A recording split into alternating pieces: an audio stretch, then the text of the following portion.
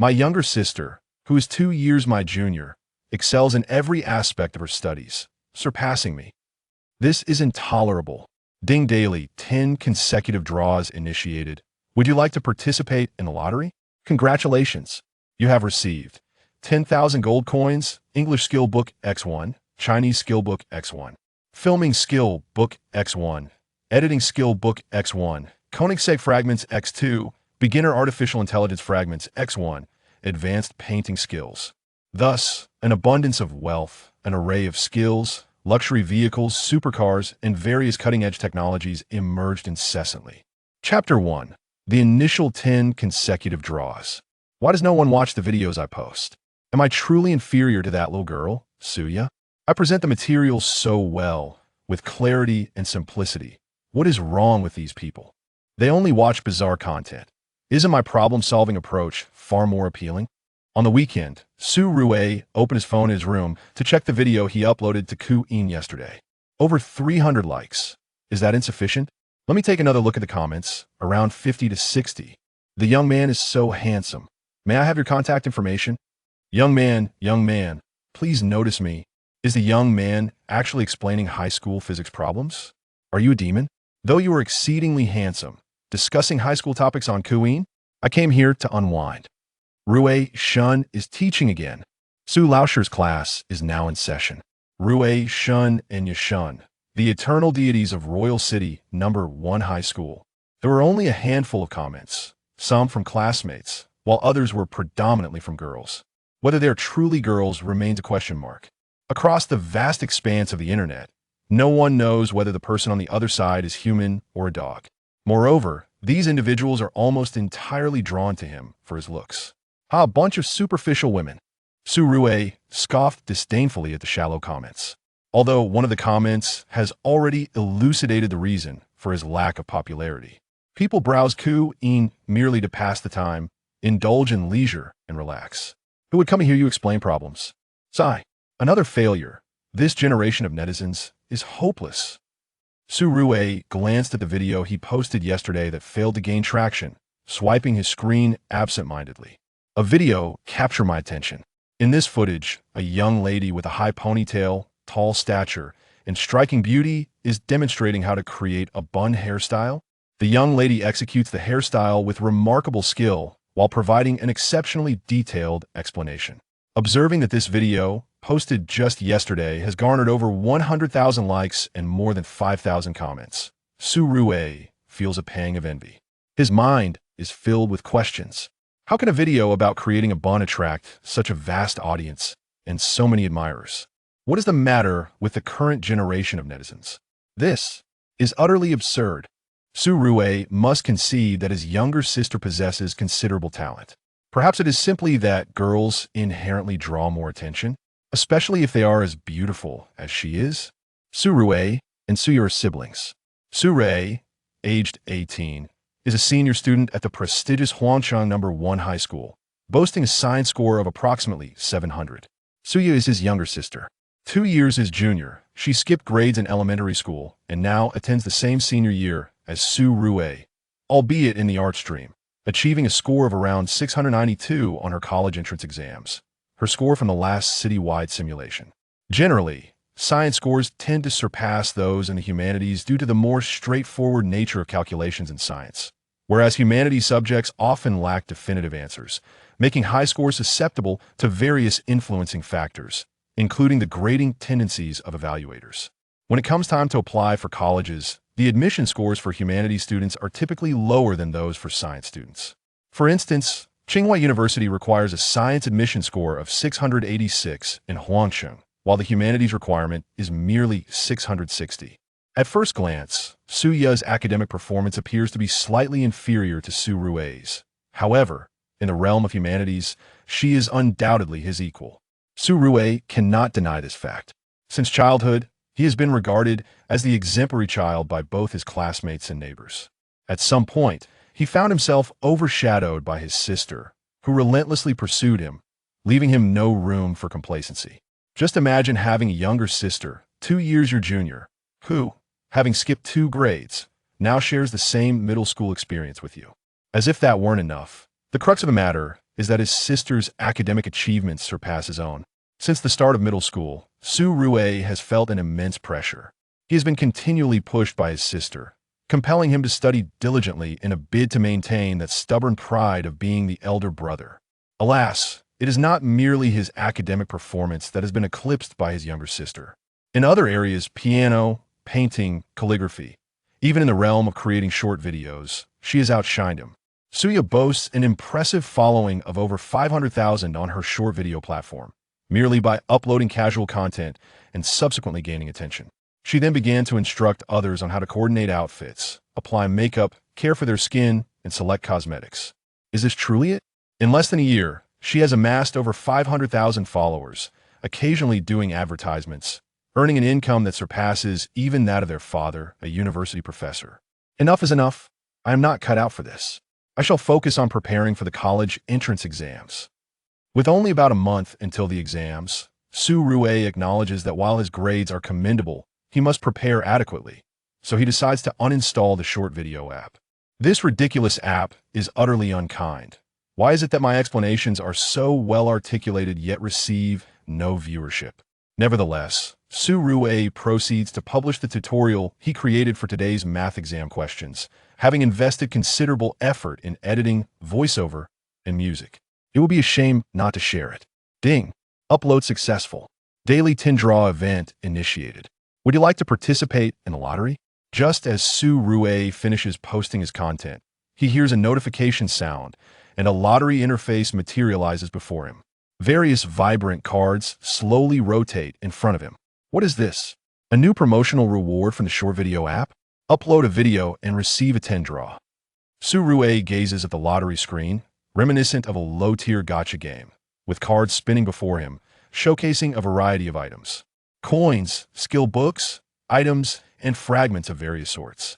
Su Rue can only exclaim, "Are you sure this isn't just some low-quality gacha lottery game? When did the short video app transform into this?" Wait! Suddenly, Su Rue freezes. He realizes that the earlier ding sound did not emanate from his phone, but rather resonated directly in his mind. Furthermore, the lottery interface before him seems rather peculiar. It is not displayed on his phone screen, but exists in his immediate vicinity, akin to a holographic projection. This? Gulp. Su Rue swallows hard, reaching out to grasp the lottery interface that exists in the void, which he can see but cannot touch. Undoubtedly, his fingers pass through the cards effortlessly. The rotating cards of the lottery interface are intangible. He blinks vigorously and rubs his eyes. Is it still there? This perplexes Su Rue, placing him in a realm beyond his comprehension. You have one opportunity for a 10 draw. Would you like to proceed? The notification sound echoes again in his mind.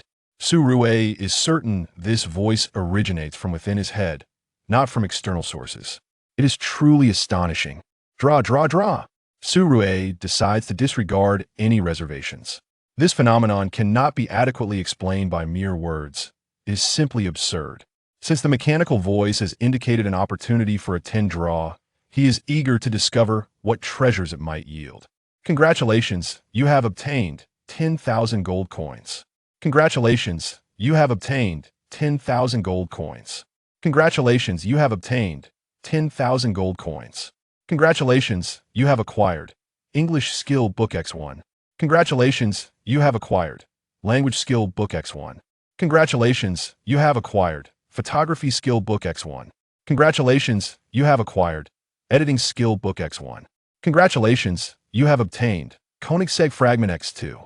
Congratulations, you have obtained Basic Artificial Intelligence Fragment X1. Congratulations, you have achieved Advanced Painting Skill. Chapter 2. The Surprising Cashable Gold Coins. Is it true that a tenfold draw guarantees splendid treasures? Although Su Rue is not an avid gamer, he has still been exposed to the realm of games. Even without much interaction, he has overheard classmates discussing notions such as a tenfold draw must yield good items, unlucky player, and lucky king. At this moment, Su Rue finds himself confronted by 10 cards, 3 of which bear the symbol, representing gold coins. The remaining cards consist of skill books, fragments, and a particularly resplendent item that appears to be a more advanced reward, advanced painting skills. Advanced painting? How advanced could it possibly be? And how is one to utilize these cards? What purpose do they serve? Su Rue gazes at the cards before him, somewhat perplexed. He attempts to reach out, yet finds himself unable to make contact, suggesting that these items hold little utility for him. However, as the lottery concludes, the cards gradually fade away, transforming into a compact bag of 5 by 5 compartments. All 10 cards are securely housed within the bag, visible only to Su Rue. Is this akin to the games he used to play? Su Rue ponders, then contemplates the act of using them. Of course, it is not a literal click. It is merely a thought. The cards within the bag begin to vanish slowly. The 3 gold coin cards transmute into 30,000 gold coins, appearing in the gold coin bar at the bottom of the screen. Following the number 30,000 in the coin bar, the words cashable are clearly displayed. Is this what I imagined? Su Rue feels a tinge of disbelief. Nevertheless, as he utilizes the skill books, a wealth of knowledge floods into his mind with each tome he consumes. Su Rue distinctly perceives that this knowledge is immensely beneficial, significantly enhancing his understanding of English, Chinese, photography, and editing skills. In photography and editing, he had merely dabbled, managing to perform basic edits with his phone's built-in software, perhaps not even as adeptly as his sister, Suya. Regarding Chinese and English, Su Rue has always excelled academically, possessing a solid grasp of the material. Yet, even after employing a skill book, he still senses an increase in proficiency. Upon using the advanced painting skill card, a torrent of knowledge and techniques related to painting inundates his mind.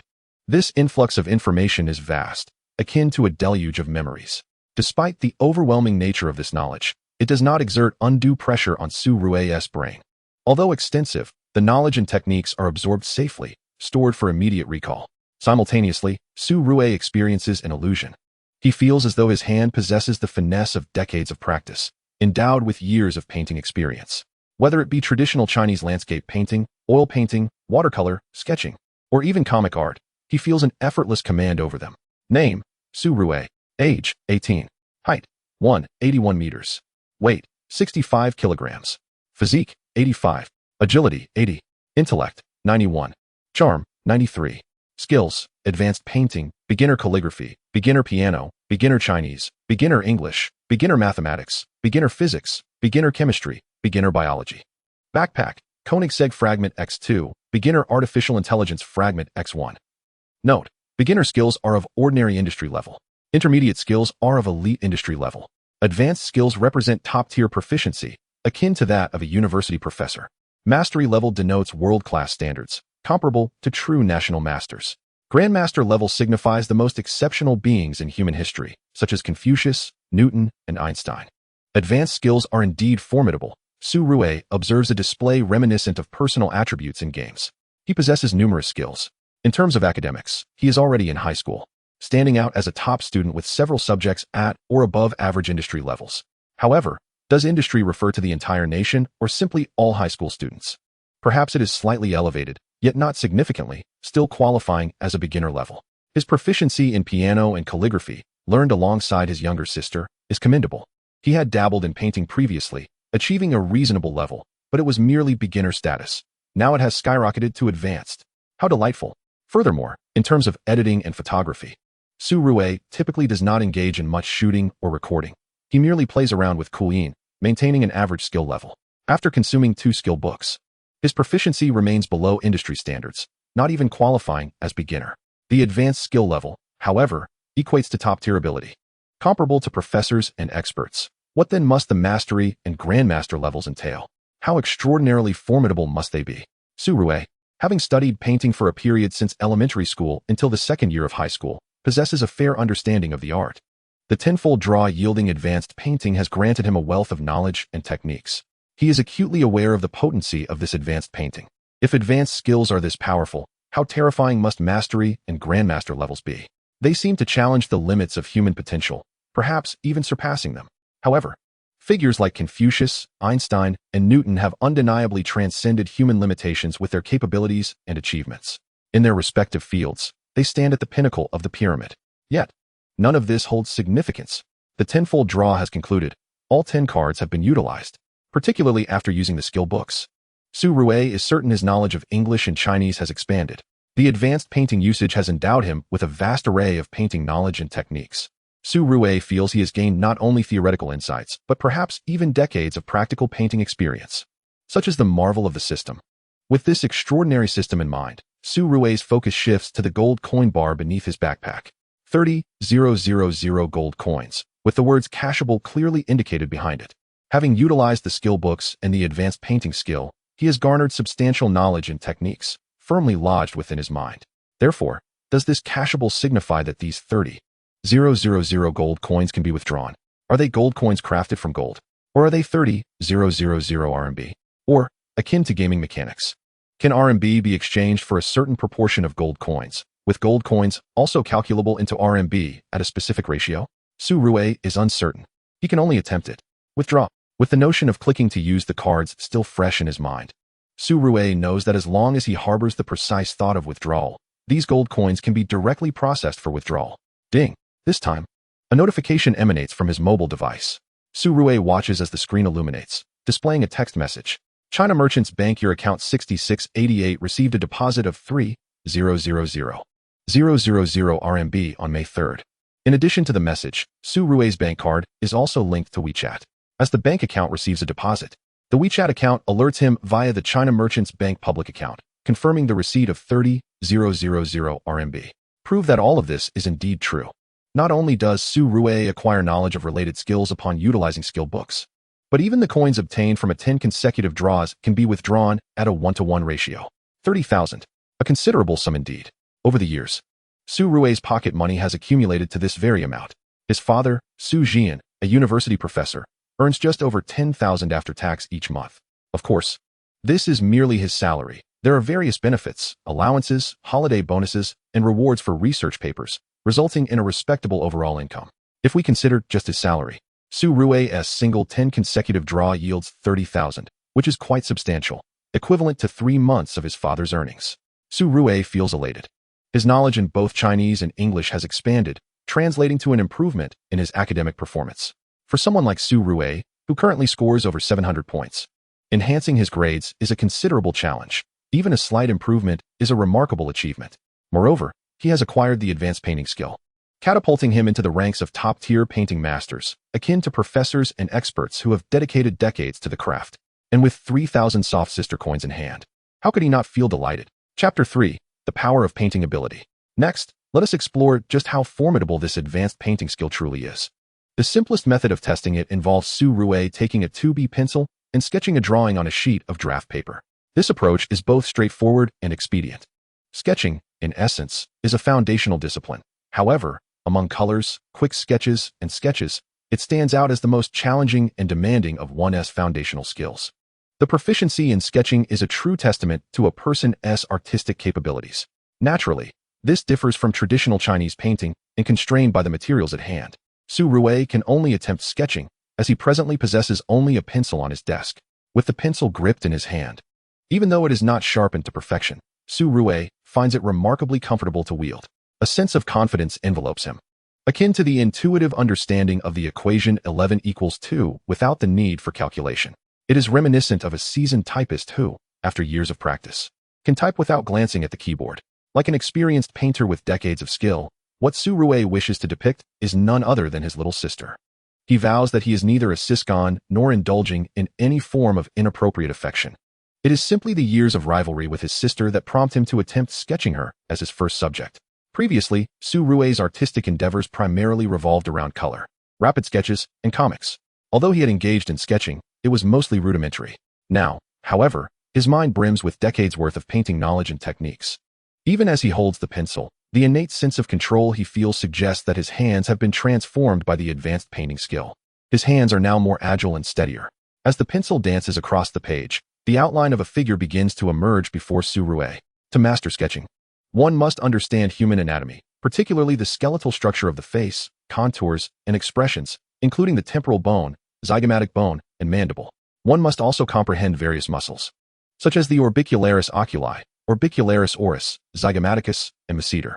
To convey texture effectively, the representation of skin, hair, and subjective emotions must be articulated.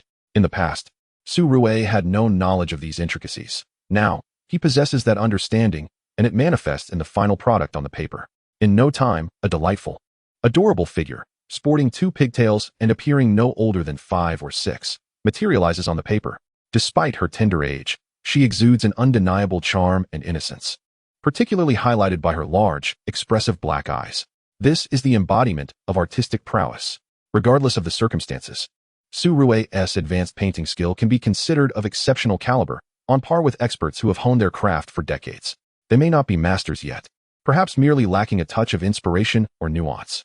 In any case, advanced painting represents an impressive level of artistic skill. Su Rui, merely testing the waters, completes the drawing in a matter of minutes, truly a feat of speed.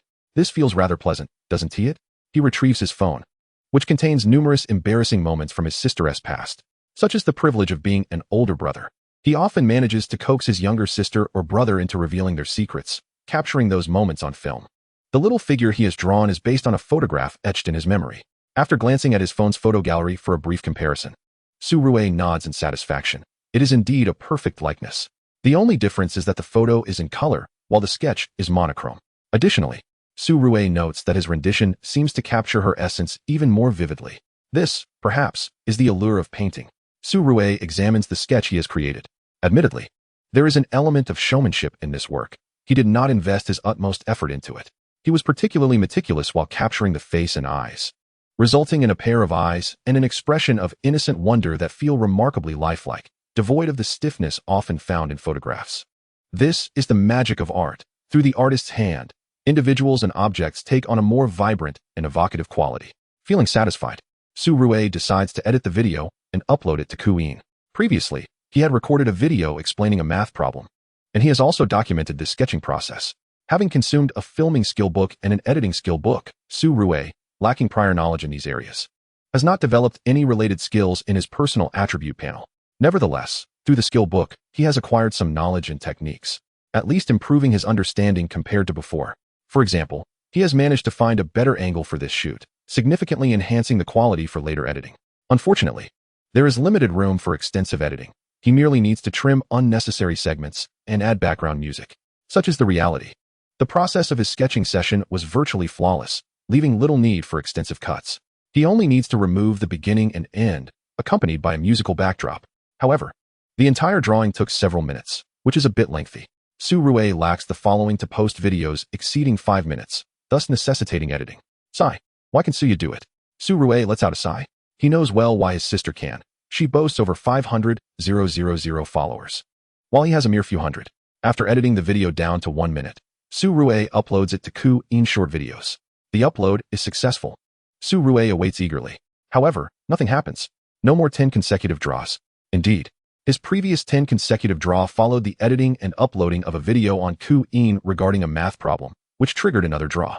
Naturally, he is curious to see if posting another video might yield similar results. In truth, no such luck.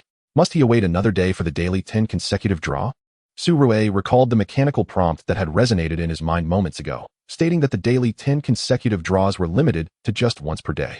Therefore, he would have to wait until tomorrow to try again.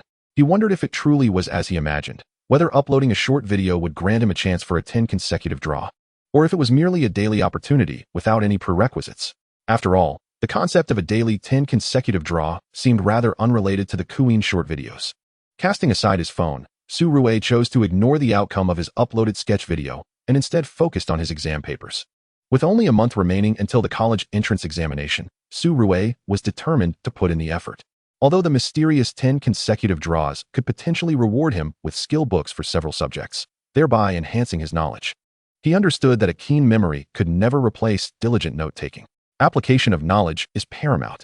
The skill books would indeed enrich his understanding, but it was essential to practice and apply that knowledge extensively. Chapter 4. Su Rui. This is not over between us. Teacher Rui has returned online. The young man explains the problems exceptionally well. I'm following him. Young man, are you in need of a girlfriend? Su Rui, you should give up. You can't possibly compete with Suya. After Su Rui posted his explanation of a math problem, numerous classmates and followers quickly came across it. Although the content was rather dry and mundane, Su Rui's explanations were thorough and meticulous, offering a unique perspective on problem solving that broadened the thinking of many students, proving beneficial for them. However, most people engaged with Douyin short videos merely for leisure, to pass the time. Listening to someone lecture? Ridiculous. Then, they stumbled upon another short video from Su Rui. This time, it wasn't a lecture on problem solving, but rather a painting demonstration. In the video, Su Rui sat upright at his desk, wielding a 2B pencil, his wrist remarkably agile as he began to dance across the sketch paper. The speed was astonishing. It felt akin to fast-forwarding. His fluidity could hardly be described. It was as if he were splattering ink directly onto the canvas. Although it was a sketch, the effect evoked the sensation of ink splattering. Many viewers initially assumed the video had been edited to fast-forward. This was understandable, as painting requires time and Queen is a short video platform, typically featuring clips of mere seconds or minutes, catering to users during their brief moments of downtime. Longer videos, such as 20-minute animations or hour-long dramas, had long been dominated by other platforms. In painting videos, editing often involved speeding up the process, allowing viewers to glimpse the artistic journey within a short span, primarily focusing on the final product. Was this impressive? Teacher Rue possesses such exquisite painting skills? Su Xin truly lives up to his name. I'm eager to know who he painted. Why does it look so familiar? I also find it familiar. That young man is incredibly handsome. Why didn't he show his face in previous videos? Even in lecture videos. Appearing on camera would undoubtedly garner him more followers and hearts. What a striking visage. I adore it. The painting is exceptional, undoubtedly professional, with details meticulously rendered, particularly the eyes, which convey profound emotion even through the screen. Initially, upon viewing the final product, one could appreciate its excellence, but could not pinpoint why. Now, observing the eyes, they truly emanate depth. It's remarkable how a pencil drawing can feel more lifelike than a photograph. This must be the work of a master. His artistic technique is undeniably impressive. I've realized something. This video may not have been fast-forwarded. Indeed, it appears not to have been sped up. Look at the young man and his other hand. His hand rests on his chin, occasionally stroking it, and his body shifts slightly, confirming that there was no fast-forwarding. Remarkably, did he complete this drawing so swiftly? Portions must have been edited out, yet this sketching speed deserves my utmost admiration. A third-year student from the Sichuan University of Arts comes to pay homage to the master. Truly a master. A worshipful acknowledgement from someone with 2 years of art school experience. Queen short videos have their own recommendation mechanism. When your video garners popularity in a specific area, it begins to promote itself in that regard. Simultaneously, significant likes or shares will radiate towards users who engage with them. Originally, the audience for Su Rue's painting video consisted of his classmates and those who had previously followed him after he made an appearance in a lecture, particularly those enamored by his looks. Subsequently, art enthusiasts were also promoted to view this video. Some professionals and individuals with a background in art encountered this video through the algorithm. In just over an hour, Su Rue's video amassed thousands of likes and received over 100 comments, becoming the most popular video among the several he had shared. Among the most popular comments, aside from compliments on the young man's handsomeness, were remarks praising Su Rue's painting skills and the captivating nature of the eyes depicted. Additionally, viewers noted that despite initial assumptions, the video had not been fast-forwarded. Su Rue simply painted at an impressive speed. Under this comment, there were hundreds of replies, all expressing awe and admiration. Many professionals studying fine arts and painting left messages, coming to pay their respects to the master. Of course, some voices were critical, suggesting it was merely a display of skill. After all, with billions of users on Queen, one can encounter all types of individuals, right? Su Rue remained blissfully unaware of this. His motivation for uploading the painting video was simply to see if he could trigger another round of 10 consecutive draws. However, that did not occur. Thus, he cast aside his phone and immersed himself in his studies. That rascal, Su Rue. Next door, Suya, with her ponytail and dressed in a blue dress, naturally followed her brother Su Rue's Queen account and saw the 2 short videos he had just released. One was the usual monotonous lecture, while the other was unexpectedly a painting video. Suya watched the video, astonished by the skill and speed with which her brother painted. When had he become so adept at drawing? The sketch was remarkably well executed, at the very least. Suya could not achieve such proficiency. The little girl he depicted was utterly adorable, with large, expressive eyes radiating innocence and charm, a delightful aura that transcended the screen. Sporting twin ponytails and missing a tooth, she was undeniably endearing, though it struck Suya with a pang of discomfort. The crucial detail was that Suya recognized the little girl, someone others did not.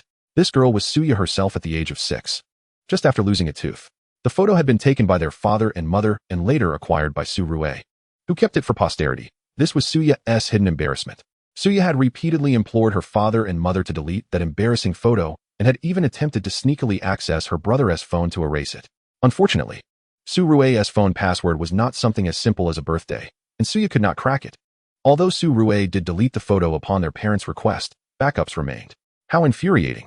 How utterly infuriating. Is this the conduct of a human being? Is this something an elder brother would do? Now, That scoundrel Su Rue has actually drawn her during her tooth-changing phase and posted it online? Do I not have any dignity? The more Suya thought about it, the angrier she became. Grasping a doll at the head of her bed, she furiously squeezed it, her small fists raining down on the plush toy. Yet, the fury within her refused to abate. She tossed aside the doll, stomped in her slippers, and stormed out, heading straight for Su Rue's room. Bang, bang, bang. Suya pounded on the door, even delivering a couple of kicks. Unfortunately, wearing slippers, the impact of her toes against the wooden door was more painful for her than for the door itself. After a few kicks, Suya resorted to using the soles of her feet to strike the door, her palms slapping against Su Rue's door. Su Rue, get out here right now. I'm telling you, come out and explain yourself. If you don't delete those photos of mine, I swear I won't let this go. Chapter 5, Daily Quarrels with My Sister. Bang, bang, bang. Su Rue, hurry up and come out. Suya knocked again. At that moment, a voice from downstairs interrupted, your brother isn't in his room. How do you expect him to come out when you're banging on the door? Suya turned around in confusion, glancing at her father in the living room, who was watching the midday news. Su Rue was at the dining table, holding a brush, practicing calligraphy on a sheet of paper. At that moment, he gazed at his sister with the indulgent eyes of a loving brother, a display of fraternal concern. However, to Suya, it appeared as nothing more than a look of foolish compassion. Dad, look. Just look at how outrageous Su Rue is. He actually uploaded my photos online. This is unacceptable. He must delete them all, and no backup should be allowed. Suya approached her father, Su Jian, and handed him her phone. The phone displayed the sketch video Su Rue had uploaded to a short video platform. Su Jian took the phone from his daughter, quickly finishing the brief video, and instead praised, this is beautifully done. It's even cuter than the photo, so innocent and charming. Dad, Suya glared at her father. This is not the point, okay? How could Su Rue do such a thing without my permission? Relax, it's not a photo, just a drawing. And it's quite good, Su Jian reassured her. Moreover, it's just a glimpse of your childhood. No one will recognize you. Suya scrolled through the comments beneath Su Rue's video, tearfully exclaiming, look, someone has already recognized me. Indeed, the video had garnered attention from several classmates who followed Su Rue and Suya, many of whom could identify her from the drawing. Suya had been exceptionally adorable as a child, resembling a little sprite. Her beauty had been evident from a young age, and she bore a striking resemblance to her current self. As classmates recognized Suya's likeness from her childhood, they quickly connected the dots. It's fine. It's not as serious as you think. Your brother wouldn't go too far. Su Jian comforted his little cotton-padded jacket, speaking gently. Besides, I've checked your brother's photos. And rest assured, nothing is too inappropriate. Just a few silly clips of you crying or playing with your feet. Nothing like bathing or other private moments. Dad. Suya's face turned crimson as she protested earnestly. Playing with my feet is inappropriate too. He must delete it. It absolutely must be deleted. Su Jian reminisced. It's quite normal for children to play with their feet and hands. Your brother did it too when he was young. Then why aren't there any photos or videos of Su Rue doing that? Suya questioned indignantly. That's because he was our first child. We were overly cautious with everything, even with feeding him formula. We didn't have the presence of mind to take photos or videos. Your mother did capture some, but they were deleted when we changed phones. Your photos and videos, however, were preserved.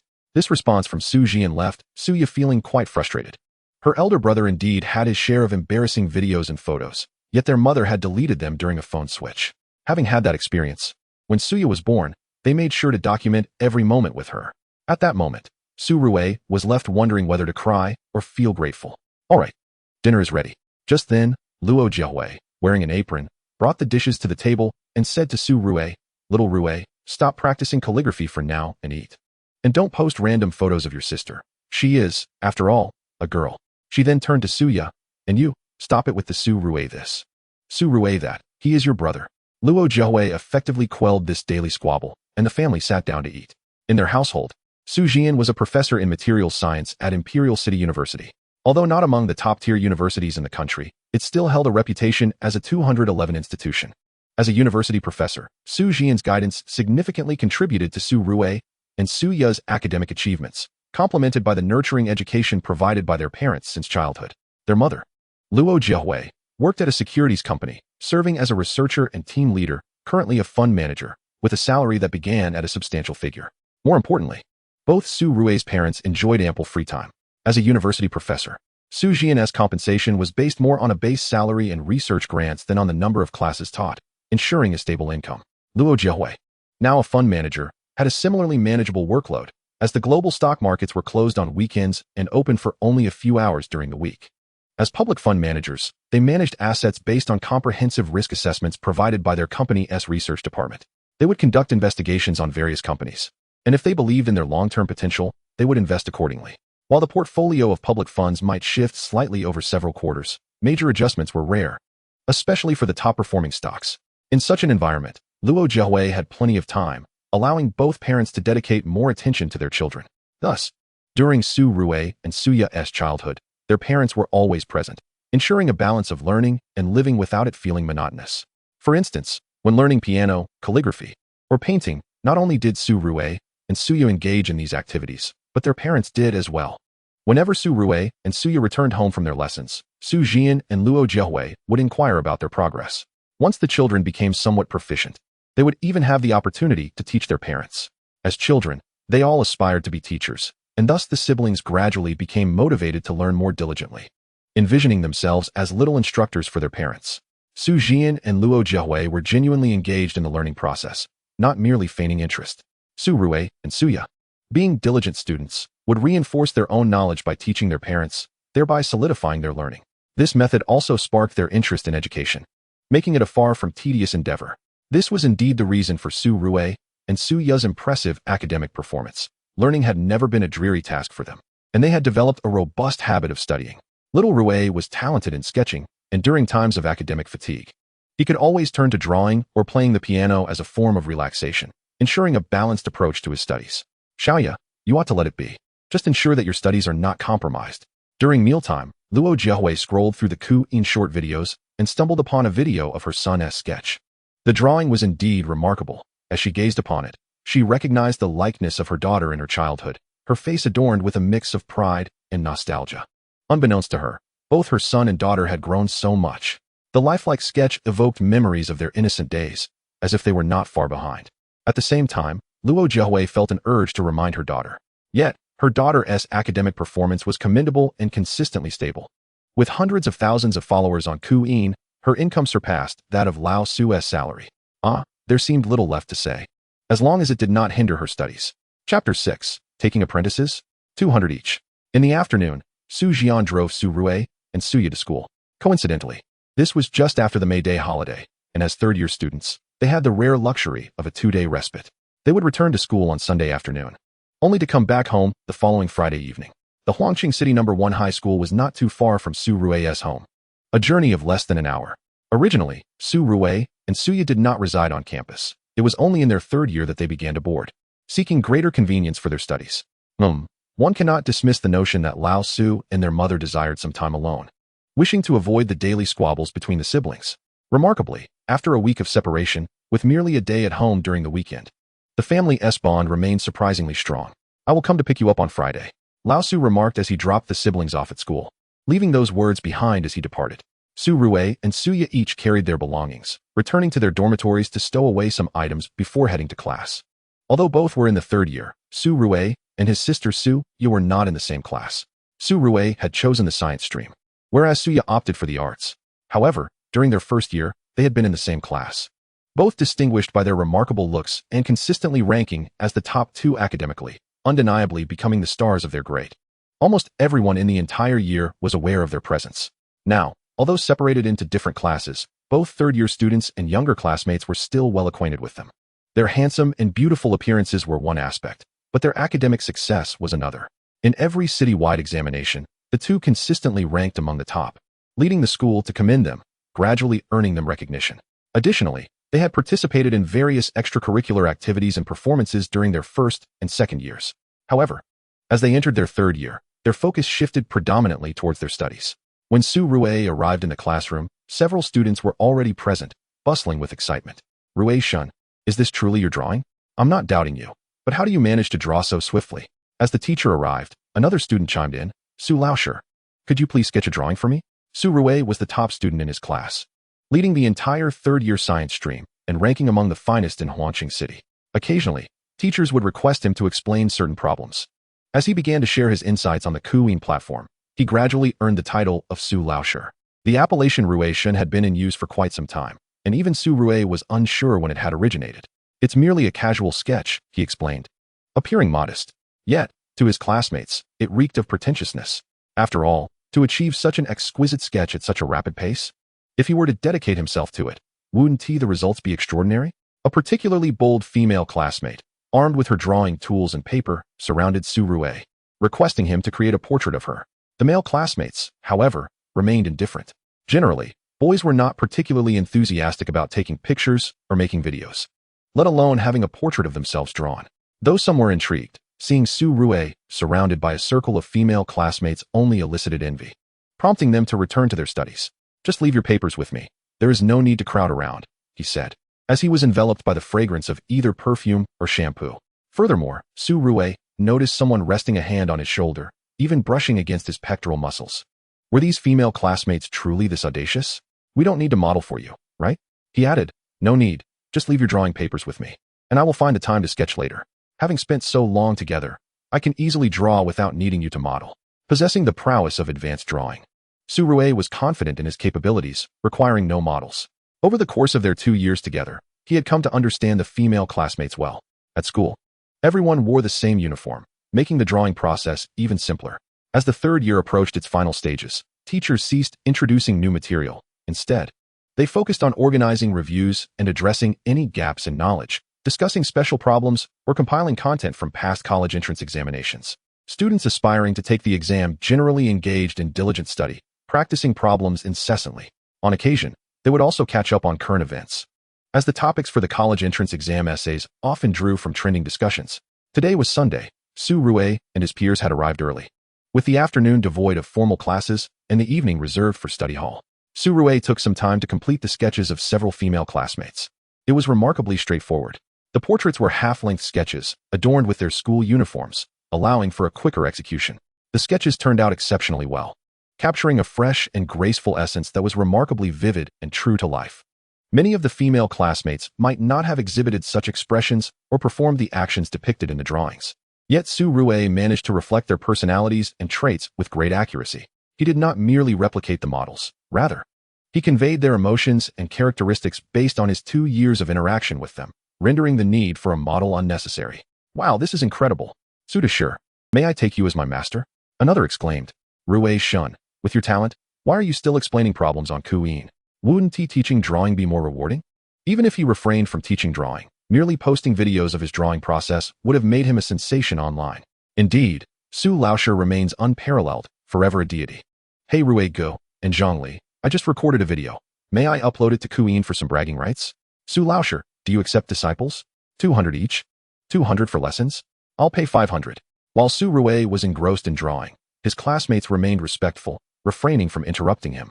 Even after he finished, those who wished to speak kept their voices low to avoid disturbing others.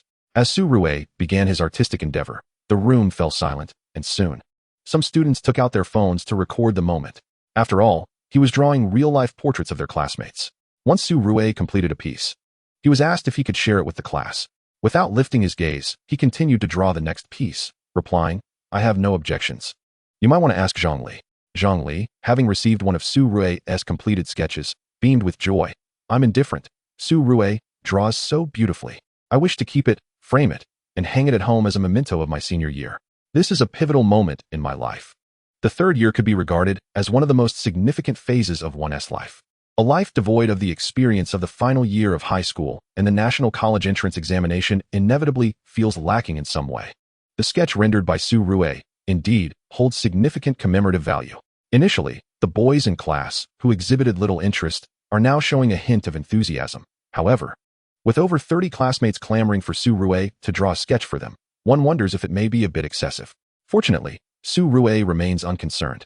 As he draws swiftly, and even if he cannot complete them today, he can allocate some of his free time to finish them later. Moreover, engaging in drawing serves as a delightful reprieve from his studies. With the acquisition of advanced painting skills, it is essential to practice and utilize them frequently. Not limited to sketches, Su Rue also intends to explore traditional Chinese ink wash landscapes, oil painting, and watercolor techniques. He has procured the necessary materials and paints online, ready to experiment when he returns home next week. Chapter 7. No more pretense. I shall lay my cards on the table. I have always made concessions for you. At home, I am inclined to ask, when did your drawing skills become so remarkable? In the evening, Su Rue and Suya are dining in the school cafeteria. As resident students, Suya spent some time studying in the classroom after arriving at school in the afternoon, while Su Rue occupied himself with drawing. By around 5 o'clock, he joined his classmates for dinner. Suya, having collected her meal, came to sit beside Su Rue, being siblings and well-known figures in their school. No one would suspect them of being a romantic couple. The video of Su Rue drawing in the classroom, shared by classmates online, has garnered attention on his social media account. Suya has encountered these videos several times, and not just once. This time, with other students in the classroom as a backdrop, Su Rue's rapid sketching speed is strikingly evident. It is not merely fast-forwarded. At home, Suya beheld the sketch Su Rue created of her as a child, missing teeth. Though Suya has always been charming and innocent in appearance, a drawing of her toothless self is, for someone like her, a source of embarrassment. The fact that her brother published it online for all to see only adds to her frustration. How could she not be upset? In her ire, Suya missed the opportunity to inquire about her brother's newfound artistic prowess. This is no mere skill, as one netizen remarked. He is akin to a machine set on fast-forward. Su Rue scoffed, declaring that he has always been this talented. It is merely that she has not taken the time to notice. No more pretense. With the impending college entrance examination, he reveals that he has been accommodating her all along, lest she feel disheartened. Otherwise, well, one can only imagine. Su Rue, dining on a dinner that is mediocre at best, seized the moment to jest at his sister's expense. Oh, how boastful. If I had not been so accommodating, you would have been reduced to tears. Suya remained unfazed by her brother's teasing, retorting casually, I wonder who it is that, unable to compete with their own sister, resorts to seeking motherly intervention. Stop. Su Rue interjected, alarmed at the mention of their childhood indiscretions, especially with classmates nearby. Such histories should remain private. He quickly redirected the conversation. Let us focus on the college entrance examination results. I hope you can perform to your potential and not be intimidated by your brother's scores. Su Rue believed that this approach would neither provoke his sister nor lead her to overthink, while simultaneously heightening her anticipation. Once the examination concludes and results are revealed, Su Rue's exemplary performance will not raise any suspicions from Suya. She may indeed assume that her brother had been yielding to her all along. For now, Su Rue's academic performance is commendable. During a recent citywide assessment, he achieved a score of approximately 707, still in the science track. While this score ranks him first at Huanqing No. 1 High School, it does not place him atop the city rankings, where the top score in science reached 716. In the entire Yinzhou region, there are over 100 candidates who scored above 700, rendering Su Rue's 707 less noteworthy. Conversely, Suyo excelled in the arts with a score of 692, securing the highest rank in the city and throughout the province. As the examination approaches, it will become clear whether Su Rue has indeed been lenient, allowing his sister to shine, or if Suya has been considerate of her brother's feelings. Su Rue has his own strategy in mind. With approximately 1 month remaining until the college entrance examination, he plans to engage in daily intensive study sessions, drawing from various subject skill books. And with this month of focused study and review, a further improvement in scores is certainly within reach. With such an advantage, he anticipates easily surpassing his sister. He hopes she will not use their differing disciplines as an excuse. Teacher Su, I have heard tell of your remarkable drawing abilities. Might you create one for me as well? During the evening study session, the class teacher, Hong Weizhong, made his way over. As the homeroom teacher, he is highly attuned to the dynamics of his class, with a comprehensive understanding of each student's circumstances. He maintains contact information for all students and keeps abreast of their online activities, ensuring he is informed about their well-being, interests, and mental state, particularly in light of the pressures associated with the college entrance examination. Furthermore, knowing students' interests can significantly inform their choices when it comes time to select their majors. Hong Weizhong believes that passion is the best teacher, a sentiment Su Rue finds echoes the thoughts of his family. Su Rue and his sister Suya, from a young age, were encouraged by their parents to explore various pursuits, never feeling burdened or disengaged. Rather, their parents ignited a genuine interest in learning.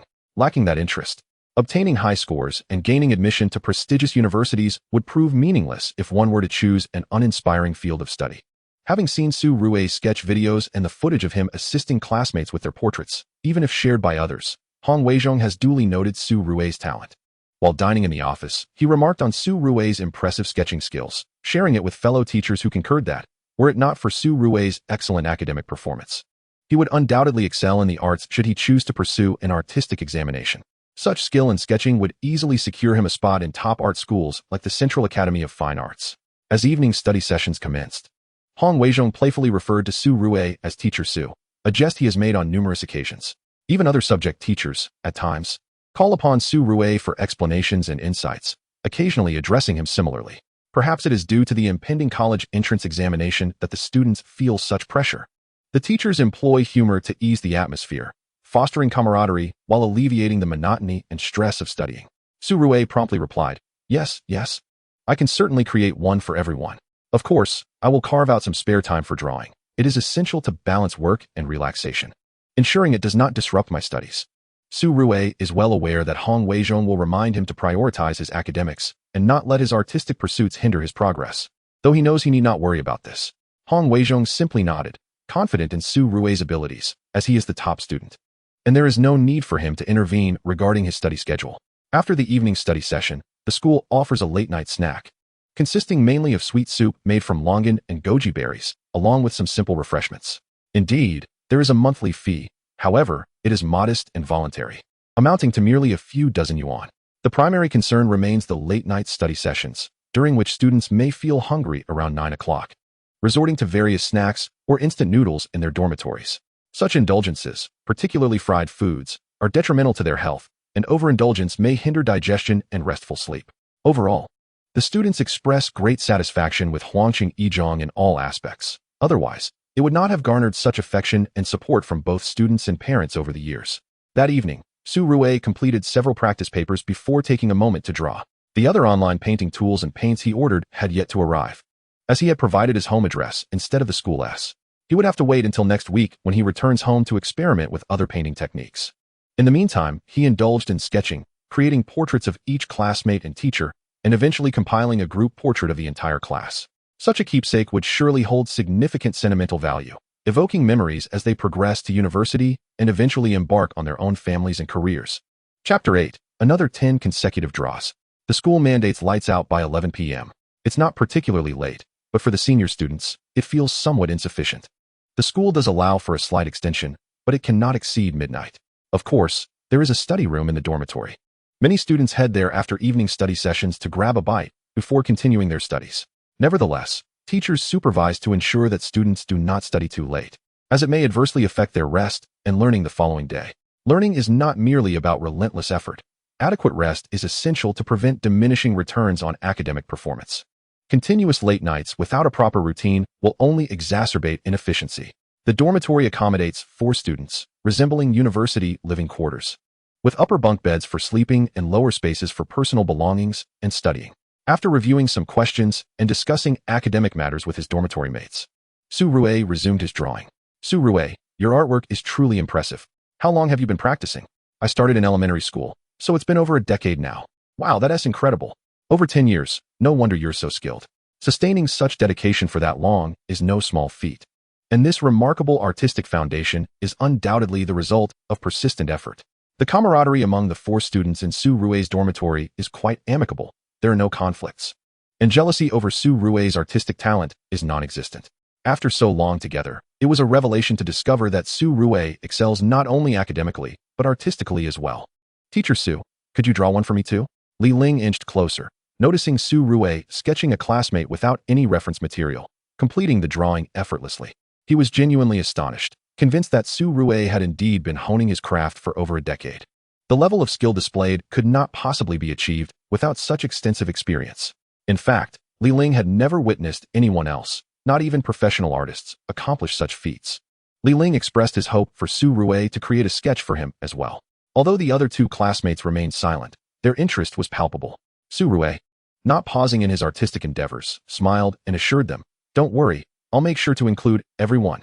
Earlier in the afternoon, he had mentioned to his teacher that he would draw portraits for all his classmates, as well as for the subject teachers. Regardless of whether some classmates were fond of it or not, he felt like a child with a cherished new toy, having just acquired the advanced painting skill.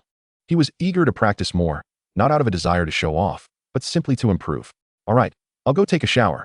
Lights out is approaching, and soon the teacher will come to check." As midnight approached, everyone set aside their books, pens, and papers, taking turns to freshen up before bed. After completing their routines, it was nearly past midnight. Surue showered, dried his hair, and then edited the video of his drawing using the basic editing software on his phone, adding background music and casually uploading it to the Kuin short video platform. Ding! Upload successful. Daily 10 consecutive draws activated. Would you like to draw? Lying in bed, having just uploaded the edited video, the familiar mechanical sound resonated in his mind. Simultaneously, Countless colorful cards, visible only to Su Rue, appeared before him, spinning endlessly. A lottery. Su Rue felt a surge of excitement. However, he was also somewhat apprehensive. Was the draw limited to just one chance?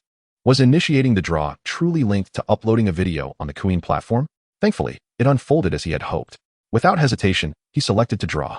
In the next moment, multiple cards rotated before him, eventually halting to display 10 cards, which flipped to reveal their contents. Congratulations, you have received 10,000 gold coins. Congratulations, you have received 10,000 gold coins. Congratulations, you have received English Skill Book X1. Congratulations, you have received Chemistry Skill Book X1. Congratulations, you have received Painting Skill Book X1. Congratulations, you have received Bugatti Veyron Fragment X2. Congratulations, you have received Vinci Paint X1. Congratulations, you have received Millennium Shin Paper X1. As the paper cards all appeared, Su Rue realized that this draw seemed to yield nothing particularly remarkable. Was the Millennium Shin Paper truly a valuable item? Regardless, given his background in painting, he possessed some understanding of Shin paper. It is a prized paper, esteemed for its preservation and longevity. Classified as part of the intangible cultural heritage of humanity, often referred to as paper that lasts a millennium. However, no matter how prestigious, it could not compare to the advanced painting skill acquired during the first 10 draws. Nonetheless, with 20,000 soft sister coins and 5 skill books, he felt compelled to be content. Moreover, the paint and Shin paper would indeed be useful in the future. After obtaining the advanced painting skill book, Su Rue yearned to explore other painting methods. Alas, he lacked the necessary brushes, paints, and paper at hand. He had ordered these items online, specifying his home address, intending to experiment during the weekend. Currently, the paint and Shin paper could not be utilized without the appropriate tools.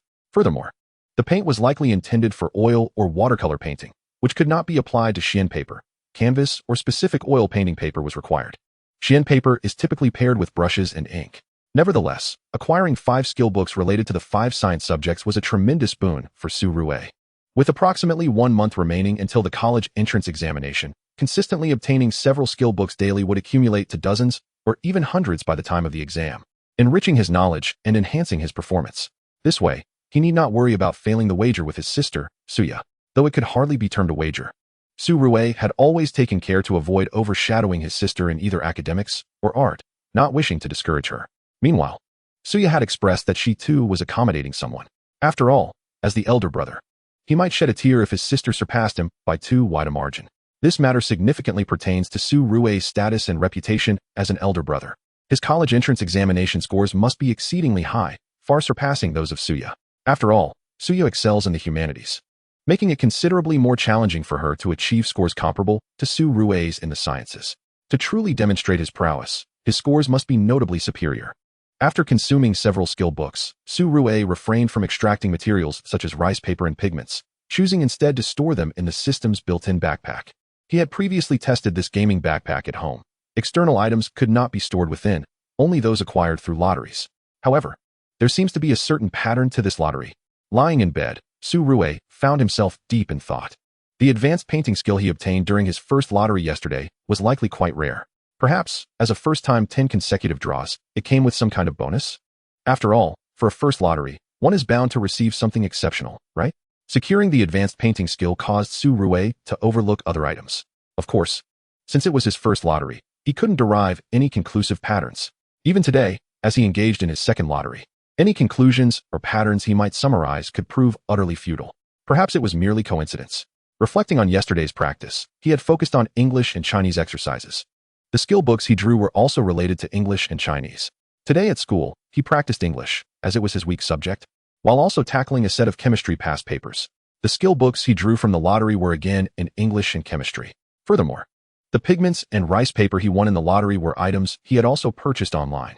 Perhaps the materials he bought online could not compare to those obtained through the lottery, but could this indicate a pattern? Chapter 9, Graduation Group Photo. Well, time will reveal the truth. With a deep sigh, Su Rue chose not to dwell on the lottery's patterns. He cast aside these distracting thoughts and cleared his mind. Sleep. After all, this was merely the second lottery. Any patterns he might deduce could very well be inconsequential. If there were indeed any patterns, surely he would discover them after a few more draws in the coming days. There was no need to overthink it. For now, he should rest well, as he had classes to attend tomorrow. It would be counterproductive to lose sleep over idle thoughts. Su Rui was quite carefree. He had uploaded a short video of his painting yesterday afternoon, hoping for another opportunity for 10 consecutive draws. It turned out that one could only participate in 10 consecutive draws once a day. He paid no heed to the uploaded video. Truly, he ignored it entirely. At home, he practiced calligraphy and studied. At school, he assisted his female classmates with their drawings and studies. Upon returning to his dormitory, he continued to study and draw, entirely neglecting the videos on Douyin. In the early hours, he simply edited the video of his painting and uploaded it to Douyin before initiating the lottery. After the lottery, he went straight to sleep. However, the video of his drawing, featuring a sketch of his younger sister Suya, had already gone viral. When he helped his female classmates with their drawings at school, some classmates filmed videos and shared them on Douyin or social media, which also featured Su Rui. Now, within just a day of uploading, Su Rui's Douyin short video had garnered over 100,000 followers, and this growth rate was continuously accelerating. Especially with the short video he posted in the early hours, many night owls had seen it. Many netizens expressed genuine admiration for Su Rui's artistic skills. My goodness, did that sketch video really not have any fast forwarding? With such artistic talent, why not upload some painting tutorials or educational videos instead? Previously, he had seen a multitude of female viewers in the comment section, saying things like the brother is so handsome, yet none of those tutorial videos featured his face. How did they know? Now, upon viewing, he indeed looked quite dashing. His looks were merely average, perhaps slightly less appealing than mine. What a stretch of the imagination. He also stumbled upon another video, presumably posted by one of his classmates, which showed other students in the background, without any fast forwarding. It dawned on him that he was, in fact, a student, perhaps a senior, and a top student at that. The esteemed Rui god and the goddess Suya. The two siblings dominated the top ranks in both the humanities and sciences. Yet, at this moment, Su Rui had already fallen asleep, completely unaware that his uploaded video had gained immense popularity. Douyin's video promotion algorithm operates on a principle where only videos that achieve a certain level of virality undergo further promotion. The video of Su Rui, drawing his sister Suya as a child, uploaded yesterday morning, had undergone multiple rounds of promotion and now boasted over 100,000 likes.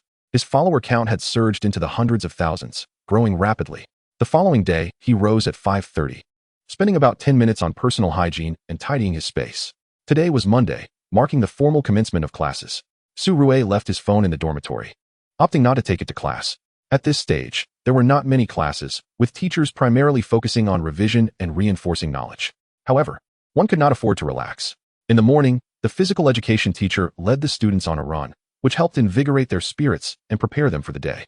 Following that, they went to the classroom for self-study, and after self-study, they had breakfast. During class, teachers mainly discussed typical problems, organizing reviews, but allocated ample time for answering students' questions. When other subject teachers encountered Su Rui, they playfully teased him. It was evident that they had learned from the homeroom teacher about Su Rui's exceptional sketching abilities. Some had even followed Su Rui's Douyin account or had stumbled upon his videos through Douyin's promotion. Over the past few days at school, classmates had gradually received sketches drawn by Su Rui.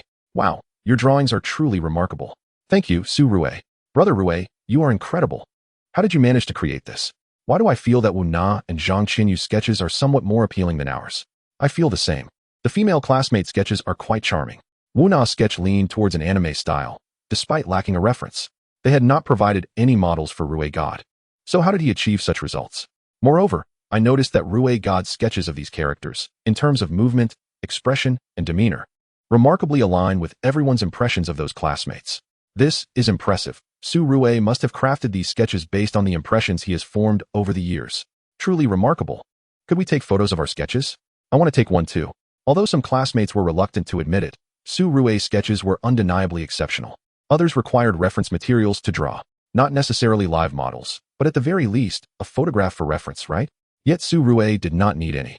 The advanced painting skill, combined with his years of interaction with his classmates, allowed Su Rui to have a distinct impression of each student in the class. No photographs or models were necessary. He tailored the sketches based on his impressions of each classmate. These sketches were indeed customized, although some may differ slightly from reality. They earned widespread recognition. Some individuals may appear aloof on the surface, yet in reality, they possess a whimsical nature. This observation applies not only to the students, but also to the homeroom teacher and several subject instructors. With over 30 classmates and a few teachers, there exists an impressive collection of more than 40 sketches. Although each sketch may take only a few minutes to create, The cumulative time spent amounts to several hours, totaling hundreds of minutes. Su Rue dedicated his spare moments to this artistic endeavor, ultimately completing the task over the course of a week. Every classmate received a personalized sketch, as did the teachers, alongside a few group portraits. Su Rue managed to capture everyone from the class, including the instructors, on a single sheet of paper. He also created meaningful sketches during breaks, such as those depicting basketball games. This group portrait is remarkable. Please make a copy for me. Una? Let us ensure everyone has one.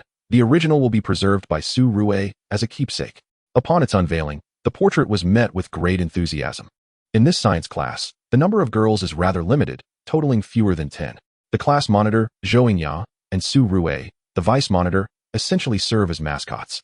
Zhou Yingya arranged for Wu Na to make dozens of copies, ensuring each classmate received one, while the original was entrusted to Su Rue for safekeeping. It is indeed a splendid memento for Su Rue to cherish at home. Within the classroom, there exists a multifunctional printer and copier.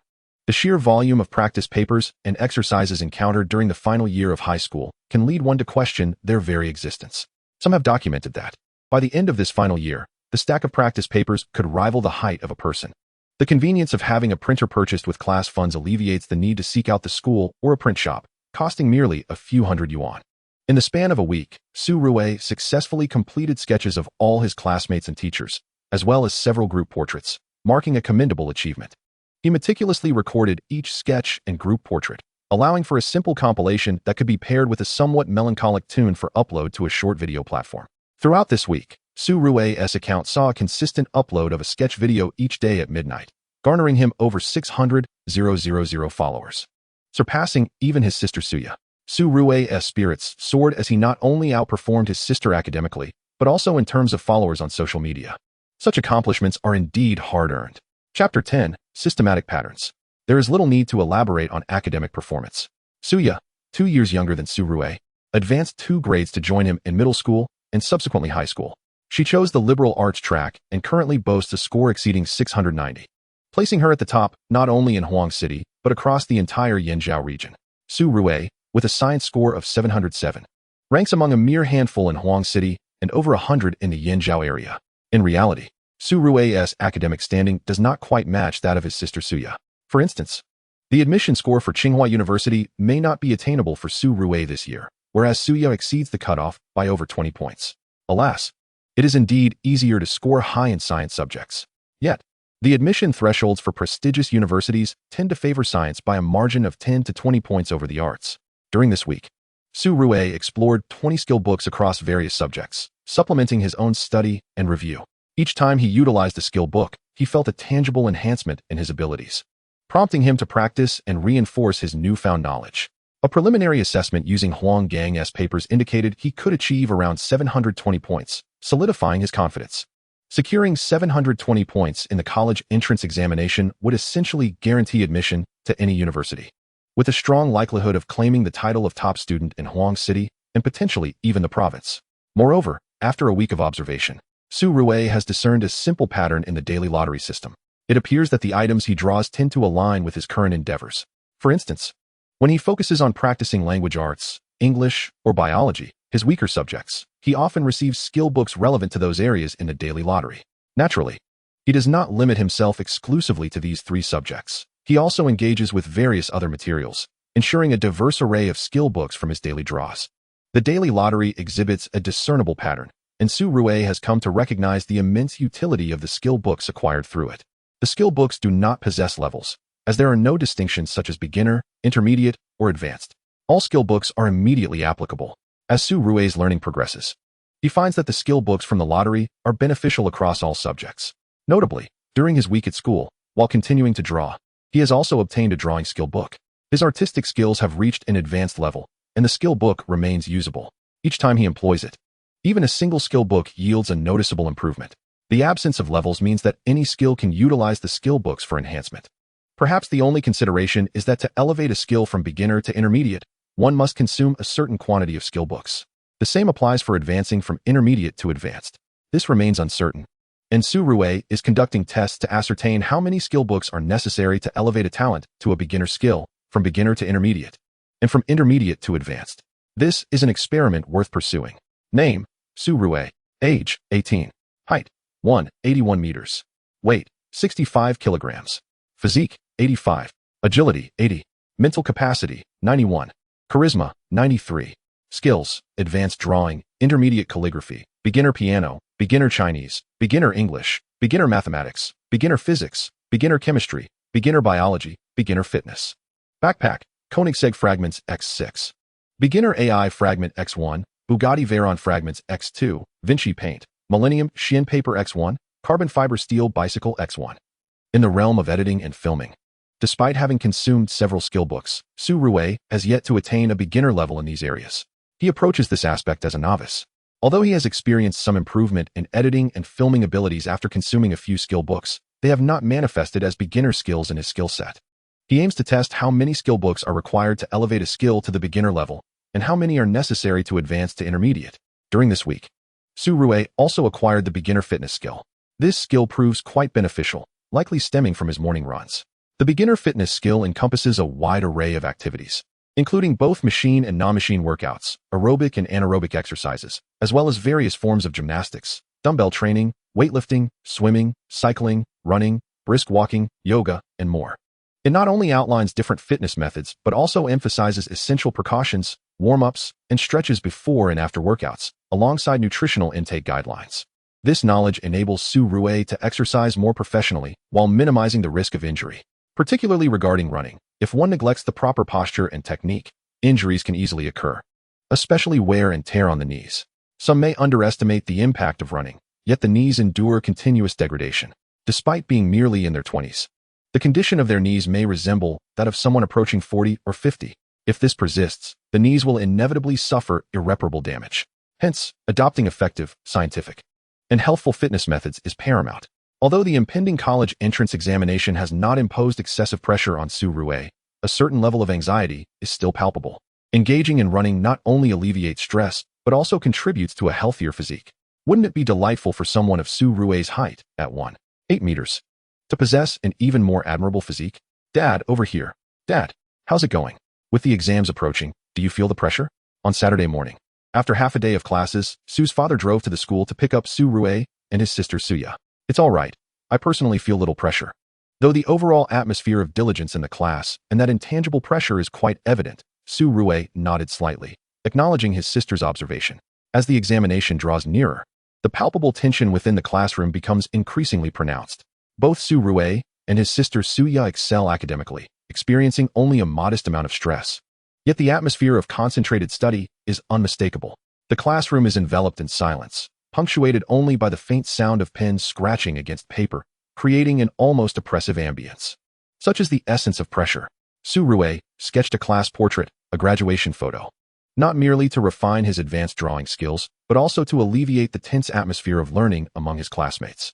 The homeroom teacher, Hong Weizhong, expressed no objections, having frequently encouraged students to remain unburdened by stress.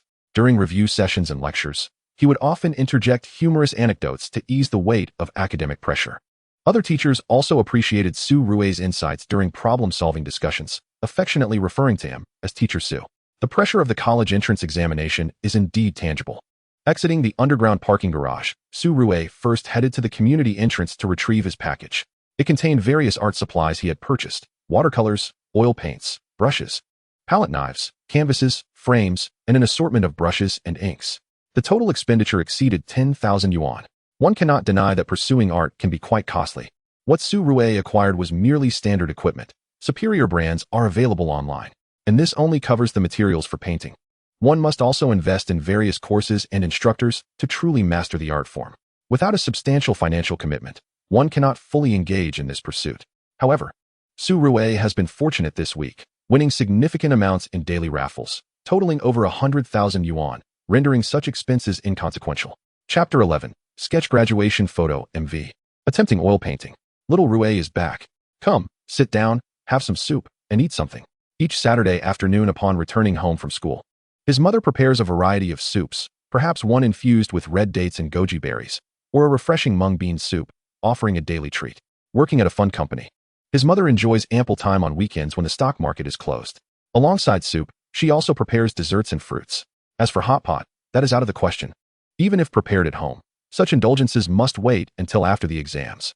During this pre-examination period, students are treated like national treasures, free from cooking, dishwashing, or cleaning, with only their studies to attend to. Post-examination, they become mere cogs in the machine, their schedules filled with various obligations. Sitting at the dining table, Suyu observed her brother carrying numerous packages and curiously inquired, "What have you bought in such quantity? Why do you care?" "It's all for painting," Su Rue retorted, moving his belongings to his upstairs room before joining the family for a meal. Unfazed, Suya promptly reported to their mother, Luo Jiahui, "Mom, look at Su Rue." Luo Jiahui playfully pinched her daughter's soft cheek, saying, "Call your brother." Suya huffed in displeasure, expressing her dissatisfaction. "Just wait. When the exam results come out, someone will feel inadequate and won't let me call him brother anymore." Su Rue cast a glance at Suya, nonchalantly replying, "Once the results are in, you'll see that I've been accommodating, otherwise, heh." Witnessing the siblings' playful banter, Luo Jiahui and Su Jian could only smile gently, choosing not to intervene. Despite their spirited arguments, the bond between them is undeniably strong. Competing through their academic achievements fosters mutual encouragement. Su Jian seized a moment to inquire, with the exams approaching, "Have you both considered which schools and majors you might apply to? It's worthwhile to gather some information now, as you'll need to finalize your choices once the results are released." Su Rue replied, "I haven't thought about it yet. I'll decide after the results come in." Suya shot a glance at her brother, retorting, "Just don't end up with unsatisfactory results and miss out on attending a good university. Or we want to be at the same school. Who would want to attend the same university as you?" Su Rue responded to Suya, "You can choose any university you wish. I have my own preferences, which I want to disclose." Suya laughed joyfully, exclaiming, "I absolutely want to attend the same university as you, preferably the same major and class. Plus, with my superior grades and being 2 years younger, I'll be your little sister. How amusing will that be?" Such a statement feels almost malicious. Truly, she is a little imp. Nevertheless, Su Rue remained unfazed. "Rest assured, what you envision will not come to fruition. Choose any school you like. I have a general idea in mind, but I want to share it with you." Following their usual quarrels, Suya retreated to her room to study, while Su Rue expressed his intent to use the computer in the study. Their home is quite spacious, occupying the top 2 levels of a villa, effectively a duplex. It comprises 5 rooms and 3 halls, with the living room boasting a height of approximately 6 meters. The second floor features 2 rooms and a large open terrace adorned with flowers, a sunroom, and hanging chairs. Su Rue and Suya reside upstairs, while their parents occupy the lower level, where the study is also located, predominantly utilized by Su's father and Luo Jiahui. Both Su Rue and Suya have ample space in their rooms, equipped with desks, and seldom require the study for computer use. Su Rue's father is a university professor who engages in research, projects, and papers, necessitating computer access. Luo Jiahui, a fund manager, also occasionally uses the computer for work, with the study housing essential materials and data that Su Rue and Suya typically do not access. This time, Su Rue intends to compile a montage of sketches featuring his classmates and several teachers, saving it on his phone to upload to the Kuin platform at dawn. Editing dozens of sketches on a phone can be rather cumbersome, so using a computer will greatly facilitate the process. Although Su Rue's editing skills may not yet meet industry standards, they have improved significantly, evident in the professional quality of the short videos he previously posted, encompassing filming, editing, and music selection. Naturally, utilizing the study's computer for video editing poses no issue. In truth, my younger sister's room is equipped with a computer, and she has even broadcasted live before. Su Rue, however, does not possess a computer in his room, as he deems it unnecessary. His academic performance is already inferior to that of his sister. What would be the purpose of acquiring a computer? He meticulously edited a compilation of sketches drawn by his classmates and various subject teachers, pairing it with a piece of pure instrumental music. After reviewing the video, he found no issues. It resembled a rather exquisite music video. The editing was superb. He saved it to his phone and uploaded it at dawn, followed by a lottery draw. This endeavor holds significant meaning. Did you draw this yourself? Besides Su Rue, his mother, Luo Jiahui, rested her chin on her hand, observing her son skillfully edit and finalize the soundtrack. She glanced at the video, which was under 5 minutes long. Su Rue's Key account has amassed over 600,000 followers, allowing him to upload videos of up to 15 minutes. The sketches featured in this video are not merely individual works by classmates.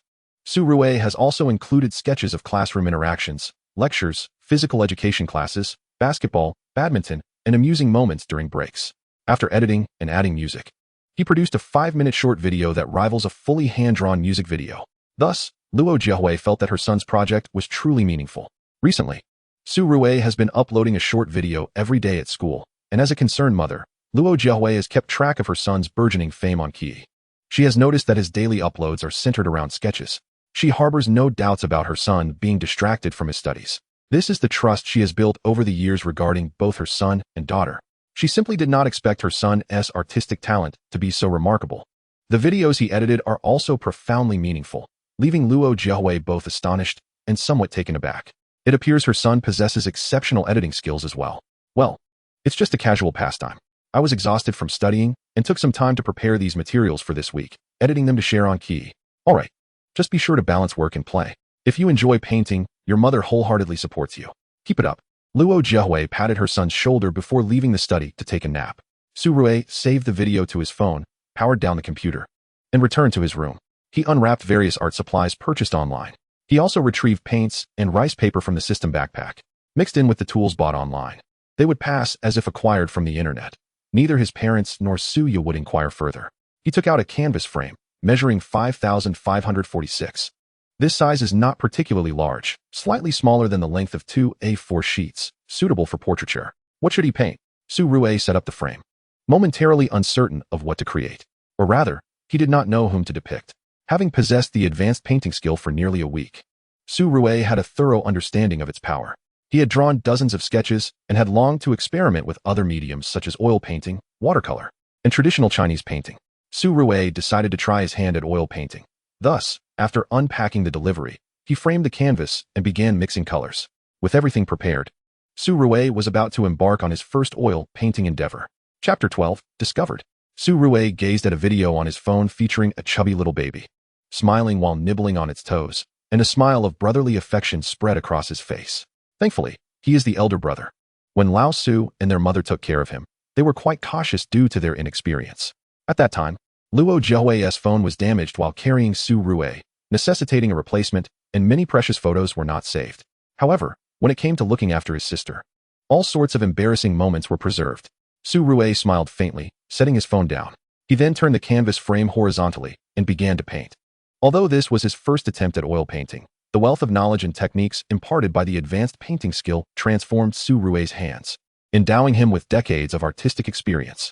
The prowess bestowed by advanced painting rivals that of top-tier professionals, comparable to seasoned professors and experts with years of experience. Beyond that lies the realm of true mastery. Thus, when Su Rui painted with oils, he did not appear to be a novice at all. While he had dabbled in oil painting during his earlier artistic endeavors, it was merely a playful exercise, akin to doodling. Now, Su Rui approached his work with seriousness and dedication. Holding the palette in one hand and alternating between the paintbrush and palette knife, he immersed himself in the process. Even with the decades of experience afforded by advanced painting, this was his first earnest attempt at oil painting, and he was remarkably focused, eschewing any pursuit of speed. Completing the 5546 canvas took Su Rui 3 hours, a pace that was certainly not rapid, yet not slow either.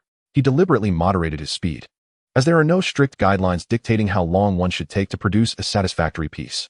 The outcome is heavily influenced by the dimensions, creativity, conception, style, and the artist's habits. Naturally, larger canvases require more time. Various sizes of artworks demand more thought during the creative and conceptual phases. The 5546 size is relatively small, and a skilled painter could complete it in just a few hours. Su Rui's pace, however, cannot be considered fast.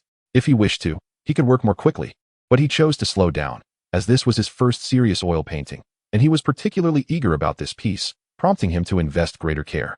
Once completed, the painting would need time for the paint to dry before it could be stored. At this moment, the finished work displayed a soft pink hue. On a plush pink blanket lay an adorable, chubby little child, donned with a tiny baby hat and dressed in pink attire adorned with pig motifs. Most notably, the child was gleefully nibbling on one of their own feet, a joyful expression gracing their face. Su Rui was certain that if his sister Suya were to see this oil painting, she would surely want to destroy it. Even if this oil painting were to be displayed publicly, outsiders would be unable to discern the identity of the child depicted, as they are merely a few months old. No one could identify the infant in the painting, as Suya based solely on their appearance. But Suya would know. I must keep this hidden, so I can surprise my sister later. At this moment, the paint was still wet, and Su Rui needed to wait a little longer before he could put away the oil painting. However, he first retrieved his phone, which was recording the process. Since he began uploading a video daily, allowing him to partake in a tenfold lottery draw, Su Rui has filmed his painting sessions for video material. Naturally, this oil painting session was also recorded, In the future, he could edit it and upload it to Key. However, condensing 3 hours of footage into a few minutes would be considerably more challenging than editing a few minutes of sketches. That could wait for another time. Xiaorui, Xiaoya, dinner is ready, came Luo Jiaohui's voice from downstairs. Suya had taken a nap in the afternoon and then started reviewing her studies. Determined not to fall behind her older brother when the college entrance examination results were released. Although she did not believe her brother was always lenient with her, she understood the importance of being cautious. Diligence was paramount, even if it was not just for the sake of a wager with her brother, but also to maintain and enhance her own academic performance. Su Rui opened the door and stretched lazily. Upon seeing his younger sister emerge from her room, Su Rui couldn't help but smile at the completed oil painting. Suya, puzzled by her brother's amusement, merely snorted in confusion before descending the stairs for dinner. The evening meal was lavish yet thoughtfully balanced, avoiding excessive greasiness or spiciness. A nutritious and health-conscious feast, perhaps? Certainly. As the looming college entrance examination urged them to eschew heavy and spicy foods, prioritizing health and safety above all else. After dinner, the family ventured out for a leisurely stroll. Located in a coastal city in northern China, Huangqing boasted a pleasant climate in May, with temperatures hovering around 20 degrees Celsius at the highest and just above 10 at the lowest, a truly comfortable atmosphere. Despite the recent May Day holiday having passed, tourists still flocked to the area. While Su Rui's home was not situated near popular attractions or the seaside, it was nonetheless beautifully positioned by the river, offering splendid views. Particularly enchanting were the evenings, awash in vibrant neon lights and the colorful illuminations of boats gliding across the water. The streets were alive with pedestrians, merchants, and the joyful sounds of square dancing, creating a lively ambience. The Su family, possessing striking looks, naturally drew attention as they walked, especially from young travelers capturing the scenery, who inadvertently included Su Rui and Suya in their photographs. It was a delightful tableau indeed. Regrettably, despite Su Rui and Suya amassing a modest following on Kuin, their hundreds of thousands of fans paled against the platform's colossal billions, rendering them virtually unrecognizable. Su Rui, why not set up a stall and offer your painting services? 10 yuan a piece would surely attract customers, and you could even live stream to gather fresh material. Posting the same sketches daily tends to become monotonous. While strolling, Su Rui noticed a row of paintings set out for children to play with. Although these were not for commissioned artwork, Suya mused that if her brother were to set up a stall or sketch in a scenic area, given his skill and speed, he could easily earn a few hundred or even 1,000 yuan a day. This idea was indeed feasible, but time was a luxury. With Saturday still demanding half a day of classes and Sunday afternoon reserved for school, when would he find the opportunity? After a stroll by the river, they returned home. Xiaorui, would you care for some fruit? Oh, is this your painting? It looks so familiar. By the time they arrived home, it was already past 8. Su Rui and Suya took turns showering before retreating to their rooms to study. Luo Jiahui, cognizant that her children would study until around 11, decided to provide them with some nourishment in the form of fruit. Upon entering Su Rui's room, she spotted the oil painting resting beside the bed, a cherubic infant joyfully nibbling on its toes. Utterly adorable, the rosy-cheeked baby radiated happiness, evoking a sense of nostalgia. Luo Jiahui was struck by a sense of familiarity with the painting. The more she gazed, the more it resonated with her. Was this not a depiction of her daughter Suya in her infancy? She still possessed the original photograph. Su Rui, somewhat dismayed, realized that he had left the painting out to dry after dinner and had forgotten where he had put it upon returning from their walk. Now discovered by his mother, it was only a matter of time before his sister found out, leaving him feeling quite vexed. Chapter 13. This is splendid. Let us hang it in the living room. Luo Jiahui exclaimed. I'll find a frame to mount it. It would be a perfect addition, as our living room seems to lack something. By the way, Xiaorui, why not create another oil painting of yourself as a child, so we can display them together? Looking at the delightful infant on the canvas, Luo Jiahui certainly recognized it as Suya. Furthermore, it was implausible that Su Rui would paint a scene of himself munching on his toes. No way, that's not happening. I would rather pass. He quickly dismissed the idea, asserting that his younger sister was far cuter, and her painting would suffice for display. Without hesitation, Su Rui rejected the notion and shook his head vigorously. Such matters were best left to his adorable sister. Soon after, Luo Jiahui took the oil painting Su Rui had completed, declaring her intention to find a frame tomorrow and hang it up. Su Rui braced himself for the inevitable explosion of excitement from his sister. In the wee hours of the morning, Su Rui uploaded his edited video to his Kuin account. Simultaneously, he checked his follower count, which had surpassed 600,000. The most liked and popular video remained the first sketch he had created, that of Suya in her childhood, with a charmingly innocent smile, missing a tooth, perfectly encapsulating her endearing essence. It was the most successful video among all his uploads. In contrast, the other videos, featuring sketches he had gradually shared from school throughout the week, garnered only a few thousand likes, far less impressive. As his fanbase grew, his prior videos explaining problems also received an uptick in views and likes, though they clearly paled in comparison to the popularity of his sketch videos. The 5-minute sketch graduation MV, composed of various sketches, was uploaded to Douyin and quickly gained an impressive number of likes, visibly increasing in real time. It was a Saturday night, and many night owls were scrolling through Douyin, reluctant to sleep. Was it boredom, a desire to remain awake, or perhaps fear of sleep? Regardless, the night owls were plentiful. Over the past week, Su Rui's followers had learned that he would consistently post a video at midnight, eagerly anticipating each new installment. The video featured classmates such as Zhou Yingya, Wu Na, Zhang Qianyu, Liao Wenqi, Fan Ning, Wang Hao, and Li Ling. Their homeroom teacher, Hong Weizhong, alongside math teacher Tang Haoyang and physics teacher Guo Wenqing, were all portrayed in their distinctive school uniforms, each exhibiting unique expressions. With just a few strokes of his brush, Su Rui brought to life the essence of each student and teacher through a series of sketches. The classroom scenes depicted teachers engaged in earnest lectures, varying in demeanor from strict to jovial, while classmates sprinted across the playground and showcased their athleticism on the basketball court. These sketches were masterfully intertwined with a fittingly serene musical score and skillful editing. The resulting 5-minute sketch graduation MV, once uploaded to his account, quickly captured the attention of viewers, leading to a follower count exceeding 600,000. Even in the early hours of the morning, this video garnered thousands of views shortly after its upload. A flurry of likes and comments, coupled with the algorithmic promotion by Douyin, allowed an even wider audience to appreciate this extraordinary music video. It could be aptly described as a unique graduation photograph. Each sketch of the students depicted in the video is remarkably vivid. These dozens of sketches collectively showcase exceptional artistic prowess. Among those who follow Su Rui on Douyin are numerous classmates and even teachers, all of whom left messages praising Su Rui's artistry, expressing their astonishment and being deeply moved. Classmates, the old homeroom teacher, and several other subject teachers all received sketches crafted by Su Rui. His portraits of classmates are gifts he bestows upon them daily. Individually displayed, 1 or 2 sketches might not evoke much astonishment or surprise. At most, viewers would admire Su Rui's impressive drawing skills with great respect. However, upon witnessing Su Rui's compilation of sketches into a cohesive class music video, interspersed with scenes from lessons, sports, breaks, and leisure activities, the impact is profound. The classroom moments, athletic endeavors, and illustrations of basketball games are all based on shared experiences within the class. Watching the music video released by Su Rui stirs nostalgic memories, especially with the imminent college entrance examinations and graduation approaching, which signifies impending farewells. This emotional resonance is capable of eliciting tears from the bonds forged over 2 or 3 years of high school. It is not only Su Rui's classmates who are affected, but also his teachers. Additionally, other fans following Su Rui, or those who stumbled upon this sketch graduation MV through Douyin's algorithm, will find their own memories rekindled. Even those who have not experienced the college entrance exams can be moved by the displayed artistic techniques and the poignant sketches.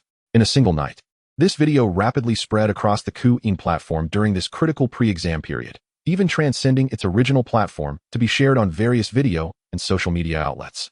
Next door to Su Rui, Suya had long been following her elder brother and was well aware that he consistently uploads a sketch video at the unyielding hour of midnight. Upon encountering her brother's latest video, Suya could not help but acknowledge, her brother's sketches are indeed exceptional. Surely, he must be secretly taking extra lessons. Simultaneously, Suya felt an inexplicable sense of discontent. How is it possible that a brother with such a lovely, obedient, gentle, caring, beautiful, and generous sister has not sketched a single portrait of her? It seems the only one he has drawn of her depicts her as a toothless child. Suya would never admit to this. She has even implored her brother multiple times to delete that video and even reported it, but to no avail. After all, when she was in her first year of high school, before the Division of Arts and Sciences, she was in the same class as her brother. As his sister and former classmate, how could Su Rui fail to draw even one sketch for her? I, Suya, have no such brother. Though she harbored these thoughts, her hands remained honest, contributing a like and sharing the video. Ding. Upload successful. Daily 10 draws initiated. Would you like to draw? Draw. Su Rui murmured to himself. Subsequently, 10 cards appeared before him in succession. Congratulations, you have received 10,000 gold coins. Congratulations, you have received 10,000 gold coins. Congratulations, you have received 10,000 gold coins. Congratulations, you have received 10,000 gold coins. Congratulations, you have received Biology Skill Book X1. Congratulations, you have received Mathematics Skill Book X1. Congratulations, you have received Music Score Skill Book X1. Congratulations, you have received Drawing Skill Book X1. Congratulations, you have received Intermediate Skill Upgrade Scroll X1. Congratulations, you have received Basic Driving Skill. What? A jackpot! Surue gazed at the items revealed by the 10 cards, feeling as if fortune had favored him. With 40,000 gold coins, he had amassed over 100,000 in just a week, now nearing 200,000. Furthermore, the skill books pertain to relevant subjects, bringing him joy as they would enhance his skill proficiency. Additionally, he had acquired a basic skill, driving. Having turned 18, Surue was now eligible to take the driving test. His original plan was to study for it after the college entrance exams when he would have time to spare. Of course, he could also take it while in university. With the basic driving skill now in hand, obtaining a driver's license should prove manageable. Having engaged with this lottery system for some time, Surue understood that readily available skills, whether basic, intermediate, or advanced, are relatively rare. More often than not, one is provided with skill books or fragments. To draw a basic skill is indeed a fortunate find. The intermediate skill upgrade scroll was a first for him. Its precise utility would require further exploration, but its name suggests it is used to upgrade basic skills, making it quite a treasure. Chapter 14. All the Rage Online. Intermediate Skill Upgrade Scroll, capable of elevating an already mastered basic skill to intermediate level. Observing the description of the intermediate skill upgrade scroll in his backpack confirmed Surue's initial thoughts. It indeed allows one to enhance their already acquired basic skills to intermediate. Name: Surue. Age: 18. Height: 181 meters. Weight: 65 kilograms. Constitution: 85. Agility: 80. Mental power: 91. Charm: 93. Skills: Advanced Drawing, Intermediate Calligraphy, Basic Piano, Basic Chinese, Basic English, Basic Mathematics, Basic Physics, Basic Chemistry, Basic Biology, Basic Fitness, Basic Driving. Surue glanced at his personal attributes. He possessed a fair number of basic skills. His advanced skill remains solely the initially acquired advanced drawing, while the intermediate skill is intermediate calligraphy. Surue had studied calligraphy from a young age, just as he had with drawing and piano. As his father once stated, learning calligraphy hones one's character. Over the years, Surue has directly experienced the benefits that come from mastering calligraphy. He rarely succumbs to irritation in challenging situations, effortlessly maintaining emotional control. Moreover, a significant advantage is that having good handwriting earns him praise from teachers, often translating into higher scores, particularly in Chinese. A clean and tidy examination paper leaves a far better first impression, ensuring he captures at least some points for presentation. Of course, Surue's calligraphy began at the basic calligraphy level. Its elevation to intermediate status was influenced by the effects of advanced drawing. After all, writing and drawing are intertwined. With Surue's drawing skills reaching an advanced level, his grip on the pen has become steadier and more agile, contributing significantly to his calligraphy improvement. Since acquiring advanced drawing through the daily lottery, Surue has diligently practiced his drawing, and he has noticed that writing during exercises has become easier, more fluid, and aesthetically pleasing. In just a few days, his calligraphy skill has progressed to the intermediate level. Painting and calligraphy represent the only advanced and intermediate skills currently mastered by Surue, amidst a range of other subjects including piano, fitness, and his newly acquired driving skills, all of which remain at a novice level. The beginner skill upgrade scroll could be applied to these various skills. Yet Surue found himself in a quandary regarding which skill to enhance. He did not feel an urgent need to elevate his proficiency in the 5 subjects, especially after achieving a score of 707 in the recent citywide standardized test.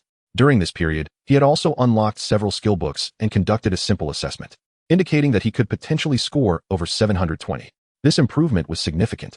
With just over 3 weeks remaining until the college entrance examination, he had ample time, over 20 days, to consistently unlock skills related to the 5 subjects daily, which might even allow him to elevate his skills to intermediate level by then. Thus, there was no rush to enhance these subjects. As for the other skills, piano, driving, and fitness, there seemed little purpose in advancing them to intermediate level at this juncture. They sufficed as they were. Surue was the sort of person who preferred to save valuable resources for later use, akin to holding onto a pair of high-ranking cards in do di jus or savoring the outer skin of a bun before relishing the filling within. He decided to reserve the beginner skill upgrade scroll for future use, perhaps when other skills progressed to novice or when he unlocked more useful beginner skills. After completing his daily lottery draw, Su Rui retired for the night, unaware that the video titled Sketch Graduation MV, uploaded to the Douyin platform, had gone viral. The following morning, he rose early, a habit cultivated over his high school years, and set out for a morning run. While he occasionally indulged in laziness during holidays, a recent draw had granted him a beginner fitness skill, prompting him to consider that his height of 1.8 meters could benefit from some toning. Weighing 65 kilograms, he acknowledged that he appeared somewhat slender. Ideally, he should weigh between 70 to 80 kilograms to achieve a more robust appearance. What man does not dream of sculpted abs, a well-defined physique, and broad shoulders? Su Rui's charm was rated at 93, a composite of his looks, hairstyle, attire, and overall demeanor, marking him as undeniably handsome. Yet, he aspired to attain a perfect physique. The beginner fitness skill provided him with substantial insights into fitness. During his runs at school, he could adopt a more refined running posture, thus mitigating the risk of knee injuries. Furthermore, he utilized the school's parallel bars for basic exercises. Unfortunately, the school's fitness equipment was limited, and the environment did not afford him the opportunity for a more comprehensive workout. After freshening up and greeting his mother, who was preparing breakfast, Su Rui stepped out to exercise. Once warmed up in the community, he proceeded to the fitness center within his upscale residential complex, which boasted commendable amenities and expansive grounds, divided into several phases.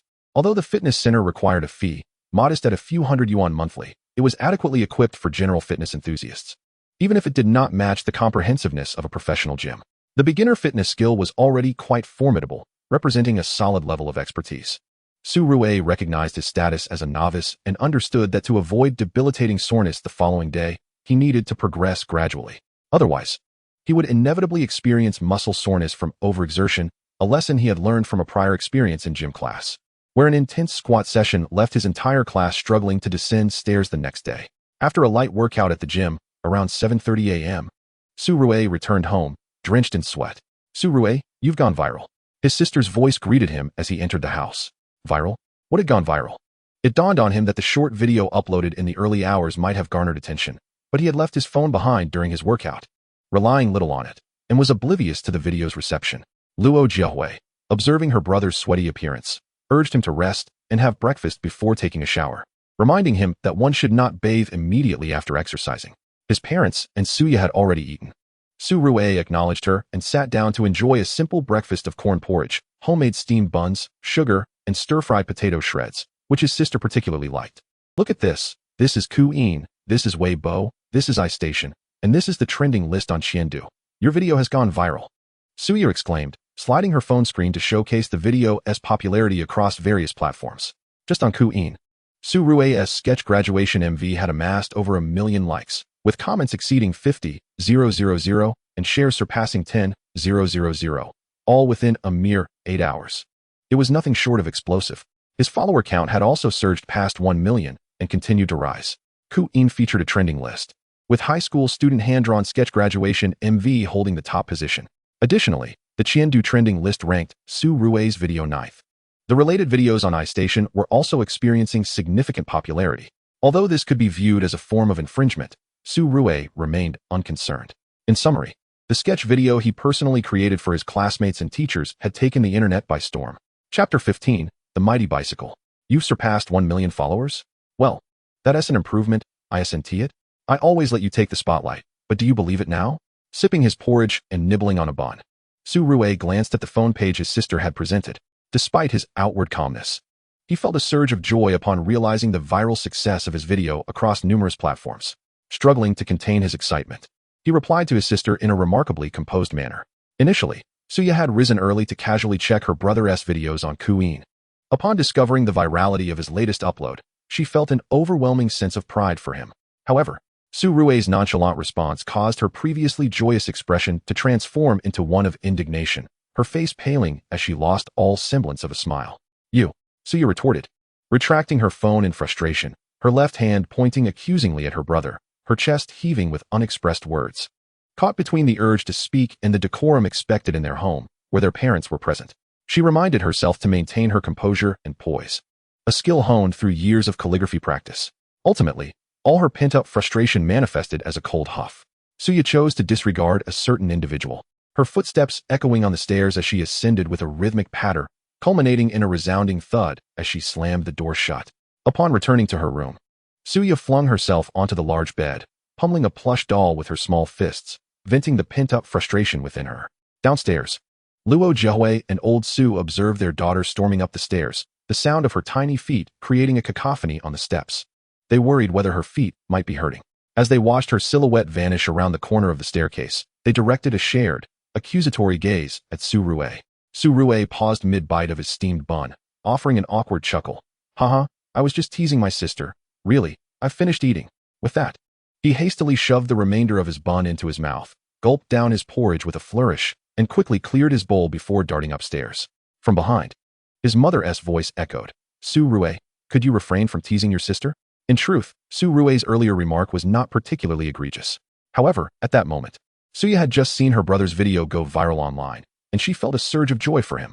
When Su Rue returned home, Suya had rushed over to share her excitement, only to be nearly brought to tears by his words. Once in his room, Su Rue did not hasten to find clothes for a shower, but instead took a moment to rest. After his workout, he felt rejuvenated, yet it was hardly appropriate to bathe immediately after dinner, as the weather was still moderate. He turned on the fan and took out his phone to check his Ku account. To his astonishment, the sketch graduation MV he had posted at midnight had garnered over 1 million likes. This video was his most successful yet, achieving unprecedented levels of engagement across the internet. As he watched the sketches unfold, he was initially struck by their brilliance, but now tears welled in his eyes. The quality of this sketch video was exceptional, prompting him to reminisce about his own school days. He recalled the nights spent playing basketball on the school court after classes, and it dawned on him that a decade had slipped by. How beautifully crafted it was. He wished for a classmate with such artistic prowess to gift him a sketch like that. Where was the talented artist who could create a similar graduation photo for their class? Had they hired professionals or a dedicated team for this? The filming, editing, and musical accompaniment were all vastly superior to his previous videos. It seemed evident that professionals were involved. Su Rue's video had truly taken off. It had transcended platforms, appearing on Ku, Weibo, iStation, and numerous forums, generating buzz across social media. Particularly with the impending college entrance exams, Su Rue's sketch-based video, akin to a unique graduation photo montage, resonated with countless students. Many who had long graduated and entered the workforce felt a sense of nostalgia. Numerous other prominent content creators and influencers shared and discussed the video, amplifying its reach. In an instant, it swept through the entire online community. Naturally, Su Rue reaped the rewards of this success. He recalled when Suya had shown him her Ku profile, which boasted over 1 million followers, starting with a 1. Now, he had surpassed 2 million. The growth was astonishingly rapid. However, with his newfound fame, some individuals began to voice snide remarks, questioning whether his Ku account was managed by professionals or a dedicated team. They speculated that the sketch videos posted on his account were not solely his work, but rather the product of a behind-the-scenes team orchestrating the editing and compilation. After all, why did he consistently release videos precisely at midnight? Moreover, compared to his earlier videos where he explained senior year exercises, the improvements in filming, editing, and music were stark. This led to the suspicion that his Ku account was indeed in the hands of professionals. Su Rue merely chuckled at such insinuations, dismissing them as the antics of petty critics. He glanced at the barrage of private messages flooding his inbox. Some inquired about his artistic techniques, others expressed their sentiments, while some criticized him, and still, others offered advertising collaborations. The sheer volume was overwhelming. Su Rue's approach was simple. He would ignore them. As for artistic techniques, he could consider creating a few videos or hosting a live stream in the future, but that could wait until after the college entrance exams. Advertising collaborations would also be postponed until after the exams. Everything else was to be disregarded. After all, he was not short on money. Setting his phone aside, Su Rue sought out clothes for a shower. After a quick wash and a brief towel dry of his hair, he opted not to use a hairdryer before leaving the house. Throughout their lives, Su Rue and Suya had excelled academically, alleviating their parents' worries and allowing for a relatively free upbringing. Upon exiting their residential complex, Su Rue found a secluded spot devoid of surveillance where he could retrieve the bicycle from his system's backpack. It was a carbon fiber bicycle, an item he had won in a school lottery. He had never had the opportunity to claim it at school, but now he had a chance to take it out and ride it home, claiming it was a new purchase. The moment he grasped the bike, he was struck by its remarkable lightness. It weighed less than a bag of rice, certainly not exceeding 20 pounds. Its appearance was incredibly sleek, adorned with blue and black patterns, exuding a striking aesthetic. As he mounted the bike, he felt the activation of his basic driving skill. Simultaneously, his basic fitness skill was also triggered. Riding a bicycle was indeed a form of driving, after all. Moreover, cycling served as an effective means of exercise. So that made perfect sense. With both skills at his disposal, Su Rue found himself equipped with the knowledge and techniques akin to an experienced cyclist. He had ridden bikes before, and as he pedaled, he marveled at how effortlessly the bicycle glided. A gentle push sent him flying forward, the sensation akin to skating. With no friction or resistance, a slight exertion of his legs set the wheels in motion. Pedaling with all his might transformed his feet into a blur. Despite riding a bicycle, Su Rue found himself overtaking electric scooters and even motorcycles. He was passing cars on the road as well. Chapter 16.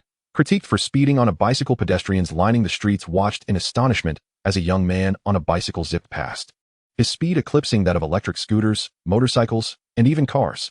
Not only the onlookers, but even those on electric bikes, motorcycles, and the drivers of passing cars stared in disbelief at the rapidly speeding bicycle.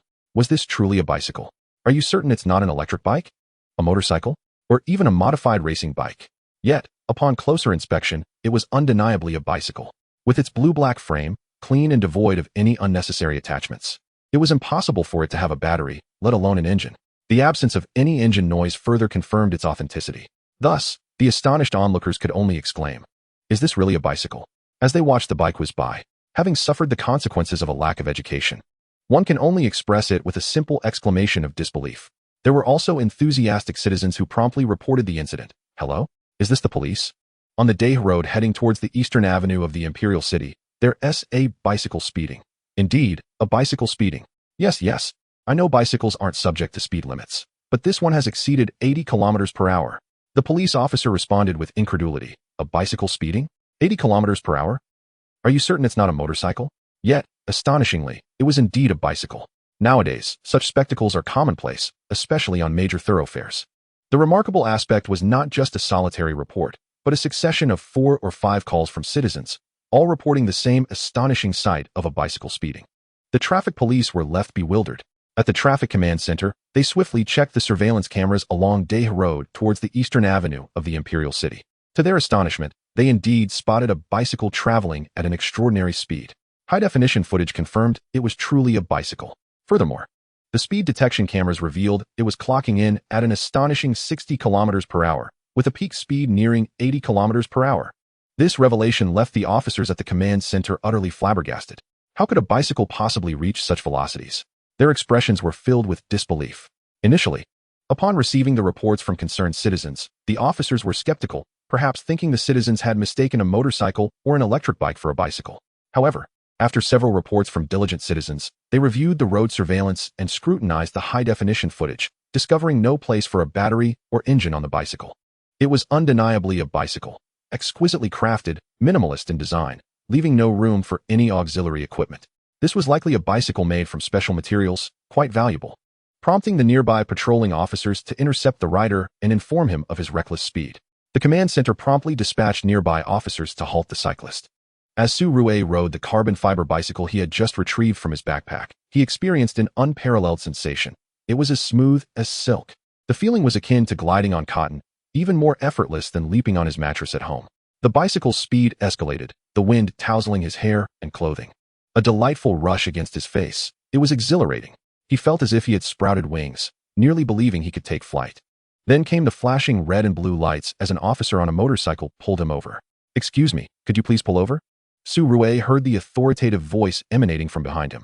Turning around, he saw an officer on a motorcycle, adorned with flashing lights. As a model student and exemplary citizen, Su Rue promptly braked and pulled to the side. "May I see your identification? I don't have it with me." "Very well. Please provide your name, phone number, and address." At just 18 years of age, still a student, he mentioned he was a senior preparing to buy exam papers at the bookstore. The officer then inquired, "Do you realize how fast you were riding your bicycle?" "Well, it reached nearly 80 kilometers per hour. We could have mistaken it for a motorcycle speeding by. Please be mindful of your speed in the future." The officer continued, "Electric bikes require helmets and don't even reach 80 kilometers per hour. Riding a bicycle at such speed without a helmet is perilous. With the upcoming college entrance examination, you must exercise caution. You may go now." After this educational reprimand, delivered in a friendly tone, the officer allowed Su Rue to depart. The officer was considerate, aware that the gravity of his words could affect the young man's emotions, especially with the impending examinations.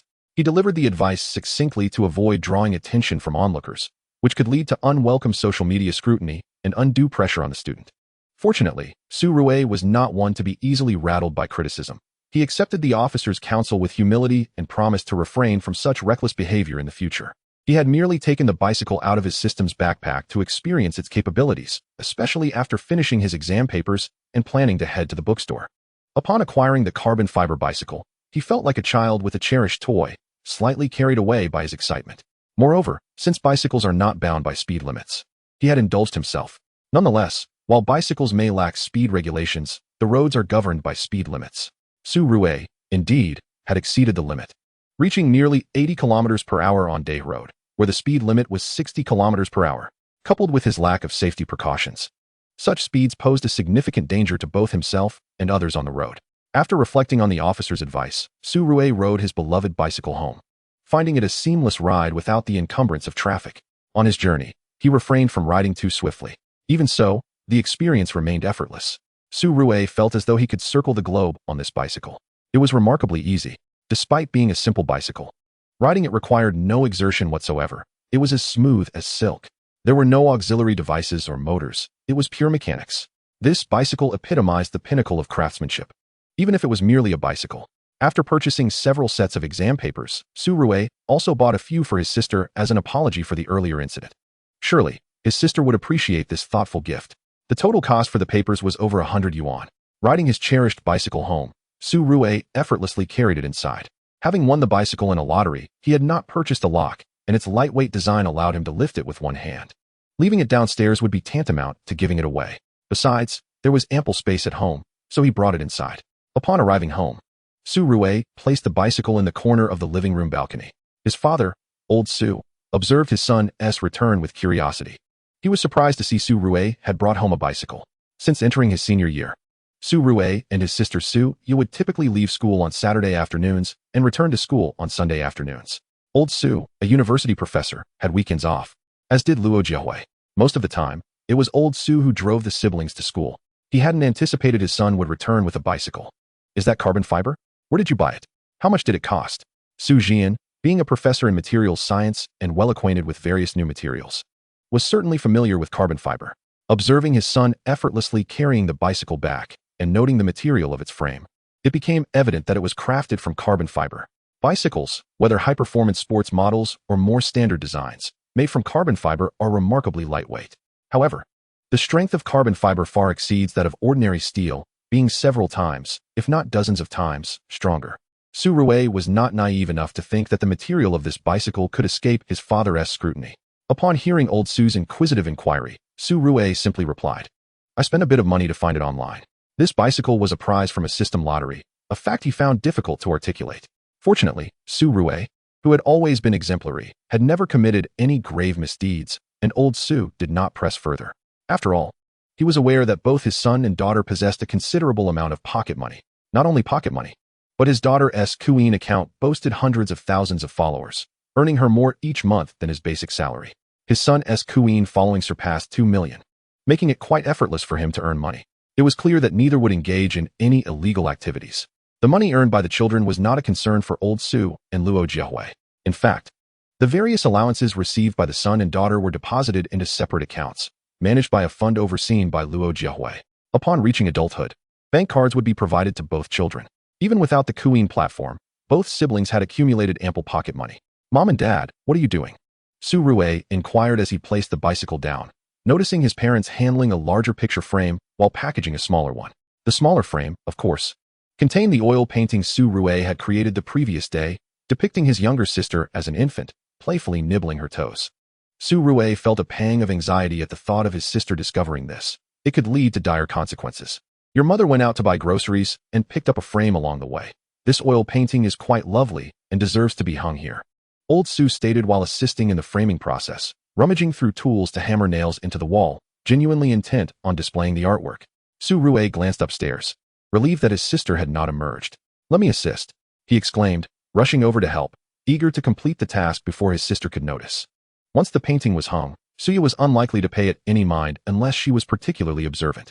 Moreover, as she would be heading to school in the afternoon, by the time she returned next week, it would likely go unnoticed. With swift efficiency, the painting was affixed to the wall, and old Su clapped his hands together, putting away the tools. Meanwhile, Luo Jiahui began preparing lunch as midday approached. Su Rui assisted by washing rice and placing it in the pot. However, his mother promptly shooed him out of the kitchen, instructing him to read or catch up on the news. With little else to occupy him, Su Rui settled in the living room to peruse the news. At that moment, Suya descended from upstairs, and Su Rui regarded her intently. "What are you staring at?" Suya snapped, clearly still irked from the morning's events. "Nothing," Su Rui quickly responded, realizing that his sister had not even noticed the painting hanging on the wall beneath the staircase. He was not about to remind her. If she discovered it, there would surely be a storm to weather. "I just went out to buy some practice papers and picked up a few sets for you. How generous am I?" Su Rui proclaimed as he handed his sister the thick stack of practice papers from the coffee table. Suya mechanically reached out to accept the hefty pile, momentarily taken aback. This. Su Rui, you need to get your act together," she exclaimed, exhaling sharply in frustration, barely restraining herself from hurling the papers at him. Was this how one appeased an upset sister? Shouldn't he have brought her a box of ice cream or a cup of milk tea instead? The audacity of presenting a stack of practice papers was beyond her comprehension. Although Suya was a top student and hardly cared for the additional papers, she found her brother's approach rather excessive. Moreover, she was no fool. She was well aware of the online jokes about brothers gifting their siblings stacks of practice papers and assignments, as well as the humorous anecdotes about children receiving rewards from police officers for good deeds. Suya was privy to all of it. "Why can't you act like a decent person?" Suya glared at Su Rui, exasperated. "I simply finished my practice papers and picked up a set for you at the bookstore," Su Rui replied, nonchalantly shrugging his shoulders, feigning innocence. Go away. I don't want to deal with you," Suya retorted coldly, placing the papers on the coffee table and sinking into a chair to watch the news, dismissing her brother entirely. Meanwhile, old Su was also casting a disapproving glance at his son. Su Rui merely shrugged, signaling his innocence. After lunch, as a senior in high school, Su Rui was exempt from dishwashing duties and took a moment to rest before retreating to his room to study. He observed his sister, who grumbled about her irritation, yet carried the bulky stack of practice papers back to her room, having spent over 100 yuan on them. Su Rui returned to his own room to review his studies. The days of being a senior were monotonous, filled with relentless studying and practice. In the afternoon, old Su drove Su Rui and Suya to school. Su Rui opted not to ride his bicycle, as he lacked a lock, and considering he was a boarder, there was no necessity to bring it along. He would leave it at home until he could procure a lock. In the car, Suya seemed still miffed and remained silent until they arrived at the school gate, where numerous vehicles lined the street, all belonging to parents dropping off their children. Su Rui and Suya bid farewell to their father and exited the car, entering the school. At that moment, Suya, glancing at her phone, asked, "Brother, when did we hang an oil painting at home?" Su Rui paused, momentarily taken aback, then shook his head in confusion. "Is there? I didn't notice. It seems we don't have an oil painting at home."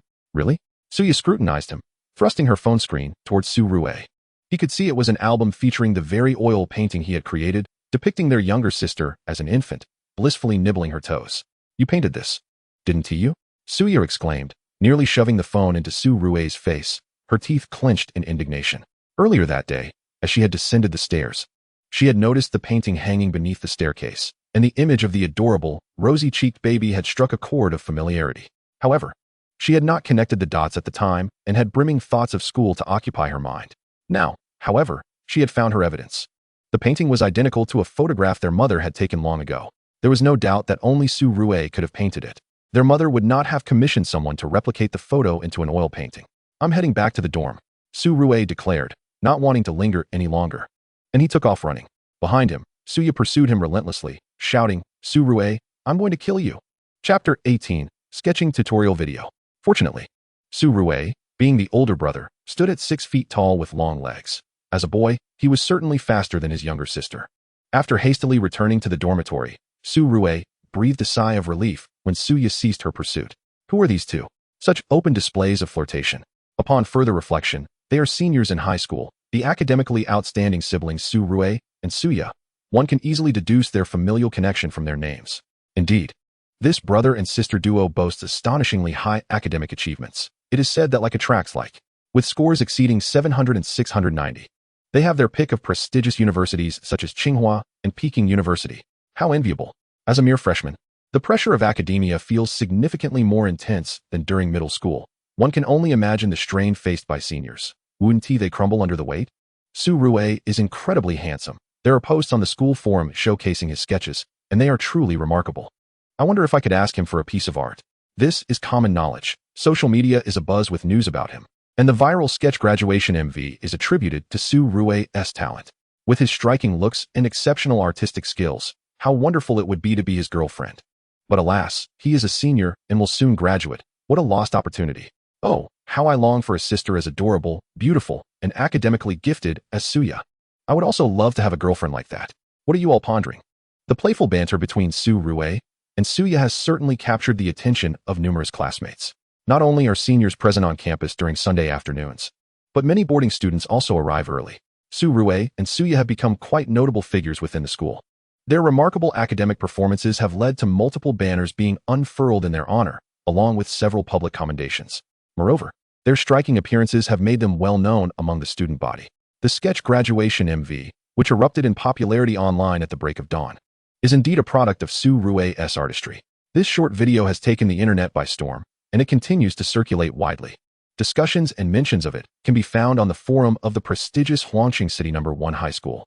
Some classmates have shared Su Rui's sketches on social media, and everyone is aware that the sketch graduation MV originated from him. Congratulations, Teacher Su. Your work has gone viral. Kudos to you, Rui. Who would have thought the video explaining the subject matter wouldn't gain traction, while this sketch video would soar to fame? Truly, you are a genius. After all, being Su Rui, how could he possibly be outshined by his sister? Rui, could you consider producing a sketch tutorial video? Just one episode would suffice. After the college entrance exams, I would love to learn. Indeed, Teacher Su, please create a tutorial video when time permits. It would surely be a hit. Beneath the sketch graduation MV, many have urged you to produce a sketch tutorial video. Do consider it. It could significantly boost your following. Upon returning to the classroom after placing his belongings in the dormitory, Su Rui was immediately surrounded by his classmates. The sketch graduation MV, uploaded just hours ago, is still riding a wave of popularity. This viral short video has propelled Su Rui into the spotlight, resulting in a rapid increase in followers on his social media account.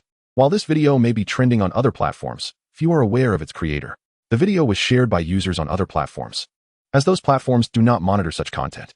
However, Su Rui can request the removal of related videos from those platforms through the social media site. Moreover, very few people mention the original platform. At most, they refer to Su Rui as the creator. Now, many online users have come to know that this video's creator is Su Rui, a high school senior. As for the original platform, it has been largely overlooked. Although some conscientious users have shared Su Rui's video, attributing it to him, a significant number of new followers have flocked to his social media account as a result. Having been uploaded for only a few hours, the video is likely to continue gaining traction. This single video has allowed Su Rui's follower count to surpass 4 million, with the potential to reach 5 million. Many viewers of the sketch graduation MV, whether moved by it or impressed by the artist's skills, wish to explore more of his work. Thus, it is anticipated that Su Rui's social media account will experience a further surge in followers. Yes, I will definitely produce a sketch tutorial video in the future, not just for sketches, but also for other painting techniques and tutorials. This is certainly feasible. With over 4 million followers, Su Rui recognizes the need to manage his account wisely. Continuously uploading sketch videos is not a sustainable approach. In the future, he could explore various types of videos, including watercolor, oil painting, traditional Chinese painting, and comics. Live streaming could also be an option. Many netizens have expressed their desire for tutorial videos, and creating them could help retain existing followers while attracting new ones. With an account boasting millions of followers, the potential for monetization is significant. While there is a daily lottery system offering substantial prizes, who would refuse the allure of extra income? Moreover, the attention garnered from millions of followers is undeniably enticing for a young person like Su Rui. That evening, in the dormitory, Su Rui completed a set of practice papers before retrieving a drawing frame. He took out his palette and paints, but ultimately decided against using them. Initially, he had planned to create an oil painting as material for a video to be uploaded in the early hours. But upon considering the request from classmates for sketch tutorial materials, he reviewed his social media messages and comments, which were filled with requests for tutorial videos. Given that he had gained millions of followers today, he resolved to create a tutorial video to solidify their interest. Rui, are you sketching today? Will you be making a tutorial video? In the dormitory, his 3 roommates, who had spent a week getting to know him, were aware that Su Rui would typically complete a set of practice papers before sketching after evening study sessions. Previously, he had used a pencil at his desk for sketching, but now he had a drawing frame. Surely, this was not for a sketch? Though one could use a frame for sketching, perhaps he simply hadn't brought it before.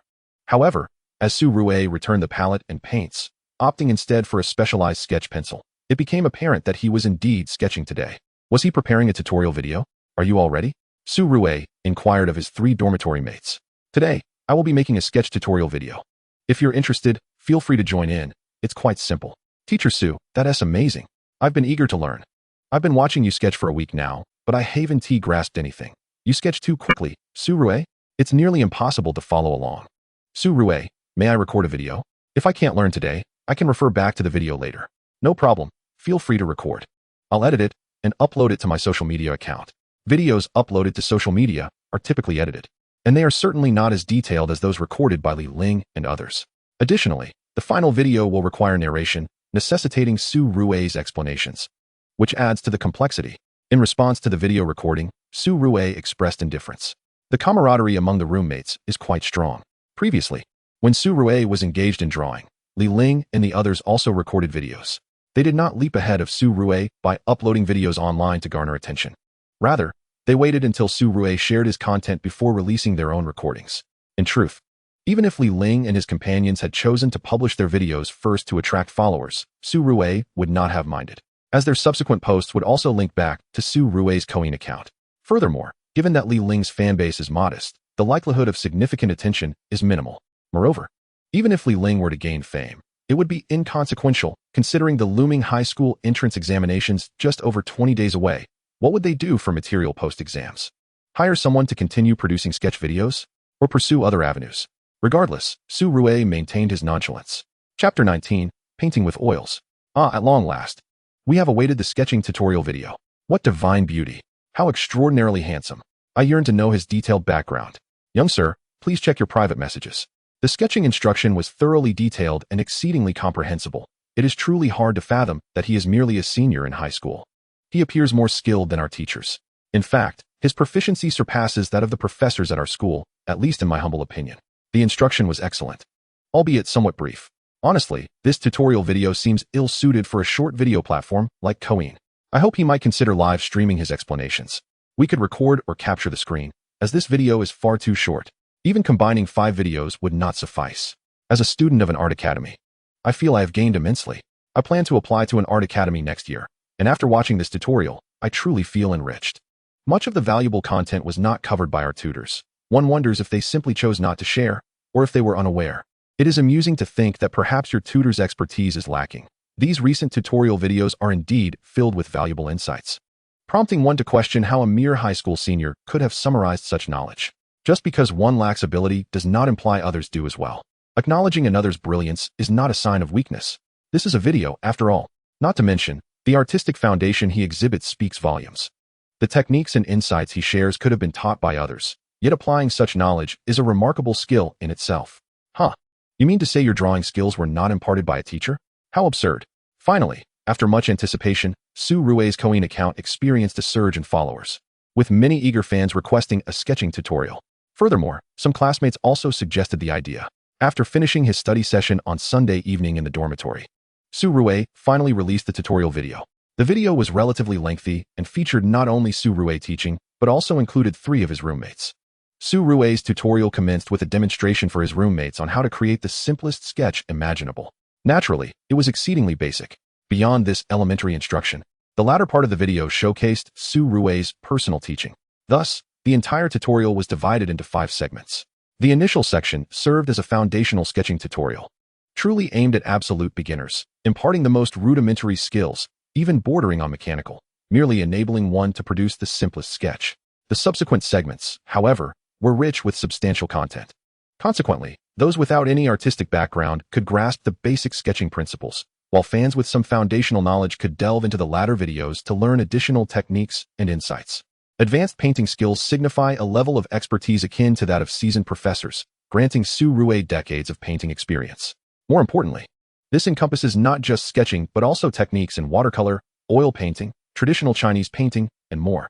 Whether in practical skills or theoretical knowledge, Su Rui excels across multiple domains. The interconnectedness of these various fields is profound, with many techniques complementing one another. Given that many of these insights are not widely known, Su Rui's release of this video garnered significant acclaim, including praise from several professionals in the field. Of course, the internet can be a hostile environment. Many individuals who would not dare voice their opinions in real life feel emboldened to do so online. This phenomenon reveals how some people exhibit timidity in person while adopting a confrontational stance in the digital realm. While praise abounds, criticism is inevitable. Su Rui's Douyin account attracted considerable attention from classmates, as many were aware of his status as a high-achieving senior student. How could a student with such impressive academic performance also possess remarkable sketching skills and the ability to distill artistic techniques and principles? It is evident that he must have received assistance from others, perhaps suggesting he has a team behind him, or that someone has been instructing him. Yet, more importantly, viewers are captivated by Su Rui's undeniable charm. Indeed, his attractiveness is secondary to the fact that the sketches featured in the video are undeniably his own creation. This cannot be faked. It is not merely a matter of recording a hand. Such results cannot be achieved through mere editing and splicing. As for the various artistic techniques and summarized insights, perhaps they were imparted by someone else rather than being solely his own conclusions. But who learns without a teacher? Who is born with innate knowledge? The ability to apply learned skills is, in itself, a remarkable achievement. Such criticisms have not significantly affected Su Rui. Rather, his Douyin followers surged past 5 million in just a few days.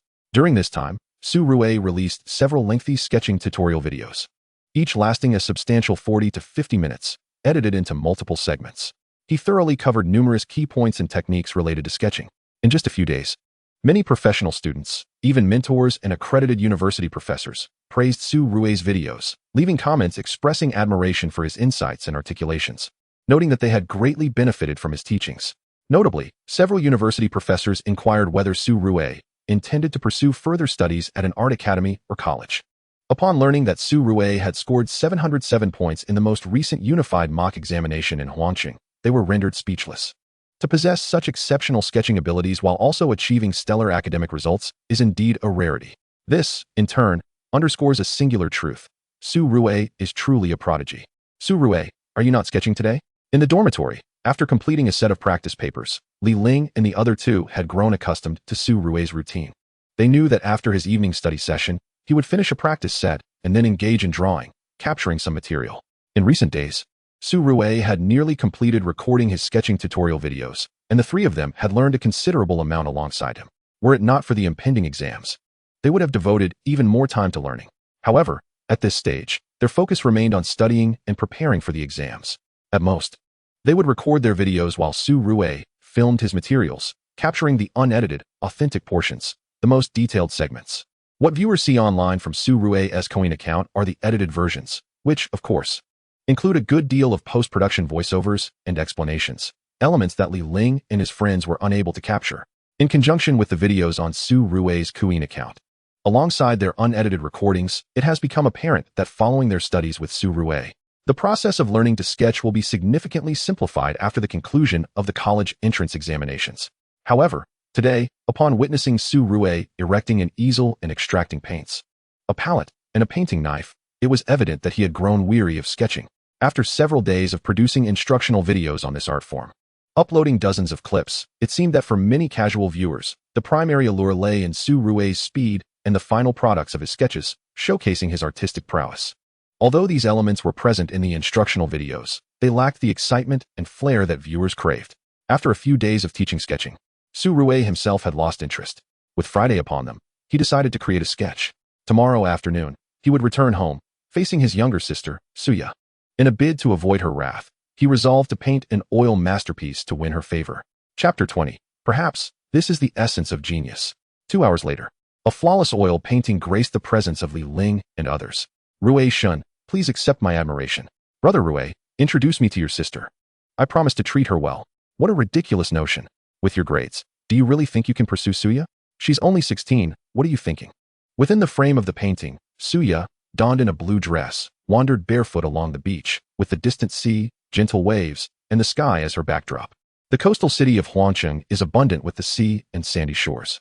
This particular oil painting depicted a scene from last year's seaside excursion.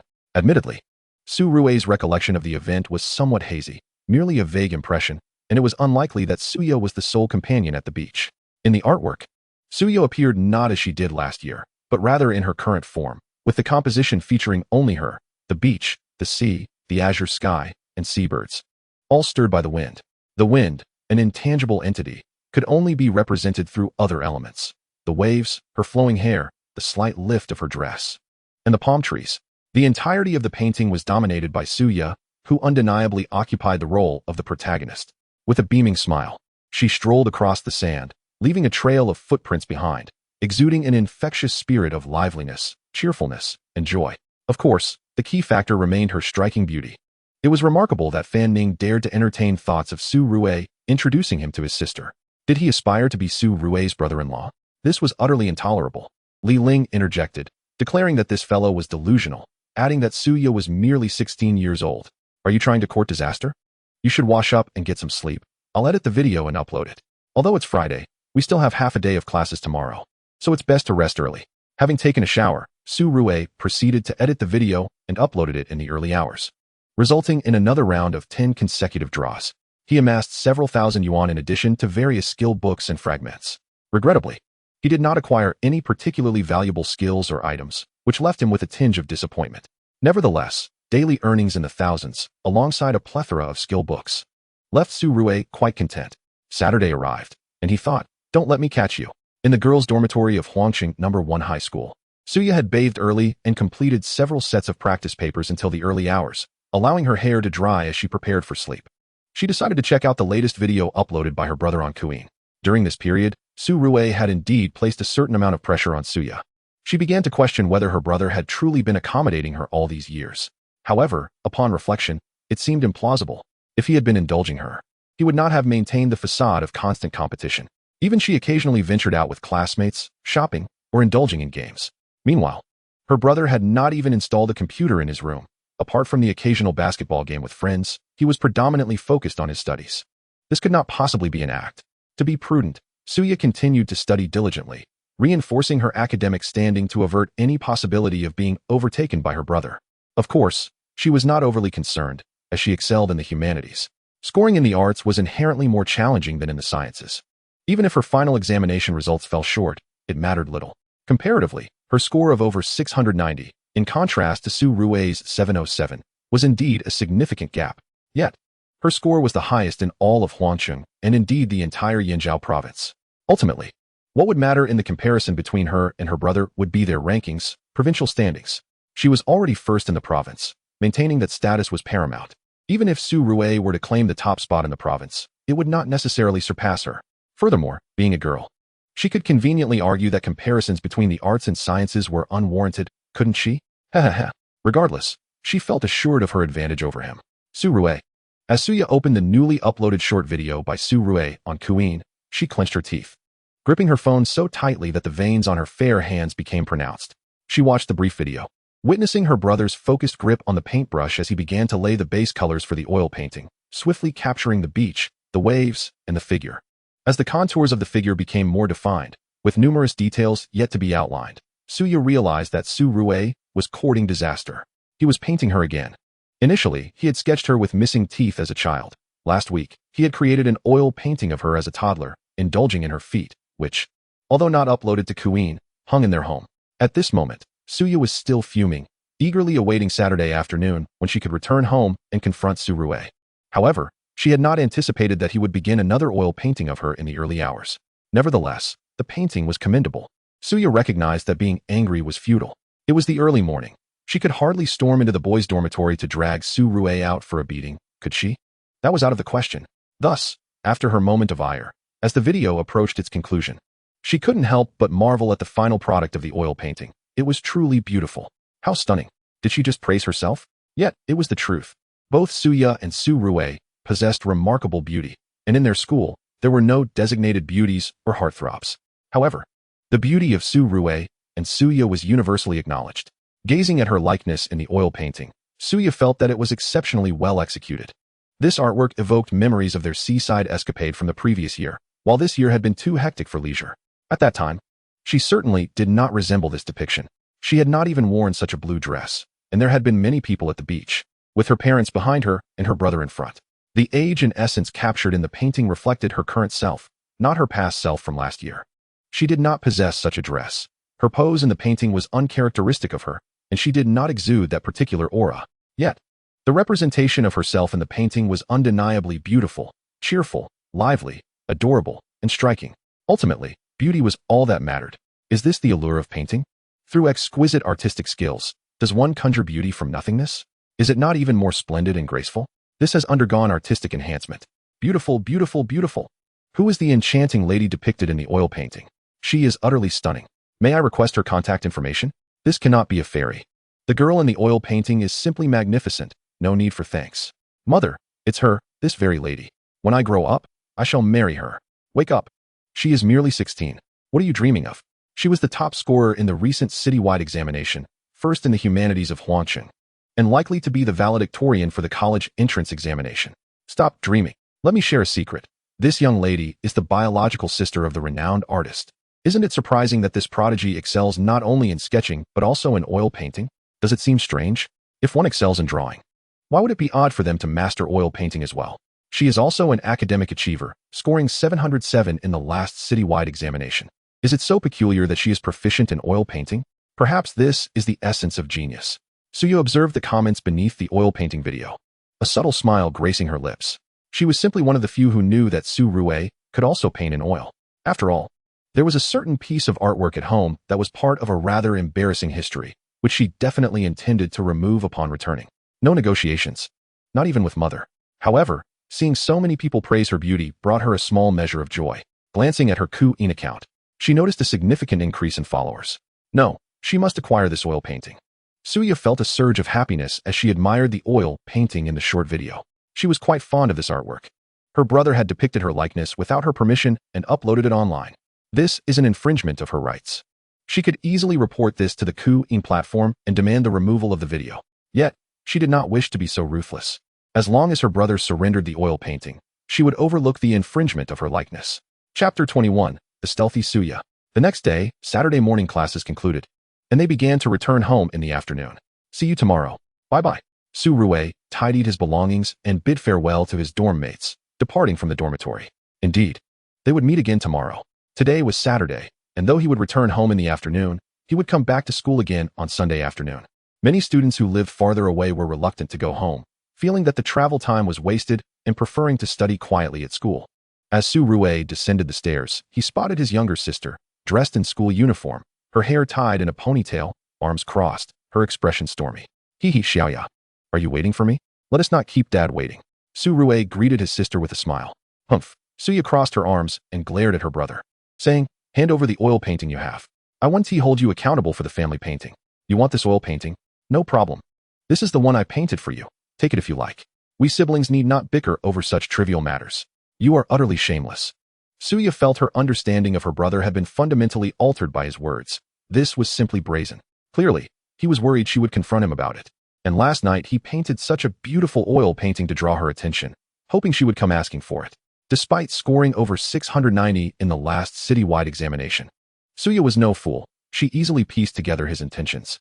Nevertheless, she snatched the oil painting from her brother. It was quite well done. She decided to forgive him this time, but if he dared to create more nonsense in the future, he would not escape so easily. Suya glanced at the oil painting she had seized from her brother. It was indeed the one he painted last night, depicting her in a blue dress strolling along a beach. She adored this painting and felt immensely satisfied. For the sake of this artwork, she chose to overlook her brother's previous foolish antics.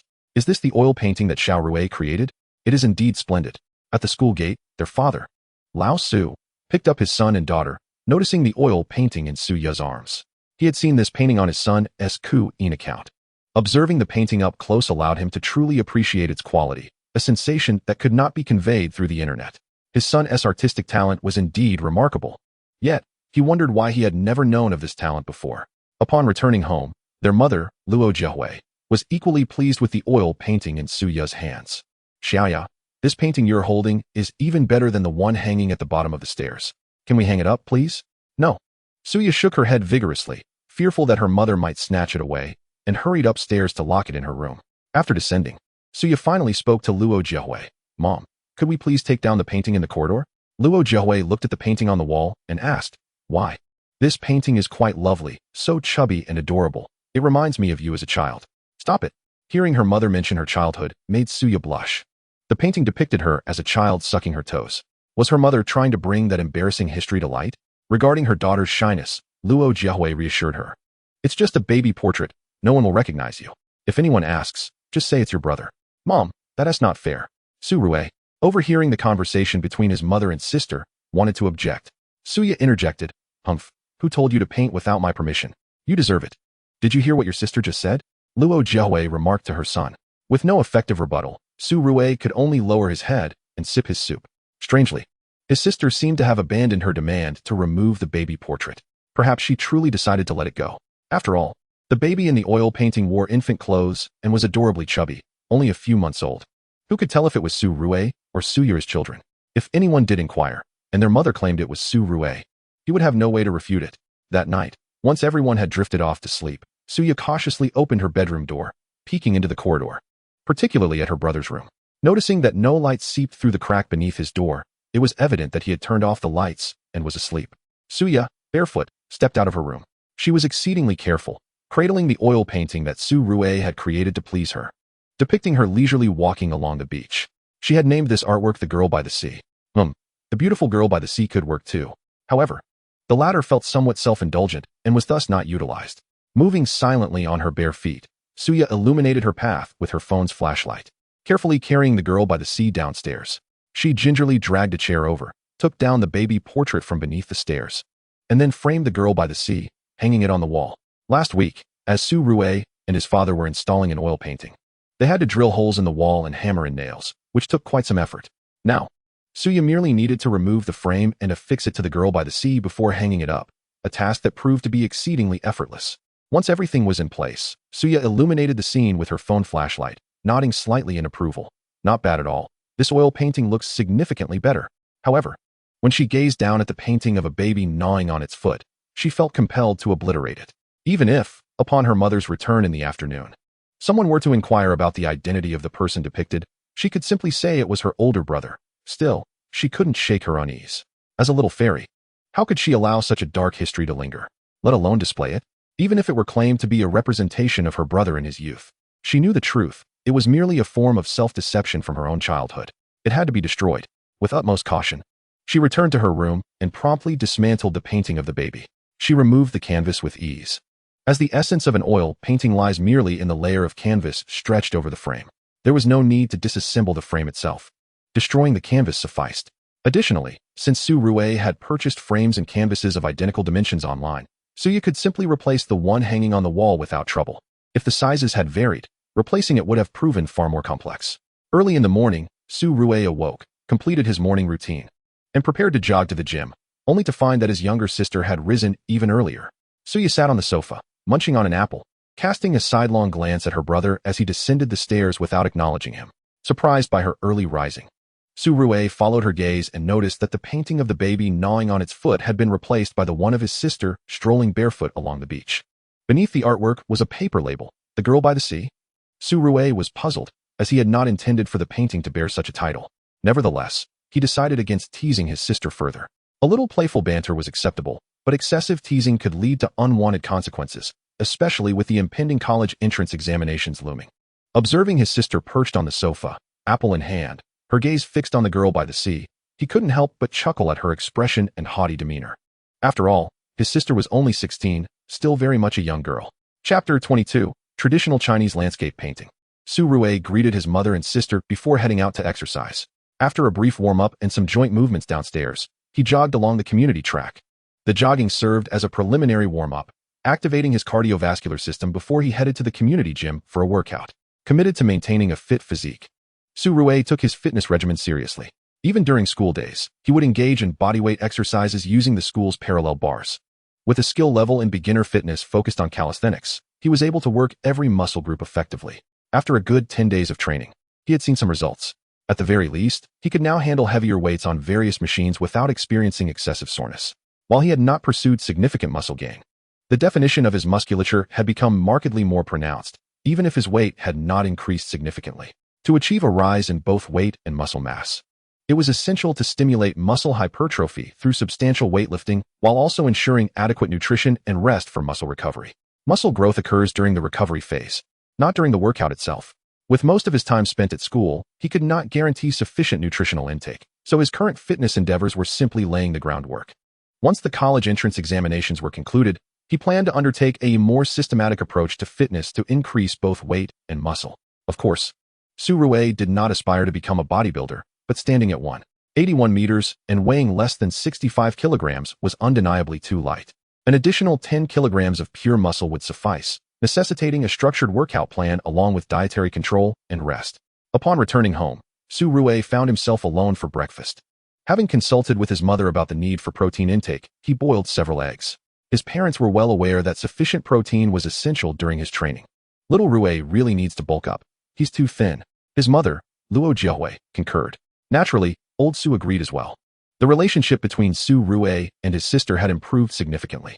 After breakfast and a brief respite, he took a shower and studied alongside his sister. Previously, they had experienced a minor squabble that had led to them studying separately. However, sibling rivalry was often trivial, and when they studied together, the results were invariably more fruitful. Later in the afternoon, they planned to head to school. After lunch, Su Rue retrieved the Millennium Xuanji he won in a lottery, along with brushes, ink, paper, and an ink stone, which he had not purchased. He had opted for ink instead, as very few people still used inkstones nowadays. A good inkstone is not easily crafted or acquired. Su Rue intended to focus on traditional landscape painting and hoped to win a superior inkstone through the lottery. "Are you going to practice calligraphy today?" Suya asked as she noticed her brother taking out the Xuanji and various brushes, assuming he was about to practice writing. She joined him, taking a sheet of Xuanji and a convenient brush to practice her own calligraphy. Su Rue had won a full set of 100 sheets of Xuanji in the lottery, which was certainly high-quality paper, but with so many sheets available, it was of little concern if his sister wanted to use some. He didn't want to appear stingy by denying her. However, this time was not about practicing calligraphy. It was about painting. Without disclosing his intentions, Su Rue grasped the brush and began to create. He aimed to depict a small scenic spot near Huangcheng, Laojun Mountain. The name alone suggested it was a renowned Taoist mountain. In truth, among the many attractions in Huangcheng, Laojun Mountain hardly ranked highly. It was rather lackluster, akin to a rural leisure spot, devoid of grand palaces or expansive structures. The mountain itself was not particularly tall, featuring only a Taoist temple and a small pagoda, which had been rebuilt after a fire caused by someone releasing sky lanterns years ago. Su Rue had visited with his family before, and the only aspect that had piqued his interest was the river rafting experience. However, that was not what he intended to paint. What he envisioned was the waterfall cascading down Laojun Mountain that he had observed while rafting. The waterfall was not very large, given the mountain's modest height, but it possessed a unique charm, meandering with a sense of winding twists and turns. When they visited Laojun Mountain, they had arrived in the morning, and upon reaching the foot of the mountain, they were enveloped by thick fog. The ascent to the summit was accompanied by a gentle mist, and when the sun rose, the relatively low mountain gave off an ethereal feeling, as if one were walking among the clouds. The mountain need not be high. The presence of an immortal makes it renowned. Although Laojun Mountain was unremarkable, it undeniably exuded an air of mystique. In terms of painting, artistic elements can always be refined. Inspiration and art spring from life, but transcend it. With just a brush and ink, Su Rue captured the essence of Laojun Mountain, where a Taoist temple and a tall pagoda majestically rose above the clouds and mist. The true protagonist remains that winding waterfall, cascading from the clouds above. In reality, Laojun Mountain is not particularly tall. Yet, through Su Rue's brush, this mountain appears deceptively modest. Yet he employs artistic techniques and variations in ink to convey an ethereal quality that lurks within the mist. It resembles a towering peak that pierces the heavens. A serpentine waterfall tumbles from the sky, exuding an otherworldly aura, suffused with an essence of immortality and the profound resonance of Taoism. Can you even paint traditional landscapes? Suya practiced her calligraphy for a while, but eventually paused. She perched on a chair, resting her chin on her hand, gazing at her elder brother, who was absorbed in his painting. It wasn't until Su Rue completed his work that she snapped back to reality from her astonishment. Her brother's sketches were commendable, and his oil paintings seemed equally impressive. Now, even his traditional landscape paintings were executed with such finesse. Suya was certain that both she and her brother had attended art classes since childhood, learning a bit of sketching, and oil painting was not much different from watercolor. However, traditional landscape painting was an entirely uncharted territory for her. Few people venture into this realm. To depict the ethereal grandeur of the mountains and rivers using the rich and subtle variations of black ink is not something just anyone can achieve. Thus, the question arises, when did her brother learn traditional landscape painting? Has he not always known how to do it? Su Rue retorted, his expression one of surprise as he looked at his younger sister. Didn't you know? When did you learn this? We've never studied it. Suya was nearly driven to exasperation by her brother's teasing tone. Even Luo Jiahui, who stood nearby, could not bear it any longer and admonished her son, Xiao Rue. Speak properly. Oh, Su Rue replied, then spoke earnestly. Painting is quite similar across the board. Once you grasp sketching and watercolor, a little practice is all it takes. I merely draw when I have spare time while practicing my calligraphy. It's not particularly difficult. Suya felt somewhat disheartened by her brother's dismissive attitude. Choosing to ignore this insufferable fellow. Not difficult, she thought. It's entirely different. However, this could only imply that her brother possessed a remarkable talent for painting.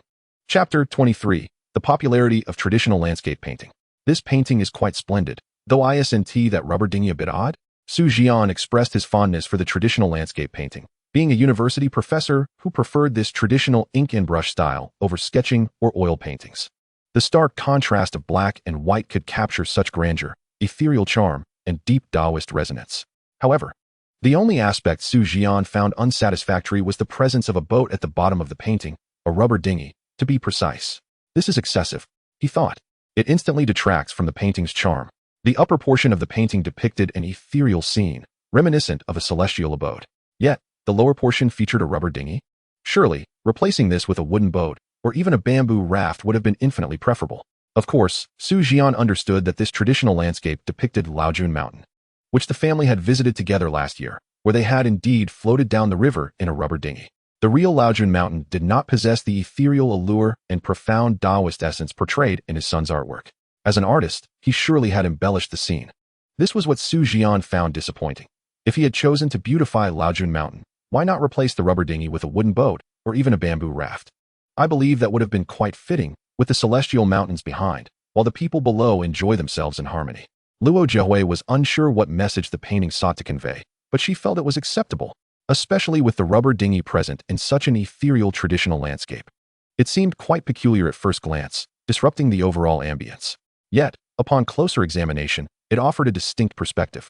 Perhaps it was meant to express harmony between the celestial and the earthly, between the Tao and humanity? Or was it a form of satire? This was something only an artist could truly understand.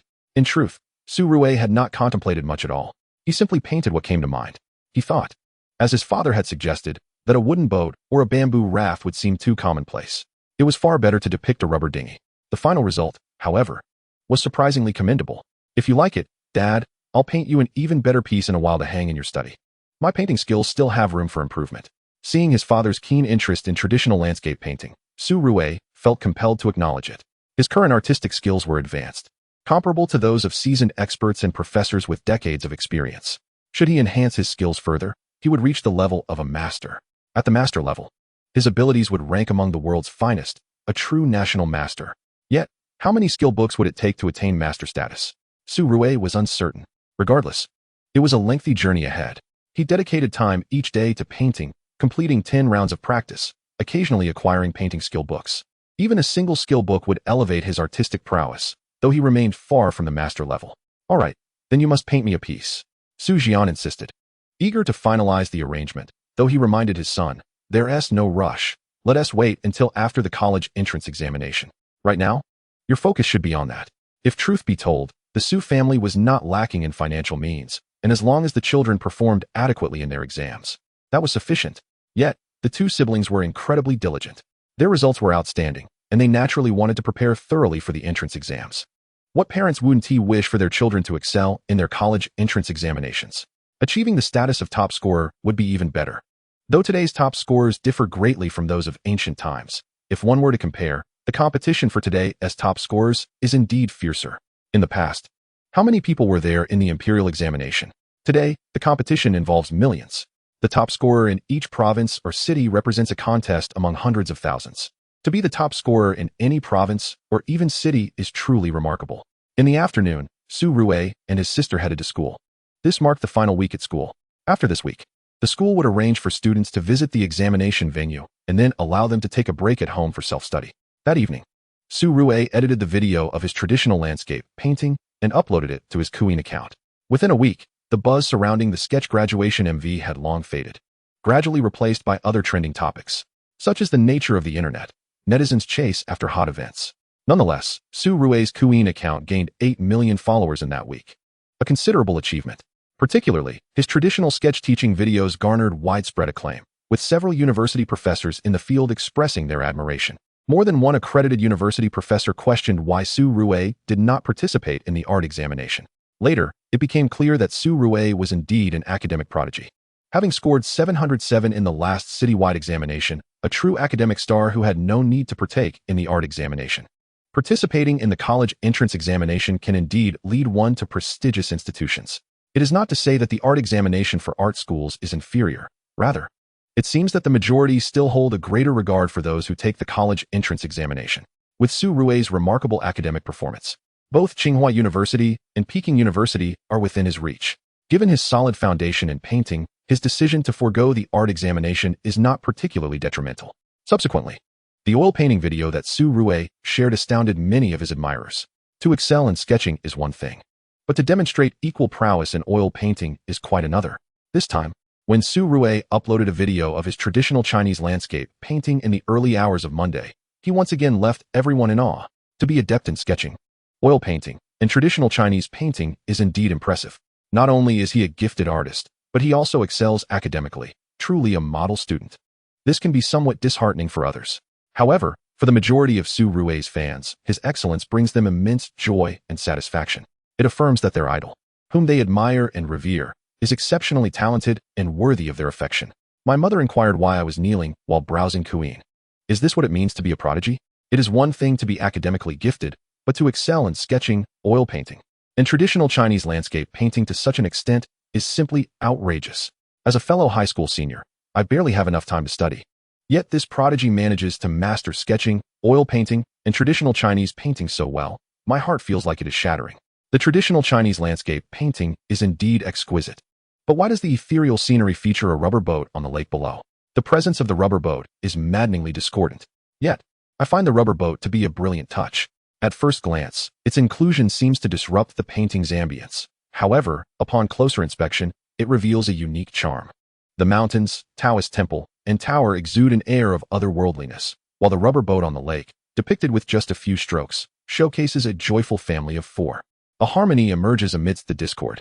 Regardless of the elements, gazing at this painting evokes a sense of awe, as if one could wield ink and brush to create such grand and ethereal landscapes. It feels astonishing.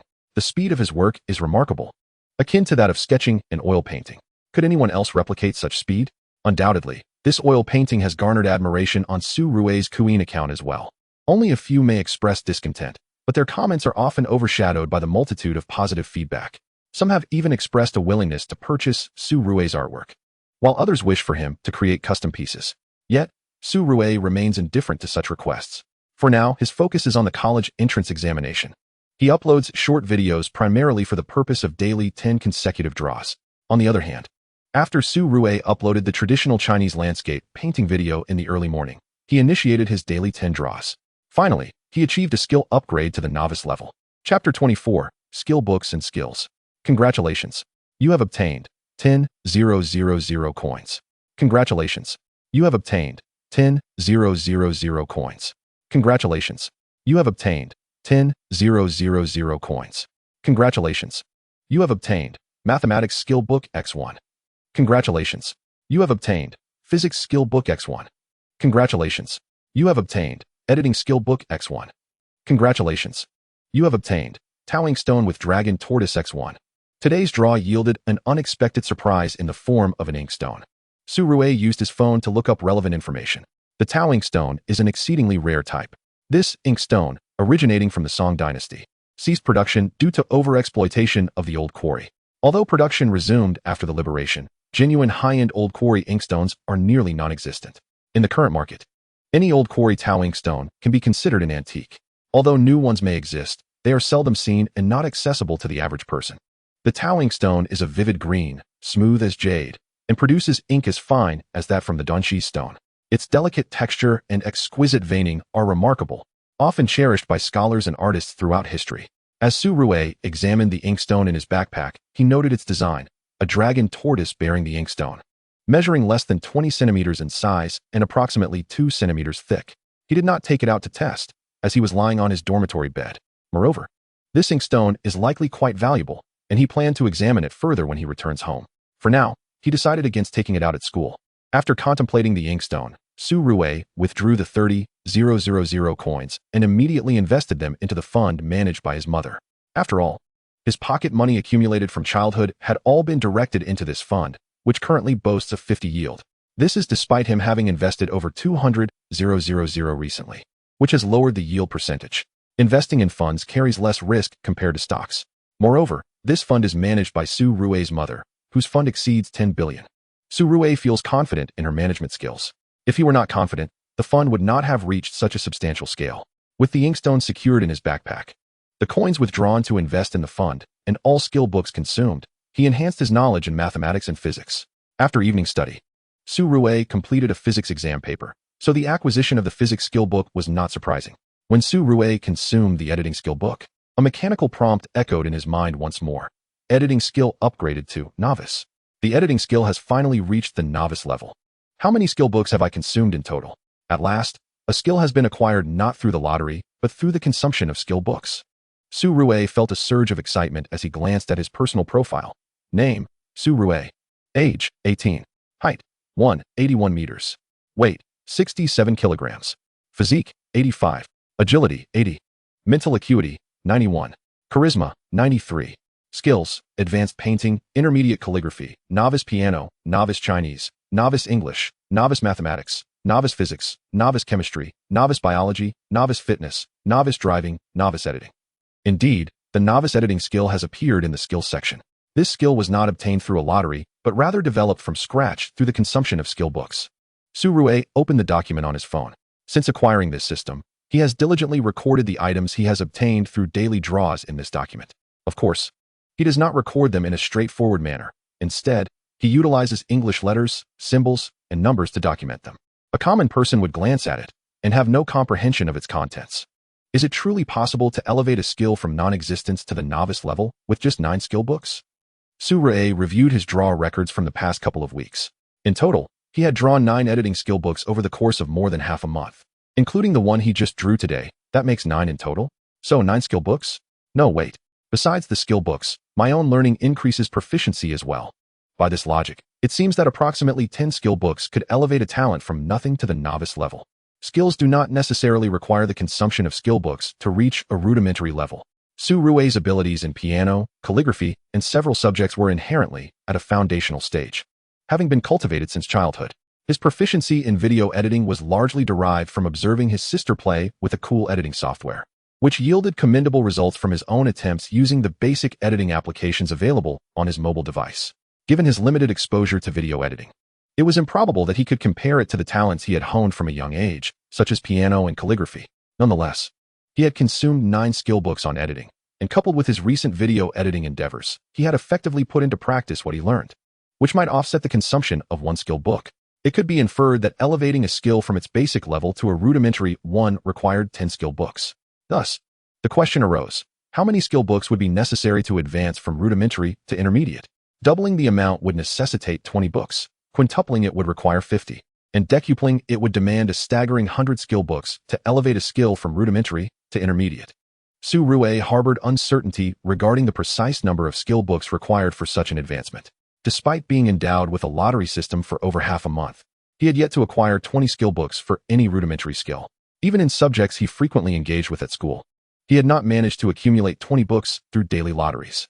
Upon reviewing his records from the past few days, he noted that the most he had obtained was 17 English skill books, as both English and Chinese were his weak points. His frequent practice through examinations skewed his lottery results towards these subjects. Having consumed all those books, his elementary English remained at its initial level, with no advancement to intermediate. Su Rui was increasingly convinced that advancing a rudimentary skill to intermediate would likely require more than 20 skill books, possibly 50 or even 100. Even if he were to acquire 1 skill book daily, it would take 2 to 3 months to elevate a single skill from rudimentary to intermediate. With such a multitude of skills, and with advanced, master, and grandmaster levels above intermediate, the number of required skill books would only escalate. Thus, it seemed implausible for Su Rui to elevate all his skills to intermediate or advanced levels, let alone to master or grandmaster tiers. He would, at most, focus on 1 or 2 skills, diligently practicing them daily. Only through this focused approach could he hope to attain advanced, master, or grandmaster levels in a select few skills. Regardless, Su Rui decided not to dwell on these matters excessively. Preparing for the college entrance examination was of utmost importance. He tucked his phone away, cleared his mind, and drifted into slumber, leaving future considerations for another day. As a student, His primary obligation was to study diligently for the impending examination. The question of specializing in a particular skill could wait until after the results were announced, when he could choose a university and major based on the skills he wished to enhance. As the college entrance examination drew ever closer, Su Rui devoted his attention entirely to his studies. During this time, the daily lottery draws predominantly yielded skill books related to his core subjects. With each skill book consumed, he felt a tangible sense of improvement, allowing him to apply his learning effectively through practice. On Wednesday, a diagnostic test was conducted in class, likely the final one before the examination. At this juncture, teachers would strive to minimize such tests to avoid impacting students' morale. Yet they still required insight into students' progress to tailor their learning plans and revisions accordingly. The Wednesday test involved multiple classes from the third year, with scores expected to be announced on Friday afternoon or Saturday morning. After the test, Su Rui estimated his score with confidence. He believed he could achieve full marks in mathematics and comprehensive science, perhaps losing only a point or two. However, the outcomes in English and Chinese were less certain, as even though Su Rui was in the liberal arts track, these scores depended heavily on the examiner's assessments. Nevertheless, he was confident that he would not lose too many points in these subjects. With his intermediate calligraphy ensuring a neat presentation, he was unlikely to leave a negative impression on the examiners. Moreover, he was well aware of the strategies to secure high scores on typical questions, although he remained uncertain about his essay score. If he were to lose 5 points each in English and Chinese, plus an additional 1 or 2 in comprehensive science, he would likely score around 730, approaching 740. Upon simple calculation, it seemed stable that his score would exceed 730, with any higher outcome hinging on the grading of his Chinese and English essays. How did Suya from our class fare in Chinese? Su Rui inquired of Old Hong. Her score has been released, and she performed as expected. Both siblings exhibited consistent performance. There was no need for us to worry. However, Su Rui's score surpassed Suya's, indicating his essay writing may not have matched hers, Old Hong replied. The mathematics teacher, intrigued by this revelation, remarked, Su Rui outscored Suya in Chinese? That's quite rare. As for mathematics, I hear he achieved full marks. Let us tally Suya's and Su Rui's scores. I suspect Su Rui's will be impressive. He proceeded to consult the comprehensive science teacher for further insight. The liberal arts and comprehensive science subjects were evaluated differently. Yet both Su Rui and Suya were regarded as star students within the school. Such exemplary students often received special attention from their teachers. During the grading process, many instructors tended to review their exams first to determine their scores. Soon, in the office, just after collecting the papers, Suya's homeroom teacher, Ms. Lin, having just graded Suya's English exam, curiously inquired about Su Rui's Chinese score from his homeroom teacher. Su Rui, specializing in science, excelled in calculations, while he struggled somewhat with liberal arts. To her surprise, she discovered that Su Rui had outperformed Suya in this test, a rarity indeed. Shortly thereafter, Ms. Lin graded Su Rui's English paper. Though Suya was her student and Su Rui belonged to Mr. Hong's class, she maintained impartiality in her grading. Nonetheless, she scrutinized both their scores with a discerning eye, applying conservative grading standards. To her astonishment, Su Rui's English performance did not fall short of Suya's. This revelation created quite a stir. Despite English and Chinese being Su Rui's weaker subjects, he managed to achieve high scores in this assessment. With mathematics and comprehensive science being subjects with definitive answers, his scores were unequivocal. Knowing Su Rui had secured full marks in mathematics and considering the other subjects, the teachers quickly prioritized calculating Su Rui's and Suya's scores. Su Rui's total in science was 736, with both mathematics and comprehensive science at full marks. His Chinese score was 144, deducting 6 points, 5 of which were attributed to his essay. In English, he lost 8 points, totaling a 14-point deduction. Suya, on the other hand, achieved a total of 698 in liberal arts, maintaining a consistent performance, even showing slight improvement compared to the last citywide mock exam, the grading of which was uncertain in terms of strictness or leniency. The teachers of various subjects at the school are aware of Su Rui and Suya's academic performance, and thus their grading tends to be rather stringent. Despite this, both Su Rui and Suya have managed to achieve such impressive scores. Su Rui's improvement is astonishing. Compared to the last citywide mock exam, he has raised his score by nearly 30 points. Could it be that Su Rui's score qualifies him as the top scorer in the college entrance examination? Absolutely. Last year, the top scorer in the science stream achieved 722 points, so a score of 736 surely places him at the pinnacle. Coincidentally, Suya's score is also at the provincial top level. Are these two siblings poised to claim both the top positions in the arts and sciences this year? This simple test has indeed brought unexpected joy. Su Rui's leap is remarkable, an increase of 29 points. This cannot merely be attributed to an extraordinary performance. It seems unlikely that one could improve by 30 points under normal circumstances.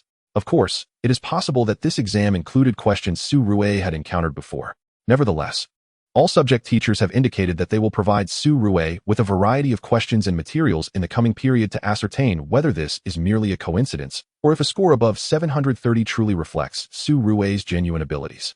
The release of these scores has even garnered the attention of the principal. Huangqing City No. 1 High School is indeed the finest institution in the entire city, with around 20 students annually being recommended to prestigious universities such as Tsinghua and Yenjing. Among the art students, there are 8 scoring above 645, and 3 are ranked in the top 10 in the province. In the sciences, there are 4 students exceeding 700 points, yet none are in the provincial top 10. It must be said that the Yanzhou region truly deserves its reputation as an educational powerhouse. Huangqing City is slightly weaker in the sciences compared to the arts. However, if they can secure both the top scorers in the arts and sciences, Huangqing City No. 1 High School will undoubtedly gain renown. Even the principal has been moved by this. Yet, Su Rui remains blissfully unaware of all this. Such matters hold little significance for students like him, who only need to focus on their primary duty, studying. Congratulations. You have received 10,000 gold coins. Congratulations. You have received 10,000 gold coins. Congratulations. You have received Chinese Skill Book X1. Congratulations. You have received Chinese Skill Book X1. Congratulations. You have received English Skill Book X1. Congratulations. You have received Biology Skill Book X1. Congratulations. You have received Physics Skill Book X1. Congratulations. You have received Koenigsegg Fragments X2. Congratulations. You have received. With 8 fragments of Koenigsegg already in his possession, how many more must he collect to assemble a car? 10. Or perhaps 100. The recent draws have yielded an abundance of skill books, predominantly related to the sciences. Su Rui has unlocked many Koenigsegg fragments multiple times, and his backpack now contains 8 of them. He is uncertain how many fragments are required to construct a vehicle. Of course, even if he were to assemble a car now, he would be unable to drive it due to the lack of a license. Having the basic driving skill would be of no use. After the college entrance examination, he must learn to drive to avoid the predicament of possessing a car or a vehicle made from fragments without a valid license. Su Rui recorded the items he obtained today in a document on his phone before drifting off to sleep. Chapter 26, Supercar, Koenigsegg. On Saturday morning, there were only half a day of classes. The homeroom teacher distributed the test papers.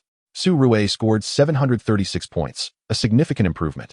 And if he can achieve this score in the college entrance examination, he should undoubtedly secure the title of top scorer in the science stream.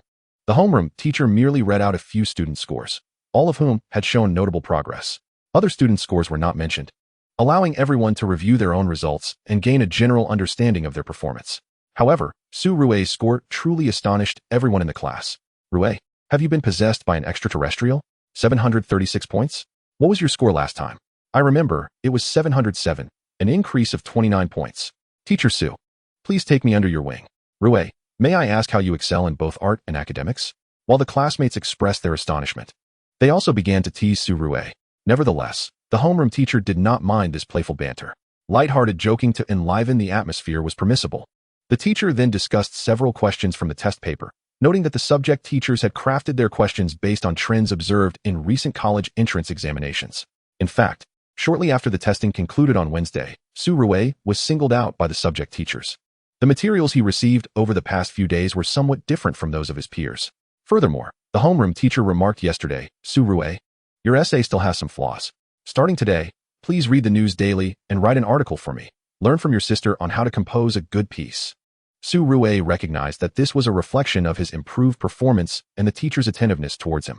As June approached, the countdown to the college entrance examination was under a week. It had also been a month since he activated the system.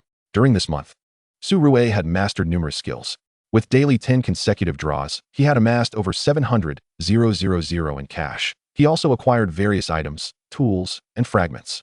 Among these, he had consumed over 50 skill books across different subjects. This was due to his focus on studying in the later stages. With the daily 10 draws yielding more targeted skill books, he had consumed over 50 English skill books, yet his basic English skill still had not advanced to intermediate. From this, Su Rui could conclude that basic skills likely required around 100 skill books to elevate to intermediate. As for whether it indeed necessitated 100, He would have to wait until he consumed that many to ascertain. Regardless, with less than 5 days remaining before the college entrance examination, it was impossible for him to elevate several subjects to intermediate level. Each day, he could only draw a maximum of 23 identical skills or 15 skill books. And even with English, reaching the intermediate level was unattainable. Thus, Su Rui could not test whether 100 skill books were sufficient to elevate basic skills to intermediate. However, he still possessed a basic skill upgrade scroll, which could enhance one skill to intermediate. Name: Su Rui. Age: 18. Height: 181 meters. Weight: 68 kilograms. Physique: 90. Agility: 80. Mental acuity: 91. Charisma: 93. Skills: advanced painting, intermediate calligraphy, basic piano, basic Chinese, basic English, basic mathematics, basic physics, basic chemistry, basic biology, basic fitness, basic driving, basic editing, basic culinary arts. Having engaged with the system for about a month, Su Rui had indeed reaped considerable rewards. Fitness, driving, editing, and culinary skills. These are the proficiencies unlocked after acquiring the system. Among these, fitness, driving, and culinary skills were obtained through a lottery, while editing was elevated to a beginner level through the consumption of skill books. Yet, despite possessing these skills, Su Rui had no intention of utilizing the beginner skill upgrade scroll on them, as they were all rather mundane abilities. The culinary skill, which he had recently acquired, was put to the test when he prepared a dish for his mother, scrambled eggs with tomatoes. The outcome was surprisingly delightful, earning him unanimous praise from his family. However, enhancing this skill to an intermediate level using the beginner skill upgrade scroll seemed futile. After all, he could not possibly aspire to become a chef in a restaurant, as he still had to attend university. Thus, the scroll would remain tucked away, in the hope that luck might favor him in unlocking a more suitable skill in the meantime. If that did not pan out, he could explore various industries after the college entrance examination, such as finance, where his mother excelled, or materials, mechanics, and computing, which were his father's domains. Given that Su Rui's real-life endeavors influenced the prizes he could draw daily, he aimed to engage with these fields to increase the likelihood of acquiring relevant skills.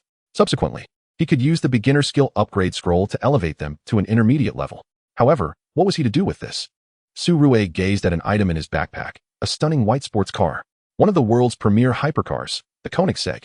Being a young man, Su Rui was certainly aware of hypercars, but his knowledge was limited to mere names or brands, such as Lamborghini, Ferrari, and Porsche. He knew nothing of the specific models under these brands or their price tags. His understanding of Koenigsegg came only after he collected relevant fragments and researched online. He discovered that this Swedish hypercar manufacturer focused exclusively on handcrafted vehicles, operating as a small factory with limited annual production. Yet, their brand was positioned against Bugatti. The vehicles produced by Koenigsegg were significantly more expensive than those from Ferrari, Lamborghini, and Porsche, with prices starting around 20 million and limited editions fetching even higher prices. Su Rui initially believed that such an expensive hypercar, priced at over 20 million, would require 50 or even 99 fragments to assemble a single vehicle. To his astonishment, it took only 10 fragments to synthesize one. Thus, Su Rui's backpack now housed a world-class hypercar, the Koenigsegg CCXR Crown. This flagship model, launched in 2018, was limited to just 99 units worldwide, a relatively larger production run compared to some models with only 2, 5, or 7 units available. However, in comparison to unlimited models, it remained exceedingly rare. Although Koenigsegg's production capacity had yet to fulfill the delivery of all 99 vehicles, the CCXR Crown's price tag was 37 million, exceeding 40 million when fully equipped, with second-hand prices surpassing 50 million.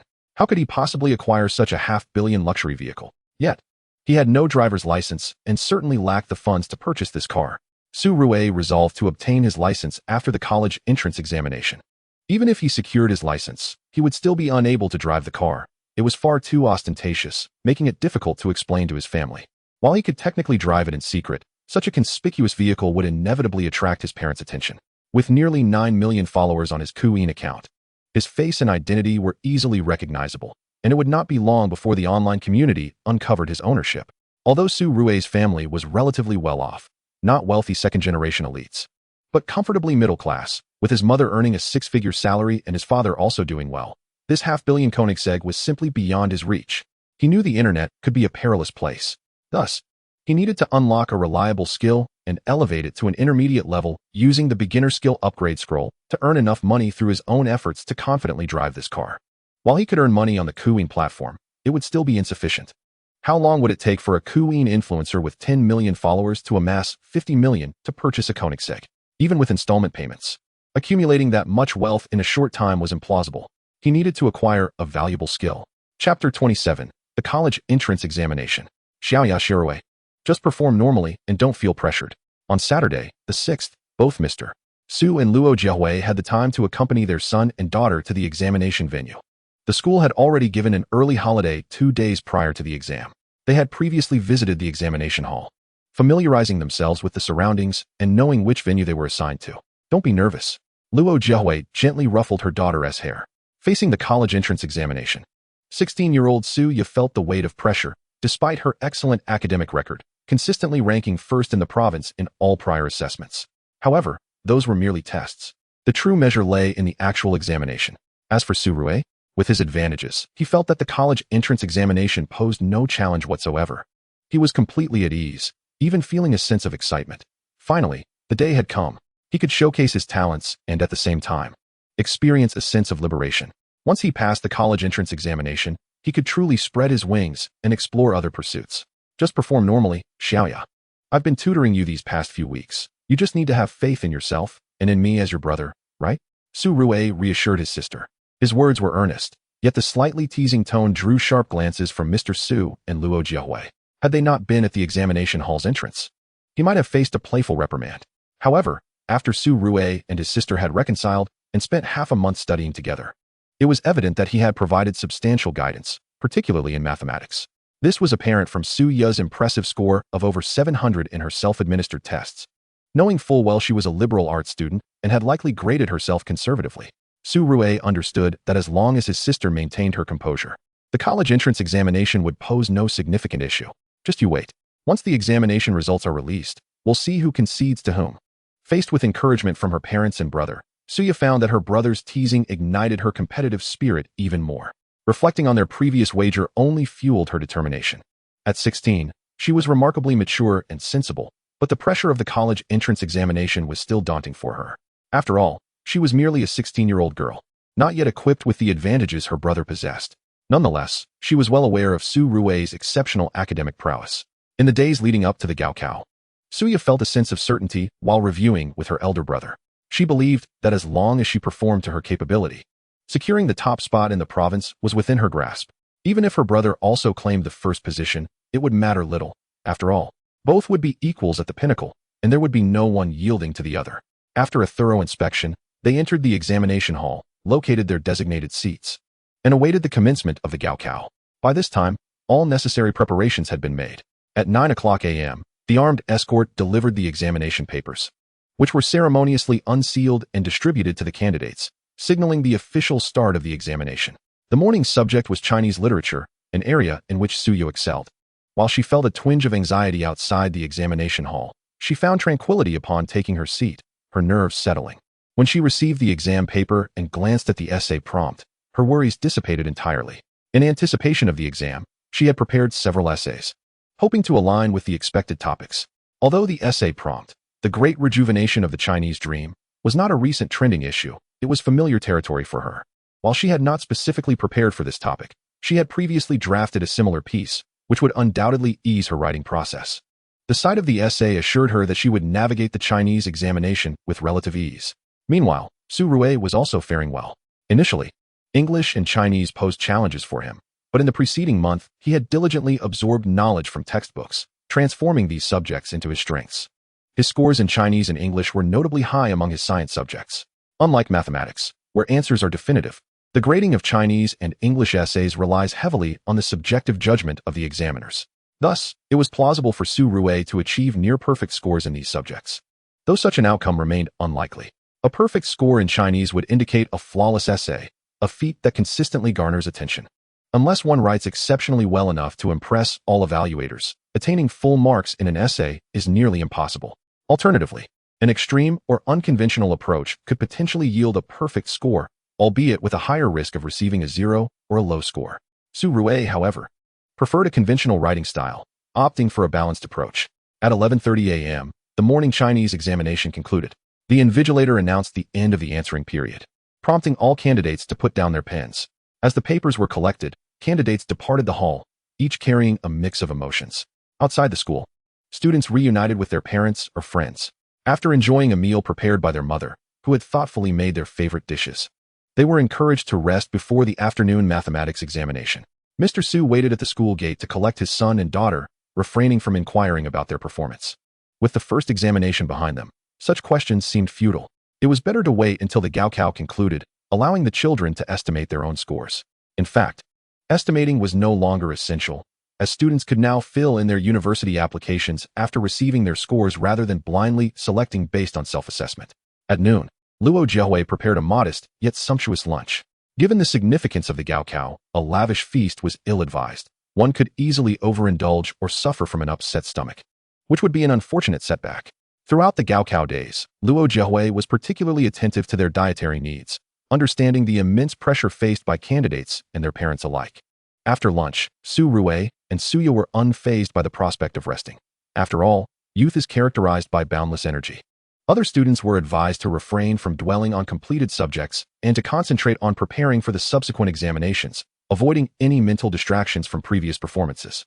However, Su Rui and Suya, confident in their Chinese results, briefly discussed their respective performances. From 3 p.m. to 5 p.m., the mathematics examination took place. Exiting the examination hall marked the conclusion of the day's assessments. How did it go? It seems you performed well. Suya appeared elated as they sat in the car, a gentle smile gracing her face, indicating that even in mathematics, her less favored subject, she had fared decently. Reflecting on her unexpected success, she acknowledged that she had encountered several problems she had previously practiced, crediting her brother for his significant assistance. Though reluctant to admit it, she realized that their study sessions had greatly enhanced her mathematical skills, particularly given Su Rui's diverse problem-solving strategies tailored to her needs. As for the next day's comprehensive science and liberal arts examinations, she felt assured of her ability to excel. The final subject, foreign language, was Suya's forte. Her homeroom teacher, Mr. Lin, taught English, and she served as the class representative for the subject. Su Rui, having diligently studied, had transformed English into one of his strongest subjects. The final foreign language exam commenced with ease, marking the conclusion of the Gaokao. Following this, a long-awaited break of nearly 3 months awaited them, a time to indulge in leisure or engage in various activities while they awaited the announcement of their scores. Chapter 28. Learning to drive. Oh my, crayfish. At last, we can enjoy a lavish feast. Upon entering their home, the tantalizing aroma of spicy and fragrant dishes enveloped them. The dining table was adorned with an array of plates, cold dishes, marinated chicken wings, feet, gizzards, thighs, poached shrimp, ginger scallion crab, garlic clams, and a pot of simmering spicy crayfish. After the Gaokao, they could finally indulge in bold flavors, having abstained from rich foods during the exam period. Su Rui and Suya had long refrained from consuming spicy dishes. Even the dried chili peppers that used to accompany their home-cooked meals had been absent during the past 6 months, let alone the crayfish, which was not only considered unclean but also heavily flavored. Dining out or ordering takeout had been out of the question. Fortunately, their mother, Luo Jiahui, often had leisure time to hone her culinary skills while researching stocks and company performances. Su Rui believed his mother's cooking skills were undoubtedly at a beginner chef level. How about it, Xiao Rui? Would you care for a drink? Su Rui and his sister were seated, eagerly awaiting their meal when Mr. Su emerged from the kitchen with an opened can of beer, the remainder from cooking the crayfish, and inquired if Su Rui wanted some. However, Luo Jiahui, with her hands on her hips and a stern gaze, cast a disapproving look toward Mr. Su. Su Rui chuckled, I think I'll pass. I'm not quite accustomed to that taste, it's rather odd. Though Su Rui had sampled beer before, curiosity piqued by youth, he had never managed to finish a can, unable to endure its peculiar flavor. Luo Jiahui commenced her preparations for dinner at home quite early. By the time Su Rui and Suya returned, most of the meal was nearly ready. Su Rui possessed a rudimentary culinary skill set and decided to check the kitchen to see if there was anything he could assist with. However, little remained to be done. A pot of crayfish was almost ready to be served. You all can start eating, it will be ready shortly.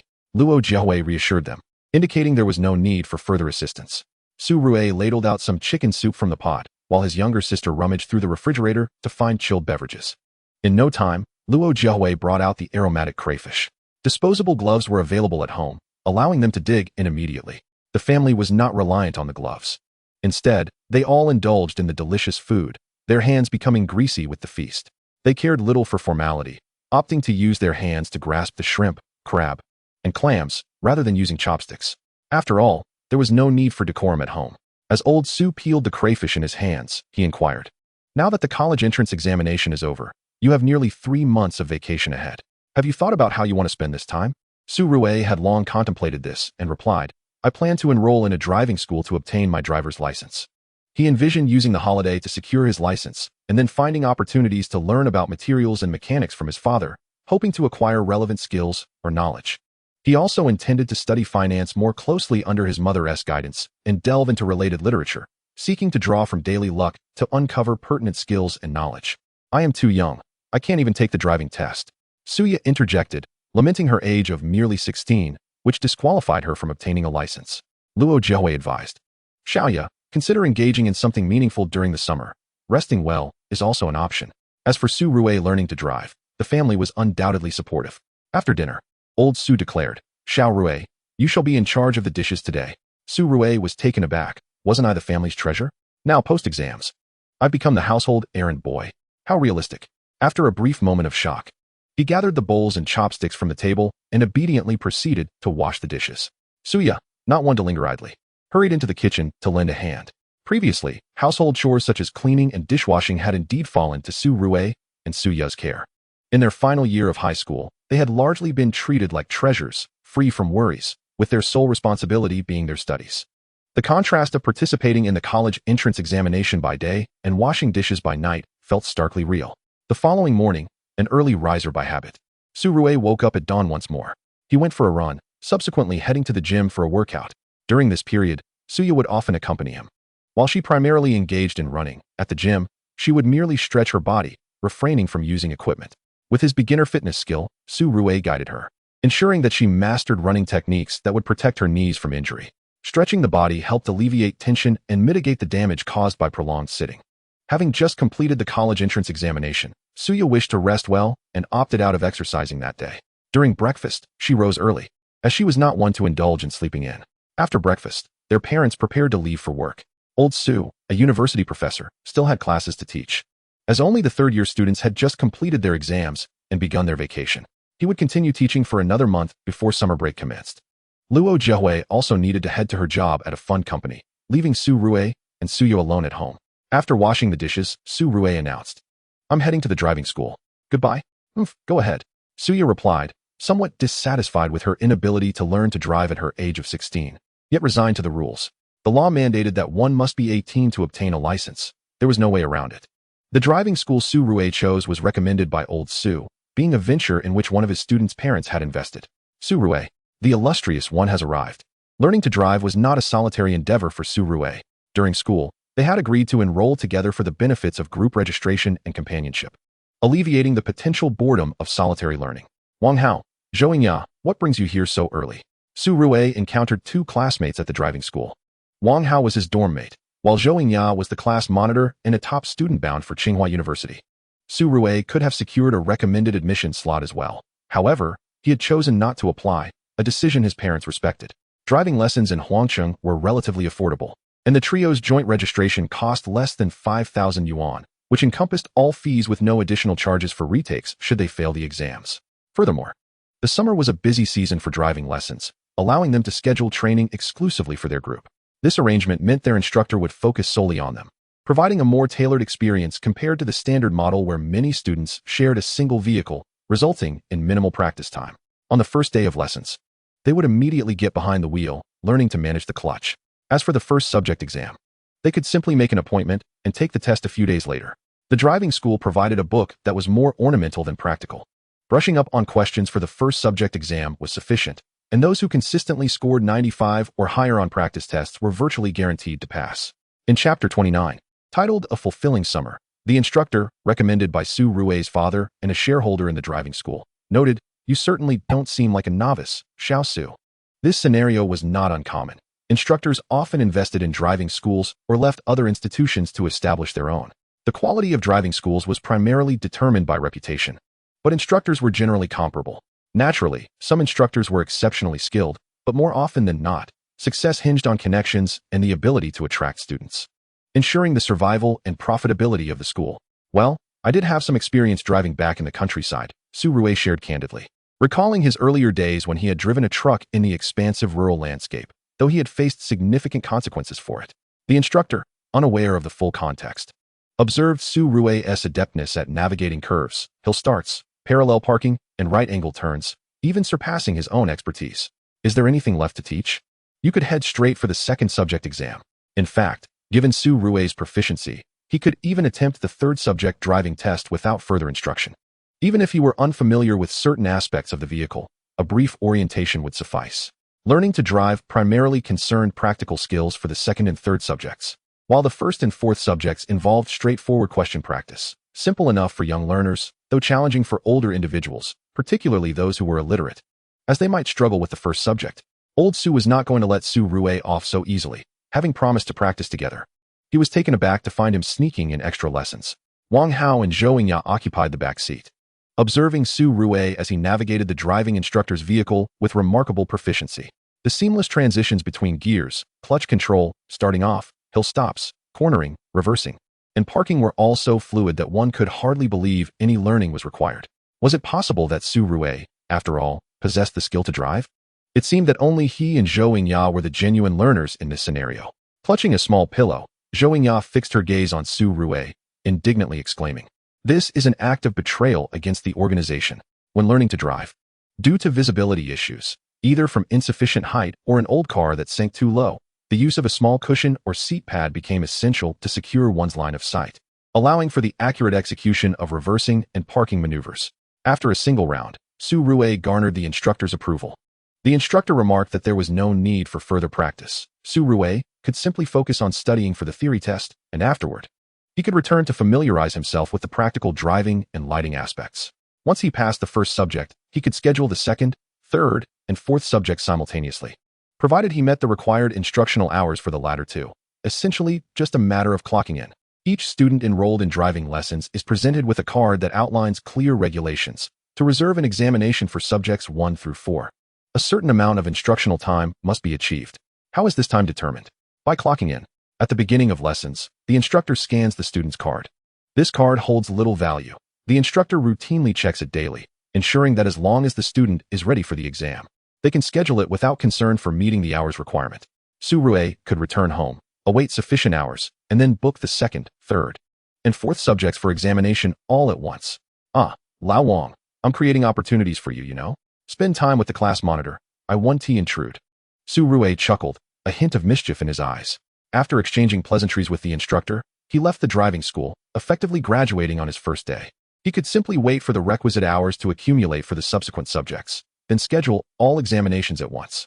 Of course, the first subject would be taken independently. Su Rui, you're being a bit excessive, aren't you? Wang Hao remarked, chuckling awkwardly as he glanced at Zhou Yingya. Zhou Yingya, a somewhat adorably naive girl with a bobbed haircut and a pillow in her embrace, felt a blush creep upon her cheeks due to Su Rui's words. The atmosphere in the back seat grew slightly uncomfortable. The instructor, breaking the silence, inquired, "Who among you will go first?" "The class monitor should go first," Wang Hao insisted, displaying commendable humility. Zhou Yingya, still shy, did not decline, and took her place in the driver's seat, positioning the pillow beneath her for comfort before executing the instructor's guidance. The seatbelt was secured, and she began to familiarize herself with the clutch, gear shift, and handbrake. The instructor, situated in the passenger seat, had access to a brake pedal, alleviating any concerns for novice drivers. So long as the accelerator was not pressed, there would be no significant issues. However, the act of engaging the clutch often led to discomfort. For a girl like Zhou Yingya, after just 2 laps around the practice area, her feet trembled from the effort, necessitating a switch with Wang Hao.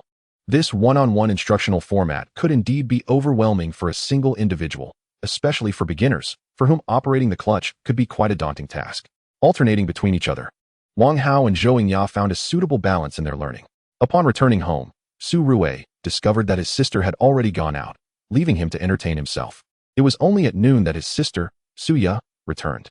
Seizing the opportunity to showcase his burgeoning culinary skills, he prepared braised chicken wings and a side of stir-fried greens, the flavors surprisingly delightful. "Brother, your cooking is quite impressive. By the way, aren't you supposed to be practicing driving?" Suya inquired curiously, having already tasted her brother's culinary prowess before the college entrance examination. She remembered how Su Rui occasionally assisted their mother with simple dishes, all of which turned out well. "I was told by my instructor that I am an extraordinary talent and need not practice. I can simply take the exam," Su Rui replied with an air of confidence. Suya rolled her eyes, dismissing her brother's bravado. Who would want a brother like you? Just take him away, she thought, exasperated by his incessant banter and teasing remarks. As Su Rue cooked, Suya took on the responsibility of washing the dishes, each performing their role with clarity. In the afternoon, Su Rue decided against attending driving lessons, which puzzled Suya, though she did not pry further. She bid her brother farewell and went off to play with her friends. That evening, Su Rue took charge of dinner, and when their parents returned, they sat down to eat without delay, while Suya continued her dishwashing duties. From her conversations with her father, Suya gathered that her brother seemed genuinely capable of driving. When did he learn to drive? She pondered, intrigued but hesitant to ask further.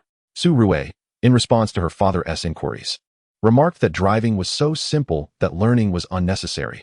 Merely observing others was enough to grasp it. Suya, curious yet skeptical, kept her thoughts to herself. Before learning to drive, the task seemed daunting. However, after mastering it, she realized that it was far easier than anticipated, particularly with automatic vehicles. It felt as though one only needed hands and feet. Just a simple press of the accelerator and brake sufficed. Yet, once behind the wheel of a car worth tens of thousands, the caution exercised was akin to walking on thin ice, fearful of any minor mishaps that could lead to heartache. With little else to occupy his time, Su Rue engaged in discussions with his father about materials and machinery, or sought insights from his mother regarding finance. He sought to broaden his understanding, contemplating which field might be more intriguing for future studies. Both of his parents encouraged his inquiries, providing thoughtful answers to any questions he posed. Su Rue also pursued self-study in these subjects, often consulting his parents for clarity. Daily, he would engage in 10 draws, hoping to uncover relevant skill books, though it was unfortunate that he had yet to obtain any useful skills, as they remained rather rare. Chapter 30, Tianhai Mountain Brother, where did you acquire this inkstone? It looks quite exquisite. On Sunday, Su Rue unveiled the results of his daily 10 draws, which included rice paper, an inkstone, and a brush. He intended to assist his father in creating a traditional landscape painting, a promise made prior to the college entrance examination. Having discussed the subject matter with his father, they had nearly settled on the theme. In this modern age, renowned mountains and rivers could be explored through photographs and videos. Even satellite imagery could offer real-time views. However, merely viewing images or videos felt insufficient compared to first-hand exploration. Moreover, the vicinity of Huangqing was home to numerous scenic mountains, many of which Su Rue had personally visited. Over the past few days, he had pedaled his beloved bicycle to Tianhai Mountain, a site he had frequented countless times. But this time he observed with a more discerning eye. Upon his return, he commenced his painting, utilizing tools acquired from his daily draws, the brush, inkstone, and rice paper. Suya expressed curiosity over the inkstone, recalling that Su Rue had previously purchased ink online, and now he presented a beautifully crafted inkstone. The exquisite slab of Tao inkstone produced by the system is fashioned in the form of a dragon tortoise bearing the Luo shoe. Its design is remarkably intricate, evidently crafted by a master artisan, measuring approximately 20 centimeters in size, with delicate carvings that are particularly striking, especially the dragon tortoise's portrayal. Such auspicious creatures typically exude a sense of mightiness or grandeur. Even smaller representations tend to convey a powerful presence. However, the dragon tortoise on this inkstone radiates an air of refined elegance, imbued with an intellectual charm that is exceptionally captivating. Regrettably, the inkstone bears no inscription, and had it been the work of a renowned artist, it might command an astronomical price. Su Rue is engrossed in painting, while Suya practices her calligraphy. Utilizing the ink from the inkstone, she can distinctly perceive that the ink, painstakingly ground with care, surpasses the quality of commercially bought ink by a considerable margin. The ink flows smoothly, with clarity and finesse, accompanied by a subtle fragrance that is worlds apart from the inferior scent of industrial inks.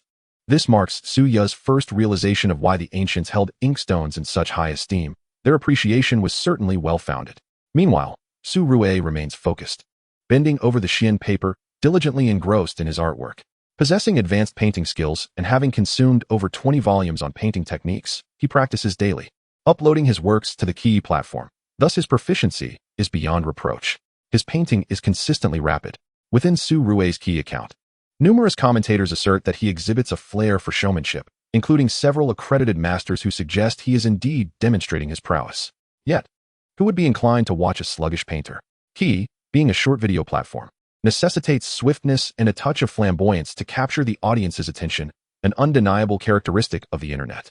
Without sufficient allure, who would pay heed to your work? Nevertheless, when Su Rue is absorbed in his painting, he is entirely serious. At this moment, while his pace is brisk, There is no trace of ostentation. His focus is unwavering. His quickness stems from a well-honed foundation in painting, with advanced painting bestowing upon him decades of experience and mastery across various styles. With a thorough understanding of what the painting should depict, how to structure it, and how to execute it, he envisions the completed work long before he begins. This moment embodies the essence of Zhengzhu Jieshong, having the bamboo in one's heart, aptly describing Su Rui's current state. He completes the painting in one spirited session. And when his sister inquires about the inkstone, he hears her but refrains from distraction. The system-generated Xian paper measures the standard 3-foot full size, approximately 100 by 55 centimeters, not overly large, yet not insignificant. Su Rui dedicates himself to his craft from slightly past 9 in the morning until around 11, culminating in a landscape painting in ink wash. The Tianhai Mountain, revered as the foremost peak of the imperial city, rises majestically, its undulating form reminiscent of a dragon lying across the heavens and the earth, shrouded in mist, with Tianhai Mountain standing out, soaring into the clouds. Upon the painting's completion, despite its monochromatic palette, an imposing grandeur emanates from the work. With intermediate calligraphy, Su Rui inscribes Du Fuzhuangert, gazing at the mountain, on the left side. How does the great Daizong stand? The blue of Qi and Lu is yet unresolved. Creation bestows divine elegance. Yin and Yang delineate dusk and dawn. Clouds billow in my chest, and returning birds pierce the gaze. One must ascend to the pinnacle to behold the smallness of all mountains. Certainly, this poem pertains to Mount Tai, and in Su Rui's painting, Tianhai Mountain embodies that peak of ascendance. Though he has never visited Mount Tai, should fortune allow him the opportunity in the future, he would endeavor to create a portrait of it. Done. This is undoubtedly the most earnest and meticulous piece I have ever painted, Su Rui reflects, nodding in satisfaction.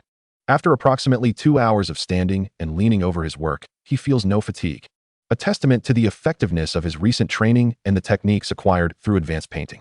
Throughout the lengthy session, his arms and wrists exhibit no signs of strain. Therein lies the artistry. Such techniques, many spend a lifetime attempting to master. This is truly exceptional. Suya must concede, finding the landscape painting to be remarkably beautiful.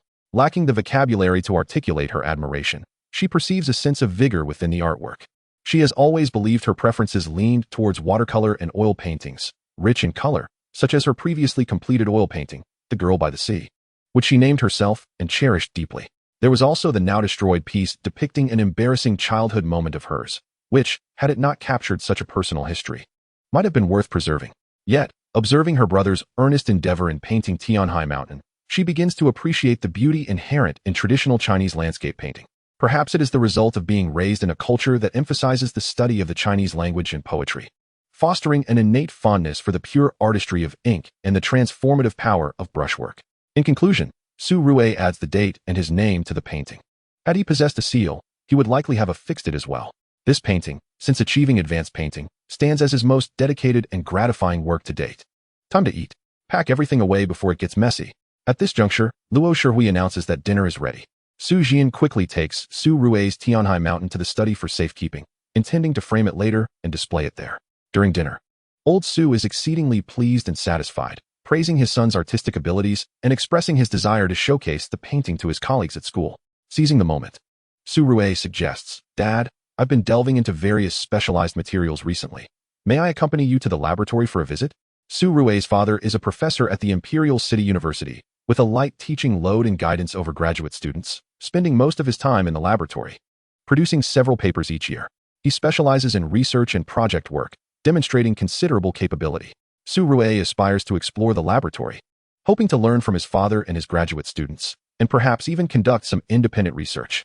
He also wishes to take this opportunity to see if he can draw a skill related to materials science, mechanical automation, or engineering through daily lotteries.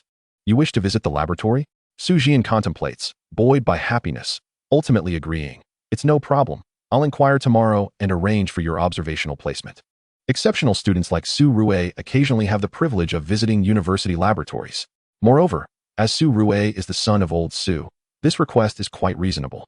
Chapter 31, Elementary Materials Science and Major Discoveries. On Monday, Su Rui is set to visit his father's laboratory, in a formal capacity permitted by the school. In the laboratory, Su Rui will witness an array of advanced equipment. According to Su Jian, the instruments here are not truly cutting-edge, even by domestic standards, let alone international ones. They are merely of above-average quality and functional. Old Su does not spend every day in the laboratory. He delegates many tasks to his graduate students. And Su Rue follows the seniors and juniors, addressing them as such. In any case, the graduate students under Su Zhan were well aware that Su Rue, this charming young man, was the teacher's son, and they never troubled him. They diligently explained any questions Su Rue posed, and even allowed him to tour some experimental equipment. A stroke of luck, Su Rue wandered around his father's laboratory for an entire afternoon, feeling that what he encountered here was vastly more advanced than what he had learned in high school. The knowledge of physics and chemistry he had acquired in high school proved utterly inadequate here, even after devouring dozens of skill books on elementary physics and elementary chemistry. It was evident that he had surpassed the novice level, albeit not yet reaching the intermediate stage. In this environment, his prior learning was of little use. After all, these were graduate-level topics. Had they been at the undergraduate level, Su Rue might have had a rough idea and perhaps could have contributed something. However, when it came to graduate research, Su Rue still fell short. Nevertheless, there was the prospect of a lottery. To visit his father's laboratory today, Su Rue had uploaded a video of his painting, Tianhai Mountain, at dawn, opting not to draw immediately. Instead, he waited until he had meandered through the lab, assisting the senior students for 2 hours. Only after confirming his involvement in materials research did he initiate the lottery. Would he be able to obtain a relevant skill? As for skill books, he had spent the last few days studying independently and consulting his parents, which had yielded books on materials and finance. However, he lacked sufficient skills, as none had yet elevated to elementary skills. Congratulations, you have obtained 10,000 gold coins. Congratulations, you have obtained 10,000 gold coins. Congratulations, you have obtained Materials Science Skill Book X1. Congratulations, you have obtained Materials Science Skill Book X1. Congratulations, you have obtained Chemistry Skill Book X1. Congratulations, you have obtained Elementary Materials Science Skill. Goodness, it has finally arrived. Su Rue felt a surge of excitement. It had been over a week since the college entrance examination, and he had finally unlocked a skill, including the elementary culinary skills he had acquired before the exams. He believed the likelihood of obtaining elementary skills was relatively low. Yet, it wasn't he entirely negligible, right? In any case, he had finally secured elementary materials science. Following the acquisition of this related skill, a torrent of knowledge flooded into his mind. The breadth of this knowledge was immense. Thanks to the system's safeguards, the influx of information caused Su Rue no discomfort whatsoever. The knowledge imparted by elementary materials science was relatively commonplace, slightly more advanced than high school physics and chemistry. Representing a step up, knowledge typically accessible at the undergraduate level. Elementary materials science would only touch upon chemistry to a limited extent. Graduate-level research encompassed material physics and chemistry, which was the very knowledge his father imparted to his graduate students. While assisting in the laboratory earlier, Su Rue's high school education, or even his slightly broader knowledge, proved utterly inadequate. There were too many concepts he did not comprehend. However, after acquiring elementary materials science, he now possessed a general understanding of the topics that had previously eluded him during his assistance. At the very least, he grasped what these senior students were researching and undertaking. With elementary materials science in hand, Su Rue also consumed several materials science skill books. Each skill book offered some enhancement, albeit modest. Thus, Su Rue turned his attention to the backpack. He gazed at the elementary skill upgrade scroll. Should he use it? Su Rue understood that utilizing this scroll would allow him to elevate his elementary skill directly to the intermediate level. An elementary skill equated to a standard level within the industry. Intermediate skills were already considered elite, potentially surpassing even the capabilities of the students his father mentored, at least among the doctoral candidates. After all, advanced skills represented the expertise of individuals with decades of research experience, possibly even exceeding that of Su Rue's father. Intermediate skills were indeed formidable. Perhaps it would be wiser to wait until he could acquire a skill related to finance. Materials science held little value for him at this moment. Su Rue aspired to earn money legitimately to purchase a Koenigsegg, to earn money transparently. Elementary materials science offered Su Rue limited utility, merely indicating that he could select this field of study in university. Even if he utilized the elementary skill upgrade scroll to elevate elementary materials science to intermediate, it would still yield little benefit. Su Rue could not expect to quickly earn money using this skill unless he developed a new material patent and successfully sold it. A patent could fetch millions, even tens of millions, or more. However, how much time would it take to discover and research a new material? Merely applying for an invention patent could take a year or more. Su Rue was more inclined to develop a skill in finance. By using the elementary skill upgrade scroll to elevate his finance-related skills to intermediate, he could earn money in the financial market and clarify the origins of the Koenigsegg. to prove that he possessed the capability to purchase a supercar worth tens of millions. Everyone knew Su Rui's younger brother was exceptional, right? Su Rui, did you really just take the college entrance examination as a high school senior? How is it that you seem to possess more knowledge than I do? You can even repair this equipment? In the laboratory, several graduate students were astonished to discover that the teacher's son, who had initially appeared rather unassuming on his first day, began to shine brightly, offering significant assistance and even contributing innovative ideas. He could even repair malfunctioning research equipment. They had long heard their advisor praise his son's outstanding academic performance, but this was beyond expectations. They were graduate students, yet felt their grasp of knowledge was perhaps inferior to that of Su Rui, this newly minted high school graduate, or perhaps a prospective undergraduate. This was quite understandable, as Su Rui's mastery of elementary materials science encompassed an exceptionally broad scope. Generally, individuals focused on a narrow subfield within a specific domain. Su Rui, however, delved into polymer materials, composite materials, metallic materials, non-metallic materials, biological materials, and more. This was the advantage of elementary materials science, providing him with comprehensive expertise. In this context, he possessed broader and deeper knowledge, often leading to unique insights. Simultaneously, Su Rui's familiarity with the laboratory instruments enabled him to conduct his experiments. As long as he did not damage the equipment, he had already won over the senior students in the lab, even as the teacher's son. Su Rui also discovered that the carbon fiber and special steel materials he had obtained from his previous 10 consecutive draws were currently unavailable on the market. These were two entirely new materials. Moreover, the processing techniques for this bicycle were beyond the capabilities of contemporary technology, not to mention the bearings used in the bicycle, which seemed simple at first glance, represented cutting-edge craftsmanship and materials. The special steel material and processing techniques utilized for these bearings did not exist either domestically or globally. It was undoubtedly a piece of black technology. Otherwise, Su Rui's beloved bicycle could not glide as smoothly and swiftly as it did.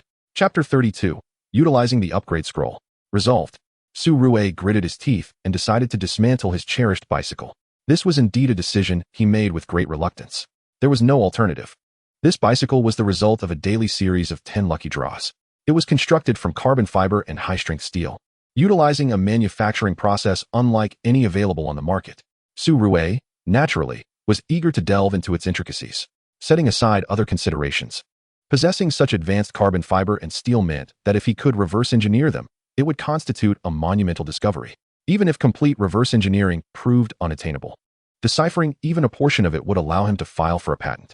With time, he could continue his research, gradually uncovering more of the material's secrets and applying for patents on all of them. Once the patents were secured, he could either license them or produce related products, thus generating considerable profit. According to Su Rui's preliminary assessments, this carbon fiber and high-strength steel bicycle, crafted by the system, utilized exceptionally advanced materials and manufacturing techniques that current technology could not replicate. If he could indeed reverse engineer such high-grade materials, even without achieving full restoration, the patents would still hold significant value. The licensing fees alone could easily cover the cost of a Koenigsegg. While studying the carbon fiber and high-strength steel, Su Rui distinctly felt that his elementary materials science knowledge was insufficient. His gaze fell upon the backpack. Elementary skill upgrade scroll. Use it. There was no need for excessive contemplation. Since he needed it, he would employ it directly. Overthinking would only lead to self-doubt and various excuses. Su Rui was a decisive individual. Recognizing his need for more advanced knowledge in materials science, he chose to proceed with the upgrade. Upon selecting to use the elementary skill upgrade scroll, a prompt appeared. Which skill should be upgraded? Without hesitation, Su Rui chose elementary materials science. Ding. Elementary materials science upgraded. Name: Su Rui.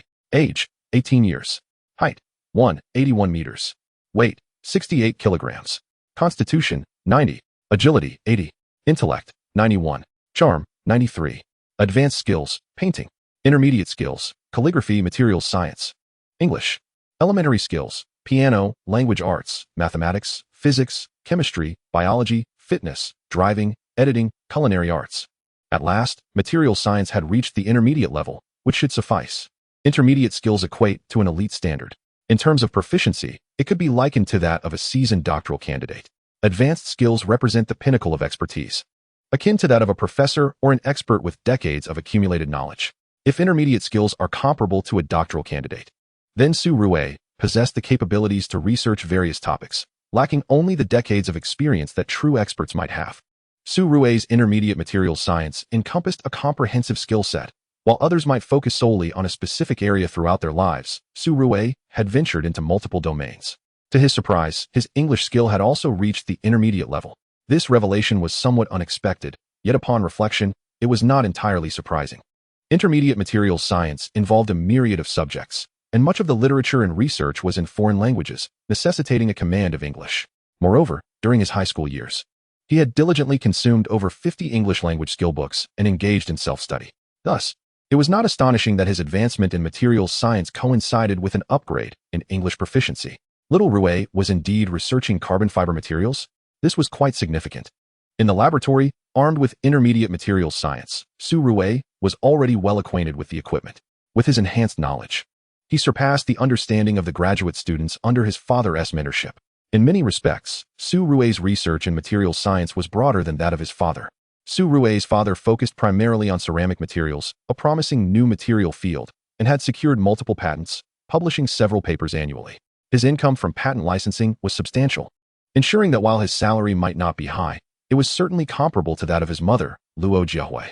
Otherwise, they would not have been able to afford a luxury house in Linjiang. Casually, Su Rui prepared to construct a bicycle. In the laboratory, senior female students often gravitated towards him, which Su Rui found somewhat exasperating. That accursed good looks. It was primarily his striking appearance. At 18, he was undeniably youthful and charming. Furthermore, with his enhanced fitness regimen, his physique was even more robust and radiant, and that charm rating of 93 was no mere decoration. For the countless girls who spent their days in the laboratory, he might as well have been an object of adoration. Fortunately, there were only 2 female students in the lab, and their attractiveness was rather mediocre. Su Rui had no interest in them. The 2 young women understood this well enough, teasing him only occasionally. A few audacious remarks would leave Su Rui blushing, which they found amusing. They were, after all, a bit mischievous. Not only did the girls in the lab exhibit this behavior, but other female students at school also sought opportunities to invite him to the movies. Clearly enticed by his physique, he turned down all invitations without remorse. Su Rui concocted an excuse, stating he was engrossed in researching carbon fiber, intending to build a bicycle. Such scenarios were commonplace in the lab. Many students engaged in projects that piqued their interests, provided they did not overstep boundaries. Moreover, this laboratory was under Su Rui's father's supervision, making his desire to construct a carbon fiber bicycle entirely feasible. Little Rui is impressive. You're still in high school. Yet you seem more accomplished than us graduate students. What have I been learning all these years? One female student lamented, feeling as if her years of study had been in vain. Days later, Su Rui's father discovered that his son was indeed researching carbon fiber. The boy had even leveraged his charm to borrow equipment from other labs, successfully developing some carbon fiber materials and crafting a bicycle. Is this your creation? Don't you already own a carbon fiber bicycle? Su Rui's father was aware that his son possessed such a bicycle, but he had not focused on researching carbon fiber. The bicycle Su Rui had acquired through the system remained at home, and Su Rui's father had not realized there was anything amiss with the materials. Su Rui confidently explained, I disassembled that bicycle. Su Jian paused momentarily, then chuckled without further comment. He was unaware of the cost of the carbon fiber bicycle his son owned, which surely had not been cheap. If his son claimed he dismantled it, then so be it. It was not extravagance. Su Rui's interest in experiments in carbon fiber, coupled with his desire to understand the material by dismantling his own bicycle, was commendable. In raising their children, Su Rui's parents had always prioritized nurturing their interests, never forcing them to pursue specific studies. With Su Rui's fascination for carbon fiber and materials science, they wholeheartedly supported him. What was the harm in disassembling a bicycle? Regardless of the day, dismantling his 4-wheeled vehicle is of little consequence. Su Rui is testing the bicycle he has ingeniously developed. The frame is constructed from carbon fiber, a material inspired by the research on carbon fiber bicycles, while the steel components comprise ordinary stainless steel. Upon weighing the bicycle, Su Rui discovers it is approximately 4 kilograms lighter than comparable models available in the market. Should he replace some of the steel components entirely with carbon fiber, the weight could be further reduced. The individuals in the laboratory assisted in conducting a test, which confirmed that the riding experience on this bicycle is indeed significantly lighter than that of conventional bicycles. Chapter 33. The Struggles of Live Streaming for Hard-Earned Money. During this period, Su Rui has taken time to visit the Vehicle Management Office to take the theoretical examination for Subject 1, for which he had previously made an appointment. After a few days apart, it seems the bond between the two of them has flourished. At the Vehicle Management Office, Su Rui encounters Wang Hao and Zhou Ya, On the first day at the driving school, Su Rui showcased his prowess as an experienced driver, prompting the instructor to send him home. Consequently, Wang Hao and class monitor Zhou Yingya remained at the driving school. It is predictable that their relationship has blossomed over this duration. During the Subject 1 examination, Su Rui observes these two, astonishingly sipping milk tea while holding hands. "Su Rui, you're here too," Zhou Yingya exclaims upon spotting him, hastily releasing Wang Hao's hand, not out of fear of misunderstandings, but rather from a sense of shyness and embarrassment, akin to being caught in the act. Su Rui gazes at Zhou Yingya and comes to a realization. Being in a romantic relationship truly makes one act foolishly. They had the opportunity to enroll together in the driving school, with their Subject 1 examination scheduled on the same day. Of course, one could request the instructor for additional time to familiarize oneself with the Subject 1 questions, but the appointment timing remains at their discretion. For young individuals, mastering the Subject 1 questions within 2 to 3 days can easily yield scores exceeding 90, allowing them to sit for the examination. As long as the attendance requirement is met, they can proceed to take the exam. Here is some tea for the big shot. Wang Hao seems utterly unconcerned, as he and Zhou Yingya began dating after their college entrance examinations, largely thanks to Su Rui. On the very first day of driving school registration, it was indeed just Wang Hao and Zhou Yingya who remained to practice driving. For Subject 2, they took turns mastering the clutch. Eventually, as both progressed adequately, the instructor ceased to supervise from the passenger seat, allowing them to practice independently. When Zhou Yingya operated the clutch, Wang Hao observed from the passenger seat. When Wang Hao operated the clutch, Zhou Yingya kept watch from the passenger seat. The passenger seat is equipped with a brake pedal to prevent any mishaps, necessitating someone to monitor the situation. In emergencies, the passenger can also assist by applying the brakes. Both are high school classmates.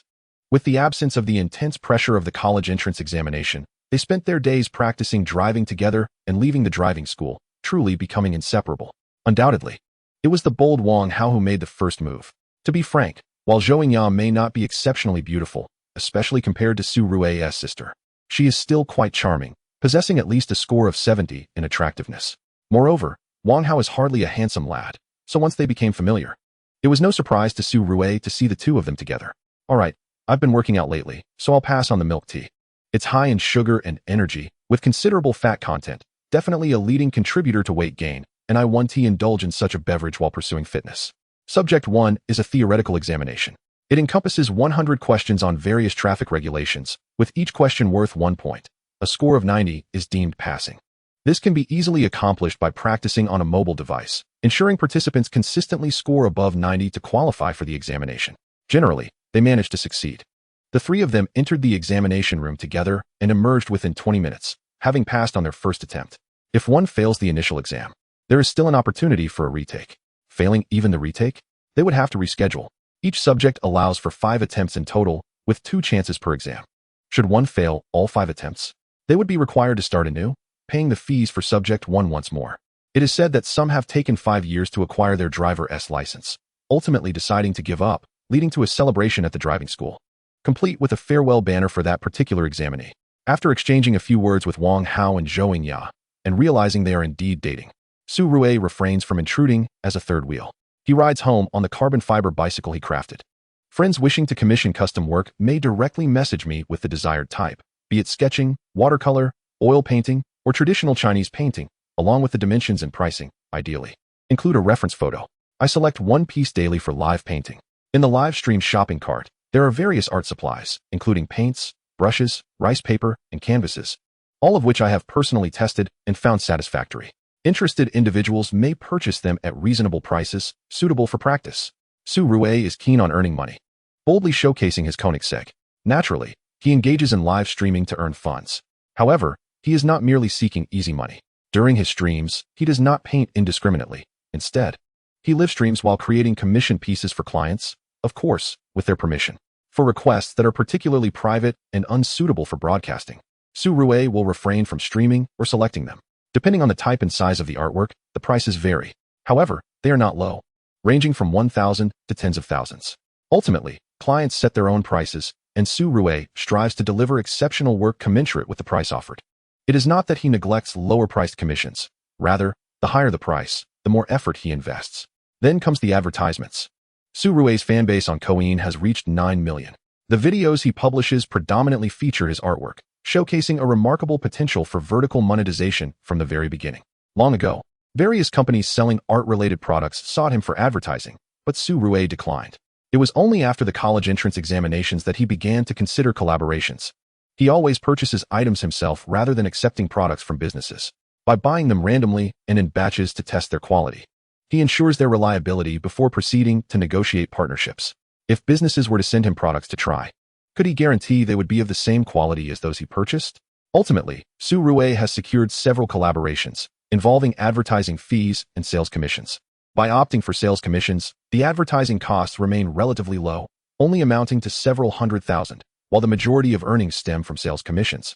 Depending on Su Rui's promotional capabilities, his laid-back approach to marketing has surprisingly yielded commendable sales figures, primarily due to his impressive abilities and substantial fan base. Additionally, he has released tutorial videos on sketching, oil painting, watercolor, and traditional Chinese painting. Many beginners, inspired by these tutorials, are eager to try their hand at art. The products he sells have all been personally tested, are reasonably priced, and offer excellent value for money, resulting in decent sales figures. Beyond this, he also receives tips during his live streams. Most of Su Rui's artwork is custom commissioned, and occasionally he receives tips from clients while streaming. Of course, there are also tips from other users, the motives of whom remain uncertain. Perhaps it's due to Su Rui's good looks. Regardless, the tips vary in amount. In a month, when all is totaled, he surprisingly earns $100,000. No wonder so many aspire to become internet celebrities. In truth, this phenomenon is also related to positioning, isn't it? Su Rui initially engaged in live-streamed painting, which facilitated a relatively straightforward monetization of his audience and fanbase through the sale of art-related products. In contrast, those who focused on comedic videos found it significantly more challenging to generate revenue. For instance, Suya, who shared makeup tips, including how to style a perfect bun, achieved unexpected popularity, which seemed utterly absurd. Suya's monetization was considerably easier, as she could market various women's apparel, cosmetics, accessories, and bags. Interestingly, Su Rui's influence contributed to a notable increase in Suya's presence on platforms like Queen. The oil painting titled The Girl by the Sea, which portrayed Suya, garnered admiration from many who hailed her as a goddess. Suya's Queen following surpassed 1.5 million. If she were to fully capitalize on this, her ability to generate income would likely eclipse that of Su Rui. The capacity to monetize is indeed linked to one's initial positioning.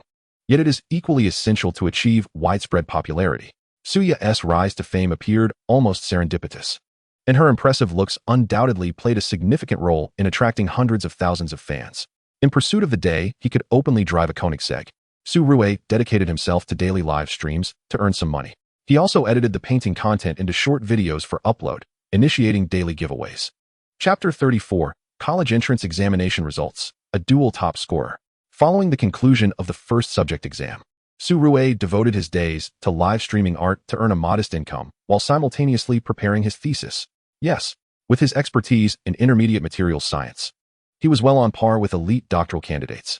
Although he had temporarily shelved his research on carbon fiber materials, he had successfully replicated a novel carbon fiber material based on the bicycle materials generated by the system. With this research accomplishment, he aimed to prepare a related thesis and apply for relevant patents. It was imperative to finalize the thesis first, based on an array of experimental data. He would then submit the patent application before continuing with further research. Otherwise, if he advanced his research without publishing the prior papers or securing patents, he risked unnecessary complications from potential discoveries by others. Thus, he resolved to pause and focus on completing the thesis and securing the patent. By establishing a foothold with the patent, he could subsequently enhance his research endeavors and fortify the patent barrier. Acquiring all related patents would significantly mitigate risks. However, drafting the thesis posed a challenge for Su Rui, as he was not entirely familiar with intermediate materials science, necessitating several days to finalize it. Curiously, it seemed that the college entrance examination results were to be announced today. On the night of June 22nd, precisely at midnight on June 23rd, the results would be accessible. Websites, phone lines, and messaging services were all available for inquiries, eliminating the previous issues of busy signals or website crashes. Thanks to modern technology, such inconveniences were now a thing of the past. With their phones in hand, Su Rui and Suya, along with their parents, Su Jian and Luo Jiahui, stayed up late into the night to check the examination results of their son and daughter. At the stroke of midnight, Su Rui and Suya, alongside their parents, retrieved their phones and opened the official messaging platform to check the results. One entered their son's candidate number, examination number, and ID number. The other entered their daughter's details. Upon clicking to retrieve the results, the scores appeared before their eyes. Name: Suya. Candidate number: 20XX. Subjects: Chinese, 139 mathematics, 138 foreign language, 141 liberal arts comprehensive, 292 policy bonus, 0 total score, 710 provincial ranking. 1. Suya achieved a remarkable score of 710, securing the top position in the province. Luo Jiahui, gazing at the score displayed on her phone, felt a surge of excitement despite her wealth of resources. Knowing her daughter had performed exceptionally well, she handed her phone to Suya to show her results. Suya, upon receiving her mother's phone and seeing her own score, was equally thrilled. This is fantastic. I'm first in the province. Attaining the top provincial score indicated that regardless of how well her brother performed, she need not worry about falling behind.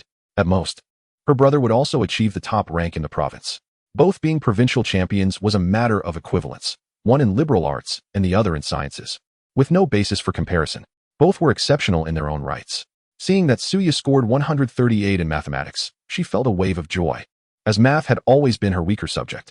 Achieving 138 points in the exam was largely due to her brother's assistance during her revisions, which had been immensely beneficial. At that moment, Luo Jiahui also turned her attention to her son's scores. Suya leaned in closer to her father, peering at his phone, while Su Jian also reviewed Su Rui's examination results. Name: Su Rui. Candidate number: 20XX. Subjects: Chinese, 143 mathematics, 150 foreign language, 148 science comprehensive, 300 policy bonus, 0 total score, 741 provincial ranking. 1. Is it possible? 741. Suya exclaimed, covering her mouth in astonishment, her eyes wide and adorable, displaying a touch of innocence. Even though scoring in the sciences is often perceived as more straightforward, this score was truly remarkable. Last year, the top scorer in the science category from the Yanjiao region had achieved 722 points. Su Rui surpassed last year's provincial top scorer by 19 points. And without any policy bonuses, this was an unadulterated score. Over the past month, Su Rui had diligently strengthened his skills in both Chinese and English, leaving him with almost no weaknesses, akin to a versatile warrior. In the previous class assessment, he had already scored over 730 points. In the days that followed, Su Rui also developed skill books for Chinese, English, and several other subjects. Thus, a score of 741 did not come as a surprise to him. However, the fact that both of their children were provincial champions was truly a cause for celebration. Su Jian beamed with joy upon seeing his son's results, delighted to learn that Suya was also the first in the province. This meant that his son had secured the provincial top score in the sciences while his daughter had attained the same in the liberal arts. Wonderful, wonderful. Little Rui and Little Ya, your outstanding performance in the college entrance examination deserves a reward. Just tell your father what you wish for, and it shall be yours. Old Su was genuinely elated. As a university professor, he usually maintained a composed demeanor. However, this occasion called for unrestrained joy. To have two provincial champions emerge from one household was a matter of immense pride, akin to glorifying one's lineage, both the literary and martial champions in the family. Is there anything you wish to buy? Su Rui shook his head, indicating he had nothing in particular in mind. Suya felt similarly, anything she desired. She could purchase with her own money, as she considered herself a little wealthy. Just then, the phones of Su Rui, Suya, Su Jian, and Luo Jiahui began to ring in succession. There were calls and various notifications. Simultaneously, the entire Huangqing No. 1 high school, where Su Rui was in Class 8 of the senior year, and Suya's Class 2 of the senior year, erupted in excitement. Oh my! Teacher Su is truly remarkable, isn't he? A staggering score of 741? Goodness, this is absolutely extraordinary. The prodigious Rui Shen certainly lives up to his reputation as an eternal deity. I heard from a female student in Class 2 that Rui Shen intentionally downplayed his previous test scores to support his younger sister. Initially, I thought it was a jest, but now it seems undeniable. This is indeed a testament to a brother's love for his sister. Are you suggesting that Rui Shen is a bone collector? Are you implying he has a sister complex? I just learned from the Class 2 group chat that Suya's score has been revealed as well, 710 in the humanities. My heavens, have these siblings abducted the star of literature? Teacher Su is the provincial science champion. Suya is the provincial humanities champion. Have the siblings claimed all the academic laurels in the Yanjiao region? In the same examination cycle, a single family has produced two top scores. This is unprecedented. It's not merely the students who are astonished. The teachers are equally flabbergasted. In the dead of night, all the teachers from the senior year were awake, eagerly awaiting the announcement of Su Rui and Su Ya's results.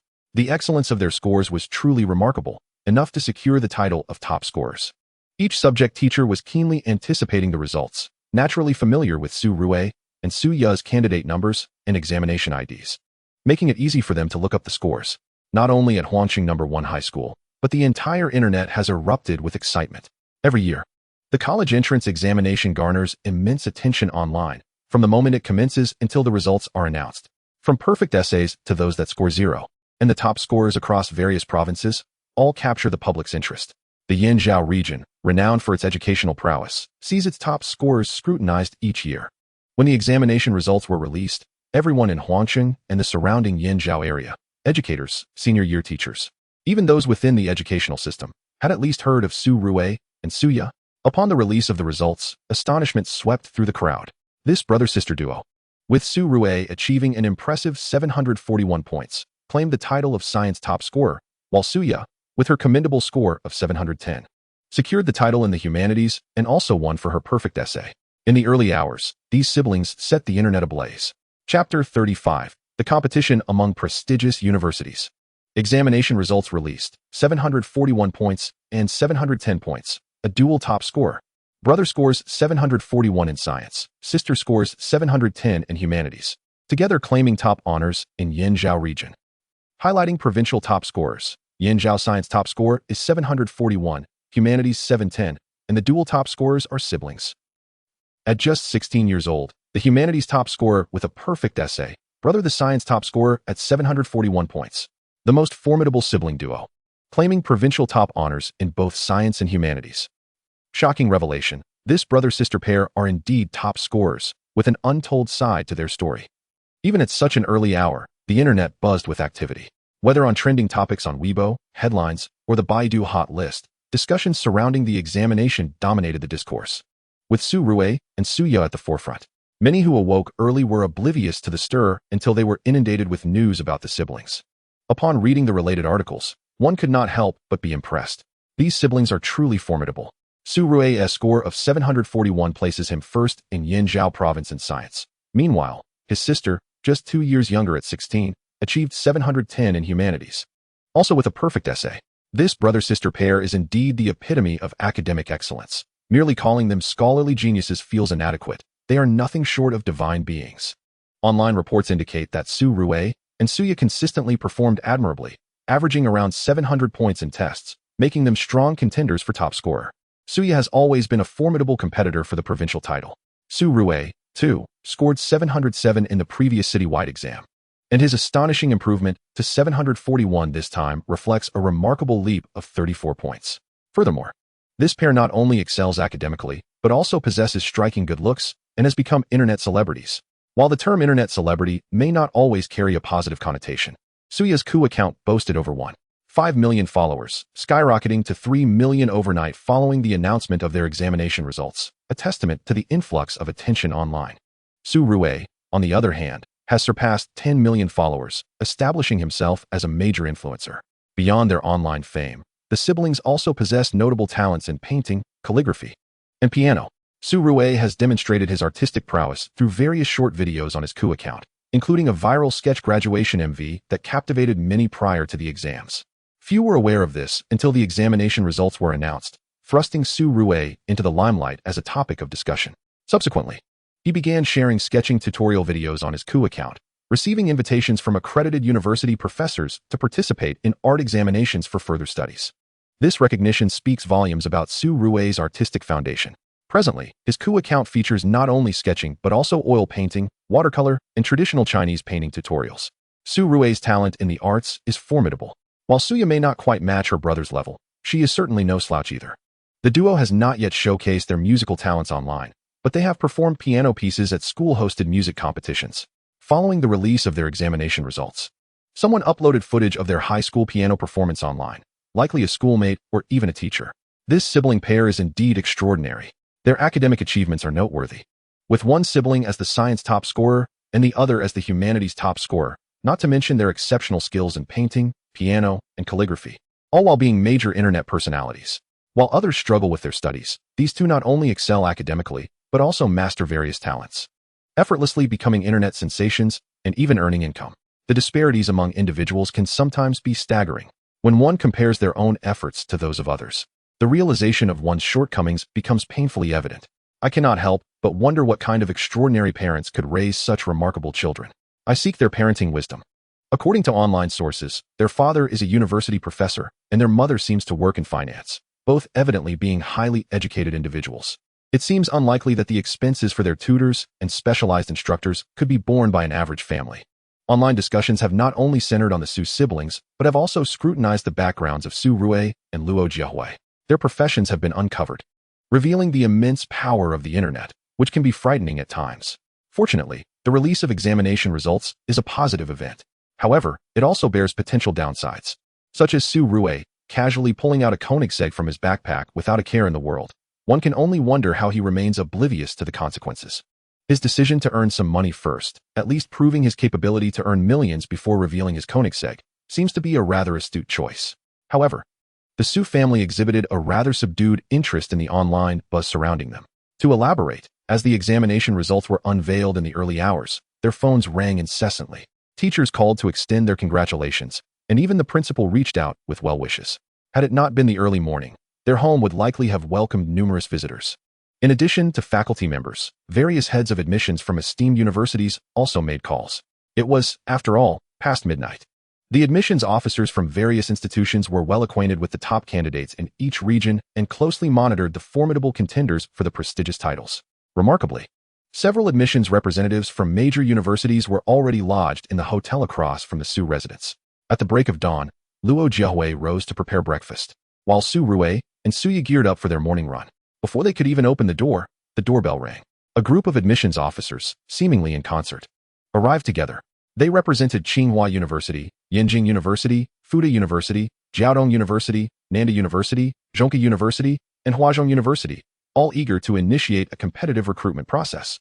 Coincidentally, the top scorers in both the arts and sciences from the Yanzhou region were under the same roof, simplifying matters significantly for the universities involved. Apologies for the intrusion, Mr. Su and Ms. Luo. I am the admissions head from Tsinghua University. First and foremost, allow me to congratulate you on raising such exemplary children, and to the students for their outstanding achievements. I extend an invitation from Tsinghua University, which is renowned for its excellence in both the arts and sciences across the nation. Oldly, perhaps you should maintain a bit more humility. Does Yenjing University not value its reputation? Speaking of which, in the fields of chemistry, physics, mechanics, and nuclear sciences, we at Zhongke University find ourselves in strong contention. Su Rui, you are most welcome to join us. Scholarships and various incentives are certainly not an issue, and you are free to choose your major.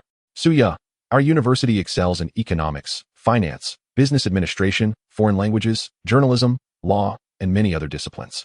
You might want to ponder this opportunity.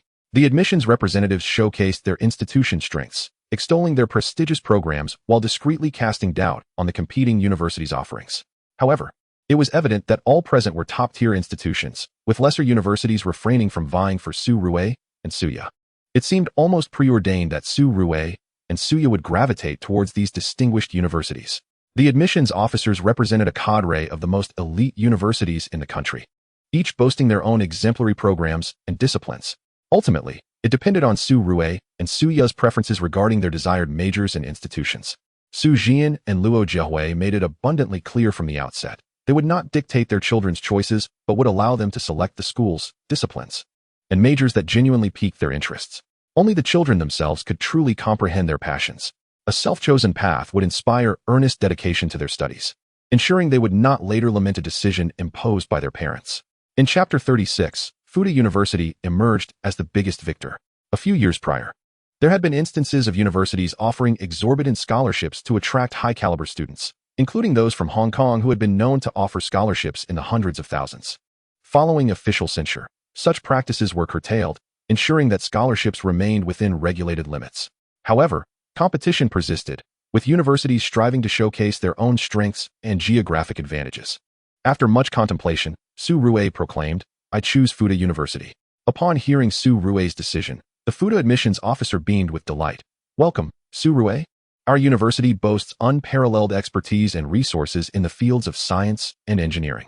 Our mathematics program has a rich history spanning over 60 years and is renowned worldwide. We were among the first to establish comprehensive doctoral programs in mathematics, consistently ranking among the top 3 in disciplinary assessments. Our strengths encompass physics, data science, materials science, biotechnology, and various other fields, many of which rank among the best in the country. Our scientific and technological disciplines are nationally recognized and are at the forefront of global standards. Indeed, Fuda University excels not only in the sciences but also in the humanities. Consequently, the admissions officer promptly began to persuade Suya. Suya, your brother has chosen Fuda. I think you should consider it too. It would be a remarkable achievement for both of you to attend the same institution. Our humanities and social sciences programs are either at the top or exceptionally rated. Our medical programs are equally distinguished, and you have the liberty to select from any major. This year, Fuda's admission scores in the Yanzhou region were 690 for sciences and 668 for arts. Su Rue exceeded the cutoff by 51 points, while Suya surpassed it by 42 points. As the top scorers in their respective fields, they could choose freely from any program. I shall also choose Fuda, Suya declared, though it remained unclear whether her decision stemmed from her own volition or the persuasive influence of the admissions officer. Upon Su Rue's selection of Fuda, Suya followed suit, prompting an incredulous expression from her brother. Do not jest. Choose a university and major with serious consideration. This is no trivial matter. Previously, Suya had expressed her desire to attend the same university as her brother, pursuing the same major, even sharing a classroom, as Su Rue's younger sister by 2 years. If her grades surpassed his, public perception would likely favor her intellect. Such conversations had been light-hearted banter. Yet, with Su Rue's scores now comparable to hers, Suya still opted for Fuda. I am choosing Fuda. I am only 16, and by selecting the same university as you, you must look out for me. Moreover, I have researched thoroughly, and Fuda's economic management program is notably impressive. Indeed, Fuda's economics discipline has consistently excelled, surpassing that of other institutions. Business administration remains a highly sought-after program, with 5 of its projects receiving top-tier evaluations. At this juncture, representatives from other universities could no longer contain themselves. 2 top scorers? Are you seriously attempting to claim both for Fuda? Suya, our economics program at Yenjing University exceeds that of Fuda. While they have 5 projects rated A, we boast 7, placing us at the forefront. Suya, when it comes to economics, Tsinghua University undoubtedly holds an indisputable advantage. Jiaodong University also has a commendable reputation in economic studies. Indeed, each university had its own strengths in various disciplines. Following her examinations, Suya had diligently researched numerous institutions and was well informed about their offerings. Her choice of Fuda was not made lightly. Primarily, Fuda's location in Shanghai, a global economic hub, facilitates international connectivity, promoting a distinctly global perspective. Furthermore, Fuda has cultivated a unique ethos over decades of evolution, freedom. Many who mention Fuda first perceive it as a bastion of freedom, albeit with a hint of frivolity. This has nearly become the second motto of Fuda University. In truth, Fuda's remarkable freedom stems from decades of reform and the continuous exploration of retained principles. This is also the reason why Su Rue chose Fuda. Unlike other universities at Fuda, as long as one possesses sufficient time and energy, it is theoretically possible to study all majors and courses available. The prerequisites are merely time, energy, and financial resources. If one doesn't need to worry about graduating or earning a living and is solely focused on learning, mastering all disciplines within decades remains an unattainable feat, however. It highlights that at Fuda, one enjoys a considerable degree of freedom in selecting fields of interest to pursue. Su Rue possesses a system that allows him to draw skills daily, enabling him to acquire various skill books and skills, even skill upgrade scrolls. This ensures that he will excel in numerous areas, having already mastered intermediate materials science, basic physics, chemistry, biology, and mathematics, among others, with the potential to acquire even more skills in the future. At Fuda, he can choose to study majors related to these skills. This was precisely why, after researching various universities' post-college entrance examination, Su Rue, upon discovering Fuda's liberating environment, did not even consider other institutions and defaulted to Fuda. As for Suya, she also explored several universities after her examination.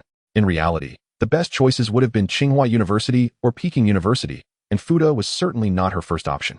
However, her brother's decision to attend Fuda influenced her, especially given the university's strong reputation in economics, which is indeed comparable to that of Peking University and Tsinghua University. After Su Rue chose Fuda, Suya contemplated it further and ultimately decided to follow in her brother's footsteps. Welcome, Suya and Su Rue, to Fuda University. I assure you that you will not regret your decision.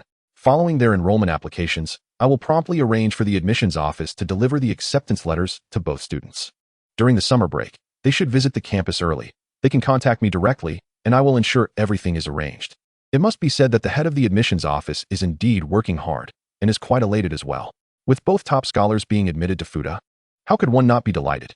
Currently, the siblings Su Rui and Su Ya's achievement as top scholars continues to garner significant attention online.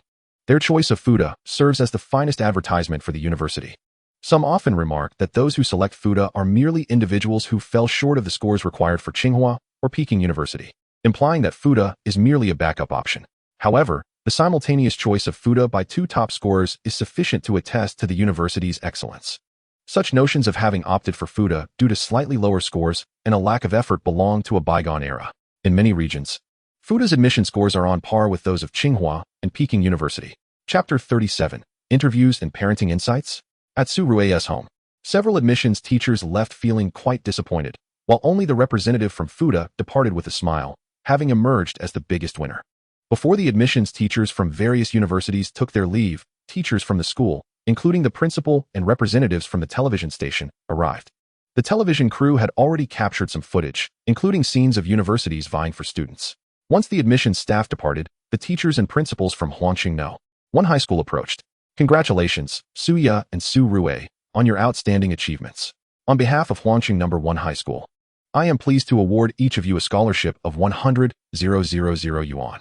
At Huangqing No. 1 High School, both Su Rui and Su Ya receive scholarships annually, with their tuition fully waived. Unlike ordinary students who incur expenses, the Su siblings actually earn money while studying. The annual scholarship alone amounts to tens of thousands.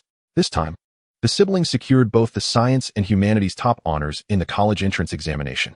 The principal rewarded each student with a scholarship of 100,000 yuan, which, while not exorbitant, is certainly not insignificant. In truth, the scholarship serves as an enhanced accolade rather than direct cash. Following the award presentation, everyone settled down as reporters began filming and conducting interviews. Fortunately, Su Rui's home is spacious enough to comfortably accommodate a dozen individuals. Su Rui and Su Ya have consistently been outstanding students at our school, consistently ranking at the top. Achieving such remarkable results was, indeed, within our expectations. I have mentored Su Ya for 3 years, and her performance has remained stable, consistently scoring above 650 in multiple assessments. Therefore, her becoming the top scorer is hardly surprising. I would like to ask Teacher Hong about the rumors that Su Rui has been holding back during school tests. Is there any truth to that? Su Rui's test scores have been around 700. But in the final assessment before the college entrance examination, he experienced a remarkable surge of nearly 30 points. Astonishing all of us subject teachers. Perhaps he truly was holding back before. Su Ya's homeroom teacher, Teacher Lin, expressed great fondness for her, proudly stating that Su Ya is indeed her pride. As for Su Rui, Teacher Hong possesses an in-depth understanding of him. However, the significant improvement in Su Rui's scores before the examination was truly remarkable, achieving an astonishing score of 741 in the college entrance examination. This was an unadjusted score with no additional policy bonuses. The rumors of Su Rui's previous restraint originated from Class 2, where Su Ya is enrolled. The source of this rumor was, in fact, Su Ya herself. Su Rui had casually mentioned to his sister, "I always let you win." Subsequently, with the aid of his daily skill draws, his academic performance improved dramatically, his grades soared, and his artistic talents flourished. Although Su Ya verbally denies that her brother ever let her win, she secretly believes that he did, at least to some extent, for her sake. To her surprise, this matter spread throughout Class 2, reaching even Su Rui's Class 8. The siblings' simultaneous achievement as the top scorers in both science and humanities in the province of Yanzhou has caused quite a stir. The notion that Su Rui had previously held back during assessments made its way onto the internet. Even reporters were aware of it. One cannot deny the media's curiosity. Sitting in his chair, Su Rui chuckled, saying, "It's not that I was holding back. It's just that previous tests weren't particularly significant, so I would write casually. The college entrance examination is a crucial assessment in life, so of course, I took it seriously. During the lead-up to the exam, I put in significant effort to review, which enabled me to achieve such excellent results." Upon hearing Su Rui's humble response, everyone fell silent for a moment, particularly the questioning reporter, who appeared momentarily taken aback. Is this truly how one speaks? Previous tests were not significant, so you just wrote carelessly? You casually scored around 700 points? Because the college entrance examination is important. You only studied earnestly as it approached? You effortlessly achieved an astonishing score of 741? Are you suggesting that a mere 10 days of cramming sufficed for such a score? This is quite a mindset to navigate. However, the journalist did not delve deeper into the matter. He remarked, "I have heard that you possess remarkable painting skills.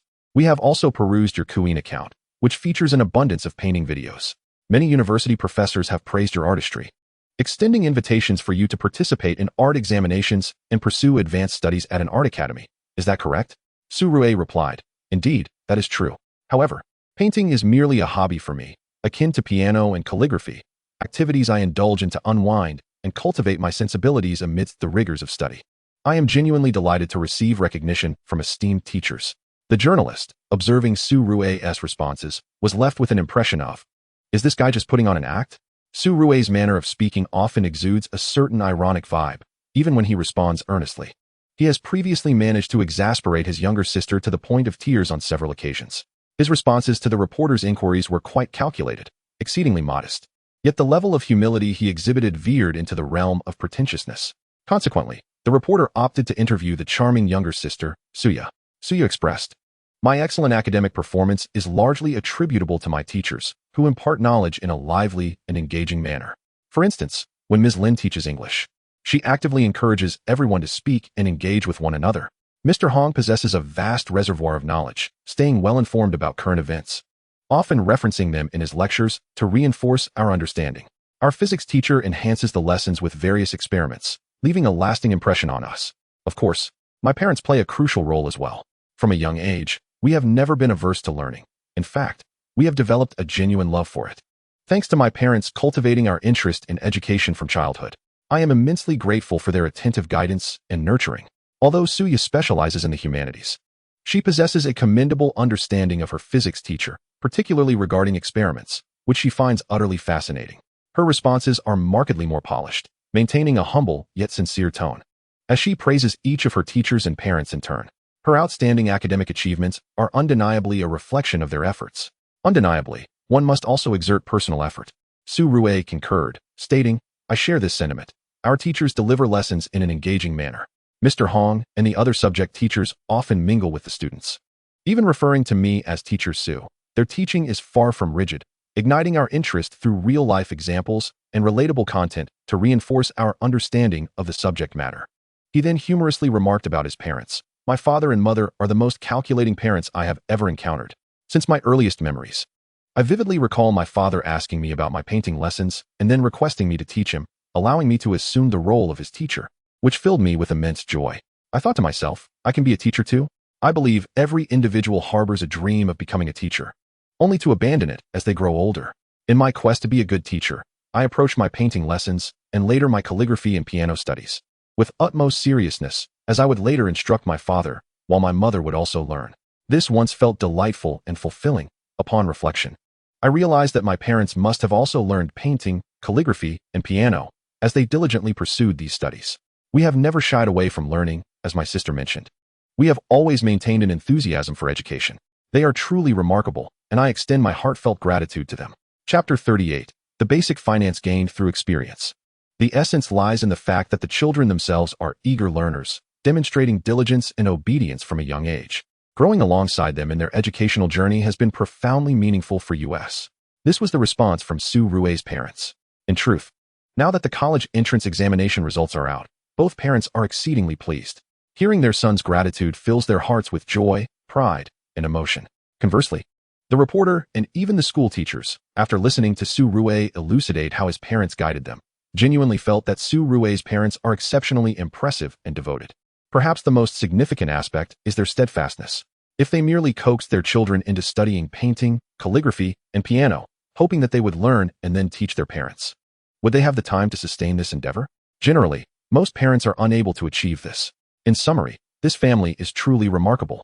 It was not until after 10 o'clock that Surue's family bid farewell to all their guests. Online, news regarding Surue and Suya's simultaneous choice of Fuda University has been disseminated, garnering considerable attention. No one anticipated that this pair of dual champions would forego Tsinghua and Peking University, opting instead for Fuda University simultaneously. While Fuda is indeed a top-tier institution in the country, it is widely perceived that Tsinghua and Peking University are the pinnacle of academic achievement. Fuda is certainly commendable, yet choosing it when Tsinghua and Peking University are options leaves many perplexed. Netizens, however, express that this is their personal choice and there is little to debate. Presently, it is impossible to entice students with scholarships, college entrance examination scores are not accessible to universities beforehand, being uniformly released after the exams. Moreover, universities cannot engage with students prior to this. Under such circumstances, students' choices of universities stem from their own contemplation and preferences. The siblings opted for the university and major that resonated with them, asserting their autonomy in the college selection process, with others merely offering a modicum of advice. Ultimately, the decision rests with the children. Su Rui's parents have excelled in this regard, ensuring that everything is determined by the siblings themselves. As subsequent interviews and related videos were broadcast on television in Huangqing City, as well as on platforms such as Weibo and Douyin, Su Rui earned titles such as the most handsome college entrance examination champion, examination guru, and academic deity. Su Ya, in turn, was acclaimed by netizens as the most beautiful college entrance examination champion. The Su family possesses striking features, a fact that is readily apparent, especially during Su Rui's interview, where he articulated how he and his sister developed their learning interests under their parents' guidance. His parents garnered a plethora of commendations. Such extraordinary parents. If only I could have a dozen of them. My goodness, parents like these are truly exceptional. When children return from school and extracurricular activities, allowing them to assume the role of teacher not only reinforces their learning, but also nurtures their interest in education. Such parents are rare. I too wish for parents of this caliber. The remarkable attractiveness of these parents is undeniable, which explains the exceptional looks of Su Ya and Su Rui. Su Rui has been learning to paint since childhood. A decade of dedication has cultivated his artistic prowess. To those who criticize, I challenge you to maintain your commitment for 10 years before making judgments. These parents are indeed impressive, and crucially, they genuinely engage in learning themselves rather than merely encouraging their children, a feat that many fail to achieve. Learning painting? Learning piano? Returning to teach their parents? One must consider the necessity of acquiring various art supplies, having a piano, hiring tutors, and parents dedicating ample time. Such scenarios are beyond the reach of most families. According to available information, Su Rui and Su Ya's father is a university professor, inherently understanding the nuances of education. Their mother works in the finance sector, and the decor of their living room suggests a level of affluence beyond the average person's means. Were I to have such parents, with their extraordinary looks and wealth, how splendid that would be. Su Rui and Su Ya, the sibling duo, each secured the top ranks in their respective provincial science and humanities college entrance examinations. A piece of news that dominated headlines for several days before being overshadowed by a celebrity's infidelity scandal. During this period, their home was bustling with visitors and interviewers, many of whom were turned away due to the repetitiveness of their inquiries, which had become exceedingly tedious. To celebrate their accomplishments, Mr. Su and Luo Jiahui hosted a gathering for their teachers and close friends over the weekend, a traditional affair, indeed. Their grandparents also came to join in the festivities, beaming with pride at their grandchildren's remarkable achievements. Both of them are top scorers in the college entrance exams, standing out among millions.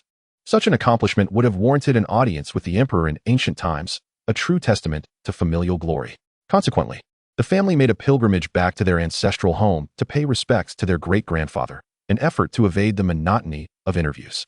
Su Rui, possessing an impressive foundation in painting and a notable improvement in calligraphy, demonstrated his artistic prowess. The inkstone he used appeared to be of exceptional quality, likely a collaborative creation, exuding a vivid charm. Back at home, Su Rui set up to live stream his artistic endeavors, utilizing tools such as Xian paper, brushes, inkstones, and paperweights to create commissioned artworks, while Su Ya joined in to practice her calligraphy. Su Rui's grandfather, Su Xuehua, had once served as an accountant during the Commune era, embodying the essence of a cultured individual. His calligraphy was exquisite, although Su Rui had yet to witness his grandfather's painting skills. Nevertheless, the elder expressed immense admiration for Su Rui's talents in both calligraphy and painting. Of course, his affection extended equally to his granddaughter Su Ya, who received even more of his indulgence. After editing his live stream footage, Su Rui uploaded it to Key Short Video in the early hours. Thanks to the announcement of their examination results, both Su Rui and Su Ya gained immense popularity online, with Su Rui's key followers surpassing the 10 million mark. His business flourished, with numerous private messages from clients seeking custom paintings, naturally commanding higher prices. Each day, Su Rui dedicated himself to live streaming a new piece of art. Financially, he was not in dire need. The high prices were merely a matter of luck, and he chose only those commissions that piqued his interest. In truth, Su Rui was not particularly financially constrained. He earned from live streaming, advertisements, and merchandise sales, while custom paintings yielded negligible profit compared to the income from live stream tips. Congratulations! You have earned 10,000 gold coins. Congratulations! You have earned 10,000 gold coins. Congratulations. You have earned 10,000 gold coins. Congratulations. You have earned Painting Skill Book X1. Congratulations. You have earned Materials Science Skill Book X1. Congratulations. You have earned Materials Science Skill Book X1. Congratulations. You have earned Finance Skill Book X1. Congratulations. You have earned Beginner Artificial Intelligence Fragment X1. Another finance skill book. This should suffice. Yet again, he experienced a streak of 10 draws without acquiring anything of value. Su Rui had not visited his father's laboratory lately. Instead, he was busy organizing research papers related to carbon fiber. Possessing intermediate materials science, compiling a paper was a manageable task, hence the acquisition of 2 materials science-related skill books. Additionally, he diligently reviewed finance literature daily. Ding! Your finance skill has advanced to beginner level. Consuming the finance skill book, Su Rui finally elevated his finance skills to a beginner level, a notable achievement. In the days following the examinations, he did not consistently draw finance skill books, having previously focused on materials science. Fortunately, his prior study of financial knowledge led to the eventual acquisition of 10 skill books, which enabled him to attain beginner finance. This experience underscored that his self-study over the past 10 days had merely acquainted him with the basics of finance. He had not yet grasped its intricacies. Upon attaining beginner finance, a wealth of knowledge regarding finance, economics, stocks, futures, foreign exchange, and the bond market flooded his mind. It is worth noting that the volume of knowledge gained from this skill was far greater than what he had acquired when he achieved intermediate materials science. It was no wonder that despite his diligent self-study, he had not even managed to counterbalance the knowledge contained within a single skill book. To put it bluntly, his self-study over these days had not equipped him with a comprehensive understanding of financial trading rules, making it impossible to offset a skill book's knowledge value. However, even beginner finance, though considered average in the industry, was still quite impressive, as true financial expertise is rare. Mastering stock trading does not equate to mastering finance. Stocks, bonds, foreign exchange, and futures are merely derivatives of finance. Alas, if only the beginner skill upgrade scroll could be applied to finance, it would be exceedingly advantageous. Regrettably, it had already been utilized for materials science. Su Rui merely expressed his sentiments without regret. Applying the scroll to materials science had indeed been a wise decision. Upon discovering that the system had produced a bicycle with a frame made of carbon fiber and high-strength steel, materials not available on the market, his beginner skills were insufficient to leverage this, necessitating an upgrade to intermediate. The rewards were certainly worthwhile. He decided to set the finance skill aside for now, hoping for a stroke of luck to draw another beginner skill upgrade scroll. If that failed, he would have to accumulate knowledge gradually and determine how many skill books would be needed to elevate finance to intermediate level. Su Rui maintained an excellent mindset, remaining unhurried. The following day, he opened an account to test the waters in the stock market. Nowadays, opening an account is quite straightforward, requiring merely a mobile registration. And Su Rui met the age requirements. However, the enigmatic A-shares soon demonstrated to him that his theoretical knowledge was woefully inadequate. Many elements within the peculiar A-share market were of no practical use. The inability to short sell, coupled with various trading rule restrictions, rendered the stock market exceedingly peculiar. Furthermore, as a complete novice, Su Rui found himself ill-prepared.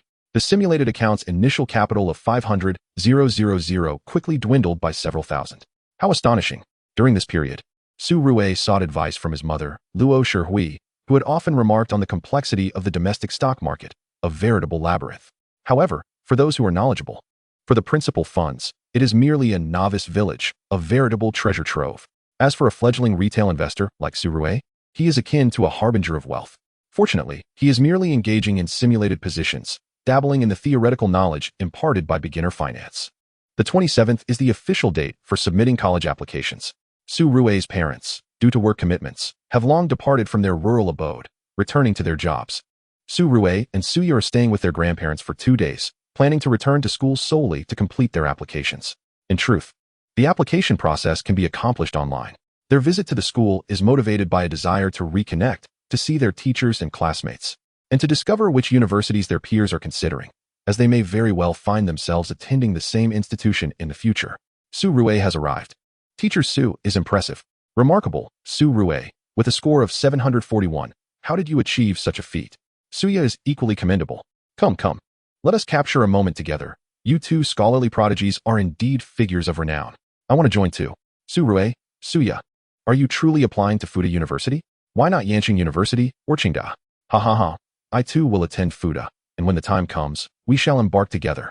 The recent college entrance examination at Huangqing No. 1 High School saw numerous students gaining admission to prestigious institutions such as Qingda, Yanqing University, Fuda, and Jiaoda. Upon their arrival at school, Su Rui and Suya quickly attracted a crowd eager to partake in the festivities. They gathered to take photographs. Even though graduation pictures had already been captured, Su Rui and Suya's recent online popularity prompted this gathering to share a moment for social media. Having confirmed their commitment to Fuda, Su Rui will pursue studies in the School of Information Science and Engineering, while Suya has opted for the School of Economics. Su Rui chose not to delve into materials science or finance, as he already possesses intermediate and beginner skills in those areas. Moreover, Fuda's flexible curriculum allows him to select elective courses in these subjects. His choice to specialize in computational information stems from the undeniable reality that contemporary society is inextricably linked to the internet, big data, and digitalization, an undeniable trend for the future. Whether in materials research or finance, proficiency in computer technology and data analysis is essential. Beyond his major, Su Rui intends to take advantage of Fuda's flexibility to explore other subjects of interest. Ultimately, Fuda, with its open curriculum, is the most suitable university for someone like Su Rui, who possesses exceptional capabilities.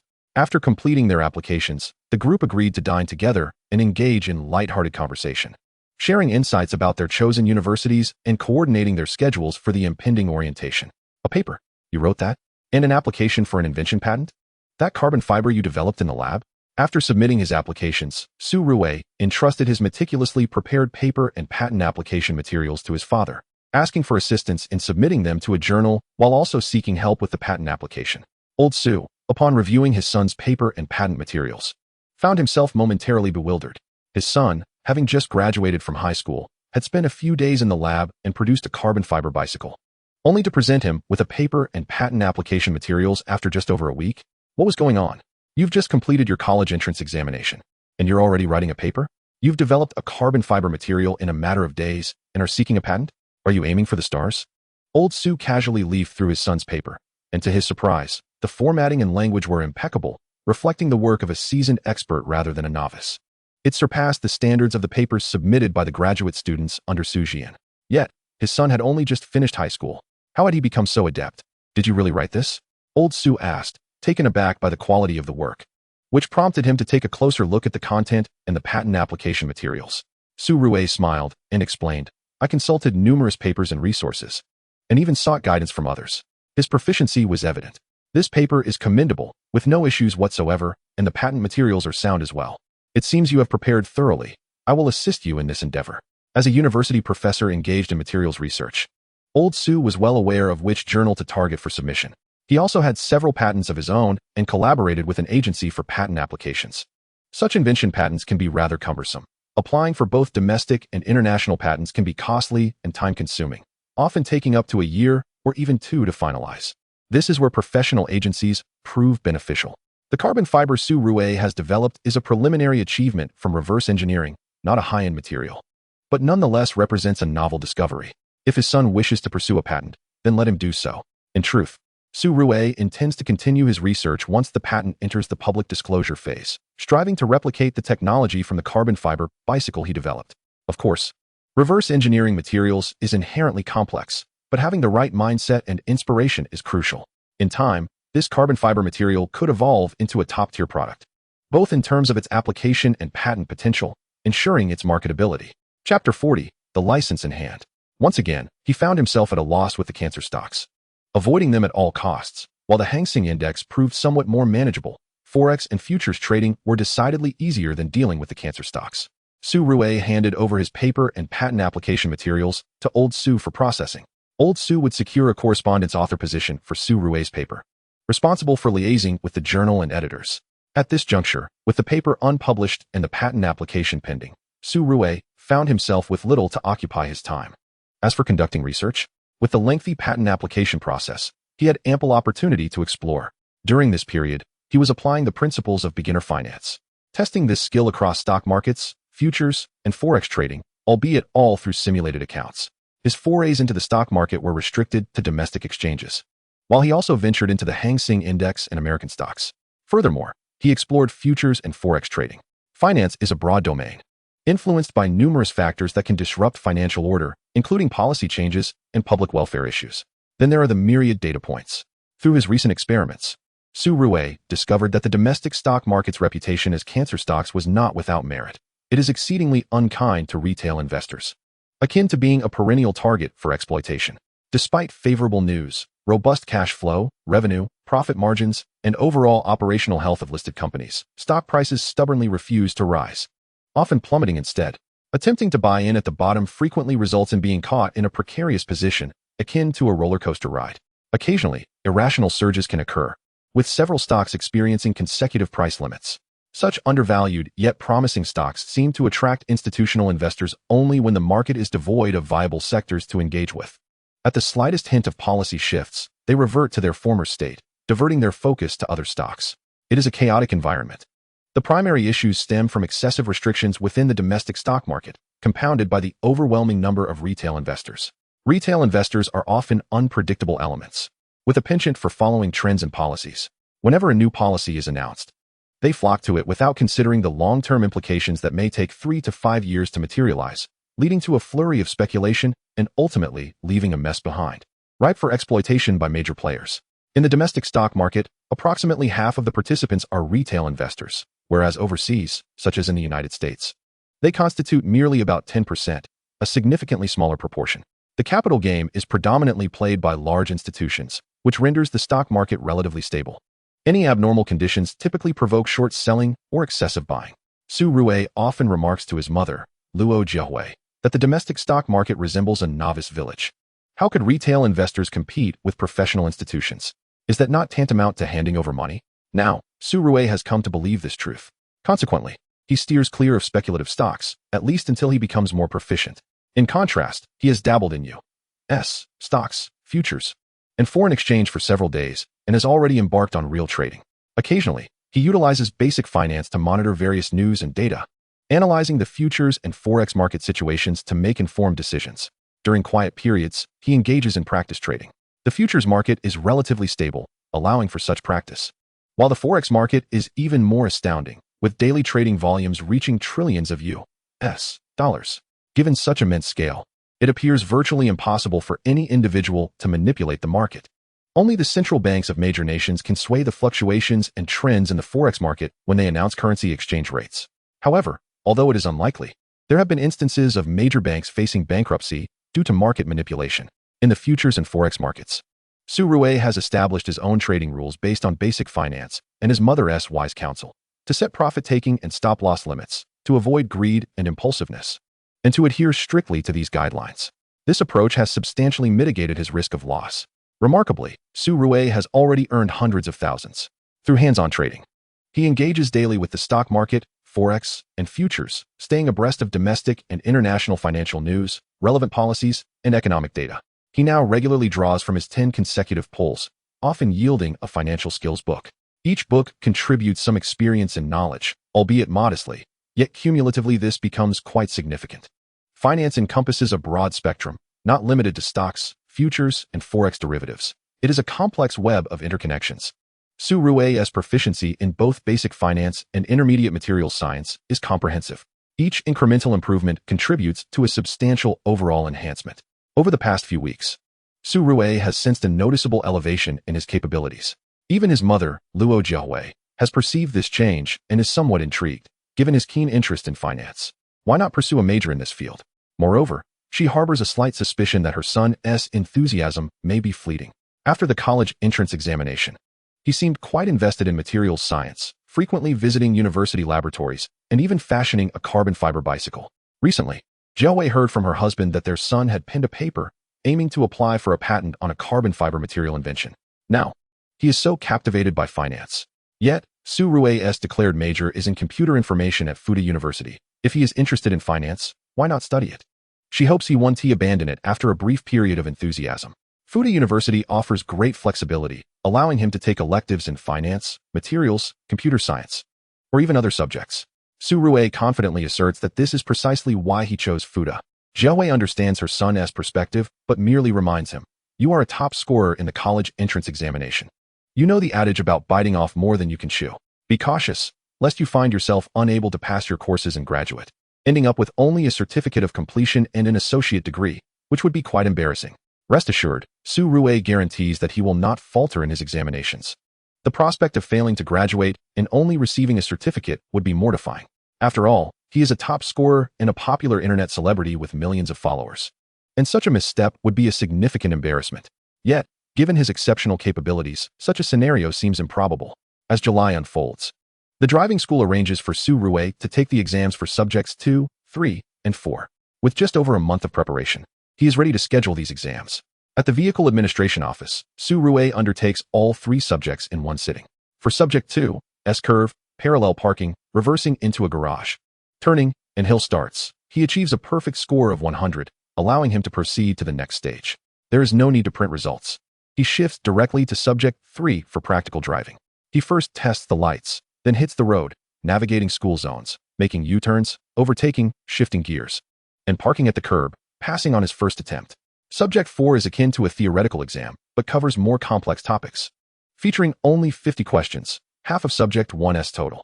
It maintains a maximum score of 100, with 90 needed to pass. Answering more than 5 questions incorrectly necessitates a retest. This makes it arguably more challenging than Subject 1. However, for a young man like Su Rue, passing on the first try is still achievable. From early morning with Subject 2 to the conclusion of Subject 4 in the afternoon, Su Rue successfully obtains his driver's license at the Vehicle Administration Office. It has been a long wait, and finally securing the license feels rewarding. After receiving his license, Su Rue shares a celebratory photo on social media, acknowledging the effort it took. The recent changes to the driving test regulations allowed for simultaneous scheduling, expediting the process. Previously, candidates could only book one subject at a time, with specific intervals required. These intervals were designed to ensure that candidates accrued a requisite number of instructional hours before they could book their exams. Now, however, all required hours can be completed at once, facilitating direct examination.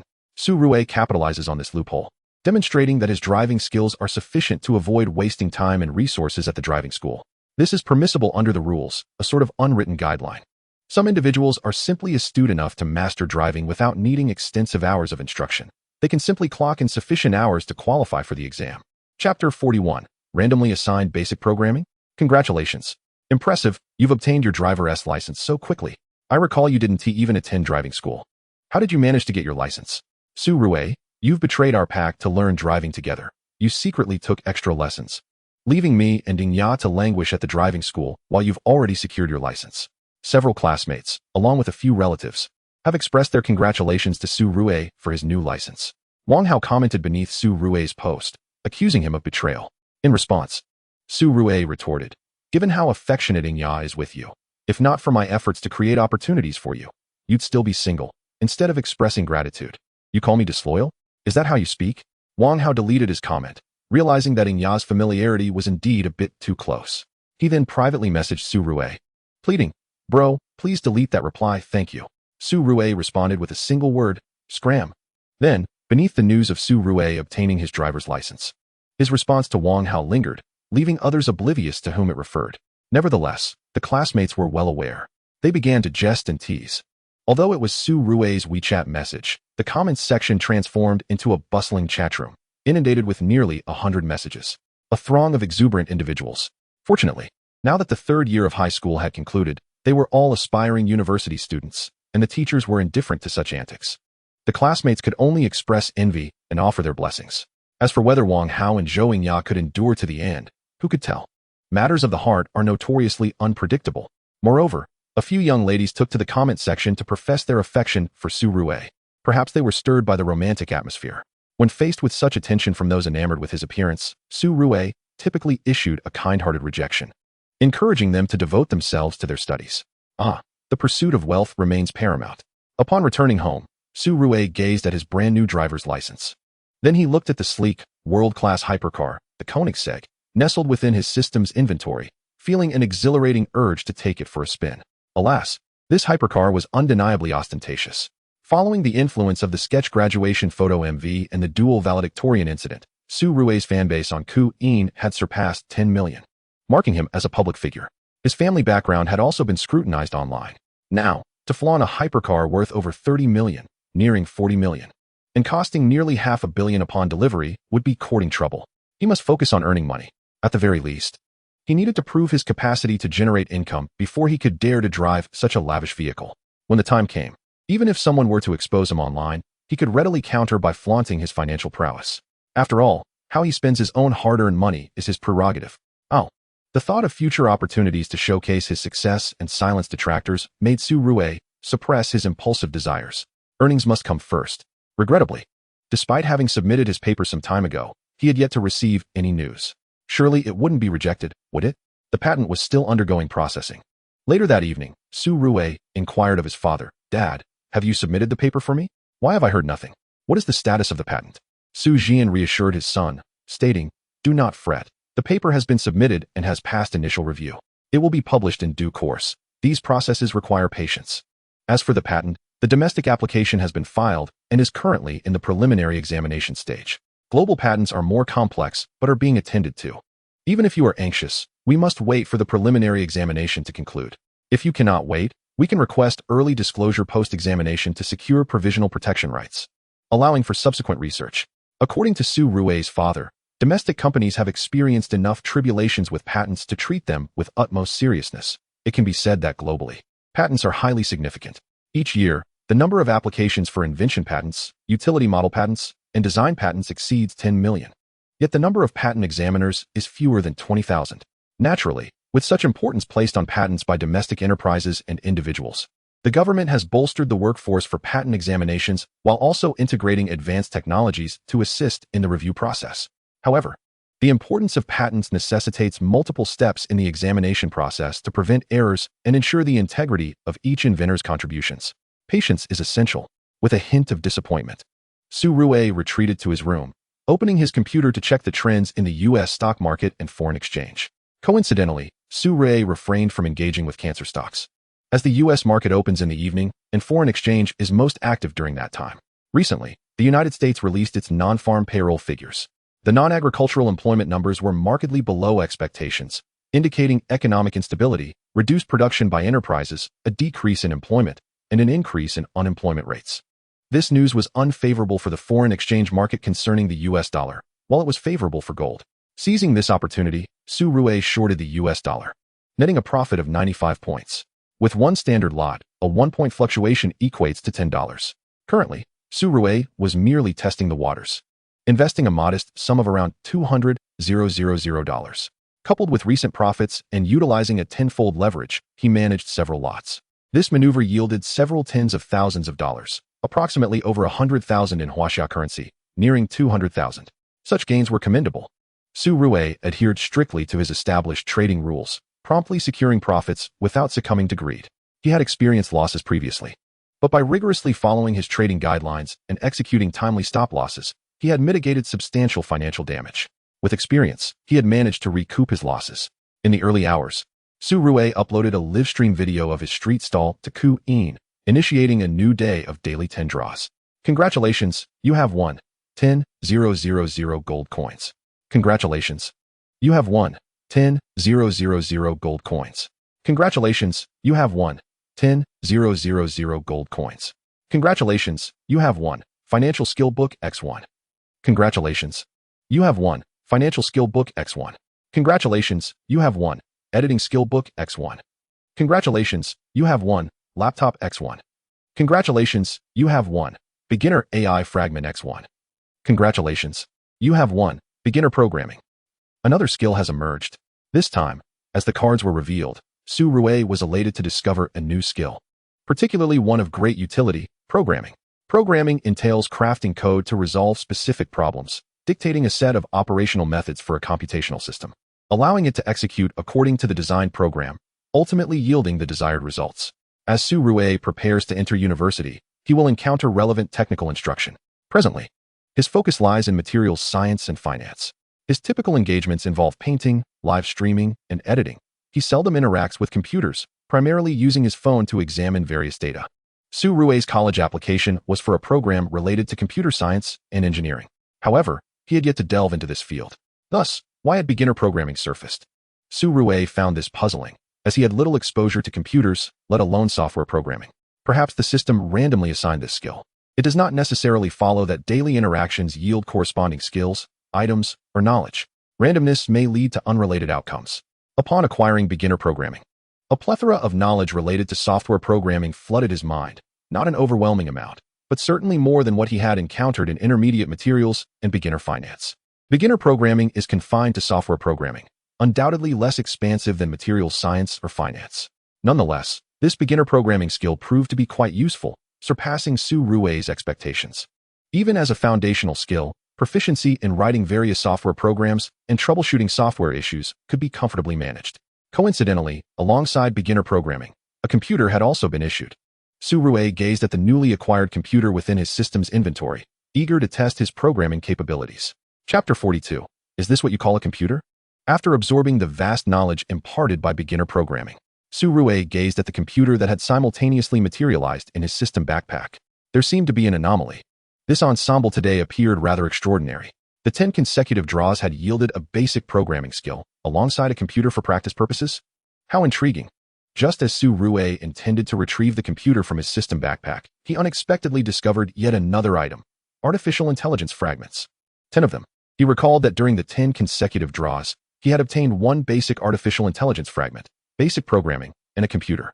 Previously, he had occasionally drawn a single basic artificial intelligence system fragment, though not in abundance. The likelihood of occurrence was relatively low, and he had not been particularly concerned with the total count. When the fragments of Konisek reached 10, a soft glow encircled the compartments in his backpack. At that moment, the compartment containing the basic artificial intelligence fragment also emanated a similar radiance. It was indeed a collection of 10 fragments. If this item were akin to the Konisek fragments, requiring only 10 to synthesize, then synthesize. Without hesitation, Su Rui chose to proceed with the synthesis. There were no flashy effects, nor was there any voice command involved. Instead, a directive materialized in his mind. The 10 fragments in his backpack seamlessly transformed into an ethereal visage composed of numerical code, exuding a distinctly sci-fi allure. Was this the essence of basic artificial intelligence? Su Rui found himself intrigued. Was this entity merely a segment of a program, a robot, or something else entirely? Furthermore, would it spiral out of control? Having watched films like Terminator, The Matrix, and I, Robot, he could not shake the apprehension that this creation might not behave as portrayed in the movies, leading to global chaos. In truth, he was overthinking the situation. It was merely a fanciful notion. Su Rui promptly opted to utilize this basic artificial intelligence. Instantaneously, a wealth of information regarding the artificial intelligence program, along with its core algorithms and codes, flooded his mind. Could this be a complementary component? The moment his brain absorbed the data on basic artificial intelligence, Su Rui stroked his chin, lost in contemplation, donning an expression of sagacity as if he had unraveled all mysteries. Without the recently acquired basic programming, he would have found it impossible to comprehend the significance of the information, core algorithms, and codes pertaining to basic artificial intelligence. He could only glean its functionalities and details from the information received in his mind. Without the computer he had just drawn, would Su Rui need to wait until tomorrow to purchase one? Or would he have to install it on the computer in his study at home? Indeed, this basic artificial intelligence required no painstaking coding from Su Rui. It came equipped with a ready-made software that could be directly installed on a computer. This saved him from the arduous task of typing out millions of lines of code. How considerate. A flawless user experience. Albeit lacking a customer service representative to elucidate the system's myriad functions, even a manual would have sufficed. Naturally, Su Rui was merely making a lighthearted observation. He retrieved the computer from his system backpack. This device, akin to a carbon fiber steel bicycle, was undoubtedly not the product of any company on the market. Upon extracting the computer, Su Rui took a cursory glance. Its matte black exterior bore no logos or trademarks, yet the data and power ports, as well as the charger, adhered to Earth standards. The charger appeared to comply with domestic specifications as well. He lightly caressed the machine's surface. It was crafted from an alloy of unknown composition, exuding a metallic feel, cool to the touch. The overall thickness of the computer measured approximately 4 centimeters, rendering it exceptionally robust. Merely this thickness instilled a profound sense of security. If he were to walk down the street, would this thickness not serve as a shield against bullets? Moreover, considering this device likely embodied cutting-edge technology, Su Rui, possessing an intermediate materials science skill, surmised that while the casing was an alloy, it would not genuinely withstand bullets. What was he even contemplating? In our great nation of China, such chaos was hardly conceivable, as if he needed to fend off bullets. At most, a strikingly handsome young man like Su Rui ought to ensure his own safety. Such a sturdy laptop would undoubtedly serve as an ideal tool for self-defense against any ill-intentioned individuals he might encounter. Curious, he powered it on. hoping it wouldn't present him with an incomprehensible system. How awkward that would be. Su Rue refrained from criticizing the solid thickness of the casing, as it clashed with his aesthetic preferences. To his astonishment, upon powering on, there was no operating system. It appeared he would need to install one. In his previous life, installing a system would have been an insurmountable challenge for him. Su Rue, devoid of a computer in his room, had little experience with them. He understood how to operate a computer, but installing a system? Alas, that was beyond his abilities. However, now armed with basic programming, he could not only install a system, but could also, given a decade or so, create a system single-handedly. Su Rue retreated to his study, successfully installed the system, and conducted a brief test. What ensued left him utterly flabbergasted. Was this truly a computer? Or a laptop?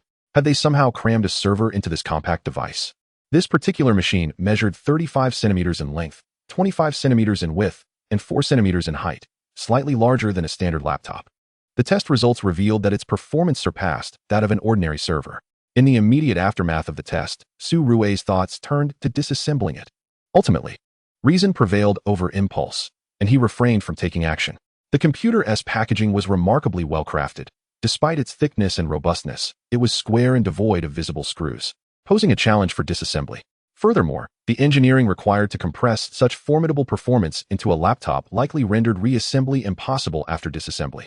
After much contemplation, Su Rue ultimately decided against dismantling the computer. He took out his keys and scratched the surface of the laptop casing, then vigorously rubbed it on the table for a while. The metal casing, composed of an indeterminate alloy, displayed remarkable resistance to scratches, wear, and corrosion. While its heat dissipation capabilities were undoubtedly top tier, albeit not excessively extravagant. Despite his aggressive rubbing, the surface still bore marks, diminishing the laptop's aesthetic appeal considerably. Yet, this was of little consequence. Su Rue genuinely harbored concerns about losing such an extraordinary device. If it were to fall into the wrong hands, it could potentially create a significant stir. With scratches and friction marks adorning its robust exterior, he hoped that no one would harbor ill intentions. Su Rue was acutely aware of the computer's value and would take precautions to ensure it remained safe. He was confident on that front. Upon selecting to install the basic artificial intelligence program onto this computer, he was dismayed to find no additional programs appeared. The desktop displayed only the basic applications bundled with the Windows operating system. Yet, Su Rue was aware that the basic artificial intelligence had indeed been successfully installed on this machine. This computer has become its home for the time being. As a rudimentary artificial intelligence system, it is incapable of autonomously transferring itself from this machine to another. It cannot exist within the network, nor can it be the omnipresent deity of the digital realm. Chapter 43, Artificial Intelligence, 0. With the rudimentary artificial intelligence extracted and installed onto the supercomputer, Su Rue commenced operations. He needed to activate this artificial intelligence. After all, it was merely a program. Should Su Rue suddenly leave for a moment, it would be implausible for anyone standing before the computer to activate the rudimentary artificial intelligence and communicate with it, right? Hello? The rudimentary artificial intelligence has been successfully extracted from the system package, installed in the supercomputer, and activated. Su Rue greeted the screen. I am Su Rue, 18 years old. A handsome face with a laid-back personality. I have just taken the college entrance examination and obtained my driver's license. Currently, during summer vacation, I am preparing to earn my first pot of gold through the stock market, foreign exchange, and futures trading, so I can proudly take my Koenigsegg for a spin. Su Rue spoke to himself like a fool, providing a brief introduction. The computer remained silent. Was this rudimentary artificial intelligence not intelligent enough? Or was its reflex arc too long? Or perhaps it had not yet adapted after being transferred from the system backpack. None of the above. After several seconds, a document finally appeared on the screen, bearing the words, "Hello." Seeing those two characters on the document, Su Rue nodded slightly, feeling reassured. Of course, he felt a twinge of excitement, though it was not overwhelming, as it was not beyond his expectations. The related materials, introductions, core algorithms, and codes of the rudimentary artificial intelligence were all stored in his mind, coupled with the capabilities brought by rudimentary programming. Su Rue understood what most artificial intelligence programs in the world were like. His self-introduction served not only to introduce himself to the artificial intelligence, but also for the program to collect his voice print. Henceforth, if anyone else were to be near Su Rue, or if he were absent, they would not be able to operate this computer, let alone activate the artificial intelligence system. Naturally, in addition to recording Su Rue's voice print, there would be other forms of authentication. Among these, the most crucial aspect was the highest authority associated with the artificial intelligence. Su Rue did not need to configure this. By default, having drawn this artificial intelligence system in a daily draw, he was granted the highest authority. He could modify, format, or even completely terminate this artificial intelligence, effectively resetting it. Simultaneously, although this artificial intelligence is currently rudimentary, its foundational architecture and behavioral principles are extremely rigorous. Even if this program were to advance to intermediate or advanced levels, it would never be able to perform the apocalyptic acts Su Rui initially envisioned to bring about the world's destruction. Su Rui possesses the highest authority, yet he cannot modify the behavioral principles of the artificial intelligence. This could be regarded as a form of robotic law. Su Rui did not grasp these concepts, but was aware that this artificial intelligence was secure and far more potent than those available on the market, even if it was merely a rudimentary one. Su Rui gazed at the document displaying hello, inquired, "Are you only able to communicate with me through documents? Can you directly control the microphone for interaction? Authorization is required." "Very well, I grant you permission to use the microphone and camera, besides facilitating verbal interaction."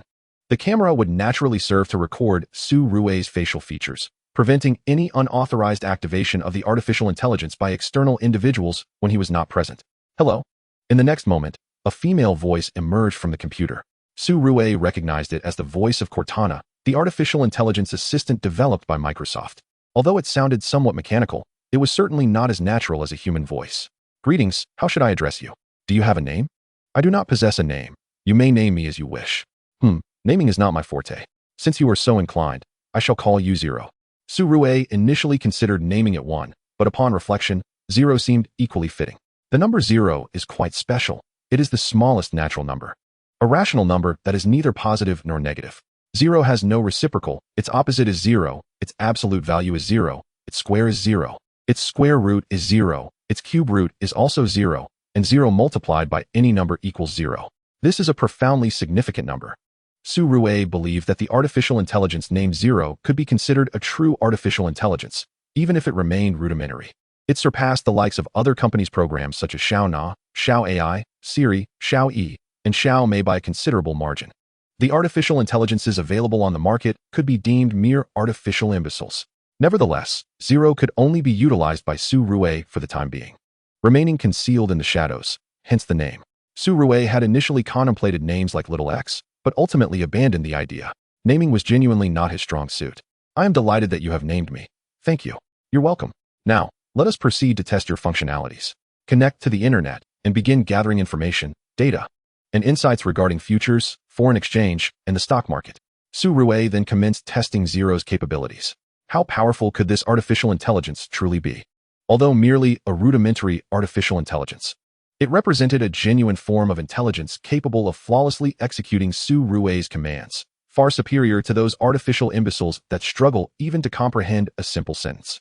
The rudimentary artificial intelligence, while lacking wisdom, derived its strength from the very concept of intelligence. In the realm of the digital world, Zero remained exceptionally powerful. How so? The capabilities it exhibited far surpassed those of so-called search software by countless magnitudes. Su Rui believed that if he were to utilize Zero's intelligent algorithms, without employing the core algorithms and codes, and merely create a search engine based on relevant algorithms, the user experience would undoubtedly be exceptional. Zero possessed formidable abilities in extracting information data from the internet. However, due to its inherent behavioral principles, it could not attack any corporation or institution's database. It could only gather publicly available information. Yet, should Su Rui require it, Zero could focus in greater detail on a specific company or industry, monitoring various information, data, operational statistics, market data, sales figures, and cash flow, among others. The creation of such an artificial intelligence was certainly not intended for the service of an individual. Ultimately, its applications would be directed toward companies, enterprises, and nations. These entities require the collection of diverse information, materials, and data, all of which are permissible under behavioral principles. Destructive attacks on the data centers, network centers, or national defenses of organizations, institutions, or countries are strictly prohibited. As for the notion of world annihilation, that is even more inconceivable, incredibly powerful, surpassing my expectations. However, despite this laptop being a marvel of technology, akin to a server, it still falls short of my requirements. I find myself in need of a data center. Su Rui was initially astonished as he assessed the laptop in his hands. This device, comparable to a server, is merely referred to as a computer? Yet, upon conducting tests, Su Rui discovered that this laptop was indeed a product of cutting-edge technology. Yet it was incapable of supporting Zero. Not to mention, The task of having Zero gather comprehensive information on various facets of finance, data, monitoring, and analyzing the implications of these factors on the stock market, futures, foreign exchange, oil, gold, and more. Such an enormous volume of data cannot be managed by a mere server-grade computer. Without a substantial data center, it is utterly unfeasible. Chapter 44: Artificial Intelligence, Data, and Finance. The assistance of Zero in collecting various types of data, analyzing them, and tracking them is more formidable than that of a professional large-scale securities research institution. This was Su Rui's most immediate impression. He frequently sought counsel from his mother, Luo Shui. One particularly memorable piece of advice was this: in stock market investments, when considering the purchase of a company's shares, if one merely speculates, follows trends, or trades popular stocks, one is likely to become merely fodder for the market. Why should you purchase shares of this particular company? By investing in the company and acquiring its shares, you become a shareholder, indicating your confidence in the company's prospects and future. Like Su Rui's mother, who manages a fund worth billions, she would conduct thorough research before purchasing shares of a company. Naturally, much of the research is conducted by specialized teams within securities or fund companies.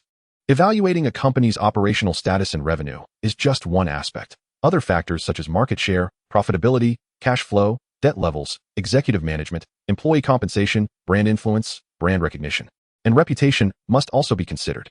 You must ascertain whether the company is of high quality and whether its current market price is undervalued or overvalued.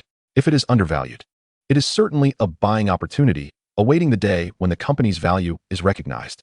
For example, if Su Rui's mother, managing a fund worth billions, heavily invests in a particular stock, even a mere 5 position equates to 500 million.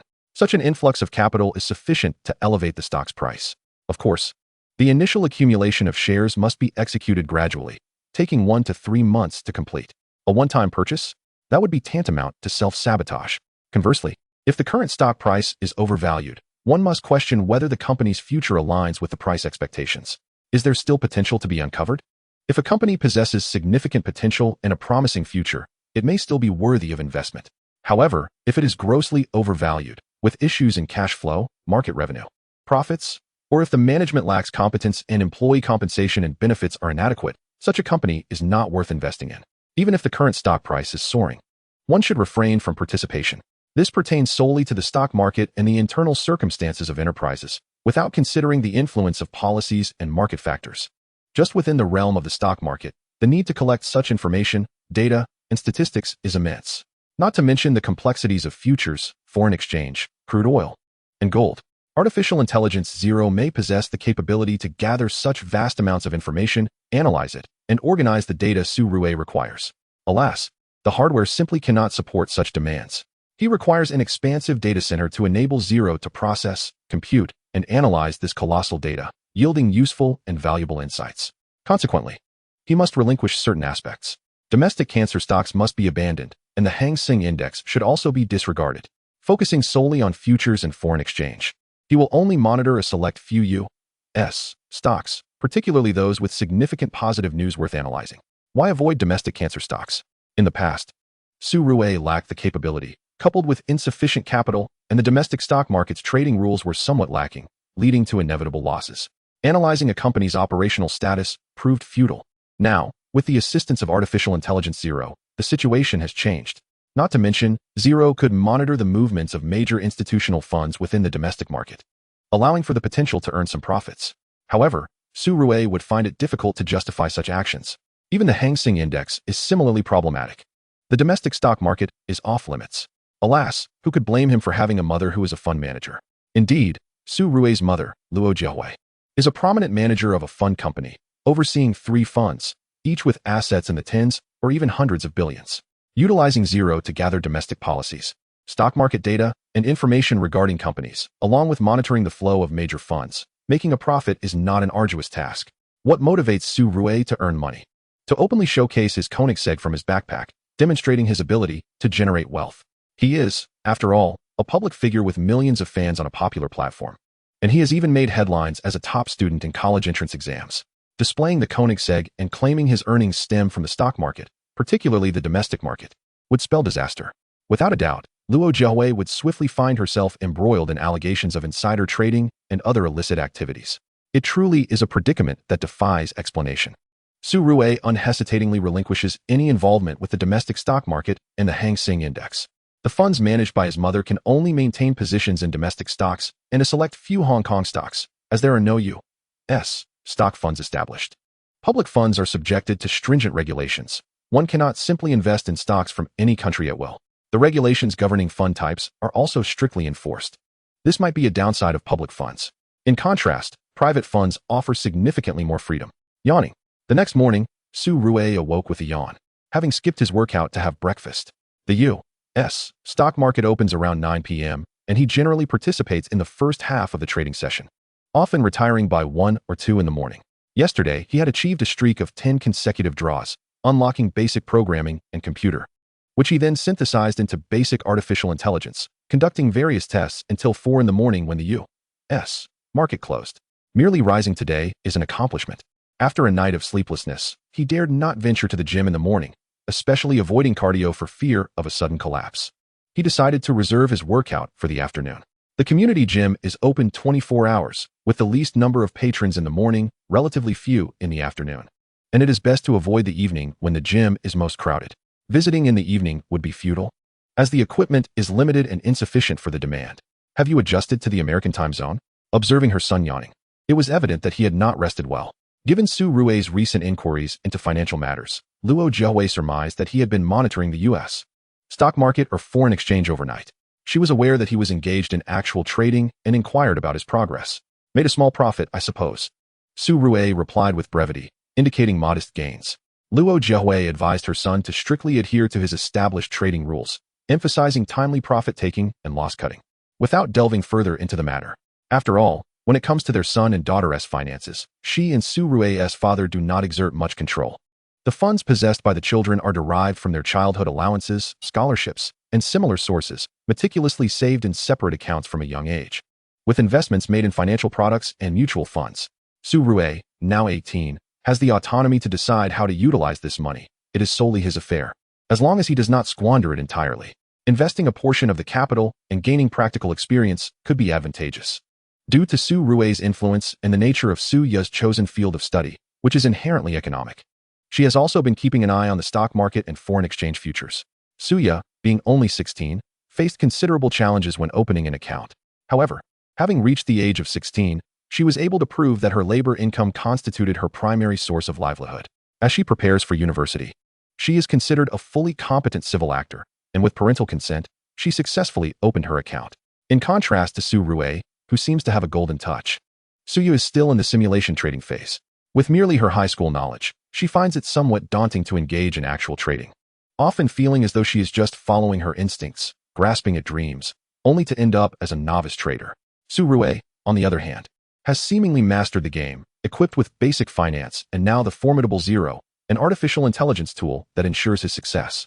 Just last night, having newly acquired Zero, he earned over 30,000 U.S. dollars, which translates to nearly 200,000 in local currency. Chapter 45. Su Ya, the Little Wealthy Lady. After breakfast, Old Su is on break from university, but still heads to the lab, while Luo Zhihue goes to her job at an investment firm. Su Ya, holding her phone, inquires, "Brother, what stocks have you purchased? Let me take a look." She eagerly adds, "Come on, let me examine your simulation trading. What a little novice trader you are."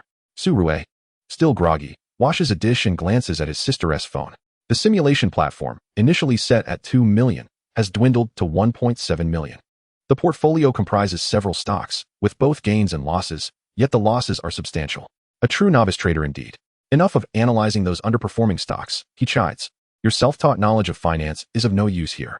If you wish to validate your understanding, focus on the U.S. stock market instead, where the dynamics differ significantly.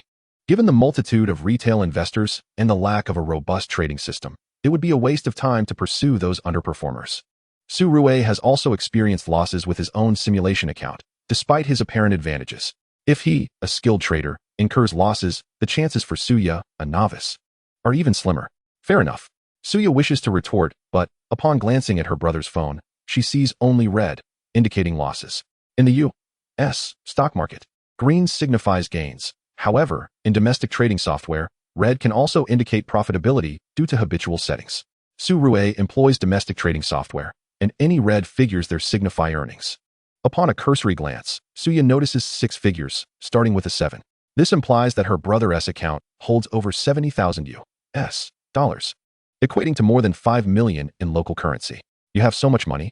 Did you earn it recently? She exclaims, astonished. Her examination scores may fall slightly short of Su Rue's, yet she consistently ranks high in her school, earning substantial scholarships. Moreover, her early success on a trending short video platform has allowed her to monetize her following more easily than Su Rue, who only recently ventured into that realm. Although he now boasts millions of followers, his content primarily revolves around art, making his monetization less effective compared to Suya's. Furthermore, Su Rue only began accepting advertisements after the college entrance examination and has maintained a laid-back approach. Earning over 5 million in just a month seems implausible. Is it truly all from the stock market and forex? Su Rue casually replies, "Isn't there a transaction record? Of course, it's recent earnings."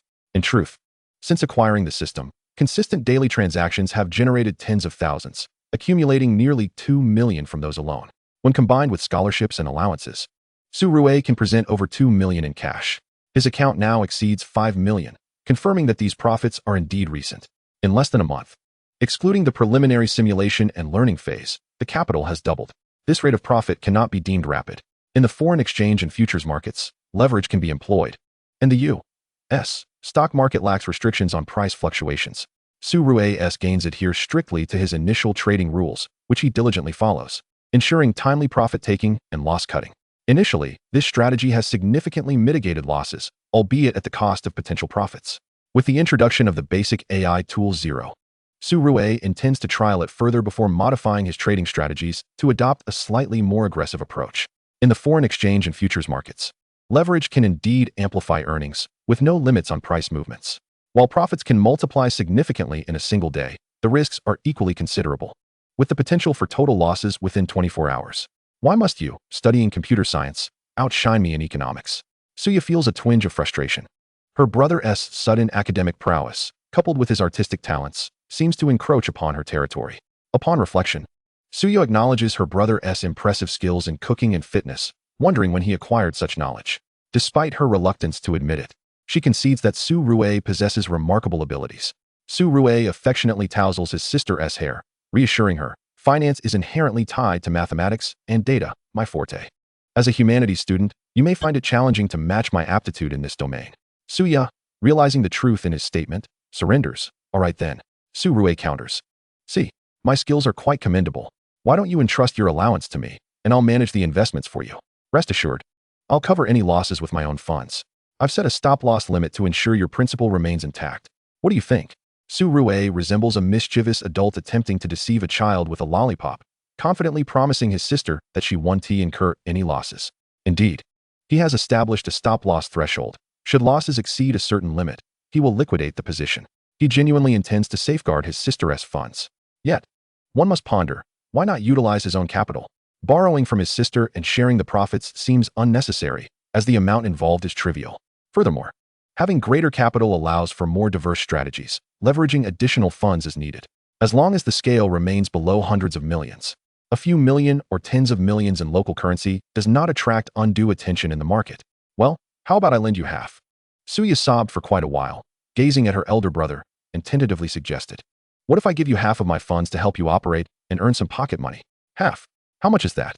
Su Rue thought that his sister's half of the pocket money wouldn't be substantial and expressed a hint of disdain.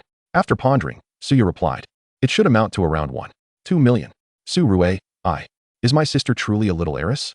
Su Rue, who won several tens of thousands daily through lotteries and had accumulated over 2 million from his years of scholarship, realized that his younger sister had over 2.4 million.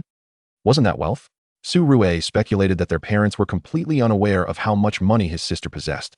Were the cosmetics, clothing, and bags that women used genuinely that lucrative? Su Rue questioned in his mind. The source of his sister's wealth was undoubtedly years of scholarships, pocket money, and earnings from advertising and sales. Women truly are fascinating beings, and it seems that money flows to them effortlessly. "Fine, half it is. Just ensure you save some for your dowry. When the time comes to earn money, I'll guarantee you a share and ensure you do not incur losses." Suya shot a glance at him, indicating, "I'm only 16.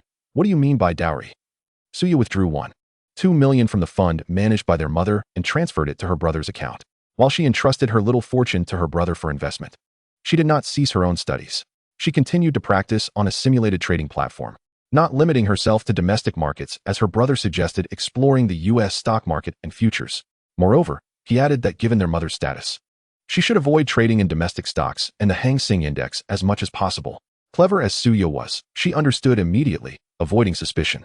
Chapter 46. Live Streaming and Street Stalls. Over the past few days, Su Rui's paper had been published without garnering any attention. It was merely a research paper on materials, drawing interest mostly from relevant research fields and associated enterprises. The average person hardly pays attention to such papers.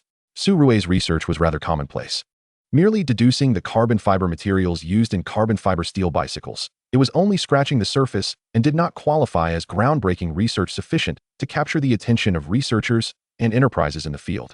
The domestic production capacity for low-end carbon fiber materials was already excessive, with the technology being commonplace and priced like cabbage. Only the most advanced, high-end carbon fiber materials had significant demand both domestically and globally, particularly those suitable for military and aerospace applications. Su Rui's research did not measure up to that high standard. How have your earnings been these past few days? Having entrusted her money to her brother, Suya had grown accustomed to inquiring about his earnings. Su Rui, having finished his breakfast, pulled out a hefty supercomputer and began analyzing various data at the dining table. Yesterday's earnings were average. I made over 100,000 too, but that was on the simulated platform. With a simulated fund of 2 million, earning over 100,000 was still decent. Suyu engaged with the simulated platform to learn and, witnessing her brother delve into this field, she sought to gain early exposure to knowledge relevant to her studies at the prestigious economic institute she had applied to. Furthermore, their mother, Luo Jiahui, worked in finance and dealt with stocks, which provided Suya with a slight innate talent. Are you going to Tianhai Pass today? Want to join? Su Rui replied. What is there to enjoy? Haven't you had enough fun? Aren't you planning to live stream? You could set up a stall and draw for others. Don't you find it dull staying at home all day? Su Rui generally avoided cancer stocks and the Hang Seng Index, while Forex traded 24 hours, though its active times were limited. The U.S. stock market opened in the evenings. Su Rui enjoyed a relatively free daytime, although he had to organize the data collected by the preliminary AI Zero, which had compiled various information, data, and analysis based on current policies and market conditions. Su Rui needed to familiarize himself with all data and news thoroughly. The stock market, Forex, and futures were ever-changing, and only by grasping all circumstances could he make the most accurate judgments. All right, let us go together. After some consideration, Su Rui agreed. In the afternoon, he rode his beloved bicycle. The one produced by the system had been dismantled and stored in the system's backpack. The bicycle he rode was one he had developed in the lab, vastly superior to the one generated by the system. The climate in Imperial City was delightful. As a coastal city, July's highest temperature hovered around 30 degrees, with a low of 20. By the afternoon, around 3 or 4 o'clock, the heat had subsided. Su Rui, Suya, and several classmates rode their bicycles or took a taxi to Tianhai Mountain. Su Rui had visited Tianhai Mountain countless times. Tianhai Pass, at the foot of Tianhai Mountain, was renowned as the first pass under heaven, one of the 3 wonders of the Great Wall, and the eastern starting point of the Great Wall. The site attracted numerous tourists and visitors each year, especially in July when most schools were on break, with many students traveling, often accompanied by their parents. This time, however, Su Rui was not there merely for sightseeing. He was primarily there to live streaming while setting up a stall, drawing for others. Suya, armed with a selfie stick, initiated an outdoor live stream as soon as their car reached Tianhai Mountain. Su Rui, meanwhile, set up a small chair, an easel, and some sketching tools. The choice of sketching was primarily due to its speed and convenience. Watercolor, oil painting, or traditional Chinese painting would have been much slower and less convenient. Even so, Su Rui and Suya soon found themselves busy with customers at Tianhai Pass, surprisingly many of whom had tuned in via the live stream. Among them were Suya's fans as well as Su Rui's. Su Rui's live stream was impromptu, without any prior short video teasers, something everyone had grown accustomed to. When live painting, Su Rui never warmed up. He would start whenever he felt like it. Sometimes in the morning, sometimes in the afternoon, though evenings were less common. He would always wrap up before 9. Many fans had followed Su Rui on his social media account, receiving notifications when he went live or stumbling upon his live stream page and discovering him outdoors. Su Rui and Suya were the top scorers in the college entrance examination in the Yinzhou region, one a science major and the other in the arts. Many students, both from Imperial City and across the Yinzhou region, had seen reports about them and subsequently followed their stories. For students visiting Tianhai Mountain, spotting Su Rui and Suya live streaming in Tianhai Pass was an undeniable call to action. They rushed over without hesitation. Su Rue was taken aback when, in a short span of time, he found himself surrounded by a throng of over a dozen individuals. Some had come from watching Suya's live stream, while others had tuned in to Su Rue's broadcast. A few were drawn by messages shared by fans in their group, and of course, there were those merely seeking entertainment. As the crowd gathered, the onlookers multiplied. Su Rue grasped his brush and first signed an autograph for a young lady in front of him, before inquiring about her and her companion's preferences. They were a couple, traveling together, both in their third year of university, studying art. They expressed great admiration for Su Rue, astonished to encounter him during their travels. The young lady was quite animated, eager to ask many questions about art.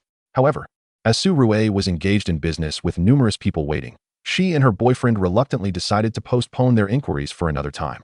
Being art students themselves, they ultimately opted for a style leaning towards realism. "Don't you need us as models?" the young lady asked, somewhat surprised. This was indeed their first encounter with Su Rue, and they were not familiar with him.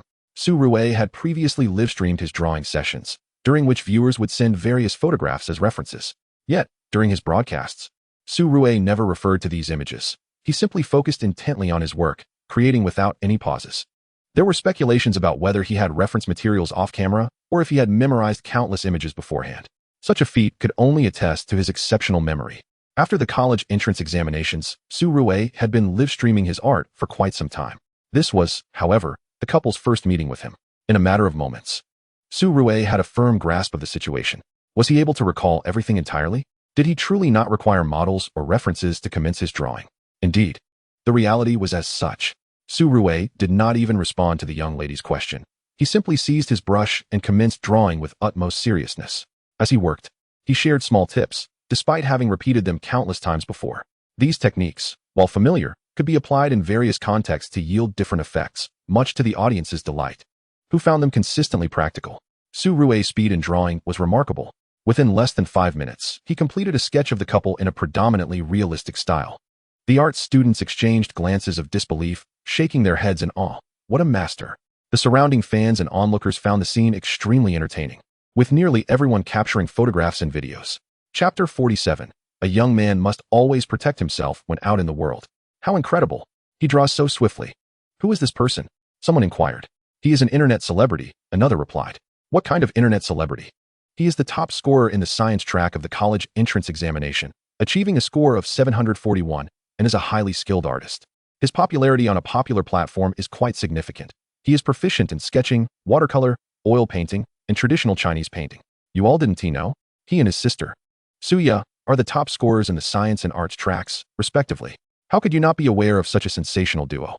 Well, we knew, but we just didn't realize it was them. This brother and sister are truly impressive and quite good-looking.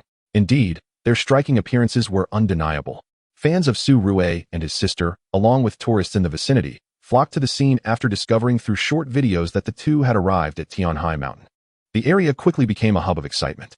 Many fans expressed their regret at the absence of watercolor and oil paintings, as the majority preferred the more vibrant colors of those mediums. Unfortunately, watercolor and oil painting required more time and effort. Su Rue had prepared 50 sheets of drawing paper, all of which were used up within 3 hours. This time frame included moments for him to hydrate, sign autographs for fans, engage with them, and take restroom breaks. Yet, spectators were astounded at how quickly he was able to produce his work. Unbeknownst to them, those 50 sheets of sketch paper had indeed consumed 3 hours. By the time latecomers arrived, Su Rue had already concluded his drawing. What a pity! He could only offer them his autograph.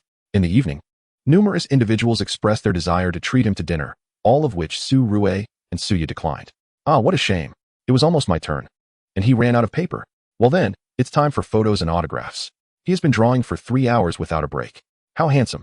I always thought he looked good because of filters in his live streams and short videos, but in reality, he is even more striking and charismatic. Stop fangirling, will you? Suya is also quite beautiful. I heard she has an account on the same platform. I must follow her. Fortunately, Su Rue was accompanied by classmates and a few of Suya's friends. If they hadn't been there, it would have been challenging for him to leave easily. After spending around 3 hours drawing and exhausting all his paper, he was hounded for nearly 40 minutes by admirers. Ultimately, with the assistance of his classmates, he managed to escape. How overwhelming. These fans are incredibly fervent. Suya felt a lingering sense of unease even after they left Tianhai Mountain. If I were alone and surrounded by so many people, it would be a disaster. Of course, she never lingered in one place for too long when out alone. so it was unlikely that many would gather around her. At most, a few people might approach her for a quick photo before she moved on. The reason for such a crowd this time was Su Rui's street stall. He required time to create his art and had been stationary for 3 hours. During that time, he received notifications, and many tourists simply stumbled upon the spectacle of a major internet celebrity in their vicinity. It is a common habit among people to gather and observe. The more individuals congregated around Su Rui, the more people were drawn in. Thus, the situation escalated. Suya should be cautious in the future. One must be wary of being swept away. Haha, Suya is so beautiful and charming. Next time she goes out, she really should be more careful. Perhaps she hasn't encountered issues before because the city is so large. After this live stream, everyone now knows she likely resides nearby, and some may even follow her. Girls truly need to be vigilant. Ruan Ziyu, a classmate of Suya's and a close friend, offered this warning. The remarks startled Suya, who, while riding her bicycle, turned to look back, wondering if someone truly was following her. However, she couldn't discern anything unusual. Don't worry, it's fine. Just be mindful when you go out. Avoid going alone, Su Rui advised, agreeing with his sister's friend's point. Fortunately, Suya rarely ventured out alone. When she did, it was usually with a group of female classmates. Why go out alone when I could just stay home, read a book, and learn from my brother how to make money in the financial market? Upon their return home, it was already nearing 7 in the evening. Their father, Su Lao, and mother, Luo Jiahui, had returned from work to find their son and daughter absent. Following the college entrance examinations, Su Rui had taken on the responsibility of preparing dinner. So when his parents arrived home, they could immediately eat. Suya, on the other hand, handled the dishwashing duties. That evening, upon returning home and not finding their beloved children, they sent a message to inquire about their whereabouts. Upon learning that the two siblings were selling goods at Tianhai Mountain with their classmates, I refrained from further inquiries and proceeded to prepare dinner. Su Rui and Suya returned home, and dinner was soon ready. I pondered, if you two do not return soon, your father and I shall commence our meal, saving some for you both. As soon as I saw my son and daughter arrive, Luo Jiahui hurriedly called them to the dining table. Suya, having changed her shoes, skipped merrily to the table and sweetly remarked, "Mom and Dad, you needn't wait for me and my brother. Some unforeseen circumstances arose today, otherwise, we would have returned much earlier." She then recounted the events of the day. Upon hearing this, old Su nodded slightly, acknowledging their fruitful endeavors. Luo Jiahui, ever the vigilant mother, reminded them, "Your classmate is right. You must exercise caution when going out alone. Xiao Rui, you too must be mindful." Su Rui casually responded, "I understand. Boys must always safeguard themselves when venturing out," though he was merely echoing a popular internet joke. Yet for him, the sentiment held a kernel of truth. Whether at school, in his father's laboratory, or even at the community gym, numerous young ladies had approached him, requesting his WeChat or phone number, and inviting him to meals or movies. A chorus of superficial young ladies, he thought, drawn solely by his looks. He must indeed take care of himself when out in the world. Love, he mused, could render one foolish. As exemplified by the living examples of Wang Hao and Zhou Ya, the prospect of romance seemed utterly implausible to Su Rui. He believed he would never engage in such affairs. Surely, he would not succumb to the allure. After dinner, Su Rui and his sister washed the dishes, and the family took a leisurely stroll. Upon returning home, Su Rui retrieved his robust supercomputer and began monitoring the market. His sister Suya sat beside him, observing and learning. Luo Jiahui had prepared some fruits on the table and sat nearby to watch her son's trading and operations. It was a blend of curiosity and an assessment of her son's emotional intelligence and aptitude. The concepts of emotion and talent, while somewhat esoteric, undeniably exist. However, Su Rui was not particularly gifted in this regard, yet he possessed an extraordinary tool. The artificial intelligence known as Zero collected a wealth of information, data, and insights daily. After processing and analyzing the data, Su Rui curated it for his trading decisions. Such operations were certainly not of the ultra-short-term variety. They typically spanned at least half a month. He traded frequently in the futures and forex markets, while his engagement with the U.S. stock market was more sporadic. When the forex market was lively, Su Rui would trade actively. If it was not, he would focus on profitable transactions in the futures market. Your method is quite acceptable. But how many times leverage are you using? Around 11 at night, after observing for over an hour, Luo Jiahui noted that her son's trading was remarkably proficient, perhaps even more so than professional traders at securities firms specializing in U.S. stocks.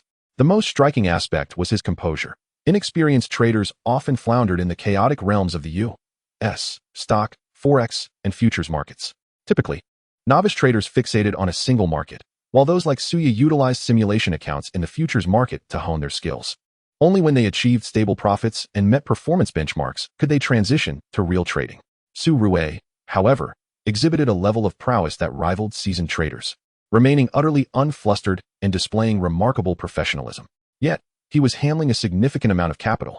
Luo Jiahui was unaware of her son's allowance or how he had persuaded his sister to part with some funds. She had no idea that his own capital had already doubled in the financial market. Observing Su Rui's account holdings, she immediately surmised he must be using leverage.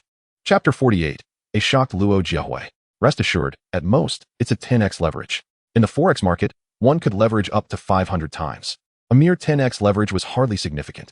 In the futures market, Su Rui could leverage up to 15 times, though he typically utilized the most common 5x leverage. Overall, Su Rui had amassed over 7 million in capital, capable of leveraging 60 to 70 million. Not even reaching 10 million US dollars. Luo Jiahui quickly calculated her son's funds across various markets and soon realized, your principal exceeds 5 million. Even old Su, who had been watching television, turned his attention to his wife's astonished tone. The exact amounts held by their son and daughter were unknown to them, but they had a rough idea. Firstly, prior to their child turning 14, all bank accounts were managed by them, and they were aware of the earnings from bank investments or funds. Even now, they could estimate the funds their children had from advertising and merchandise promotions, albeit without knowing the precise figures. However, they never anticipated that their son had invested over 5 million in the market. With a position of over 7 million, he had initially invested around 2 million. A few days prior, he had received over 1 million from his sister, bringing his total principal to just under 4 million. Luo Jiahui exchanged a glance with old Su. Had their son and daughter truly amassed such wealth? Were they now calculating their assets in the millions? What astonished Luo Jiahui even more was that, as her son had stated, with a principal of less than 4 million, it had now doubled to over 7 million. Such a profit margin was astounding. Luo Jiahui furrowed her brow, calculating the timeline. Her son had entered the financial market, excluding the time spent on simulation trading, and had been actively trading for no more than 20 days. In 20 days, his capital had doubled. I just saw a data sheet. Did you create it? Luo Jiahui recalled that during his trading, her son had been examining a very detailed and complex data sheet.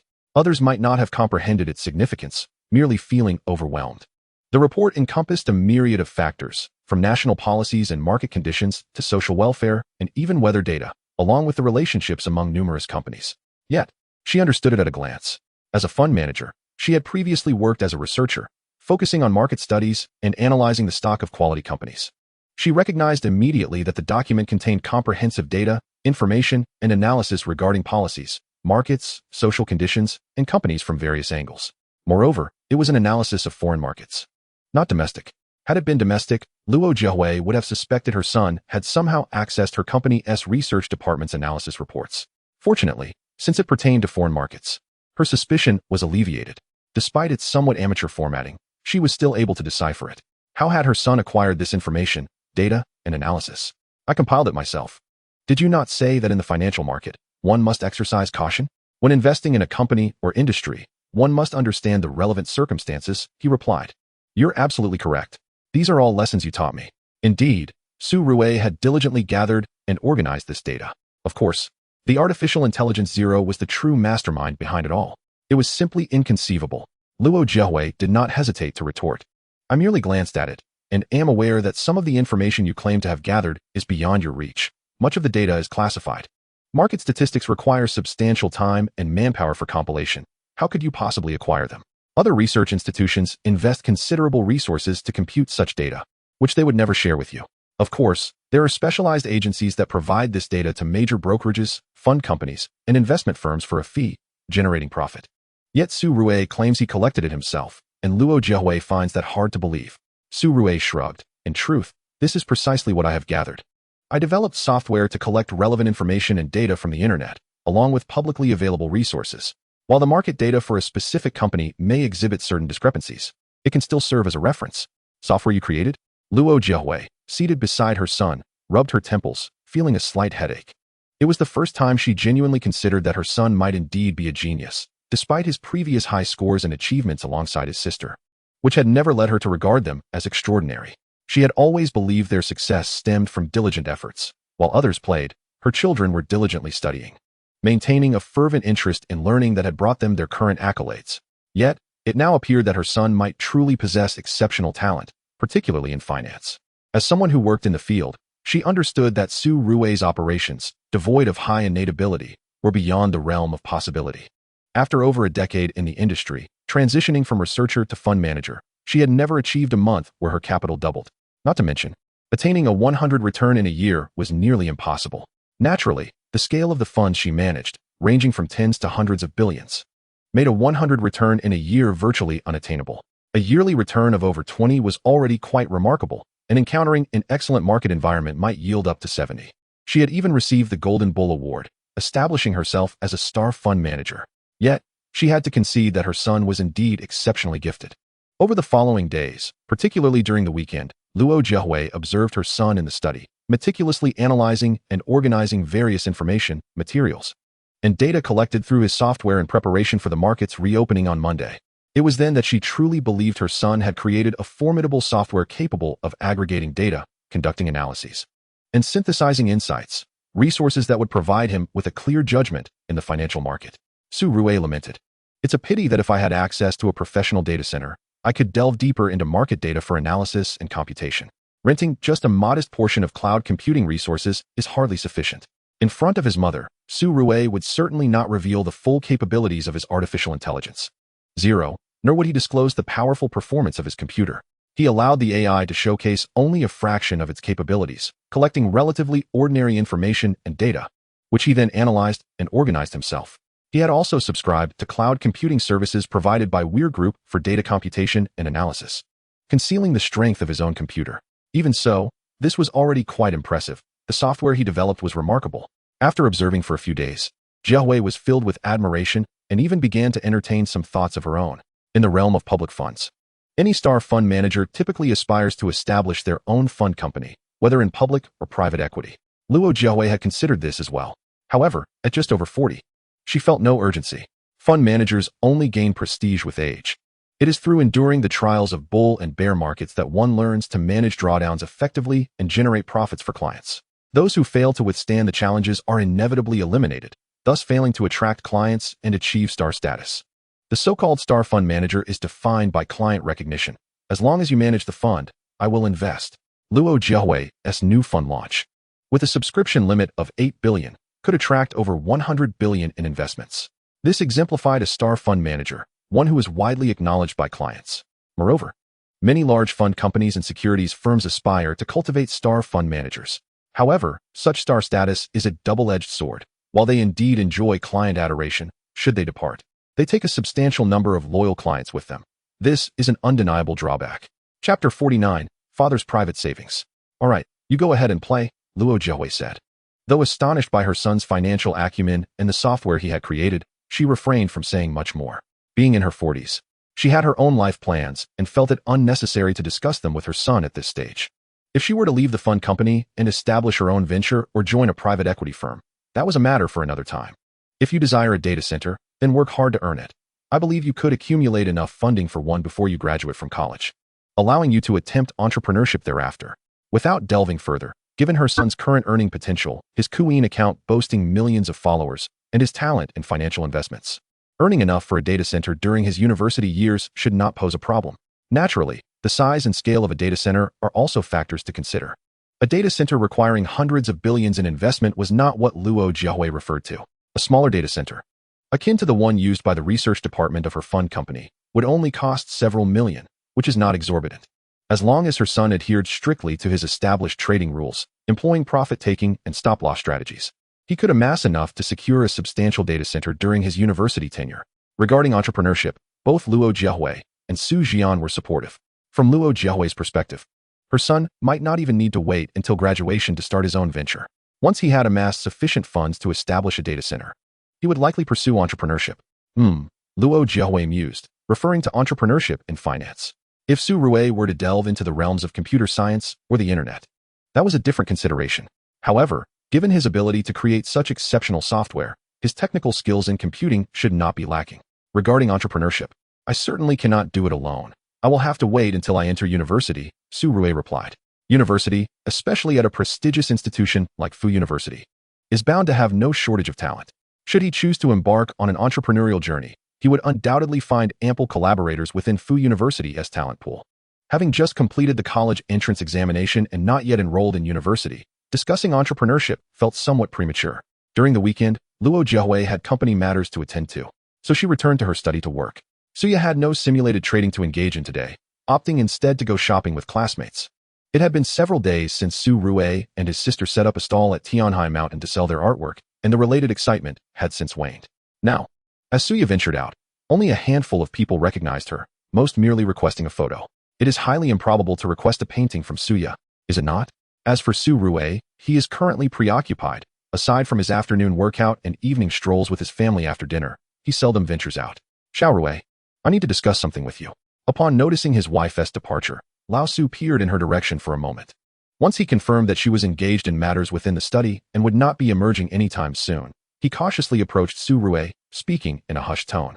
Observing his father's anxious and tentative demeanor, Su Rue curiously inquired, "Dad, what is the matter? I am entrusting you with a sum of money to manage. But you must keep it a secret from your mother. This is my private stash, understand?" Su Rue was momentarily taken aback, then burst into laughter. Could his father really find himself in such an awkward predicament? Lao Su, dressed in a simple white t-shirt, long trousers, and slippers, radiated a relaxed and casual air, complemented by half-rimmed silver glasses that lent him an air of sophistication. As the father of Su Rue and Suya, his appearance was undeniably appealing. He was a university professor with a remarkable presence. Yet, his cautious approach in asking Su Rue to manage his clandestine funds struck Su Rue as amusing. This scenario also underscored a universal truth. The struggles of many men are indeed formidable. In truth, Lao Su had access to a considerable amount of discretionary funds. Luo Jiahui would not compel him to surrender his earnings, but she would certainly scrutinize the accounts. To deceive a fund manager with false financial records? That would be an impossibility. Fund managers must grasp an extensive array of information, and even if Lao Su is a university professor engaged in research, Luo Jiahui is well aware of the associated research investments and the market prices of relevant materials. Lao Su's situation was not as straightforward as it appeared. Who does not harbor personal interests? The desire for a sum of money to call one's own, without resorting to frugality, is no simple feat over the years. Lao Su has accumulated over 200,000 yuan in his private funds. Ahem. This money was originally intended to support you should you find yourself in need while pursuing a romance at university, Lao Su explained. Upon hearing his father's words, Su Rue's expression conveyed his skepticism. You must be joking. Even if he were to engage in a relationship at university, Su Rue was not financially constrained. Lacking a golden opportunity, with only a modest following on his Kuin account, his savings comprised years of pocket money and a scholarship amounting to nearly 100,000 yuan. Would a romantic relationship truly require an expenditure of 100,000 yuan? That would be absurd. Nonetheless, Su Rue accepted the funds from his father, over 200,000 yuan. It was not an insignificant sum, yet its impact remained negligible in practical terms. He would simply consider it a means to assist his father in earning some additional pocket money. After all, Lao Su had a penchant for calligraphy, paintings, antiques, and jade, occasionally making purchases in these areas. For instance, the jade guanyin pendant around Su Rue's neck, his sister's jade Buddha, and the jade bracelet adorning his mother's wrist were all gifts from his father. The exact prices were unknown, but they were based on Lao Su's assertions. There was undoubtedly some embellishment involved. His father's discretionary funds were likely spent and accumulated in these pursuits. In the financial market, money circulates rapidly. Tales of capital doubling, or even multiplying several times over, are not uncommon. Conversely, the frequency of catastrophic losses is equally staggering. The narratives that gain the most traction often revolve around those whose fortunes have multiplied dramatically, while those who face ruin remain largely unnoticed. For instance, a few years back, a highly regarded futures trader entered the market with over 5 million yuan and exited with over 1 billion, astonishing countless investors. Yet, he was not even a professional. And now, there are no updates, with rumors suggesting he faced a catastrophic loss. The specifics remain unclear. As long as one avoids greed and ensures consistent profitability, even if the gains are modest, their capital will grow swiftly through the power of compound interest. Some might wonder how Warren Buffett amassed his wealth. It is simply through compounding. In his early years, Buffett's assets were not particularly substantial, but he managed to ensure annual growth, ultimately accumulating a vast fortune in his later years. There is no need to earn exorbitant amounts yearly. Consistent growth suffices. Similarly, consider the approach of earning 50 followed by a 25 drop versus a steady 15 increase, investing the same amount over the same time frame. The steady 15 yield would undoubtedly yield greater returns. This is the essence of compounding. As Su Rui's funds grow, leveraging them allows him to control hundreds of millions. At this juncture, the velocity of capital circulation accelerates significantly. Even with the assistance of the artificial intelligence Zero, which aids in gathering market news and data for analysis. Su Rui remains cautious, fully aware that daily profits cannot be guaranteed. His focus is on minimizing losses during downturns to ensure continual profitability. With 7 million yuan in capital, enhanced by leverage, he can manage $500 million. On the first day, Su Rui realized a floating profit of 179 million yuan. On the second day, it rose to 1 million yuan. However, on the third day, he executed a timely stop loss, incurring a loss of 2 million yuan. Once losses occur, recovering the original amount necessitates a larger percentage increase than the initial capital. This underscores the importance of striving to avoid losses. Yet, it is an undeniable fact that a perpetual absence of losses is unattainable for any investor. Su Rui can only strive to minimize losses, maintaining long-term profitability while accepting short-term setbacks as manageable. On the fourth day, his floating profits in stocks, futures, and foreign exchange accounts reached 6 million yuan. By the fifth day, as Su Rui's account continued to swell, the effect of modest leverage allowed him to control even larger amounts. The same percentage of profit translated into increasingly substantial earnings. In Chapter 50, we find Suya, who has recently been learning about finance from her brother. She often finds herself staying up late and indulging in afternoon naps. Upon awakening from one such slumber, still somewhat dazed, she descended the stairs to find her brother painting, with a mobile phone set up beside him. "Brother, you're already making such good money, and you're still live streaming?" Suya was unaware of the exact amount in her brother's account, but she was confident that he had amassed a considerable fortune. Following his lead, she had also made a modest profit, yet her approach was more cautious than his, as she had not yet employed leverage. Su Rui's initial trades were also marked by careful consideration. Now, with the aid of the artificial intelligence Zero gathering diverse data, he has developed software to assist with trading management. Whether it involves stock market accumulation or monitoring futures and forex markets, he can effectively execute entry and exit points, ensuring he does not miss optimal opportunities. The trading rules Su Rui established for himself have become more flexible, though he adheres to them with discipline. Suya, however, lacks such capabilities and the advantage of artificial intelligence. Being naturally cautious, she refrains from utilizing leverage and, with a smaller capital base than her brother, her gains are correspondingly modest. If one considers that she entrusted half her assets to her brother for management, it is likely that he has earned at least 10 million yuan in the past half month. Yet, he continues to live stream for profit? I don't live stream solely for profit. During the day, aside from analyzing data, I have little else to occupy my time. Am I not allowed to enjoy some painting? While the income from his Queen live streaming, advertising, and merchandise sales undoubtedly pales in comparison to Su Rui's earnings in the financial markets, it is certainly better than having nothing at all. Besides, he genuinely has little to do during the day. Policy news, market information, corporate data, and more are all meticulously collected and analyzed with the assistance of artificial intelligence. Dub Zero. Su Rui merely needs to review and compile simple summaries. Previously, his mother had insisted he undertake the cumbersome task of organizing, analyzing, and summarizing the data himself. But now such burdens have been lifted. With ample time during the day, he also needs to produce a short video daily to unlock a series of 10 consecutive draws. Naturally, he does not neglect the realm of live streaming. He views it as an opportunity to create short video content while simultaneously indulging in drawing to pass the time. Well, if his elder brother insists on this approach, what can Suya possibly say? While engaging in art to occupy his time, why not also stream live and earn a bit of income? Suya has indeed commenced her own live stream, which primarily consists of broadcasting her brother's sessions, a concept whimsically dubbed nested dolls. No nesting dolls allowed, she quips as she playfully joins the fray. Su Rui, known for his aloof demeanor, speaks little while painting, offering only the rare tidbit of artistic technique, often beyond comprehension for many. Suya quickly steps in to provide commentary. At present, Su Rui does not require the income from live streaming. Thus, during his painting sessions, he is able to concentrate more deeply. In the past, he would engage with his audience, promote products, and encourage purchases. Now, however, he hardly speaks at all. While the shopping cart for merchandise remains open, he refrains from mentioning advertisements, leaving it to viewers to decide whether to purchase. This has led to some frustration among his collaborators. Yet Su Rui remains indifferent to such pressures, willing to collaborate only if it suits his needs. His criteria for selecting partners are stringent, as he is not in dire need of partnerships, and the revenue sharing and advertising rates are not particularly high. Consequently, Suya's live stream has attracted a plethora of viewers from various channels. Everyone is aware that Suya is Su Rui's sister. While her painting skills may not match those of her brother, she possesses a solid foundation and offers insights into his artistic process and details, essentially serving as a commentator. Is it not remarkable to have a live commentary on painting? Wow, look at the size of the piece today. How extraordinary. Whose order could this possibly be? She exclaims, referring to a wedding dress depicted in oil paint, a size that, given her brother's temperament, surely commands a hefty price. Every day, Su Rue sifts through numerous private messages to select an order that piques his interest and fits his price range. Once he has made a selection, he disregards the rest. Thus, seeking Su Rue for a painting commission is a challenging endeavor.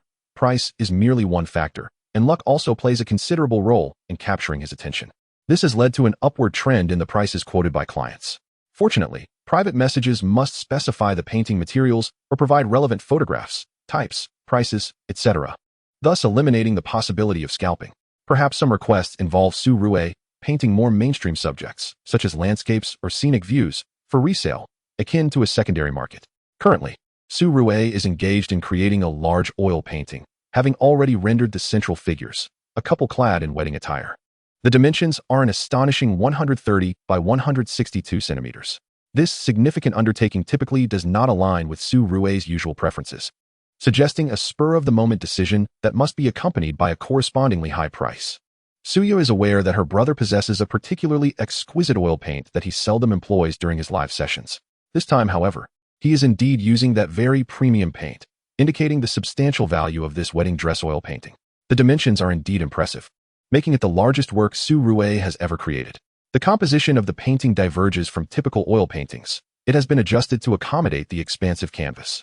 The newlyweds are depicted from a side perspective, and the wedding dress is breathtakingly ethereal. Captured in France, perhaps? The church in the photograph seems familiar, likely from that region. Though the specifics escape her memory, the bride is stunning. The pigments utilized are also rare, part of Su Rue's treasured collection, the exact brand of which remains unknown to her. Suya begins her commentary, seamlessly transitioning from Su Rue's stream and drawing in nearly 10,000 viewers. The audience count on the Ku-in streaming platform reflects genuine engagement rather than inflated metrics. This illustrates that not everyone is content to watch Su Rue paint in silence. Many desire interaction with the streamer, even if Suya's contributions are merely echoes of her brother's work. Moreover, she is quite attractive, providing a delightful view alongside Su Rue's artistry. Is this not a win-win scenario? Only children make choices, adults can enjoy both. Suya has garnered a significant influx of viewers, and her fanbase on Ku-in has surged to over 4 million. Once Su Rue completes his painting, both his stream and Suya's are flooded with praise. Stunning. This is truly beautiful. Surely a wedding dress of such caliber could not be painted without a touch of elegance. Curiosity arises regarding the financial investment that persuaded Su Rue to accept this commission. Suya has previously mentioned that her brother selects orders based on interest rather than price. If a commission captures his fancy and fits within a reasonable range, he accepts it, relying on sheer luck. He typically accepts only one commission per day, showcasing a certain nonchalance. A wealthy benefactor has just showered Su Rue's stream with a flurry of virtual gifts, equivalent to a carnival celebration. Such gifts, valued at 3,000 soft currencies each, amount to a staggering 30,000 for 10, an undeniably generous gesture. This marks the first time Suya has received such a significant gift. Sister Suya, please convey my gratitude to Su Rue. He is so aloof. After finishing the painting, he simply signs off. My wife and I are beyond satisfied. Thank you immensely. The benefactor messages. Suya responds graciously. No need for such formality. My brother selects orders at random. His painting this piece is a gesture of congratulations for you both. Wishing you a lifetime of happiness. The groom looks dashing, and the bride is exquisite. She sweetly utters a flurry of compliments before retrieving her phone to share the benefactor's gratitude with her brother. Su Rue, however, remains indifferent to such gestures, having indeed selected the order at random. This particular commission is uniquely special, requesting an astronomical sum of 500,000, with the stipulation that it be an oil painting of maximum size. Su Rue's largest canvas measures 162 by 130 centimeters, and he has never tackled such grand dimensions before. This presents an exciting challenge.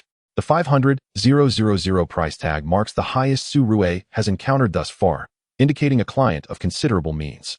As he embarks on this endeavor, Su Rue approaches the task with utmost seriousness. The final piece will undeniably justify the substantial investment of 500,000. At this moment, Su Rue commenced preparations for dinner. Chapter 51, Culinary Streamer. Su Rue, Everyone is in for a treat. Quickly take out your notebooks or start recording. For today, we shall witness the elder brother in the kitchen live. Su Rui had just completed a large-scale oil painting of a wedding dress, and the clock had already passed 5. It was time for him to prepare the evening meal. Suya mentioned that a patron of the wedding dress painting had generously gifted 30,000 during her stream, prompting her to express her gratitude. Meanwhile, Su Rui was diligently getting dinner ready. The rice had been washed and placed in the pot, while he began to process the ingredients.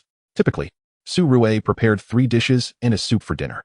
Given the current warm weather, appetites were not particularly robust. However, equipped with his basic culinary skills, he paid attention to flavor pairing while cooking. After all, it was already August, and unlike previous hot seasons, Su Rui's family did not seem to suffer from diminished appetites. This was ample evidence of Su Rui's remarkable culinary prowess. "Brother, may I livestream your cooking?" Suya cautiously inquired to her audience about broadcasting her elder brother's culinary exploits.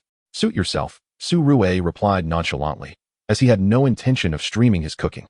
The ingredients were thoroughly cleaned, and Su Rui began chopping vegetables and meat, marinating the prepared meat. Just observing his knife skills and proficiency, one could discern that Su Rui's culinary talents were indeed exceptional. Many viewers in Suya's livestream were captivated, eager to watch Su Rui cook. Most of the audience in Suya's stream were aware that she was Su Rui's sister, having migrated from his own channel. Everyone recognized Su Rui's artistic abilities. He was a top scorer in the college entrance examination, academically gifted, possessed an exquisite handwriting style, and was seemingly adept at playing the piano. However, his culinary skills had yet to be mentioned, and no one had ever witnessed him in the kitchen.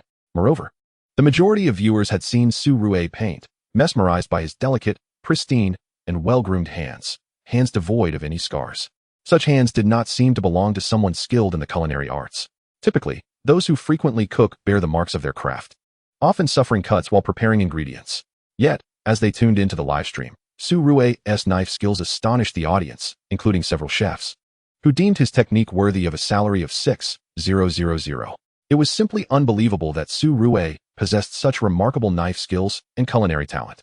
With the ingredients prepared, he refrained from cooking immediately, as the rice had yet to finish and his parents had not returned home. By the time the rice was ready, his father had come home. His mother, Luo Jiahui, would return shortly, in about 10 minutes. At that moment, Su Rui began to stir-fry. "Uncle Su is home. It's the father-in-law returning. Dad is back. Father has returned. What are you all thinking?" Su Rui exclaimed. With his return, a flurry of playful comments flooded Suya's livestream. This was not the first occurrence. The audience had grown accustomed to it. Even Su Rui's parents, occasionally checking their children's livestream, found such banter amusing. After all, it was merely the online community teasing each other. As Su Rui commenced cooking, this was the true test of a chef's skills. Even with the ordinary natural gas at home, the dishes Su Rui prepared were a feast for the senses, visually appealing, aromatic, and delectable.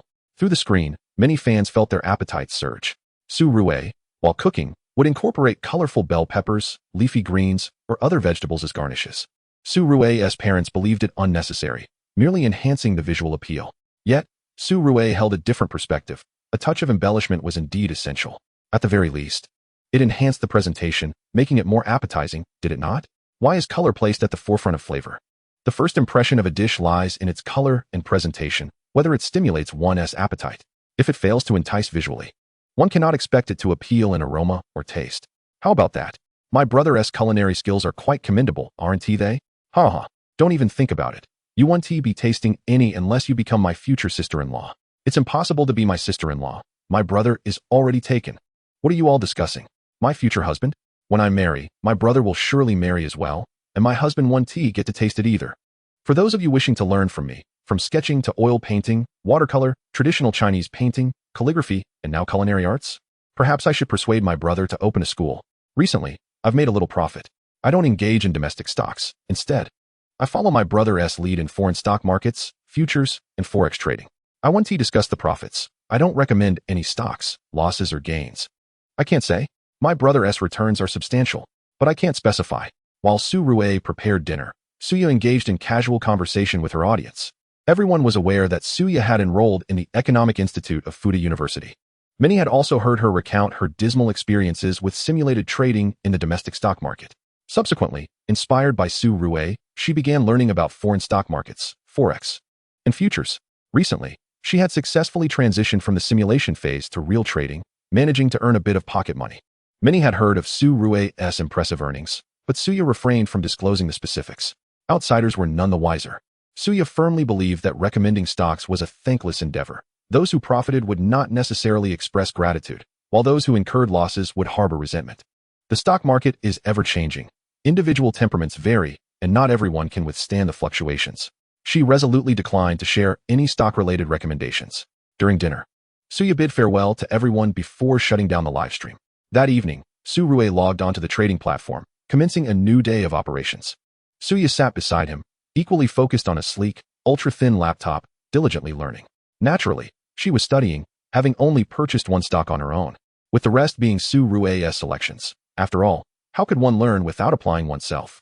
In less than 3 weeks, Su Rui successfully amassed enough funds to purchase a Koenigsegg, $500 million. Of course, he did not intend to buy just one. With his current earning capabilities, he could easily afford to treat himself to a Koenigsegg. Presently, Su Rui's account balance had exceeded 90 million. This was nearly a modest goal. The larger the capital controlled, exceeding 70 million, the more it could leverage $1 billion. As the capital grew to a certain extent, operations became increasingly challenging. Short-term trades were impossible. Only medium to long-term strategies were feasible. This was within the stock market. In the forex market, even tens of millions could leverage billions. Yet within the daily trillions of USD and forex trading, it barely made a ripple. Su Rui intended to allocate a significant portion of his funds to the forex market for ease of operation. The stock market would not see much capital, as large sums entering the stock market complicate trading. When substantial funds are invested in stocks, it drives up prices. Selling them drags prices down. The greater the capital, the harder it becomes to control. Speculating? Though Su Rui had considered the prospect of market manipulation, he lacked the time to gradually accumulate shares at lower prices through the tactics of suppressing and then boosting stock prices. Moreover, the U.S. stock market allows for both long and short positions, making manipulation a challenging endeavor. His capital in the stock market was limited, and his current strategy revolved around medium to long-term investments, patiently acquiring shares while awaiting an opportunity for explosive growth. With significant capital, short-term trading became impractical. A considerable portion of his funds was allocated to the foreign exchange market, which boasted a trading volume of trillions of U.S. dollars daily, devoid of market makers, thus accommodating larger capital flows. Chapter 52, The Final Surge, profiting $5 billion. With the academic term approaching, Su Rui prepared for his final operations. He reviewed his positions, having already closed out his foreign exchange trades. Recently, there had been a rapid outflow of global gold ETFs and ETPs, with holdings dwindling to less than 700 tons. The artificial intelligence Zero had been monitoring capital flows for some time, and Su Rui had already established short positions. During this period, under a tenfold leverage, the returns from gold alone had yielded over 40 million U.S. dollars. As gold prices fell, the U.S. dollar appreciated. The release of the August non-farm payroll index indicated improvements in unemployment rates, further bolstering the dollar and contributing to the decline in gold prices. While shorting gold, Su Rui simultaneously took long positions in the dollar, accumulating over 30 million U.S. dollars in foreign exchange profits during this time frame. In the stock market, due to low leverage and limited capital, his profits amounted to just under 20 million U.S. dollars. Nevertheless, he had already established his positions. Artificial intelligence Zero had gathered significant information regarding several stocks. Starwise Pharmaceuticals had received approval for a new drug, although the announcement was yet to be made. An internet company, Whisper, was in covert discussions with the tech giant Google regarding a potential acquisition, which had not yet been disclosed. Another automotive company was embroiled in allegations of financial fraud and severe vehicle defects. Numerous concerning reports about cars were circulating in the market, yet none had ignited widespread concern. However, once they did, the repercussions for this automotive company would be monumental, potentially necessitating a recall of affected vehicles. For all three companies, Su Rui instructed Zero to steadily accumulate shares at appropriate price points without artificially inflating or suppressing stock prices, simply engaging in normal accumulation. With the closure of his gold and foreign exchange positions, he redirected his capital into U.S. stocks, achieving his modest target. Hundreds of millions of dollars in funds became available for deployment after leveraging. Su Rui directed Zero to disseminate favorable news about Starwise Pharmaceuticals across the internet. The clinical trials for the new drug had spanned 3 years, causing fluctuations in stock prices upon entering clinical stages. Influenced by the positive news, the stock surged at the market's opening. Following the exposure by Zero, the pharmaceutical company confirmed the approval. In the wake of the acquisition news regarding Whisper, Google did not respond. However, Whisper openly acknowledged receiving Google's acquisition offer. In a matter of moments, the stock price soared. Following the revelation, Microsoft and Facebook also initiated acquisition attempts on Whisper. Within 3 days, Whisper's stock price tripled. This was the nature of the U.S. stock market, unfettered by limits on price fluctuations. After 2 successful long positions, Su Rue reaped substantial rewards before reallocating funds to short the automotive company. Regarding the financial fraud allegations against DEC Automotive, Su Rue instructed Zero to release market data substantiating their fraudulent activities. DEC Automotive stubbornly denied the claims, with their CEO asserting that the company's financial reports were sound and audited by a reputable third-party accounting firm. Subsequently, Zero unveiled images of the design flaws in their vehicles, revealing that these defects had led to over 300 reported accidents globally. All data collected by artificial intelligence Zero was authentic and verifiable. The issue of automotive safety was a paramount concern for Americans and the world alike. How could a vehicle possess design defects? Such revelations were untenable. Following the exposure, Su Rue acted merely as a catalyst for the ensuing uproar, with an increasing number of car owners corroborating the news. Even relevant testing agencies confirmed the existence of defects in DEC Automotive's vehicles. As a consequence, DEC Automotive's stock plummeted, with several countries imposing fines totaling billions of dollars, demanding the recall of defective vehicles. Within days, the company's stock price fell by 46, erasing $40 billion in market value. Su Rue profited immensely. 2 successful long positions and 1 short position resulted in his account exceeding $800 million, translating to more than 5 billion Chinese yuan, nearing 6 billion. It was a monumental triumph. Despite the bountiful rewards from these trades, the risks were equally formidable. Aside from the successful long position with Starwise Pharmaceuticals, Su Rue had Zero release favorable news that the company promptly acknowledged and publicized. He effortlessly earned over $100 million.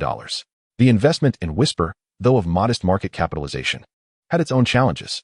Google denied the acquisition of Whisper, yet the company sought to secure a lucrative deal, publicly announcing the offer and igniting competition with Facebook and Microsoft. The timing of the long positions in Whisper and the pharmaceutical company was nearly simultaneous, yielding Su Rue just over $100 million. Regrettably, Whisper's small scale meant that after the rapid price doubling, opportunities for further entry were lost. Nonetheless, Su Rue reinvested the over $100 million into leveraged short positions against DEC Automotive. Shorting DEC Automotive posed significant risks. The impact of the financial fraud allegations was minimal, as even genuine claims would require extensive scrutiny. Fortunately, Su Rue possessed subsequent negative information regarding the design flaws in the vehicles. All relevant news, data, and documentation were released, serving as the ignition point for a market explosion. Subsequently, a flurry of confirmations emerged, validating the issues with DEC Automotive's vehicles. Third-party testing results were published, penalties from the EU and other nations were disclosed, and recalls for defective vehicles were mandated. Each piece of news struck the market like a thunderclap, resulting in a series of steep declines. Each drop translated to profit for Su Rue, who maintained a substantial short position. Any unexpected developments for DEC Automotive could divert market attention or release favorable news, risking a surge in stock prices that could jeopardize Su Rue's positions. At that juncture, the concern would not merely revolve around profit margins, but rather the potential obliteration of all earnings accumulated over the past 2 months, along with the principal. The stock market is fraught with risks. Substantial gains can swiftly turn into catastrophic losses. This time, the impact of the short position seemed significant, even causing a sharp decline in the Dow Jones Index, though it was of no concern to Su Rue. Su Rue gazed at the news that had erupted online overnight. DEC Automotive was embroiled in allegations of financial fraud, with its manufactured vehicles revealing design defects, incurring penalties exceeding $1 billion and a mandate to recall the problematic cars. Such fines require substantial funds, and the cost of recalling vehicles would naturally precipitate a decline in stock prices. More critically, the company's reputation lay in ruins. How did Samsung's downfall transpire? The same principles applied to DEC Automotive. This chapter was irrevocably closed. He could now prepare himself for school with peace of mind. Su Rue closed his laptop. This series of maneuvers had spanned several days. With the U.S. stock market and Forex opening at night, he was utterly exhausted. It was time for a well-deserved rest. Having made a profit of $700 million from this operation, his account balance now soared beyond $5 billion, approaching $6 billion. This represented a remarkable cash flow. He could finally take out the Koenigsegg from his system backpack and drive it openly. The funds acquired from this operation were sufficient to purchase 100 units of this limited edition Koenigsegg. Chapter 53, from 1. 2 million to 1 billion. First, he would obtain a temporary license plate, then find someone to register a company in preparation for his university enrollment. The Koenigsegg was securely tucked away in his system backpack. The vehicle obtained through his daily 10 draws came with all the necessary paperwork. He could head straight to the vehicle management office to print a temporary license plate. The necessity of registering a company stemmed from Su Rui's intent to attend school in Shanghai. He would undoubtedly be using the car frequently there. However, to acquire a Shanghai license plate, one must have continuously paid social insurance for 3 years if they are an outsider. Therefore, Su Rui had no choice but to register a company to place the vehicle under its name, allowing him to secure a Shanghai plate. Moreover, with 5 billion in capital, he could provide Zero, his artificial intelligence, with a superior infrastructure. The powerful computer obtained from his daily 10 draws indeed resembled a server, yet it was still inadequate. The sheer volume of data regarding stock markets, futures, forex, policies, and market trends was overwhelming and required the establishment of a large data center. Registering a company was essential, both for the license plate issue and for creating a data center for Zero. Brother, Deck Automotive has been exposed. It's said to have been shorted. You didn't have a hand in this, did you? The following morning, Suya rushed downstairs, her face unwashed and cell phone in hand. She had evidently seen the news regarding Deck Automotive's financial improprieties and the design defects in its vehicles, which had led to penalties and a recall of the faulty cars. Clearly, the company had suffered from short selling, with its market value evaporating by $40 billion in just a few days, a staggering 46% drop, and the decline was ongoing. Suya was aware that her brother had been accumulating shares in the automotive company recently, and notably, he was holding short positions. In the past few days, Suya hadn't been informed of Deck Automotive's plummeting stock price, as that news had originated abroad. Today, however, the domestic media was rife with reports of the company losing 46% of its market value, a staggering $400 billion, compounded by the penalties and the recall order. Domestic suppliers and related companies were also affected, leading to a decline in their stock prices. The revelation that her brother was shorting a company with a market capitalization nearing $1 trillion left Suya astonished. Are you actually shorting Deck Automotive? Hearing the exchange between his daughter and son, Luo Jiahui, who was preparing breakfast, looked at Su Rui with wide-eyed astonishment. She had learned of Deck Automotive's predicament the very day it was announced. As a multinational automotive corporation, it was intricately linked to a vast industrial chain, which is precisely why automobile manufacturing is often hailed as the crown jewel of industry. The implications of a company with a market value nearing $1 trillion encountering issues reverberated through its suppliers and the entire industrial chain. Have you been aware of Deck Automotive's issues for long? Luo Jiahui inquired, her curiosity piqued. Su Rui humbly responded, I merely followed the trend of short selling. I am not the main player. Luo Jiahui shot him a skeptical glance. I certainly know you're not the main player. With your limited funds, how could you aspire to be? But what led you to suspect Deck Automotive had problems? After a moment of contemplation, Su Rui explained.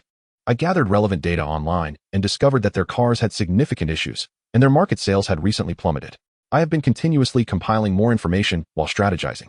Luo Jiahui remained silent for a moment before finally exclaiming, the software you developed is indeed impressive. While she was not closely monitoring international financial markets, her fund managed domestic and Hong Kong stocks and did not extend to overseas equities or indices. The information regarding Deck Automotive was gleaned from her company's research division. She had merely observed the related data. She could hardly fathom that her son was involved in shorting the company. While Su Rui might not be the principal short seller, he undeniably played a pivotal role in igniting the firestorm surrounding Deck Automotive's financial fraud and design flaws. So, brother, how much have you made this time? Suya asked, swallowing hard, her eyes wide with anticipation. After all, she had entrusted half her fortune to him for management. With Deck Automotive facing a short sell-off that had resulted in a $40 billion loss, surely he must have made a substantial profit? Even their father, old Su, was intrigued, though he feigned disinterest while focusing on his meal. However, his ears were keenly attuned to the conversation. Luo Jiahui also looked at her son, eager to learn how much he had earned from shorting Deck Automotive. Su Rui lifted his chin slightly, feigning deep thought for a moment before declaring, from shorting Deck Automotive, I've made approximately $500 million. Considering my previous gains from going long on Xinhui Pharmaceuticals and Whisper Company, which totaled around $200 million. My account now holds over $800 million. Clang. As old Su diligently savored his meal, he inadvertently toppled his bowl, hastily gathering the contents with an uncharacteristic loud exclamation. How much? 800 million US dollars? Suya gazed at her brother in astonishment, soon overwhelmed with joy. How much can I earn? How much will I receive, brother? Yes, how much will I receive?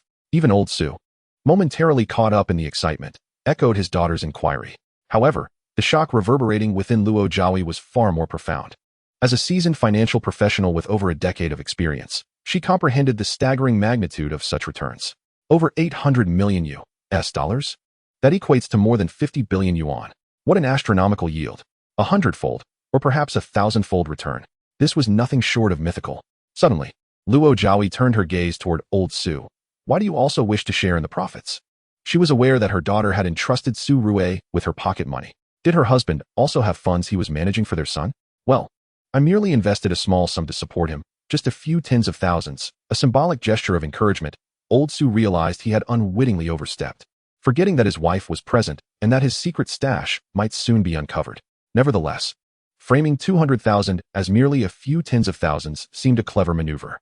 After deducting a few tens of thousands in earnings from the 200,000, he could still retain a significant portion of his private funds. His daughter should be able to claim over $1 billion. His father's share could amount to several million. Su Rui intended to distribute all the profits according to the invested proportions of his sister and father, without taking a single cent for himself. Of course, Suya had also contributed a sum that allowed Su Rui to increase his capital, thereby accelerating the growth of his investments, resulting in such substantial profits. In reality, the yield that their father could achieve was over 100 million. However, since he had just claimed to invest only a few tens of thousands, Su Rui could not reveal the true earnings of over 100 million, as that would not align with the initial investment. He could only mention a few tens of millions to leave his father with some pocket money. Meanwhile, the sister's earnings had significantly increased. Having originally provided Su Rui with 1,200,000, it had now skyrocketed to over $1 billion. Chapter 54, The Coveted Koenigsegg. My heavens, so much.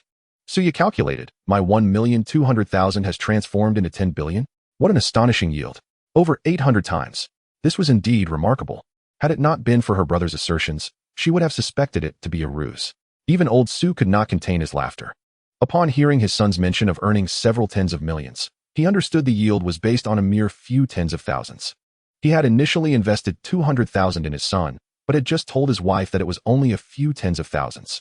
This time, he was certain of earning a substantial amount for some leisure spending, perhaps indulging in the art and jade pieces he had previously been unable to afford. Joyful indeed. The only one seemingly less pleased was Luo Jiahui. Was her daughter now worth 10 billion? And even her husband had amassed several million, if not more. She found it hard to believe that her husband was truthful in stating he had only supported their son with a few tens of thousands. Well, the truth would emerge in due time. Luo Jiahui herself likely possessed a fortune in the millions, yet she now felt like the least affluent member of the household. Sigh. What do you plan to do with this capital? Luo Jiahui inquired of Su Rui, then turned to her daughter. Suya, you've become quite the young heiress. With 10 billion, outshining your mother. Me? Suya hesitated, tilting her head, uncertain of what to do with such wealth. I have enough money for now. Let my brother continue managing it. Haha, it will surely grow more. Imagining how 10 billion could transform into 100 billion, and then 1,000 billion, she mused. Wouldn't that make her a billionaire? Of course, this was merely a fanciful thought. Su Rui's substantial earnings were a result of seizing opportunities, coupled with the fact that his capital was not excessively vast. Once funds reach a certain threshold, such as several billion or even hundreds of billions of dollars, any movement, without leverage, can lead to significant fluctuations in any domain. Attempting to use leverage to achieve such profits becomes an impossibility. At that point, it becomes a matter of long-term investment and sustained returns. The prospect of realizing 100-fold or even multiple returns in the short term is unattainable. It is not impossible, but exceedingly challenging. The sheer volume of capital means that even the slightest movement draws scrutiny. Su Rui articulated his intentions. I plan to purchase a vehicle and establish a company in Shanghai, registering it there for convenience in my studies. Additionally, I aim to enhance data processing capabilities by setting up a data center. You have your own plans. Both your father and I fully support you. Luo Jiahui did not oppose. After all, it was her son's money. Although it was indeed a considerable sum, purchasing a car was quite reasonable, especially since he had just obtained his driver's license. With such earnings, acquiring a vehicle seemed trivial. Registering a company in Shanghai and securing a local license would facilitate matters greatly. Initially, Luo Jiahui had thought that her son would need 1 or 2 years in university to gather enough funds to establish a data center and embark on entrepreneurship. Little did she anticipate that he would accumulate sufficient capital during the summer vacation to set up his very own data center. Sigh. Luo Jiahui felt a wave of emotion. Her son was truly exceptional. She began to contemplate, weighing the idea of leaving her current fund company to forge her own path. This required careful consideration. Even if she chose to resign, as a star fund manager, the approval process would be lengthy. At her level, departing without the company's consent could lead to complications, from fines to temporary bans from the financial market. In severe cases, a lifetime ban could be a possibility. This matter required further contemplation. Brother, what are you planning to buy? Shall I accompany you? After breakfast, Luo Zhaoyi headed to the office while old Su took a day off, deciding to share 10 million with his son to explore art and jade pieces he fancied. Su Rui was eager to retrieve the Koenigsegg he had long desired from the system's inventory. At merely 16, Suya was unable to obtain a driver's license. Yet she was now a billionaire in cash and yearned to buy a car. Accompanying her brother to view vehicles seemed a good idea. Once she received her license, she could purchase her own. Are you coming along to look? Su Rui replied. I've already purchased it, ordered from abroad, and it's already been delivered. I just need to acquire a temporary license plate, and then I'll show it to you once I drive it back. This was merely a pretext. The Koenigsegg was nestled within the system's inventory. Su Rui was well aware that this summer, he would earn enough to openly retrieve the Koenigsegg. Recently, he had rented a warehouse, which lacked surveillance. He even arranged for a truck driver to visit the warehouse, ostensibly to remove some refuse. The driver, upon realizing he was merely hauling some cardboard waste, had nothing further to say once Su Rui paid him handsomely, departing contentedly with his earnings. The warehouse was devoid of cameras, and another truck was set to enter, easily passing off as a transport vehicle for the Koenigsegg. The procedures for the Koenigsegg in the system's inventory are impeccable, rendering any scrutiny unnecessary. Su Rui first retrieved the pertinent vehicle purchase documents and invoices from the system's backpack, then proceeded to the vehicle management office to obtain a temporary license plate. Afterward, he hailed a taxi to the warehouse. The Royal City, a coastal metropolis, boasts a bustling port with numerous warehouses available for rent. Su Rui, however, opted for a more remote and secluded warehouse. This particular facility was devoid of surveillance cameras, and there was not a single manager in sight. The only individual present was an elderly man stationed at the entrance, who merely allowed vehicles to pass without any inspection or inquiry. Inside the warehouse, Su Rui finally unveiled the long-anticipated Koenigsegg, placing it within the confines of the space.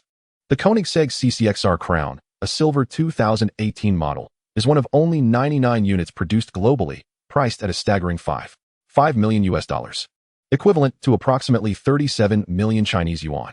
Accounting for various import duties, purchase taxes, and consumption taxes, the on-road cost exceeds $500 million. The sleek silver exterior, handcrafted from full carbon fiber, houses a 5.0-liter engine that delivers a remarkable 710 kilowatts of power, capable of producing an astonishing maximum horsepower of 115, surpassing the Bugatti Veyron's 1,001 horsepower.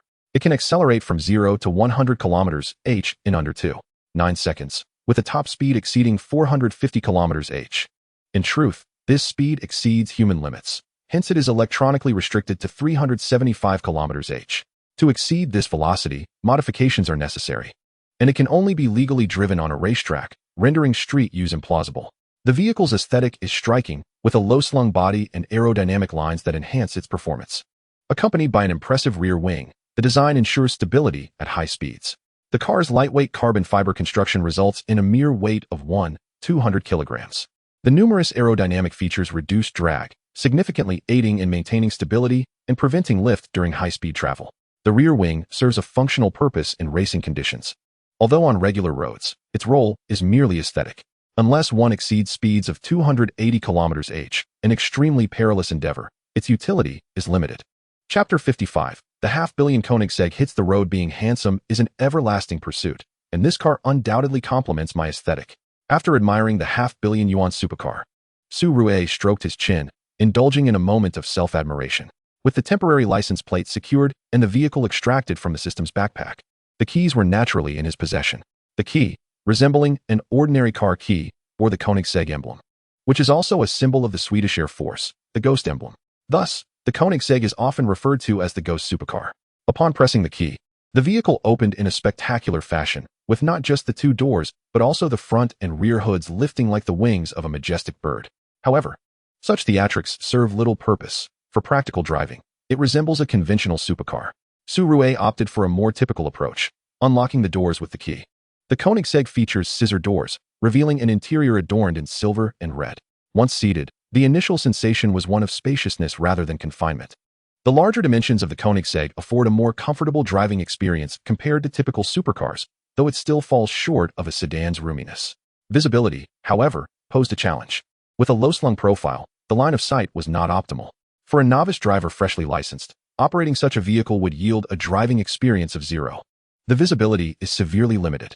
Su Rui, having just obtained his license, was fortunate to possess a unique advantage. The beginner driver status granted him at least several years of driving experience, qualifying him as a seasoned driver. With a simple push of the start button, the engine roared to life, announcing its supercar identity. A gentle flick of the paddle shifter beneath the steering wheel engaged the transmission. As he pressed the accelerator lightly, the engine emitted a low growl, and the distinctive sound resonated as the silver Koenigsegg glided out of the warehouse. How long had this car been stored in the backpack? Finally, it basked in sunlight, a rare moment. Su Rui had lost track of time. Had it been 2 months or 3? At last, he could drive it openly. Exiting the vehicle, he secured the warehouse door behind him. The warehouse had fulfilled its purpose, and there would be no need for future visits. Having rented the space for merely a month, the modest deposit was inconsequential. The silver supercar, accompanied by its engine's symphony, traversed the warehouse district. At the entrance, the elderly guard, though curious, wondered when this stunning vehicle had entered. Having not witnessed its arrival, he let Su Rui pass. Such a beautiful and low car must indeed be exorbitantly priced. In the old man's eyes, 2 types of cars should be avoided: those that are both beautiful and low, and those with large, unsightly badges, like Bentleys and Rolls-Royces, which are rather hideous, yet boast prominent emblems. Given the proximity to the port, the guard speculated that the car might have been unloaded from an international shipment. After a few minutes of driving, Su Rui merged onto the main thoroughfare, heading toward the city center. The driving experience was nothing short of exhilarating. The Koenigsegg CCXR Crown features a retractable roof, transforming it into a convertible. However, Su Rui opted to keep it up, as he preferred discretion. Even so, as he entered the main road, he noticed adjacent vehicles lowering their windows to gawk, some even capturing photographs. More importantly, as Su Rui navigated through the city, other cars maintained their distance, adhering to the legendary feature of luxury cars that automatically preserve space. Overtaking was a rarity, and lane cutting was nearly non-existent. Merely hearing the engine's roar and the unique sound of the supercar, along with its sleek, low profile, made it evident that even without recognizing the emblem, one would understand the potential cost of a mere scrape. Tens of thousands of dollars at minimum. Best to steer clear. Of course, some recognized it as a Koenigsegg, albeit unaware of its specific model. In today's technological age, snapping a photo and conducting an online search would reveal it as the Koenigsegg CCXR Crown, a limited edition supercar launched in 2018. With only 99 units available at a staggering price of $5 million. This small company, Koenigsegg, has yet to deliver all 99 vehicles even after 2 years, underscoring the limited production capacity, which explains why they offer many models with global production numbers of just 2, 3, or 7 units. 99 vehicles remain undelivered after 2 years, a clear indication of exceedingly low production rates. Su Rui, at the helm of his Koenigsegg, parades through the streets with an undeniable flair. Yet, one cannot merely label it as ostentation. The striking design of the automobile, coupled with the thunderous roar of its supercar engine, commands attention wherever it goes, as if greeting onlookers in a symphony of sound. Upon arriving at his residential complex, lacking a license plate, Su Rui completed a brief registration before descending into the underground parking, where he parked in his mother's designated space. "Is Dad not back yet?" Su Rui inquired upon entering his home, noticing his father's absence. His younger sister, Suya, replied, "Dad said he won't be home for dinner." "All right, I shall prepare the meal," Su Rui declared, proceeding to ready lunch. Suya, spotting the car keys in her brother's hand, reached out to play with them. "Has your car been delivered? What kind of car is it?" As a girl, her knowledge of automotive brands was limited, given the rarity and high price of Koenigsegg's. It was no surprise that she was unfamiliar with the emblem. "It's a Koenigsegg. I just secured a temporary license plate to drive it back," Su Rui explained. "How much did it cost?" Suya inquired, examining the diamond-shaped key adorned with an unfamiliar logo. "Several tens of millions. The final price should be around $500 million. "What?" Suya exclaimed, taken aback. $500 million? 50 million? You bought such an expensive car? Not too extravagant, merely 50 million. "I could purchase 100 of them if I wished," Su Rui retorted, leaving Suya momentarily speechless. With her brother's fortune exceeding $800 million, nearly $6 billion in total, it indeed seemed feasible to acquire over 100 cars. Yet, the sheer cost still struck Suya as exorbitant. She had never purchased anything remotely as pricey. Her most valuable possessions were a jade Buddha necklace and a bracelet, gifts from their parents. She had never indulged in luxury items, her wardrobe consisting of brands costing only a few $100s, lacking any international labels. Even her phone and computer were gifts from their mother. The revelation that her brother could afford such expensive items left her momentarily stunned. As Su Rui prepared lunch, he mentioned to his sister, "Let us check for flight tickets. I need to report to school in a couple of days." "Didn't you just buy a car? Aren't you driving there? What will happen to your car? Will you leave it at home?" Suya queried, pulling out her phone to look for tickets. Su Rui responded, "Drive a supercar to Shanghai. It's over 1,500 kilometers. Do you think I should drive? Would you even dare ride in my car? Moreover, my car is a two-door supercar. I need an experienced driver for the highway." Having just acquired his driver's license, he was aware that highway driving required a companion with 3 years of experience.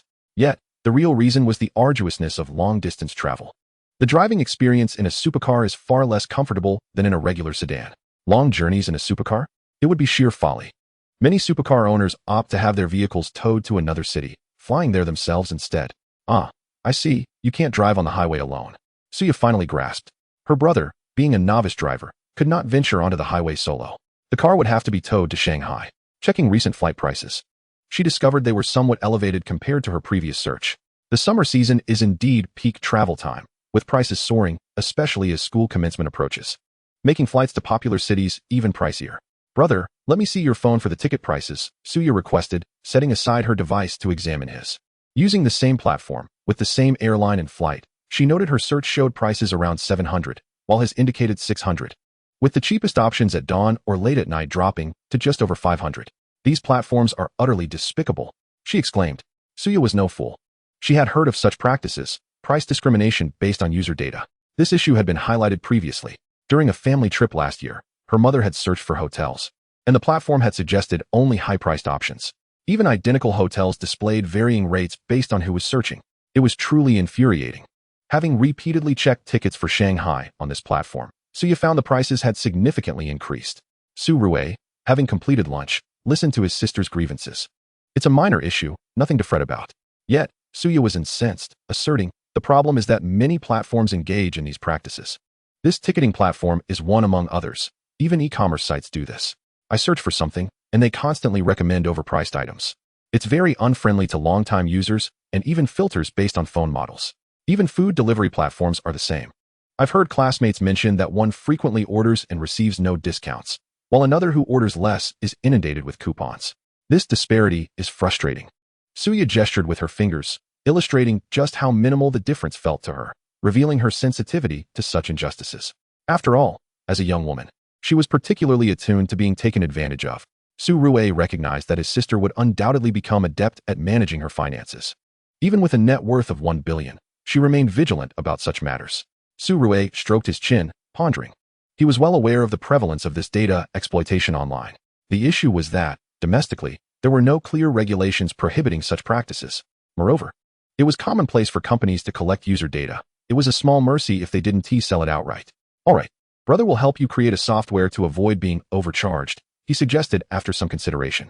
This was feasible, albeit somewhat complicated. Developing a program would suffice. But such software would inevitably face suppression from the platforms. As long as it remained for his sister's personal use, it would be manageable without widespread distribution. He booked a ticket for August 25th to Shanghai and planned to inform their parents later that evening. As for accompanying their son and daughter to report for school, Luo Jiehui and Su Jian had not even contemplated it. "We're perfectly capable of going alone. We're grown-ups now," she asserted, having just returned. Luo Jiehui noted a sports car parked in her designated spot. She recalled that her son had expressed a desire to purchase a vehicle that morning, and upon her return, a sports car was indeed occupying her space. Initially suspecting it was a case of improper parking, she considered contacting management to locate the owner. Yet, a sudden realization struck her. Her son had mentioned wanting to buy a car that morning. A young man, freshly licensed, with a fortune of several billion. It was highly likely that the car belonged to him. Su Rui, while enjoying his meal, casually remarked, "I ordered it from abroad some time ago and just brought it back. I only got the temporary license today." Su Jian responded, "So it was indeed you who bought it?" Luo Jiehui, intrigued, inquired, "What brand is the car? It appears exceptionally high-end. It must be quite pricey, right?" "I was aware that the cost was $5 million US, and once delivered, it would amount to $500 million. Before Su Rui could speak, Suya had already divulged the car's price. This was information Su Rui had shared with his sister earlier that morning, supplemented by Su Ya's online research. The $500 million price was merely a conservative estimate. There were only 99 units globally available, rendering it nearly impossible for the average person to acquire one. Despite the limited 99 units of the Koenigsegg CCXR Crown, not all have been delivered yet. In fact, the car sold out 2 years ago upon its debut. Suya suspected her brother had purchased a second-hand vehicle or had acquired a place in line at a markup from someone else. It was likely that Su Rui had placed an order 2 years prior and was now paying a premium to take over that spot. Considering the markup, or the price of a second-hand car, including shipping costs and tariffs, the final price would undoubtedly exceed $500 million. Goodness, that's an astounding amount. The cost of one car surpasses my research funding. Old Su expressed his envy. His own vehicle cost just over $200,000. Although he had outgrown the age of obsessing over supercars, he still had a fondness for luxury vehicles.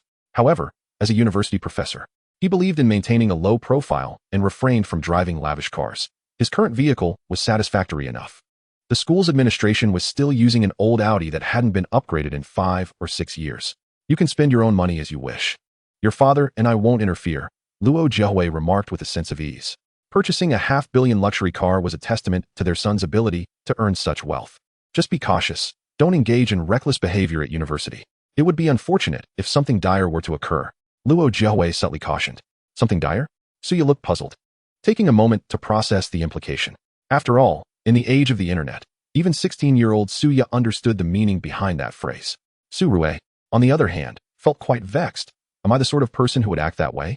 I have always been an exemplary student. Since kindergarten, it had been the girls who expressed interest in him, wanting to play or confess their feelings. Aside from a few innocent kisses from girls in his early years, he had rejected every romantic advance as he matured. He had never been in a relationship. How could he possibly engage in reckless behavior? The notion of causing something dire was absurd, especially coming from his mother. Men with money turn bad. You should be mindful of that. You're 18 now and responsible for your choices. Your father and I cannot oversee you forever, Luo Jiahui merely reminded him. She felt quite at ease regarding both her son and daughter. I understand. Su Rui nodded earnestly. After finishing their meal, Suya took to washing the dishes. Su Rui had prepared dinner. Starting today, while he still directed Zero to gather relevant data and information from the market, he had suspended his own operations in the financial market. He intended to take a break for a while. That evening, Su Rui live-streamed a painting session.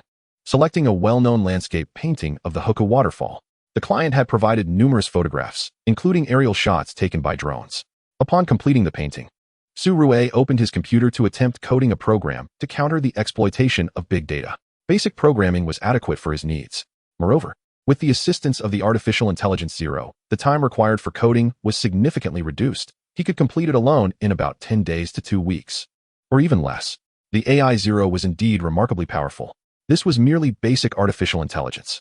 Were there not intermediate, advanced, and even more sophisticated versions? Would more advanced artificial intelligence surpass the likes of Jarvis, Red Queen, Skynet, and Wiki from television? However, certain developments necessitated Su Rui's urgent trip to Shanghai. He had entrusted an agency online to register a company. The company was still in the registration process, but he had already been contacted by Yue Company regarding the data center he ordered, inquiring about where to construct it. Su Rui needed to find a location and then coordinate with Yue Company for the data center's construction. Chapter 57. Departing early for Shanghai. Mom and Dad, Yue Company has reached out to me. I need to head to Shanghai to finalize the data center arrangements. I will take care of this and also pick up my sister later. The next morning, Su Rui informed his parents of his plan to depart early for Shanghai. Changing his flight was sufficient. Although there would be a small fee, it was a minor inconvenience, merely a couple of hundred yuan. All right, then you may go ahead. Once you're settled there, give us a call. Old Su and Luo Jiahui had little to add. Regardless, Su Rui would need to go to Shanghai soon, as the school year was about to commence. Departing early or late made little difference.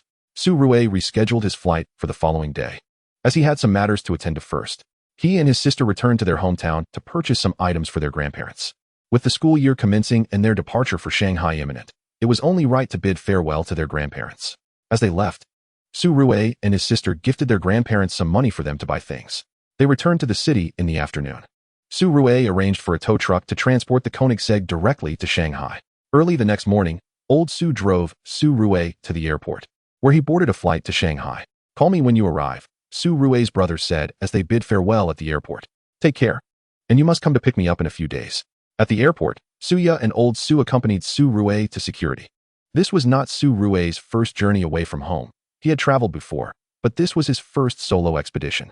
For a young person, It was hardly a daunting feat with today's technology. Su Rui had nearly familiarized himself with Shanghai even before his arrival. He had booked a hotel and arranged for transportation before even landing.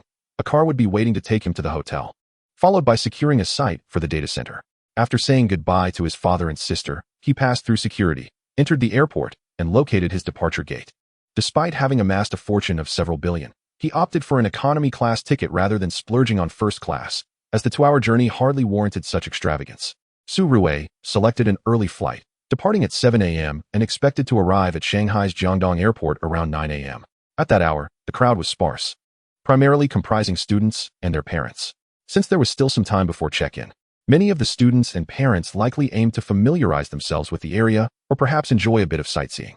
While waiting, several individuals recognized Su Rui, including both students and parents. It was not surprising that students recognized him. First and foremost, his striking appearance was memorable. Secondly, he was the Science College entrance examination top scorer, boasting an astonishing score of 741, a feat known to all students. Furthermore, Su Rui was a popular figure on the Douyin platform, amassing millions of followers, making it unsurprising that he would be recognized. Numerous audacious young ladies approached him, seeking his contact information, only to be politely declined by Su Rui, who consented to nothing more than a photograph or an autograph at most. The parents, upon encountering relevant reports, learned that this handsome young man, Su Rui, was the top scorer in the college entrance examination at both the municipal and provincial levels, with his sister sharing the same prestigious accolade. Quite remarkable indeed. It is, in truth, his striking appearance that leaves an indelible impression, enabling him to be recognized so effortlessly. Were it a peer of more average looks, they might easily be overlooked or even doubted as a top scorer. Each year, dozens achieve this distinction. Who could possibly remember them all? Moreover, the disparity between a person's real-life appearance and that depicted in television reports or online is often significant. Many celebrities appear one way on screen, yet when they stroll down the street without a cadre of bodyguards, they often go unnoticed. Thus, the assumption that their entourage is solely for safety is largely misplaced. A significant portion of that need arises from a desire for recognition. As the flight attendant announced the boarding procedures, the airplane ascended into the skies. 2 hours later, it landed smoothly at Shanghai Jiangdong Airport. Su Rui carried little more than a small bag containing a few changes of summer attire, deeming it unnecessary to bring anything else from home, as he could procure whatever he needed upon arrival. After all, he was not lacking in funds. This journey to Shanghai was undertaken solo, and to his surprise, neither his father nor mother had provided him with a single cent. Su Rui felt his once coveted status at home diminish sharply. It seemed that the sense of being treated like a national treasure had faded post-examination. Were Su Jian and Luo Jiahui privy to their son's thoughts, they would surely deliver a sharp reprimand. You, with your billions, still expect us to give you money? Hello, yes, it's me. I've just disembarked. Am I at the parking lot? A black Maybach? All right, I've noted that. The hotel's pre-arranged airport pickup service had the driver awaiting Su Rui's arrival, who reached out upon receiving the flight's landing information to confirm his location, vehicle model, color, and license plate number. Su Rui was taken aback that the car designated for his pickup was a Maybach. However, considering he had booked a room costing over $5,000 per night for a week, such a vehicle for his airport transfer seemed quite reasonable. Hello, I'm Su Rui. In the airport parking lot, he located the target vehicle, a black Maybach S680, quite the prestigious choice. Good day, Mr. Su. We are delighted that you have chosen our hotel. After confirming Su Rui's identity, the driver expressed his welcome and inquired whether they should proceed directly to the hotel or visit another location. Let us head to the hotel first, Su Rui replied, eager to drop off his bag.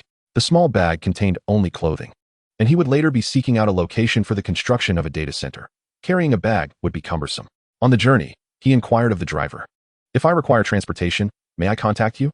The driver responded, "The hotel provides complimentary transfer services. You may reach out to the front desk whenever you need a vehicle." As a premium guest of the hotel, Su Rui's airport pickup was complimentary. Should he need further transportation, he could make arrangements through the front desk, which would be free within a certain range, though longer distances would incur a nominal fee, not exorbitant, yet certainly pricier than a standard taxi fare.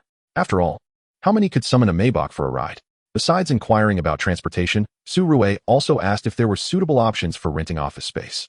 The driver refrained from hasty responses, instead providing information regarding the distribution of technology parks and industrial parks in the Jiangdong New District, encouraging Su Rui to explore these opportunities for himself. Su Rui appreciated the driver's discretion and restraint in not offering unsolicited advice or unreasonable recommendations. Upon arriving at the hotel, Su Rui assessed the establishment. It was a 5-star hotel, and his room was on the 29th floor, not the topmost, which housed the presidential suite. A tad too extravagant. Nevertheless, the 29th floor provided an impressive view of much of Shanghu's nightscape. The hotel was conveniently situated near the river, promising a splendid vista, though the bright daylight offered little in terms of appeal. After placing his belongings down, Su Rui approached the front desk to request a vehicle to take him to the nearby Innovation City International Industrial Park. Chapter 58, Fuda Technology Innovation Base. The Innovation City International Industrial Park is located in the Puyang district, close to the Fuda headquarters. Su Rui intended to select a venue, as it was inconceivable to construct merely a data center without an accompanying office space. Even for the data center, Su Rui planned to register it under his company's name, which was still in the process of being established. The construction of the data center could commence while the office space could be rented and prepared in advance. Once the company was officially registered, it could be listed without delay. The registration process would not take long. Su Rui was utilizing a third-party agency, and he expected to have the relevant documents within a week. As the Maybach entered the Innovation City International Industrial Park, Su Rui inquired with the Jalsangbomon about the conditions for tenancy and rental fees. One notable concern was Su Rui's youth. At merely 18 years old, and standing at an impressive height of 181 meters, his youthfulness was glaringly apparent. Absent the Maybach as a calling card, Su Rui feared he might be dismissed outright. The experience thus far had not been particularly favorable. He expressed a desire for a 2,000 square meter space to establish both a data center and an office, which could be separated. The Jalsangbomon required him to complete a tenancy application form and submit relevant documents, including a company introduction, intellectual property status, a business plan, a copy of the business license, a copy of the organization code certificate, a copy of the tax registration certificate, and copies of relevant intellectual property certificates.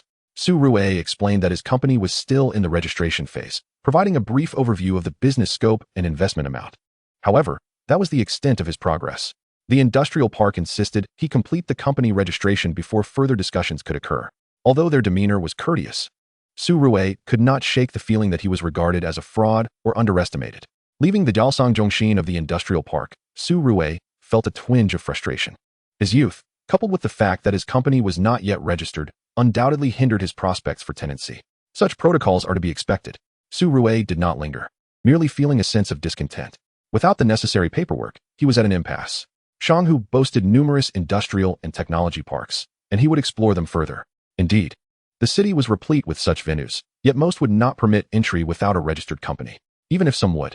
The surrounding amenities were often lacking and located at a considerable distance from Fuda. As he surveyed 2 technology parks that did not meet his criteria, Su Rui's gaze was drawn to a sign next door, Fuda Technology Innovation Base. This could be the opportunity to connect with the admissions officer, who he believed was named Director Liu. Su Rui vividly recalls the moment when his college entrance examination results were announced. The admissions officer from Fuda University had told him that he could contact him directly if he needed anything prior to joining the university. Su Rui was not at a loss for where to find the office. If worse came to worst, he could simply locate a nearby office building. However, the distance from the office building to Fuda posed some inconvenience for his schooling. Fuda is surrounded by several institutions such as Tongji University and Financial University, along with supportive industrial and technological parks. Given the proximity, Su Rui decided to explore the area. Upon retrieving Director Liu's phone number, Su Rui dialed it without hesitation. Moments later, the call connected, and he heard Director Liu's familiar voice.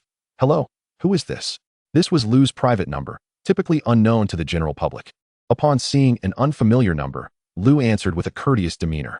"Hello, Director Liu, this is Su Rui. I wonder if you remember me, from Huangqing City No. 1 High School." Su Rui, "Of course, I remember you.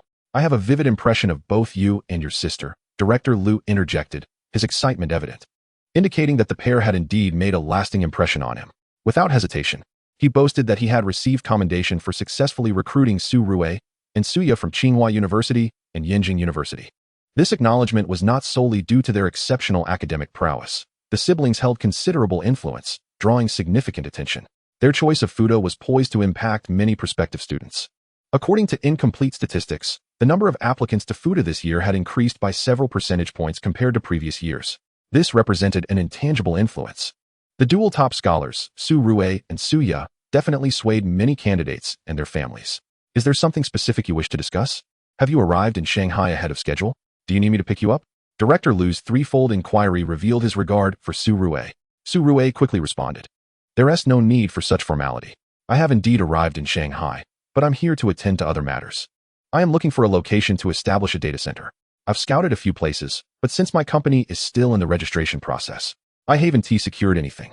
I happened to see a food technology innovation base nearby and wanted to inquire about available office space close to the university." "You're starting a business," Director Lu exclaimed, visibly taken aback. "You haven't even registered at the university yet, and you're already planning to launch a business? Are today's youth this remarkable?" "Well, primarily, I need a data center, so I am in the process of registering a company to construct it," Su Rue succinctly explained without elaborating on the data center's purpose. What else could a data center do but store and analyze data? The investment would certainly not be trivial. Director Lu, upon further inquiry, expressed astonishment, pondering whether Su Rue came from a wealthy background. However, given that Su Rue was the top science student in the college entrance examination, indeed, the highest scorer nationwide with an astounding 741 points, surpassing all others, even those benefiting from policy bonuses, his ambition to launch a business before even stepping foot in university was quite remarkable. Director Lu made a special trip to meet Su Rue and discuss the specifics. Upon discovering that Su Rue had prepared 50 million yuan in registered capital, Lu's astonishment deepened. It was evident that Su Rue was serious, not merely dabbling in a whimsical endeavor, but genuinely prepared with substantial funds. "Very well. Let me assist you with the new student registration process, and I will help you find a location in the park. Once your company is registered, we can proceed with the registration. I will also assist in applying for policies supporting university student entrepreneurship. It should be feasible, though I cannot guarantee anything." Director Lu's willingness to assist was evident, leaving Su Rue with little to say except heartfelt thanks. "Thank you so much, Director Lu. I truly appreciate your help." "Not at all. It is the university's responsibility to support exceptional students like you in your entrepreneurial endeavors. Even if you hadn't reached out to me, you could have contacted a counselor or the university's entrepreneurship support department later on. At that time, it likely wouldn't be me personally assisting you," Lu replied. Su Rue successfully secured 3,000 square meters at the Food Technology Innovation Base. He opted for a small 4-story building, designating the basement for the data center, requiring 1,000 square meters. The first floor, comprising 2,000 square meters, was entirely reserved for his use, avoiding any need to share with others. The rental cost was modest, especially considering it was developed by Fuda and the Puyang district to support Fuda students' entrepreneurial ventures, charging only 1 yuan per day. The basement, being utilized for server space, came at an even lower price. The total rent for the 3,000 square meters was less than 1 yuan daily, amounting to over 80,000 yuan monthly. This should not be deemed expensive, as prices in the Puyang district's industrial and technology parks and office buildings were considerably higher, typically around 318 yuan per square meter per day. This illustrates how the Food Technology Innovation Base was designed to foster student entrepreneurship through remarkably affordable rental rates. Securing such a space externally would have cost at least 3 times as much. Chapter 59. Confidence of the Exceptional in the Afternoon. Su Rue urged the agency to expedite the company registration procedures. They assured him that completion would occur within the week, having been slightly delayed by 2 days of public holidays. "Hello, Su Rue.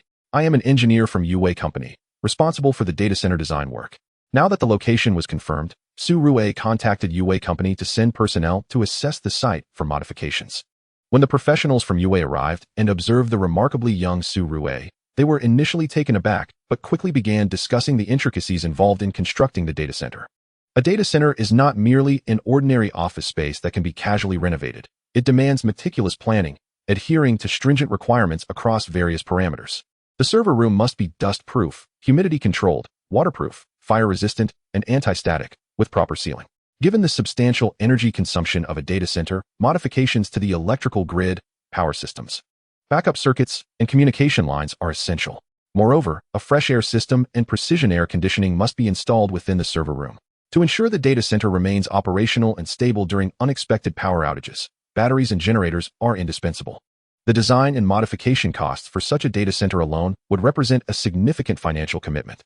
Additionally, acquiring various equipment would incur further expenses, without including the server equipment.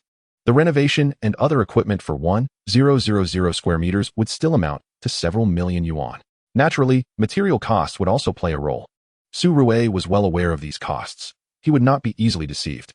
After all, Didn't the artificial intelligence Zero have the capability to gather relevant data and information? Pricing was transparent to Su Rue.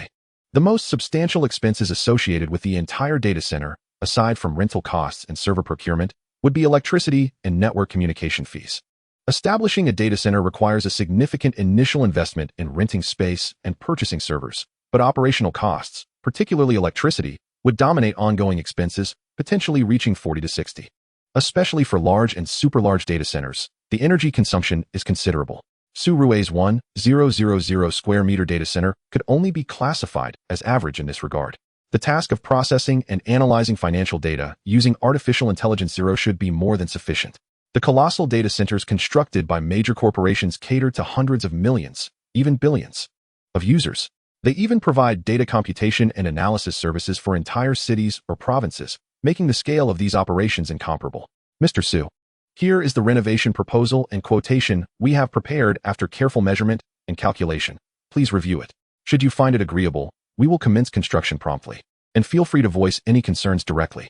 Su Rue glanced over the list, which included various protective measures, lighting systems, ventilation and air conditioning systems, lightning protection and grounding systems, surveillance systems, integrated subsystems, and cabinets, culminating in a total of over 3 million. This is quite reasonable, representing the market price. The services provided by UA Company are solely to alleviate any hassle for the clients. Their primary business remains the sale of servers. Following the completion of the renovation, the procurement of servers will amount to over 50 million, not accounting for site rental, ongoing electricity costs, or network communication expenses. Of course, this also reflects Su Rue's considerable financial resources as he opts for top-tier equipment, and the 1,000 square meters of space remains underutilized, allowing for future server expansion. Otherwise, a small data center could be established for a mere 10 to 20 million, or even higher. It fundamentally depends on the performance of the hardware employed. There are no objections.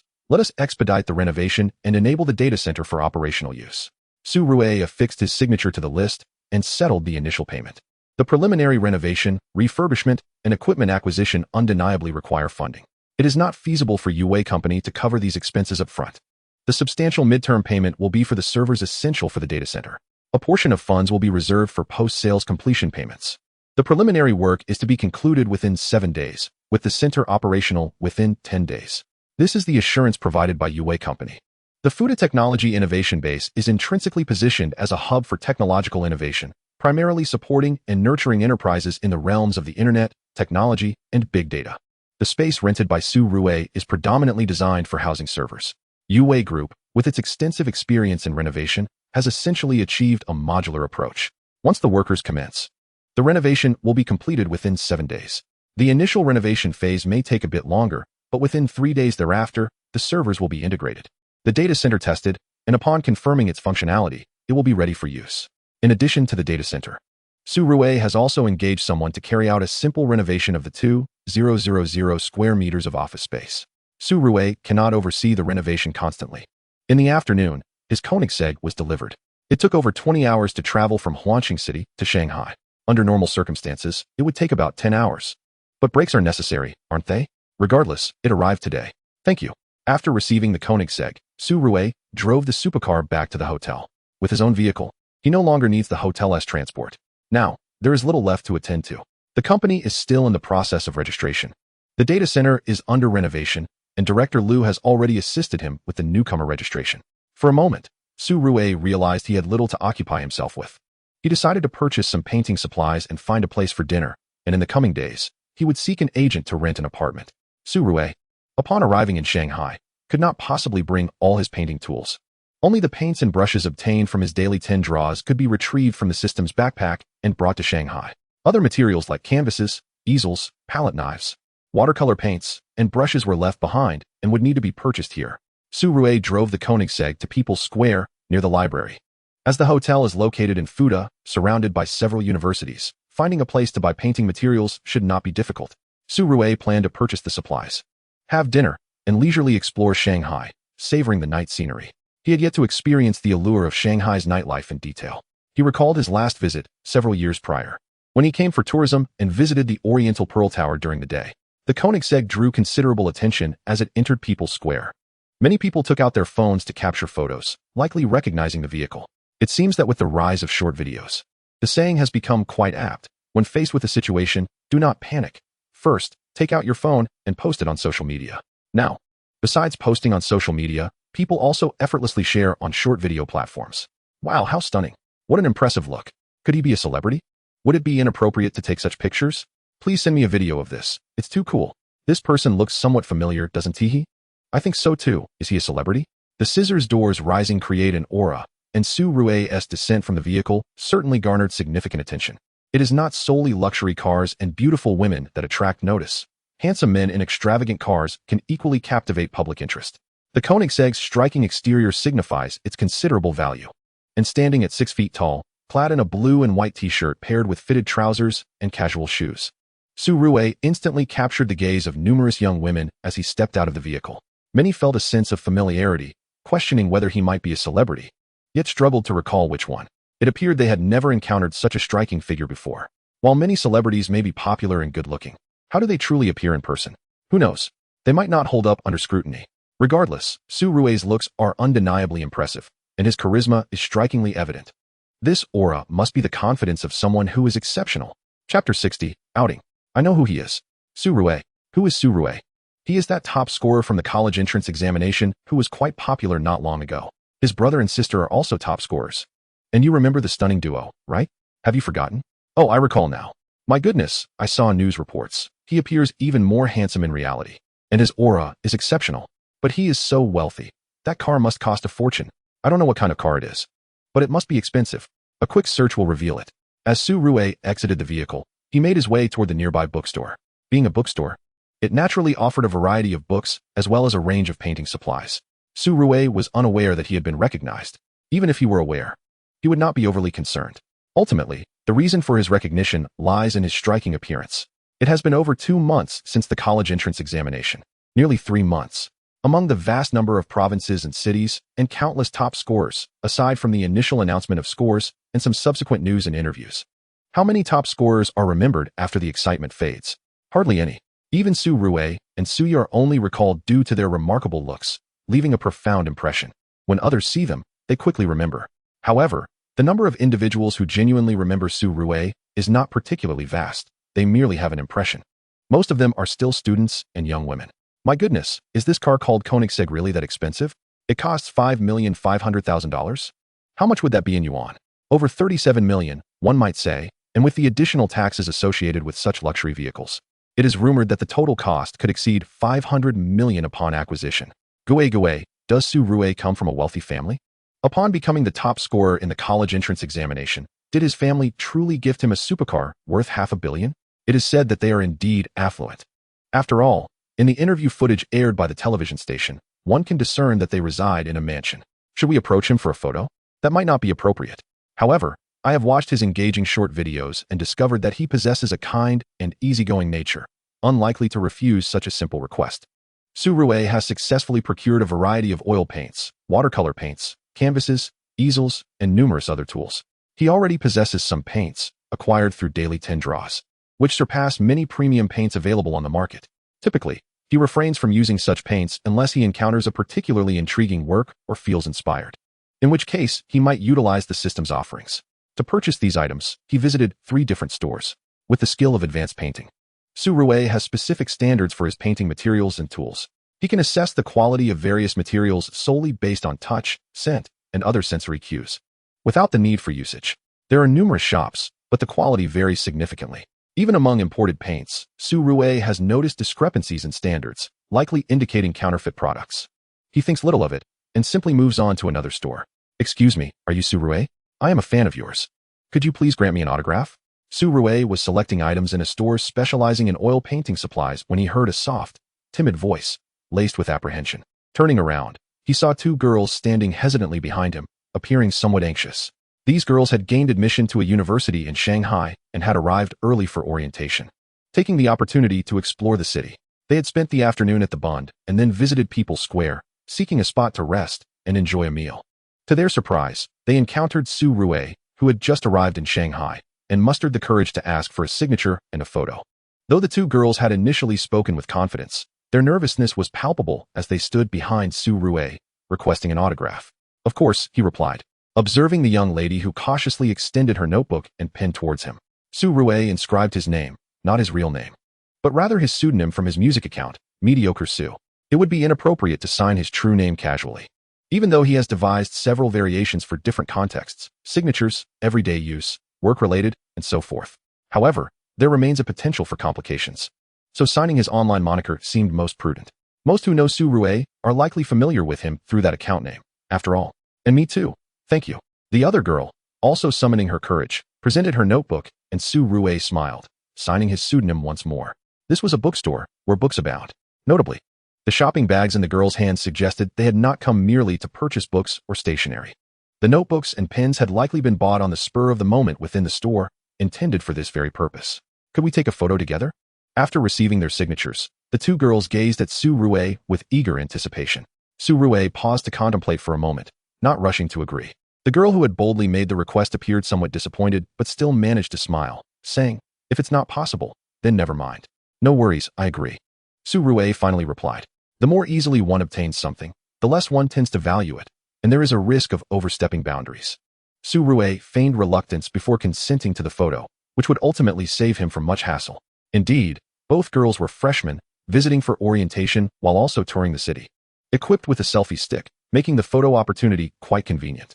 One photograph each, and a final group shot ensued.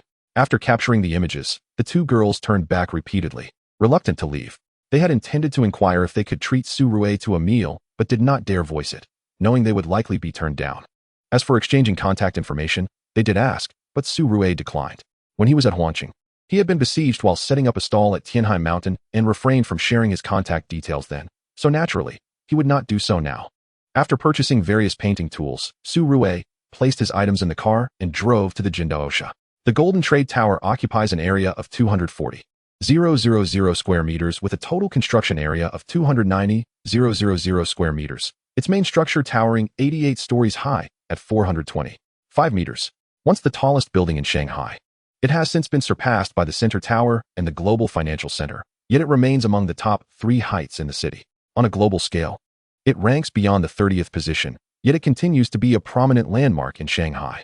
Within the Golden Trade Tower, several restaurants are located on the 54th and 56th floors, as well as the Golden Trade Club on the 86th floor.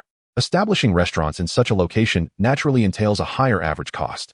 However, it is not excessively steep, primarily depending on one's dining choices. The buffet on the 54th floor is priced at $288 per person. Is that expensive? Given the opportunity to gaze across the entire Shanghai skyline at night from the 54th floor for $288, Su Rue considers it quite reasonable. Moreover, the observation deck on the 88th floor features a glass walkway devoid of any railings, soaring 340 meters high. Of course, safety harnesses are mandatory, accompanied by staff supervision. While safety is assured, not everyone possesses the courage to partake. Su Rue is drawn to this experience, as well as the mesmerizing night view of Shanghai. To his surprise, there is a queue. It must be noted that as the summer vacation approaches its conclusion, some students, like Su Rue, are eager to seek thrills and experience this glass walkway. Chapter 61, Gugu Gugu. The unprotected glass walkway accommodates a maximum of 15 individuals at a time, including 2 accompanying staff members, leaving only 13 participants. After waiting for a little over 10 minutes, Su Rue successfully reaches the front of the line. Oh, just as they exited the observation deck, even before fully stepping onto the glass walkway, 2 girls strapped into their safety harnesses began to cry out in sheer terror. Their cries were nothing short of dramatic. These girls had certainly chosen a daring adventure. Simply standing there, peering down 340 meters to the streets of Shanghai, one experiences an expansive view, with the wind tousling their hair and brushing against their faces, offering a pleasant sensation for the weather. However, a glance downward is enough to induce weakness in one's legs. It is not just the girls. Even the boys accompanying them feel lightheaded when stepping onto the glass walkway. What does it mean to be 340 meters above the ground?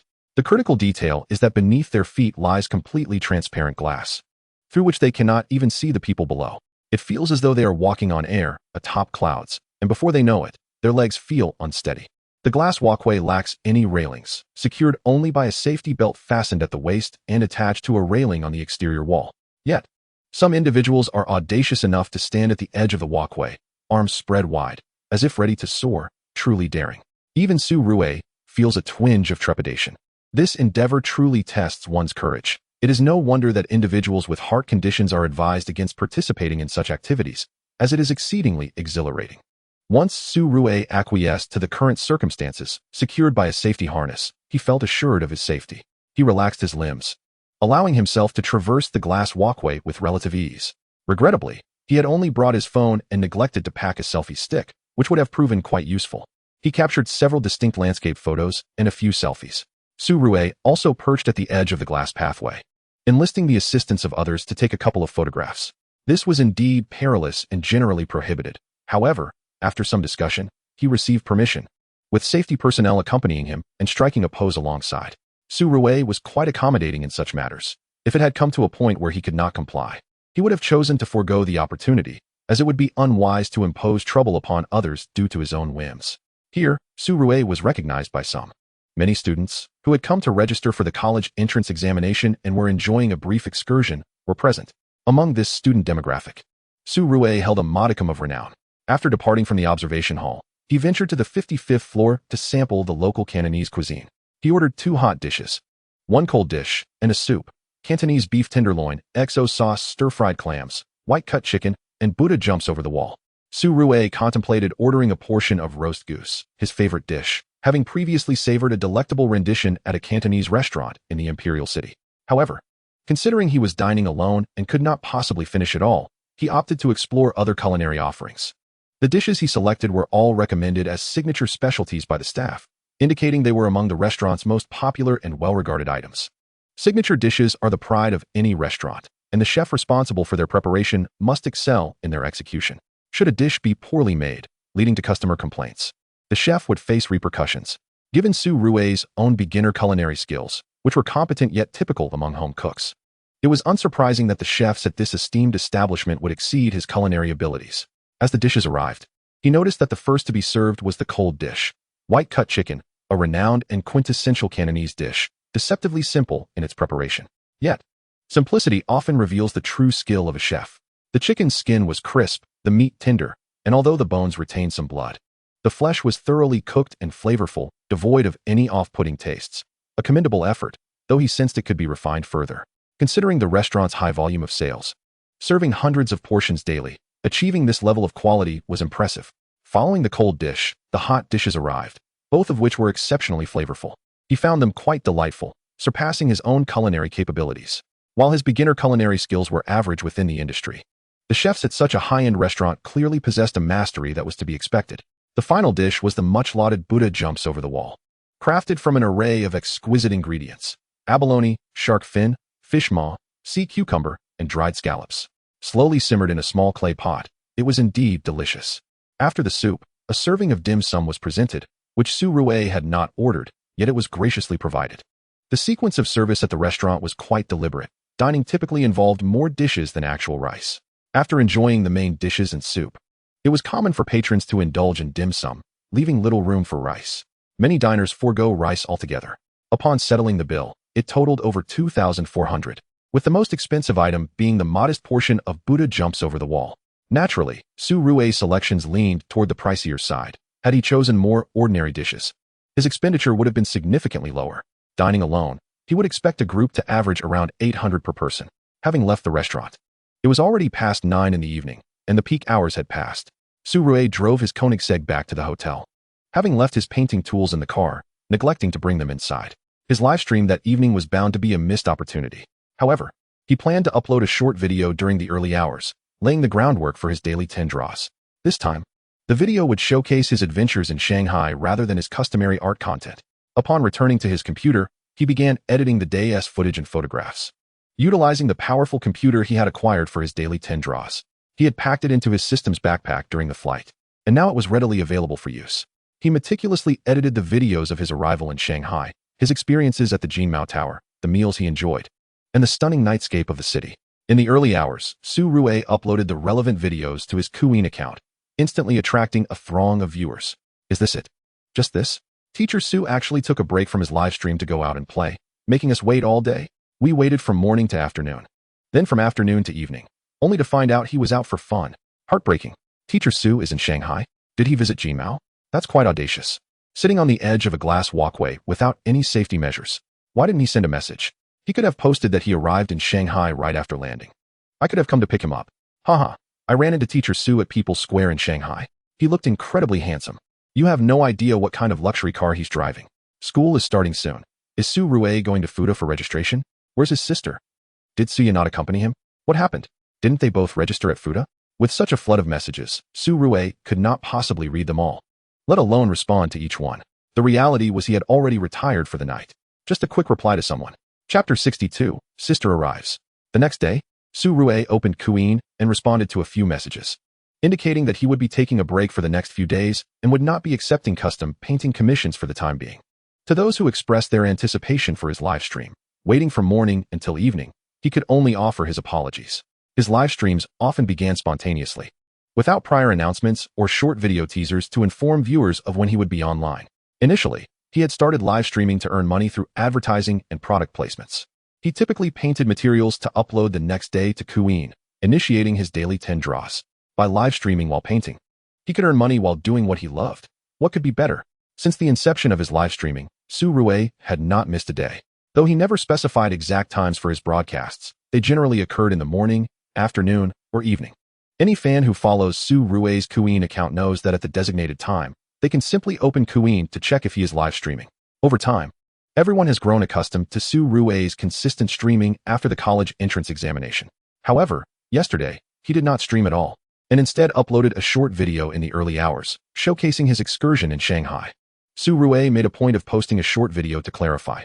He did not stream yesterday and failed to provide advance notice, for which he sincerely apologized to those who waited all day.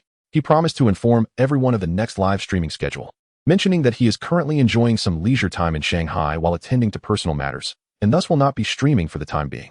After posting the video, Su Rue took his Koenigsegg out for a spin. As for his earlier statement about finding a place near Fuda University, it seemed to have been set aside, as he opted to enjoy some leisure before addressing that task. With only a few days remaining until the new semester begins, Su Rue has not engaged in live painting sessions and has instead been exploring Shanghai. As a prominent Kuin influencer with millions of followers, many students are keenly interested in Su Rue, particularly those who are applying to universities in Shanghai. During this period, many students have come to Shanghai for enrollment and sightseeing, and several have spotted Su Rue at various attractions. There is a plethora of online buzz surrounding Su Rue, especially on Kuin, which serves as his main hub. Numerous individuals visiting Shanghai have captured videos of Su Rue enjoying his time at local landmarks and tagged him in their posts. Recently, Su Rue has frequently encountered mentions of himself online, often featuring videos of serendipitous encounters or photographs taken with fans, all of which include tags directing back to him. This, however, did not sit well with Suya. Brother, you're having such a splendid time in Shanghai while I languish at home, utterly bored, cooking, washing dishes, and cleaning. The decline in household status post-examination is not exclusive to Su Rue. Suya feels it acutely as well, especially since her brother's departure. All these chores have fallen on her shoulders, not that she is complaining. Yet, seeing her brother's short videos filled with joy only amplifies her frustration. Unable to bear it any longer, Suya hastily rescheduled her flight, packed a few changes of clothes, and asked Su Rue to take her to the airport for a direct flight to Shanghai. Brother, I'm on the plane. You'll pick us up at Jiangdong Airport in 2 hours. Su Rue received his sister's call while at the agency, collecting his company registration documents and seal. After spending a few days in Shanghai, he occasionally visited the Fuda Technology Innovation Base to check on the renovation progress of the data center and office space. The data center is under the responsibility of a company overseeing its transformation and construction, while the office space is being handled by a decoration company Su Rue sourced. Today, the agency called Su Rue to inform him that his company's paperwork has been completed and that he should come to collect various documents, credentials, and seals. The official name of his registered company is Ruean Technology Company Limited. Su Rue had also listed several alternative names, such as Rueya, Rue Hui, and Rue, during registration, but ultimately, Ruean was approved. Upon receiving the company documents, Su Rue had not yet exited the agency when he received another call from his sister. Are you on the plane? You'll arrive at Jiangdong Airport in 2 hours? Su Rue sighed, understanding his sister's urgency to see him. Driven by a desire to share in his joy during his Shanghai adventures, following the registration of his company, Su Rue made some changes at the industrial and commercial department, such as adjusting registered capital and shareholders. Su Rue himself is the legal representative of the company, pledging a capital investment of $50 million, which was transferred directly. Meanwhile, The artificial intelligence Zero had already registered 4 shell companies in the Cayman Islands. These 4 offshore companies hold shares in a cross-holding manner, obscuring the actual shareholding structure. Su Rui then injected an additional 80 million into Ruian Technology through these 4 offshore entities. Consequently, the newly registered Ruian Technology boasts a registered capital exceeding 1.3 billion renminbi. Su Rui also allocated 154 shares to the 4 companies. On the surface, he holds only 846 shares of Ruian Technology. Each of the 4 Cayman-registered companies possesses varying shares, totaling 154. In reality, Su Rui owns 100 of the shares in these 4 Cayman companies. By holding 846 shares in Ruian and controlling 154 shares through the 4 offshore shell companies, he maintains complete control over Ruian Technology. This strategy serves to diversify his holdings, concealing a portion of his shares while also enhancing the company's registered capital, thus transforming it into an international entity. Director Liu. My company registration has been completed and submitted to the university. After the company was registered, Su Rui informed Director Liu of the admissions office, not seeking assistance with student entrepreneurship support policies, but rather regarding matters related to the technology innovation base. Liu had previously facilitated Su Rui's acquisition of an office space and initiated renovations prior to the registration of the company. With the company now established, Su Rui completed the necessary procedures and called Liu to notify him. Liu had taken risks to help Su Rui, and with all documentation in order, he could now rest easy. All right, I'll keep an eye on it. The student entrepreneurship policies and those concerning high-tech industries should pose no issues. After all, the entire technology innovation base is a project developed by FUDA and the Puyang district government, which provides substantial support for FUDA. Of course, in the early stages, Su Rui's company genuinely focuses on big data operations, so there is little to worry about. The data center is already under construction, with renovations expected to be completed in a few days. Once the equipment is installed and tested, the data center will commence operations. Su Rui also checked the renovation progress of both the data center and office space. Everything is progressing swiftly, and they will soon be operational. The data center is modular, and the responsible company possesses extensive experience. The office space, spanning 2,000 square meters, is already partially furnished, featuring central air conditioning and requiring only minimal further decoration for occupancy, ensuring a rapid turnaround. After assessing the renovation status, Su Rui set off in his Koenigsegg to pick up his sister. Around 10 a.m., he spotted his sister at the airport exit, dressed in a white checkered shirt, jeans, and canvas shoes. Over here, Su Rui waved at her. At 1.7 meters tall, Suya's long hair cascaded down her back, and even in flat canvas shoes. She was instantly recognizable, primarily due to her striking looks. Alongside Suya, he also noticed Wu Na, Wan Ziyu, and Sun Mingyao, all classmates from Su Rui and Suya's school. As soon as Su Rui spoke, Suya spotted her brother and waved back, rushing over with her classmates while pulling her pink suitcase. Suya's beauty is indeed remarkable, and although her friends may not match her in looks, they are all youthful and vibrant, garnering considerable attention. In an instant, Su Rui became the center of attention. Those unaware began to deride him as a scoundrel. What? Just because he is a bit handsome? What's so special about that? Does being good-looking grant him the right to act however he pleases? Chapter 63, Sun Mingyao. Su Rui, of course, remained oblivious to the thoughts of others, nor did he concern himself with their opinions. He had long grown accustomed to being the center of attention from a young age. Thank you all for bringing my sister here. Su Rui expressed his gratitude towards Wu Na from his class and the 2 female classmates accompanying his sister. He then turned to Suya, asking, "Why did you arrive so early? There's still 2 days until registration." "No need to thank us. We are classmates after all. It's only natural for us to come together for registration," one of the girls replied. "Su Rui, I trust you had a delightful time these past few days. We'll leave Suya in your care while we head to the school to register." The girls, appearing quite polite, handed Suya over to Su Rui before bidding farewell and setting off towards the school.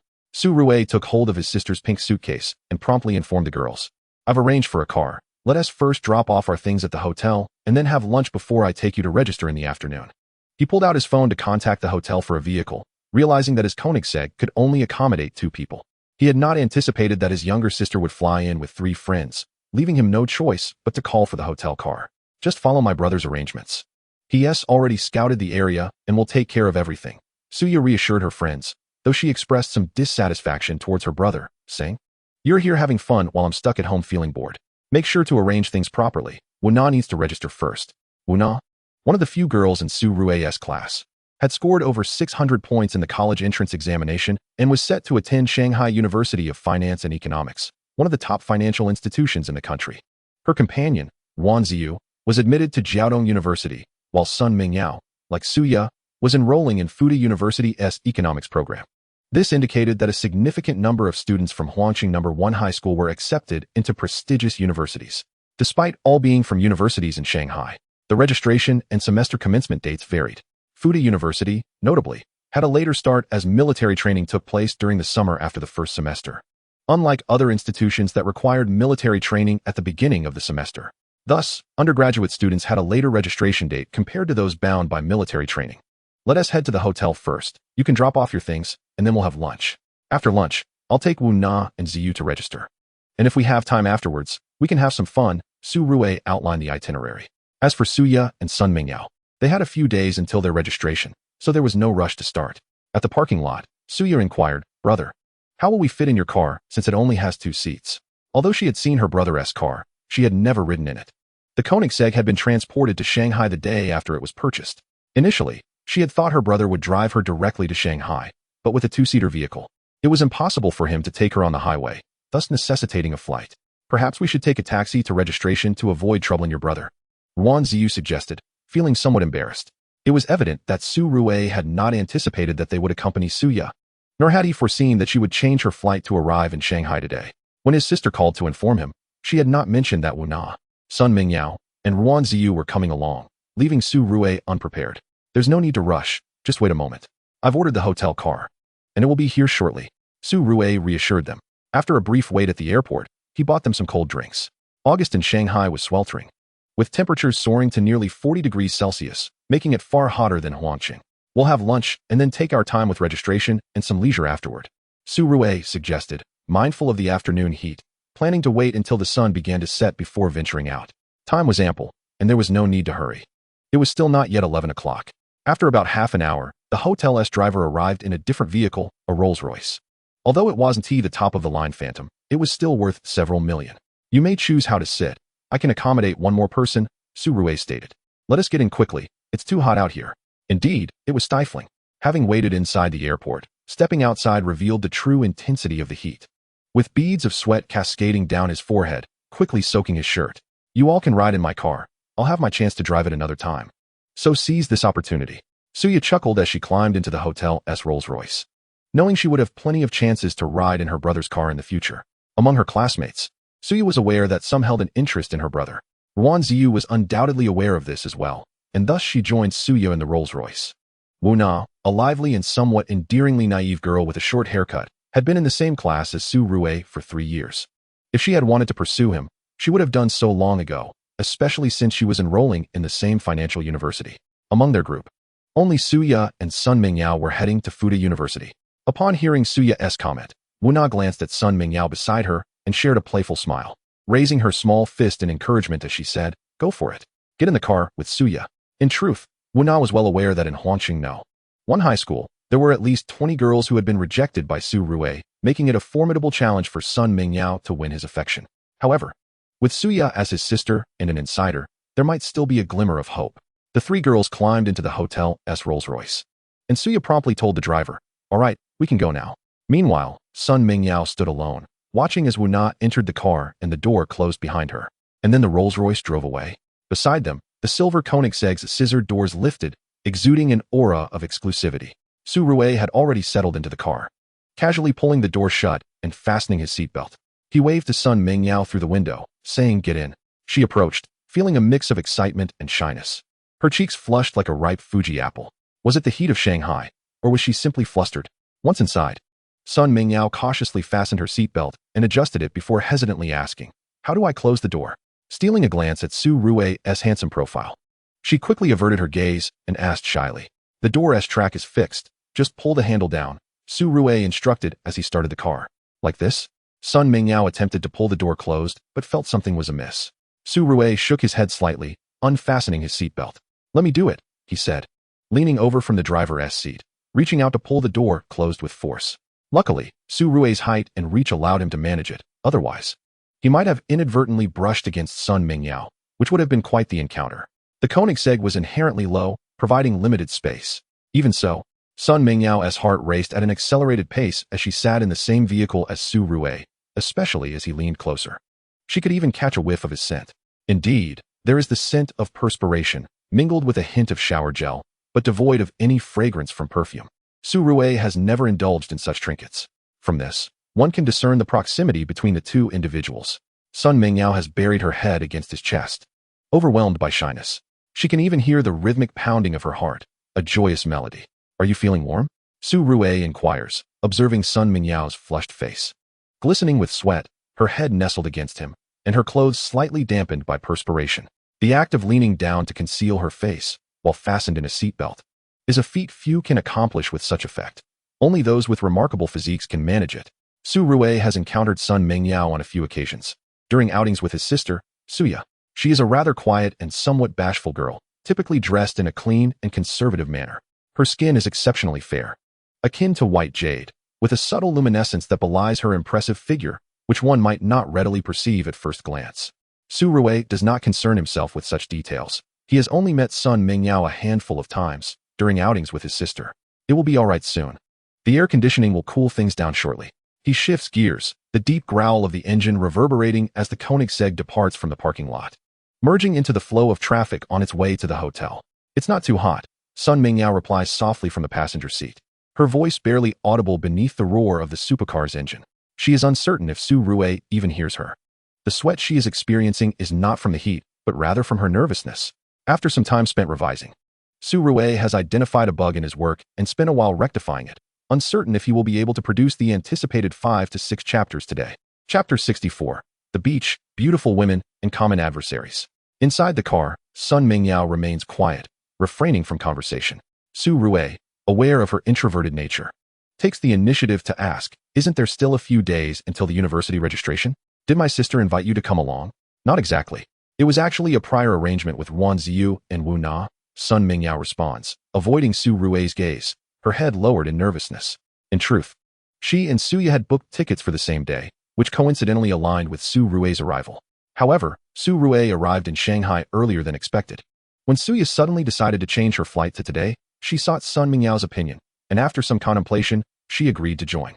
Yet, she cannot admit this. She must say it was a plan with Wan Ziyu and Wu Na instead. Only Wan Ziyu and Wu Na had arranged to arrive today. As fate would have it, they encountered each other at the airport, leading to the present circumstances. Suya, aware that Sun Mingyao harbors feelings for her brother, naturally refrains from informing him that they had both altered their flight plans together. Su Rui nods slightly. "I see. A few extra days of leisure will be beneficial for preparation and shopping. The only downside is that Shanghai is sweltering." Having spent a few days in Shanghai, Su Rui is acutely aware of the oppressive heat. When he goes out for leisure, it is typically in the early morning or evening. Midday is simply unbearable. Moments later, Su Rui's Koenigsegg leaves behind the Rolls-Royce in which Suya and the others are traveling. Su Rui is not speeding. He is a model citizen. Yet the professional driver accompanying the Hotel's Rolls-Royce prioritizes steadiness over speed. Su Rui has also experienced the luxury of a Maybach, which offers a similar exceptional experience. However, he believes that only older, successful individuals would appreciate such a stable ride. For the younger generation, a faster journey would be preferable. Can it be true that Mingyao has feelings for Su Rui? My goodness, she is quite remarkable. In the 3 years I've observed, Su Rui has turned down at least 20 to 30 girls. Wu Na inquires, her curiosity piqued. As she is not from class 2, she is unaware of Sun Mingyao's situation. Suya chuckles. "Mingyao likes my brother, but she never admits it. However, whenever I invite her to go shopping and mention my brother, she always shows up. Sometimes, she asks me questions about him, believing she is being discreet. But I am fully aware of her true intentions." Suya wears a knowing expression, deliberately sharing much information about her brother with Sun Mingyao. Regrettably, only Suya knows that Sun Mingyao has harbored a crush on her brother for 2 years, a pure, unspoken affection. In front of him, she remains quiet, embodying the essence of a bashful beauty. Confessing? Impossible. Suya is convinced that her dear friend would never muster the courage to confess her feelings, not in this lifetime. After graduating from high school, Sun Mingyao plans to enroll in the economics department at Fuda, sharing the same major as Suya. Suya sighs again. This predicament is indeed complicated. She likes him but dares not confess, and now they are both attending Fuda? Such infatuation, yet paralyzed by fear, it's utterly vexing. Wan Ziyu observes Suya's pensive expression and quips, "You seem quite troubled." "I am as well. If I were to pursue your brother, would you assist me?" Wu-na laughs as she poses the question. Suya sizes her up and replies, "You wouldn't stand a chance. You're not my brother's type. You're a bit too lively and cute, but not quite enough in the physique department. Based on my years of observation, my brother seems to prefer gentle, elegant girls with good figures." This conclusion comes from Suya's years of living with her brother, piecing together clues from his favorite cartoons, dramas, films, and phone wallpapers. Ruan Ziyu and Wu Na ponder this, realizing that Sun Mingyao is indeed gentle, with fair skin that even possesses a faint glow, her long hair cascading over her shoulders, and her attire being quite modest, thus embodying elegance. However, does Mingyao have a good figure? Wu Na glances down at herself and poses the question. This query requires no response from Suya. Ruan Ziyu, a tinge of envy in her voice, states, she has a great figure. But she always dresses conservatively in loose clothing, so it's hard to tell. Su Rui remains oblivious to what his sister and her friends are discussing, as he himself is unsure of the type of girl he fancies. Where did his sister even derive her conclusions? Upon arriving at the hotel, Su Rui first takes Sun Mingyao to the top floor. This is the newly reserved presidential suite, designated for his sister and her 3 companions. Let us leave our belongings here, and then we can head down to order some food. Once Xiaoya and the others arrive, we can dine. Oh, all right. Sun Mingyao responds mechanically, obediently placing her suitcase down and following Su Rui downstairs to order. After waiting for about 10 minutes, Suya and the others finally arrive at the hotel. The food has already been ordered, and they will dine at the hotel. Being a 5-star establishment, it naturally offers both accommodation and dining services, as well as a fully equipped gym. Just set your things down, and then we can eat. Su Rui hands over the room key to his sister, detailing the floor and room number, indicating that the suite is spacious enough for Suya, Sun Mingyao, Wu Na, and Ruan Ziyu to stay. There's no need for such trouble, Ruan Ziyu interjects. I can stay at the school after I check in. With merely 2 days until the commencement of the new academic term, the accommodations have already been secured. Regardless of whether you choose to stay or not, payment is still required, so we might as well spend a day here. Suya led them in depositing their luggage before descending to meet Su Rui and the others. During the meal, everyone had rather subdued appetites. The sweltering heat of Shanghai rendered their desire for food rather lackluster. Shanghai's local cuisine, heavily reliant on soy sauce, tends to be rather salty and slightly sweet, which did not quite align with their preferences. Su Rui also ordered some lighter dishes that were more agreeable to their palates. As they dined, casual conversations ensued, predominantly between Suya and Su Rui, which bore a playful, banter-like quality. The other 3 merely observed the spectacle, contributing only an occasional remark.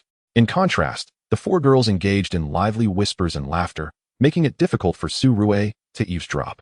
After their meal, they rested at the hotel for a while before heading to the financial university with Wu Na at 2 o'clock. They then accompanied Ruan Ziyu to Jiaodong University for registration. The process was remarkably swift. With facial recognition and a quick scan of WeChat or Zhifu Bao, payment was completed in an instant. Student cards were promptly issued, and dormitory assignments were sent directly to their phones, allowing them to head straight to their respective dorms. By the time they concluded these tasks, it was just past 3 o'clock. Given the oppressive heat, they decided to head to the beach for a swim. Shanghai, being a coastal metropolis, had its beaches well trodden, and Su Rui, having spent several days there, had little interest in visiting the shore. However, the sweltering conditions left them with few alternatives, so a swim at the beach seemed appealing. Su Rui did not object, and both Ruan Ziyu and Wu Na expressed their agreement, acknowledging the heat's intensity. Without a trip to the beach, they would have had to endure the hotel's air conditioning or its swimming pool, which lacked excitement. As for Sun Mingyao, the quiet beauty, she remained silent. Su Rui drove them in the hotel vehicle to the beach. They purchased swimsuits and inflatable rings before entering the sandy expanse. The crowd was somewhat dense. Su Rui had chosen a beach affiliated with a 5-star hotel, which required a room reservation and a room card for access. He had booked a room at the hotel, ostensibly for this beach, though he had no intention of staying. To his surprise, the crowd was still considerable. In fact, this was a relatively less crowded day. On a day like today, with many students arriving in Shanghai before the school term commenced, it was expected that those who had never seen the sea would flock to the beach. The heat was unbearable. Wow, Mingyao, your figure is absolutely stunning, Suya exclaimed. Recalling a previous comment she made in the car, I was a bit skeptical, but goodness, I wonder who will benefit from that in the future. Your future son will certainly not lack for sustenance. Surely not. In the changing room, Sun Mingyao felt her cheeks flush at the remarks, stealing a glance at Wu Na and Ruan Ziyu, fully aware that her figure was indeed quite striking. As for Suya, a mere 16-year-old, she had already developed quite a figure, albeit her beauty somewhat overshadowed it. The 4 girls wore relatively modest swimsuits, yet together, They formed a vibrant and eye-catching tableau as they walked alongside Su Rue, who unwittingly became the target of many envious gazes. Chapter 65. An Unexpected Incident. Alas, my plight is dire. Su Rue lay languidly on a rented beach chair, akin to a despondent fish, feeling as though the joys of life had evaporated. Is it merely because I am a tad taller, somewhat more handsome, a touch more charismatic, and perhaps a bit more talented, that I garner such attention from the ladies? Is that truly so? Amidst the myriad envious and jealous glances, Su Rue felt a mix of helplessness and amusement. Exceptional individuals invariably attract envy wherever they go. Hey, no filming, do you hear me? Suya's sharp admonition pierced the air, accompanied by the voice of an unfamiliar man. This isn't my home. So is it yours? This is a public space. You're filming us and questioning why I should not allow it? Are you ignorant of the law? Don't you understand portrait rights? Wu Na equally reprimanded the intruder. Then why don't you just leave? I'm not attempting to film you. Suya retorted, exasperated. You've been tailing us for hundreds of meters. Have some decency, will you? Su Rue, still reclining like a languid fish on the beach chair, sipping iced lemonade, was suddenly alerted by the voices of his sister and Wu Na. He promptly rose. Not far away, a man with bleached hair wielding a selfie stick was confronting Suya and the others. Two companions flanked him, and onlookers began to gather. The crowd swiftly rallied to the girls' defense. What right do you have to chase after those girls to film them? Exactly, enough is enough. You've been at it for days. Call the police. How did such individuals gain access here? Clearly, the crowd sided with the girls. This trio had evidently made prior visits.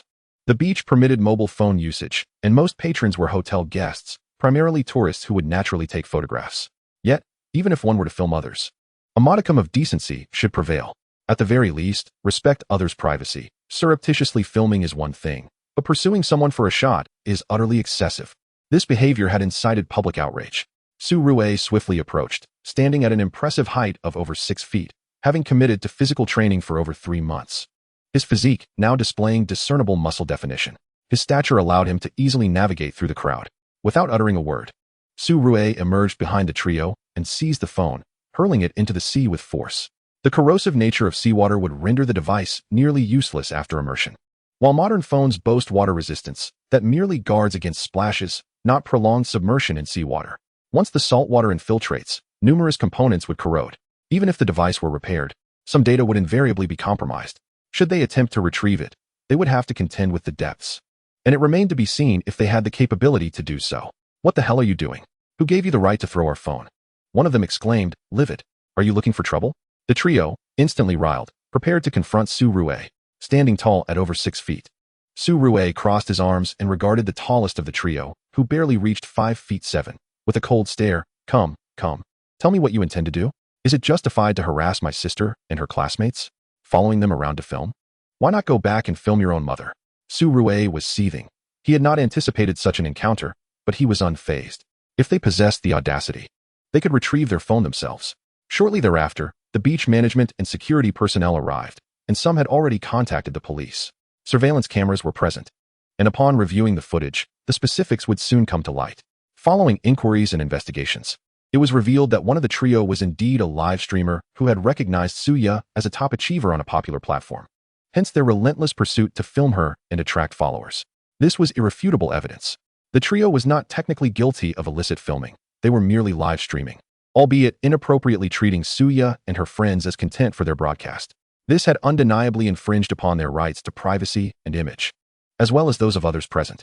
The crowd demanded the removal of relevant videos and images, alongside the imposition of penalties.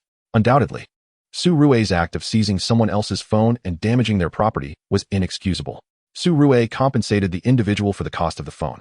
How much could a phone possibly cost? Su Rue was acutely aware that he would only need to reimburse them for a single device. Hence, he brazenly snatched the phone and hurled it into the sea. There was no need for further discussion or negotiation. The 3 individuals were only allowed to leave after they apologized to Suya and everyone present, or else they would face the threat of a lawsuit. What is a lawsuit fee, after all? Su Rue could easily shoulder that burden alone. Faced with such circumstances, they had no choice but to apologize and leave in disgrace. It was infuriating. A day that had begun with such good spirits was utterly ruined. Under these conditions, there was no longer any desire to continue the festivities. As the clock approached 5 o'clock, everyone took a shower, changed into fresh clothes, and went out for dinner. Su Rue was indeed impressive. His decisiveness and commanding presence as he stood there, looking down upon the 3 yellow-haired individuals, was strikingly handsome. Wu Na reminisced about Su Rui's dramatic entrance, her eyes sparkling with admiration. He was undeniably attractive. While his good looks were well known, it was his assertive and decisive demeanor that made him even more appealing. If it weren't for having been in the same class with Su Rui for 3 years and knowing that he had turned down no fewer than 20 girls, Suya would surely have found herself smitten. Wu Na might have even taken the opportunity to confess her feelings. Suya commended him, exclaiming, "Well done, big brother." "Thank you, Su Rui." Wan Ziyu and Sun Mingyao also expressed their gratitude. This incident was also somewhat tied to Suya. Su Rui was merely aiding his sister. There was no need for thanks. Su Rui waved his hand dismissively, stating, "This is what I ought to do. Even if I hadn't intervened, those ruffians would not have escaped unscathed. They had already incurred the wrath of the crowd, and someone had already called the police. The police must have been alerted by others present, for they arrived remarkably swiftly." Su Rui led the 4 girls to a well-regarded Japanese restaurant for dinner. The heat made their appetites wane, so a light meal was just what they needed. "Su Rui, Xiaoya, you might want to check your phones. There seems to be some unfavorable news about you online." During dinner, Wu Na suddenly pulled out her phone, her voice tinged with anxiety. "What is going on?" Suya, intrigued by her tone, retrieved her phone. Had those 3 yellow-haired individuals spread some rumors this afternoon? Su Rui also frowned as he pulled out his phone, remembering that one of those 3 seemed to be a streamer. Both he and his sister had garnered a modest following on the streaming platform, particularly Su Rui, who boasted over 10 million fans. It was likely that the streamer among the 3 recognized Suya and, after suffering humiliation, would return home to distort the truth and ride the wave of attention. It was not just their personal matters at stake. This also implicated Aunt Luo and Uncle Su. Su Rui opened his phone to investigate. First, he checked the streaming platform, his main base of operations. Upon opening it, he discovered numerous notifications tagging him. He casually clicked on a video that mentioned him. The situation seemed far more complicated than he had anticipated. There were numerous videos, not only documenting the events from the beach that afternoon, but also other clips. These included his arrivals at 5-star hotels, driving a Koenigsegg, and picking up his sister from the airport while Suya and the others had left in the hotel car, with Sun Mingyao getting into his car. The videos circulating online only showcased the moment Sun Mingyao entered his vehicle. This was clearly edited to portray him as a wealthy second-generation heir, a debauched playboy, who brazenly seized another's phone and tossed it into the sea. Additionally, there were videos elaborating on Su Rui's father being a professor at the Royal City University, detailing a professor's salary, and revealing his mother's profession as a fund manager, along with her earnings. The insinuation was unmistakable. Su Rui's family was affluent, yet certainly not among the elite. How could he afford a Koenigsegg CCXR crown worth $500 million? Chapter 66, Strategies for Response. A top scorer in the college entrance examination driving a luxury car worth $500 million. Where did the money come from? A dual top scorer with astonishing scores. Is it genuine talent or something else? Analyzing the salaries of professors at 211 universities, how could Su Rui, a mediocre student with millions of followers, possibly afford such an extravagant vehicle? A mere 18-year-old college entrance examination champion flaunting a $500 million luxury car, residing in 5-star hotels, constantly surrounded by beautiful women, and acting with reckless abandon. What gave him such audacity? An 18-year-old top scorer publishing papers, filing patents, owning a tech company with a registered capital of $1.3 billion, with a paid-in capital of $50 million, and driving a $500 million luxury car? How could Su Rui, the college entrance examination champion, possess a company with over $1 billion in assets? Su Rui's mother, a renowned fund manager, managed 3 funds with a minimum scale of $6 billion and a maximum of $20 billion. Was this insider trading or market manipulation? A suggestion for regulatory intervention for investigation. Is this the so-called college entrance examination champion, seizing another's phone and throwing it into the sea, inciting public outrage? Su Rui glanced at the streaming platform and discovered numerous short videos related to him. The earliest was of him retrieving the Koenigsegg from his system backpack and driving it back to his community with a temporary license plate. At that time, his vehicle only bore a temporary plate, requiring a simple registration to enter the underground parking lot. Had this all been captured on film? There were subsequent videos of him arriving in Shanghai, driving the Koenigsegg to People's Square to purchase art supplies, which many people had recorded without him even noticing. He never anticipated these would serve as evidence proving he indeed drove a $500 million Koenigsegg. Furthermore, there were videos of him picking up his sister from the airport, with Sun Mingyao getting into his car. Some videos compiled information about his father, Su Jian, a photo source from the university's official website combined with clips from post-exam interviews, editing them to outline the income of university professors. The ultimate conclusion drawn was that Su Rui could not possibly afford such an expensive car. Not only Su Rui's father, but also his mother was scrutinized by netizens, becoming a focal point of attention. Luo Jiahui, a prominent fund manager, oversaw 3 funds with a total scale exceeding 40 billion. Such an enormous scale necessitated purchasing stocks from a particular company during the establishment phase. All it took was for family members to open a stock account, buy shares in advance, and then utilize fund management capital to inflate the stock price before cashing out through personal accounts. This constituted market manipulation, subjecting one to severe penalties, including hefty fines and potentially a lifetime ban from the stock market. There were even individuals who unearthed past live streams of Suya, where she mentioned profiting from stocks and alluded to her brother Su Rui earning a substantial amount. Suya had not specified the exact figures nor indicated whether the trading occurred in foreign markets. Now, combined with the information exposed online, many netizens began to suspect Suya's comments indicated Luo Jiahui's illicit operations. Beyond the streaming platform, even Weibo and Qiandu Hot List buzzed with discussions and topics surrounding this matter. These individuals truly excelled in twisting narratives. The incident that transpired on the beach that afternoon was shockingly misrepresented as Su Rui seizing someone's phone and throwing it into the sea, inciting public outrage. This was utterly outrageous. Suya was on the verge of tears. She was both furious and distressed. Even Ruan Ziyu felt that the plethora of news was exceedingly outrageous. It was nothing more than a blatant distortion, a smear campaign. Clearly, 3 individuals had been relentlessly pursuing them with cameras, ultimately inciting public outrage, which even prompted the police to intervene and demand an apology from the offenders. The videos circulating online had been truncated and edited, grotesquely transforming the events that transpired into a narrative where Su Rui appeared arrogant and disrespectful, seizing someone else's phone and tossing it into the sea, all the while wearing a look of impunity. Indeed, there were many bystanders in the video, all exhibiting anger, but directed at the trio of yellow-haired individuals and not at Su Rui. From the out-of-context footage, it truly seemed as though Su Rui was the one inciting public ire. Suya glanced at her social media, discovering numerous videos tagging her. The private messages were filled with unspeakable vitriol. More troubling was the sight of her past live streams, where she had boasted about her stock market investments and how much her brother had earned. This had now spiraled into a significant predicament. Had she committed a foolish act? As Suya scrolled through her phone, her anxiety grew, and tears welled up. She had never envisioned that things would escalate to this extent. Many fans had inquired about her stock purchases, yet she had refrained from disclosing any information. Recommending stocks was something she would never do, whether one profited or incurred losses. She stood to gain nothing.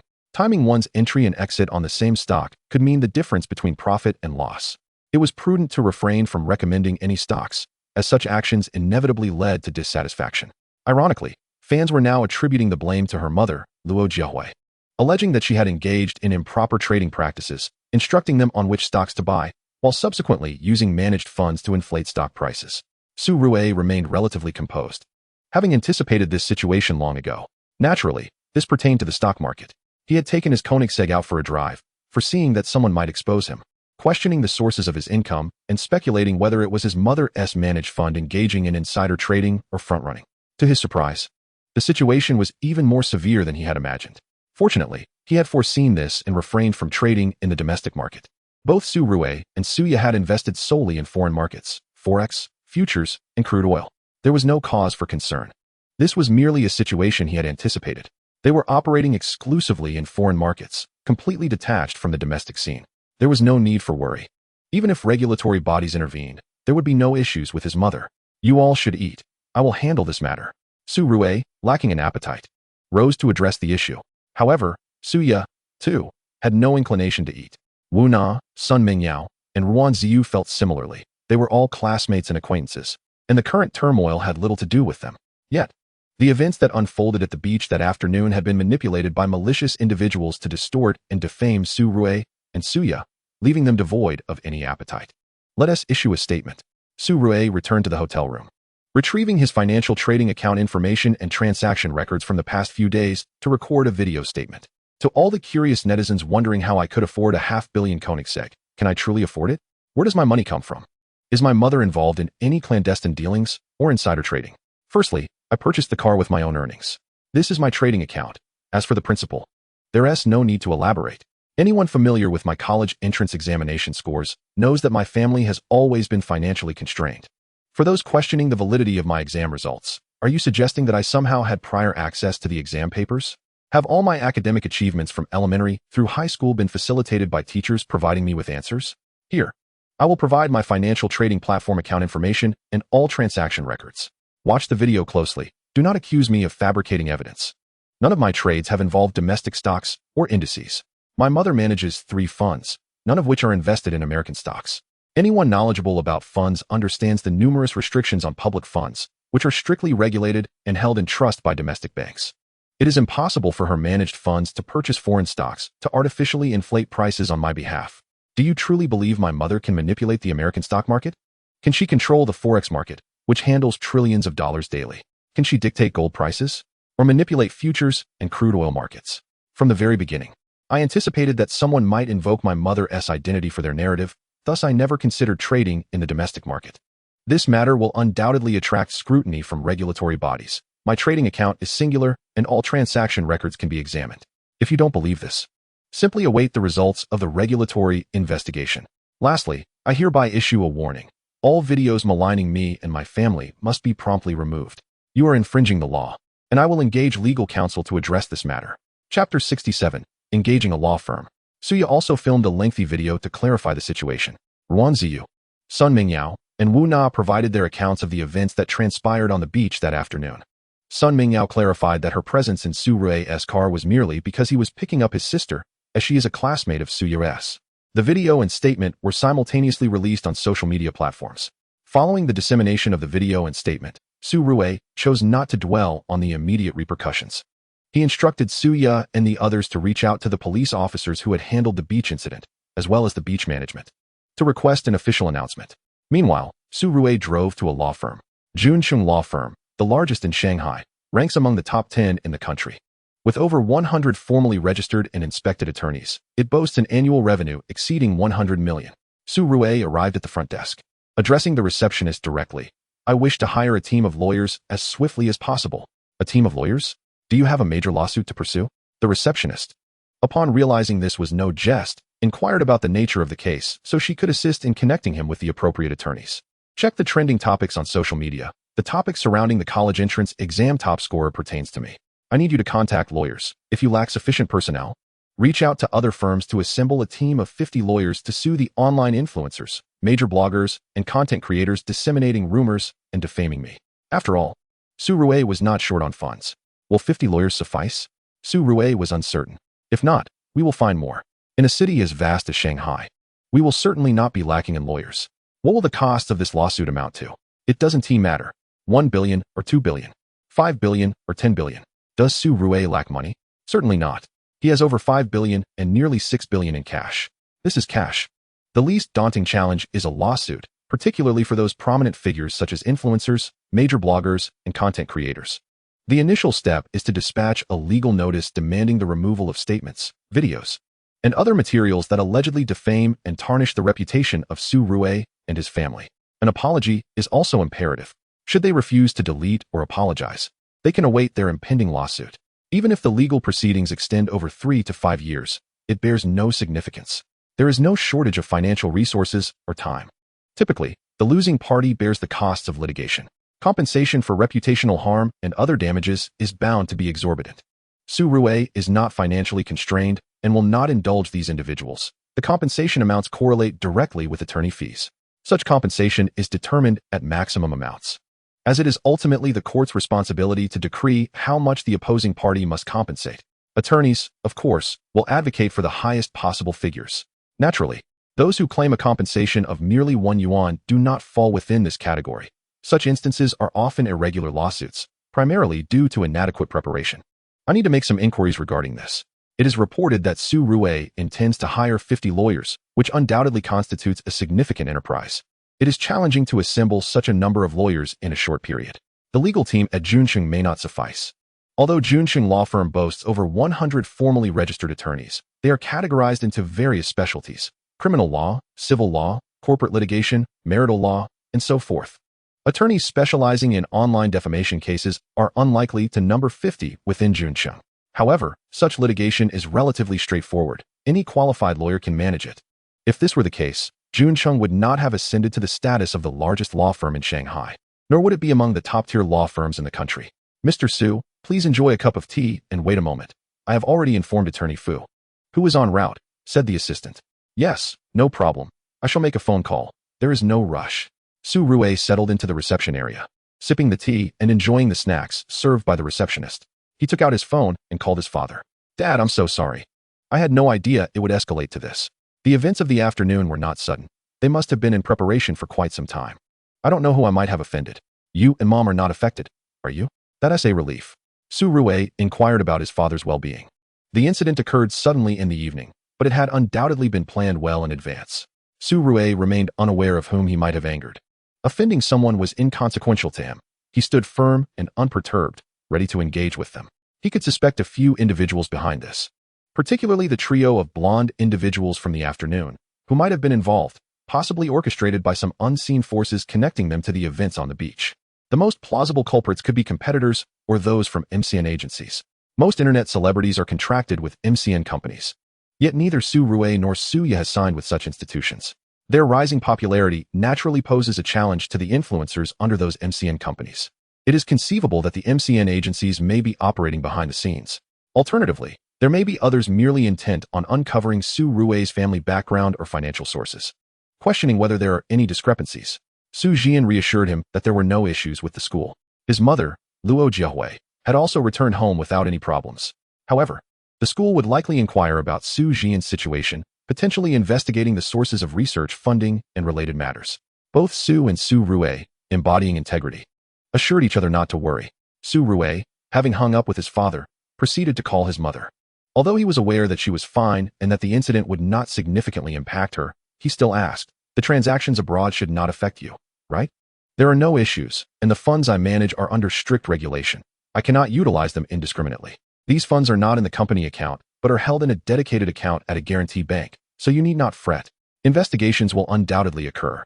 The securities and banking regulators will scrutinize both me and the fund company. The fund company will also conduct an investigation, so I may not be able to contact you in the coming days, but rest assured, there is nothing to worry about.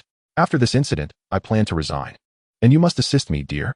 Luo Jiahui, having worked for nearly 20 years since graduating from university as a client manager in a securities company, then as a researcher while pursuing further studies, eventually began managing funds independently and gained recognition as a star fund manager.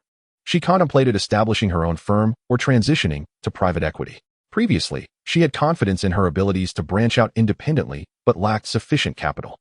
Now, with her son financially secure, she considers the possibility of launching her own venture with his support. Luo Jiahui never anticipated that one day she would seek her son's assistance regarding her career or even request financial aid from him. Life truly is remarkable. Ironically, she felt immense joy, as it is a source of pride for a mother to witness her child mature to the point of being able to assist her, even necessitating her to approach him for help. Chapter 68, Rectifying Online Conduct and Curbing Cyber Violence. Yes, my company has been registered, and the data center will be completed and operational in a few days. When you resign to start your own venture, I can provide investment and data along with market analysis materials. Su Rui expressed his unwavering support for his mother, Luo Jiahui, in her decision to leave her job for entrepreneurship. In fact, his mention of the company's registration was intended to encourage her to join him. Although Su Rui's registered entity, Ruian Technology, is a tech company with no direct involvement in securities or investment, he could easily establish Ruian Securities or Ruian Fund.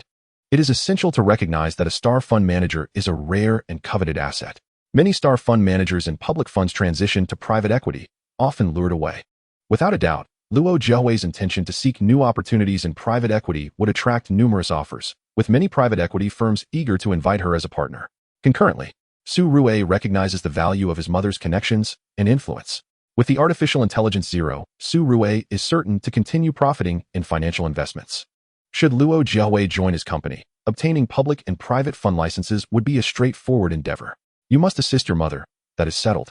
As long as everything is fine on your end, take care of your sister, keep an eye on her, and ensure she remains untroubled.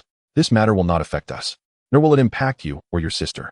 Regarding any doubts about your academic achievements, I will communicate with the principal of Yizhong and the relevant authorities at Fu to verify that these accolades are the fruits of your hard work. I will not permit anyone to question them. Su Rui's mother remained unfazed by the potential investigations by the securities and banking regulators or even the company itself, appearing remarkably composed and even resolved to seize this opportunity to resign and establish her own path.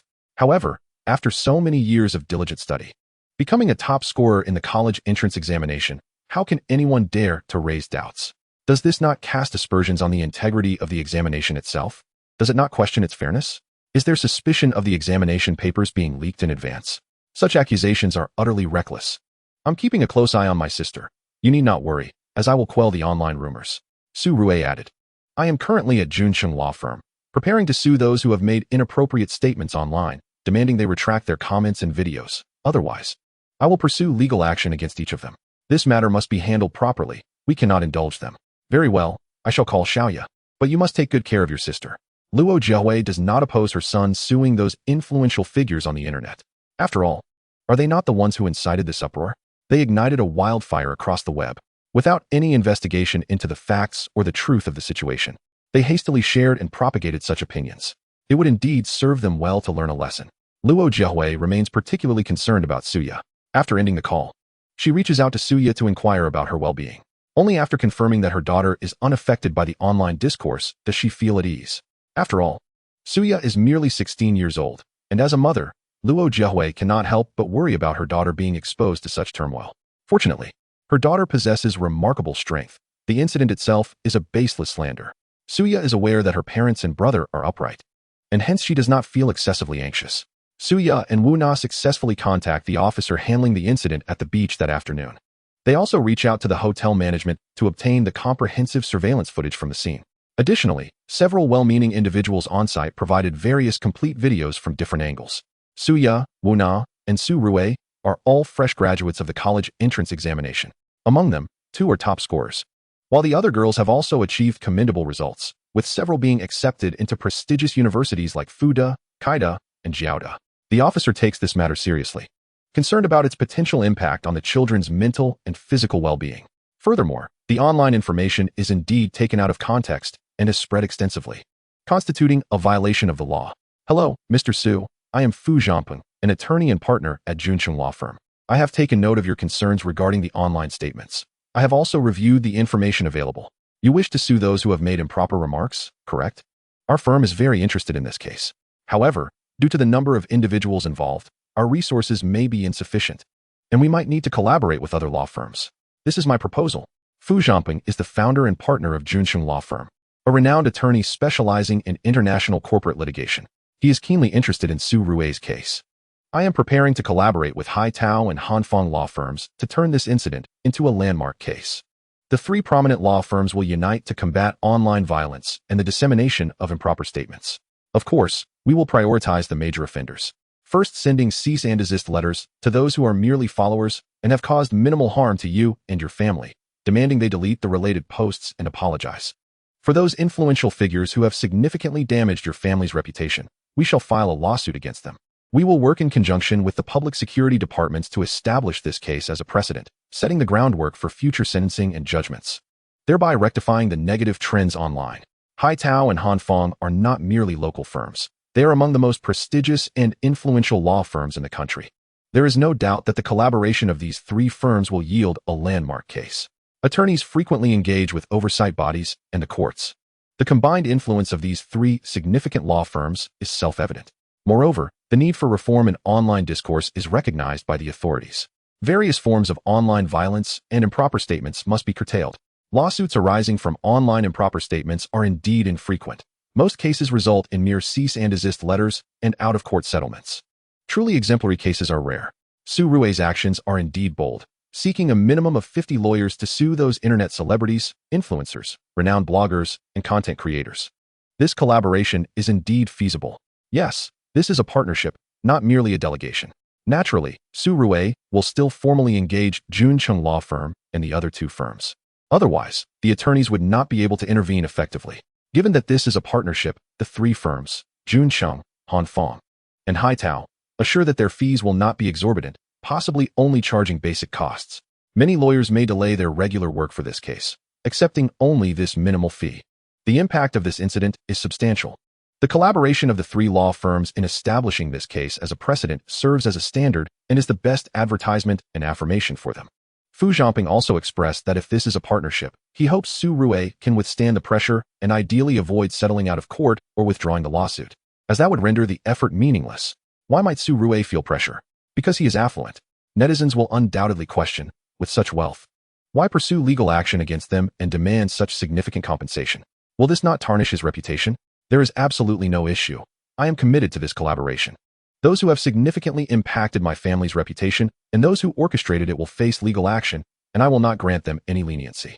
They shall be held accountable for their reparations and the judgments rendered. My personal interests are inconsequential, but my sister is only 16. Do they expect me to show leniency? An out-of-court settlement is out of the question. I will initially provide $50 million as a retainer for the legal fees during the trial and execution stages, and I will cover any additional costs as necessary. Su Rue often engages in playful banter with his sister, which may appear as a strained relationship, yet in truth, their bond is exceptionally strong. As an elder brother, Su Rue is undoubtedly protective of his sister, and there is no possibility of an out-of-court settlement or withdrawal in this matter. Chapter 69. 8. 637 Cease and desist letters. When hiring a lawyer, one typically needs to sign a retainer agreement and pay fees at each stage of the case. For instance, fees are paid in installments during the trial, appeals, and execution phases. If dissatisfied, one can opt to change lawyers. Generally, however, clients do not switch lawyers, as a new attorney must familiarize themselves with the case and its materials, potentially leading to a loss of the case. It is advisable to secure a competent attorney from the outset. Financially, this case will not be prolonged. The funds will suffice until its conclusion. Fu Zhangping is aware of Su Rue's substantial financial resources. Upon his arrival, he observed Su Rue's statement video, which showcased his impressive profits from foreign stock markets, foreign exchange, futures, gold, and oil, a truly prosperous young man. Indeed, he is quite youthful. As a father himself, Fu Zhangping understands Su Rue's feelings as an older brother, having siblings and children of his own. As a parent, he is particularly incensed, knowing that Suya has also been attacked by the online discourse. Although she is the top scorer in the liberal arts college entrance examination, she remains merely a 16-year-old girl. When signing the retainer agreement, Su Rue said, "Please provide me with an email address. I will send you the accounts and related information regarding the online rumors." Certainly. Fu Zhangping was taken aback by Su Rue's remarkable speed in gathering accounts that had disseminated inappropriate remarks and videos online. He had anticipated only a handful of such accounts, yet he was astounded to discover a staggering multitude, numbering in the thousands. Each username was accompanied by a serial number, detailing the respective platforms and follower counts of these individuals. The final entry bore the number 8,637. The majority of these accounts boasted over 500,000 followers. This indicated that such a vast number of individuals had been cataloged, focusing solely on accounts with a substantial following of 500,000 or more. While those beneath this threshold were not even considered, it was truly impressive. At that moment, Su Rue had signed the power of attorney and had already departed from Junsheng law firm. Meanwhile, Fu Zhangping convened all the lawyers within the company who specialized in defamation, portrait rights, and cybersecurity law to discuss and follow up on Su Rue's case. Upon reviewing the over 8,000 accounts spanning more than 20 platforms, all the lawyers were left in awe and astonishment. It was noteworthy that the issue had only begun to surface online around 4 or 5 p.m., ignited by prominent influencers, renowned internet personalities, and content creators. Now, at approximately 8 p.m., within less than 3 hours, Su Rue had managed to compile a list of over 8,000 accounts across 20-plus platforms that were suspected of infringing upon his and his family's reputation. How was such a feat accomplished? Even if we were to undertake the task ourselves, merely cataloging these accounts could take several days, and we might not achieve such comprehensive results. After all, he was a top scorer in the college entrance examination who had delved into financial investments post-exams, transforming $2 million in funds into $5 million in just 2 months, and subsequently escalating over $7 million to a staggering $800 million in U.S. dollars. At current exchange rates, that's nearly $6 billion. Is it not impressive? If it were me, I would be inclined to question how he managed it, especially considering that his mother is a renowned star fund manager, overseeing 3 funds with total assets exceeding $30 billion, nearing $40 billion. This must have been derived from big data analytics, employing keyword settings to aggregate statistics across platforms, focusing exclusively on accounts with over 500,000 followers. Observing the information pertaining to these 8,000 accounts across 20-plus platforms, the conference room was filled with exclamations of wonder. After signing the power of attorney with Su Rue, Fu Zhangping promptly gathered all the firm's lawyers. Most of them had already left for the day, yet they joined via remote conference. Enough discussion. This matter will serve as a landmark case. Mr. Su has entrusted this to us, and we will assemble our team of 50 lawyers. We have already decided to collaborate with Haitao and Hanfang, potentially forming a legal team of 50 to 70 individuals. Since Mr. Su has provided the data, we shall dispatch a legal notice to every account mentioned across the identified platforms. We will further analyze whether these accounts directly published inappropriate statements or merely shared them, assessing the impact based on likes, comments, and shares. Any account that has caused significant repercussions will face direct litigation. Moreover, should these platforms refuse to cooperate, Mr. Su has indicated that we will include them in the lawsuit as well. Money is no object. Just imagine the cost of assembling a legal team of 60 to 70 people. Even if we collaborate rather than engage in standard representation, the expenses will be considerable. Suing the owners of those accounts is manageable, but pursuing these platforms will incur exorbitant costs, and the process could drag on for years. However, for lawyers, this is a boon. The longer it takes, the more they profit. That evening, the statement released by Su Rue and Suya began to circulate online, garnering attention from many. Some believed it, while others were skeptical. Numerous individuals found it implausible. Analyzing Su Rue's trading account, it was evident that the initial 2 million investment had escalated to over 5 million. Subsequently, an additional 1 million was reportedly added, allegedly from his sister's investment, raising the total to over 7 million, which ultimately soared to more than 800 million. In U.S. dollars, this amounted to over 5 billion. How absurd. Yet this was the reality. From 2 million to 5 billion? Had I witnessed an investment miracle? I was flabbergasted. After a decade of dabbling in the A-shares market, with returns never exceeding 50, this was a direct multiplication by hundreds, even thousands. If this were true, I would gladly hail Su as a god of stocks. I had always thought that Rue was academically gifted and possessed exceptional artistic talent. It turns out that investment is his true forte. Oh, stock god, take me under your wing. Could it be? Could it be that anyone genuinely believes this to be true? He had anticipated skepticism and crafted this narrative, initially avoiding the A-shares and Hang Seng indices, opting instead for foreign stock markets, futures, forex, gold, and oil. I find it exceedingly dubious, far too implausible. A multiplication by hundreds or thousands is believable only over decades. But this occurred in just 2 months. Is he a deity? Oh my, everyone, check the latest news. It's explosive. My heavens, what is happening? A legal warning letter? But this is an absurd number of legal letters. Over 8,000. How much paper does that require? You are missing the point entirely. Are you not? Jun Cheng, Haitao, and Hanfang, among the top 10 law firms in the country, have assembled this legal team. Is this a frivolous expenditure? How much will this legal team cost? Does Rue truly lack for funds? He earned over 5 billion in 2 months. What do legal fees matter? Well done. Let us not indulge these influential figures and bloggers into thinking they can act with impunity online. Sooner or later, someone will teach them a lesson. Incredible. I am starting to believe that Su Rue has genuinely been misled by these individuals. He earned his money. What is wrong with buying a car? He isn't in a relationship, and as long as he isn't married, can he not change girlfriends frequently without it being a crime? The actions of the 3 law firms, Jun Cheng, Haitao, and Hanfang, were swift. By 7 p.m., they had signed the power of attorney. By 8 p.m., a meeting was convened to rally the lawyers, and discussions for collaboration among the 3 firms commenced. By 9 p.m., they had issued over 8,000 legal notices under the auspices of the 3 law firms. The network erupted instantly. Chapter 70, the largest personal lawsuit in history. Su Rue himself had garnered a modest reputation on the Cool Sound platform, boasting millions of followers. Additionally, his creation, the sketch graduation photo MV, had once gone viral online. Following the release of the college entrance examination results, Su Rue and his sister had each achieved the top scores in science and arts, respectively, further igniting their fame across the internet. Their 2-time rise to prominence captivated the online audience. Coupled with the current sensational revelations, they drew considerable attention. Su Rue, as a college entrance examination top scorer, owned a luxury car valued at over 30 million, with final costs nearing $500 million. Furthermore, he had published papers shortly after graduating high school. Had he authored them himself, or were they ghostwritten? Or perhaps his father had assisted in securing these accolades.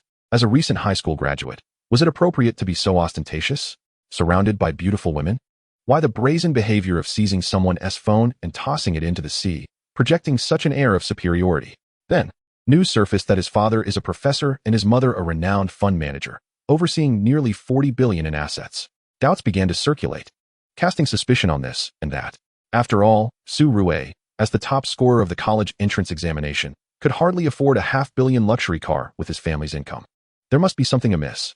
Either his father embezzled research funds, or his mother was involved in clandestine dealings, insider trading, or other illicit operations. Some even went so far as to question whether Su Rui's examination results were fabricated. With so many issues at hand, even one would be sufficient to ignite a media frenzy, let alone the multitude of concerns surrounding him. Su Rui himself attracted immense attention.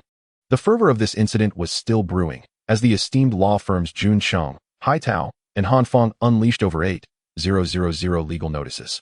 The situation exploded instantly. How could it not cause a stir? Zhu Wenxuan, a prominent figure on Weibo, managed 2 accounts with a combined following exceeding 8 million.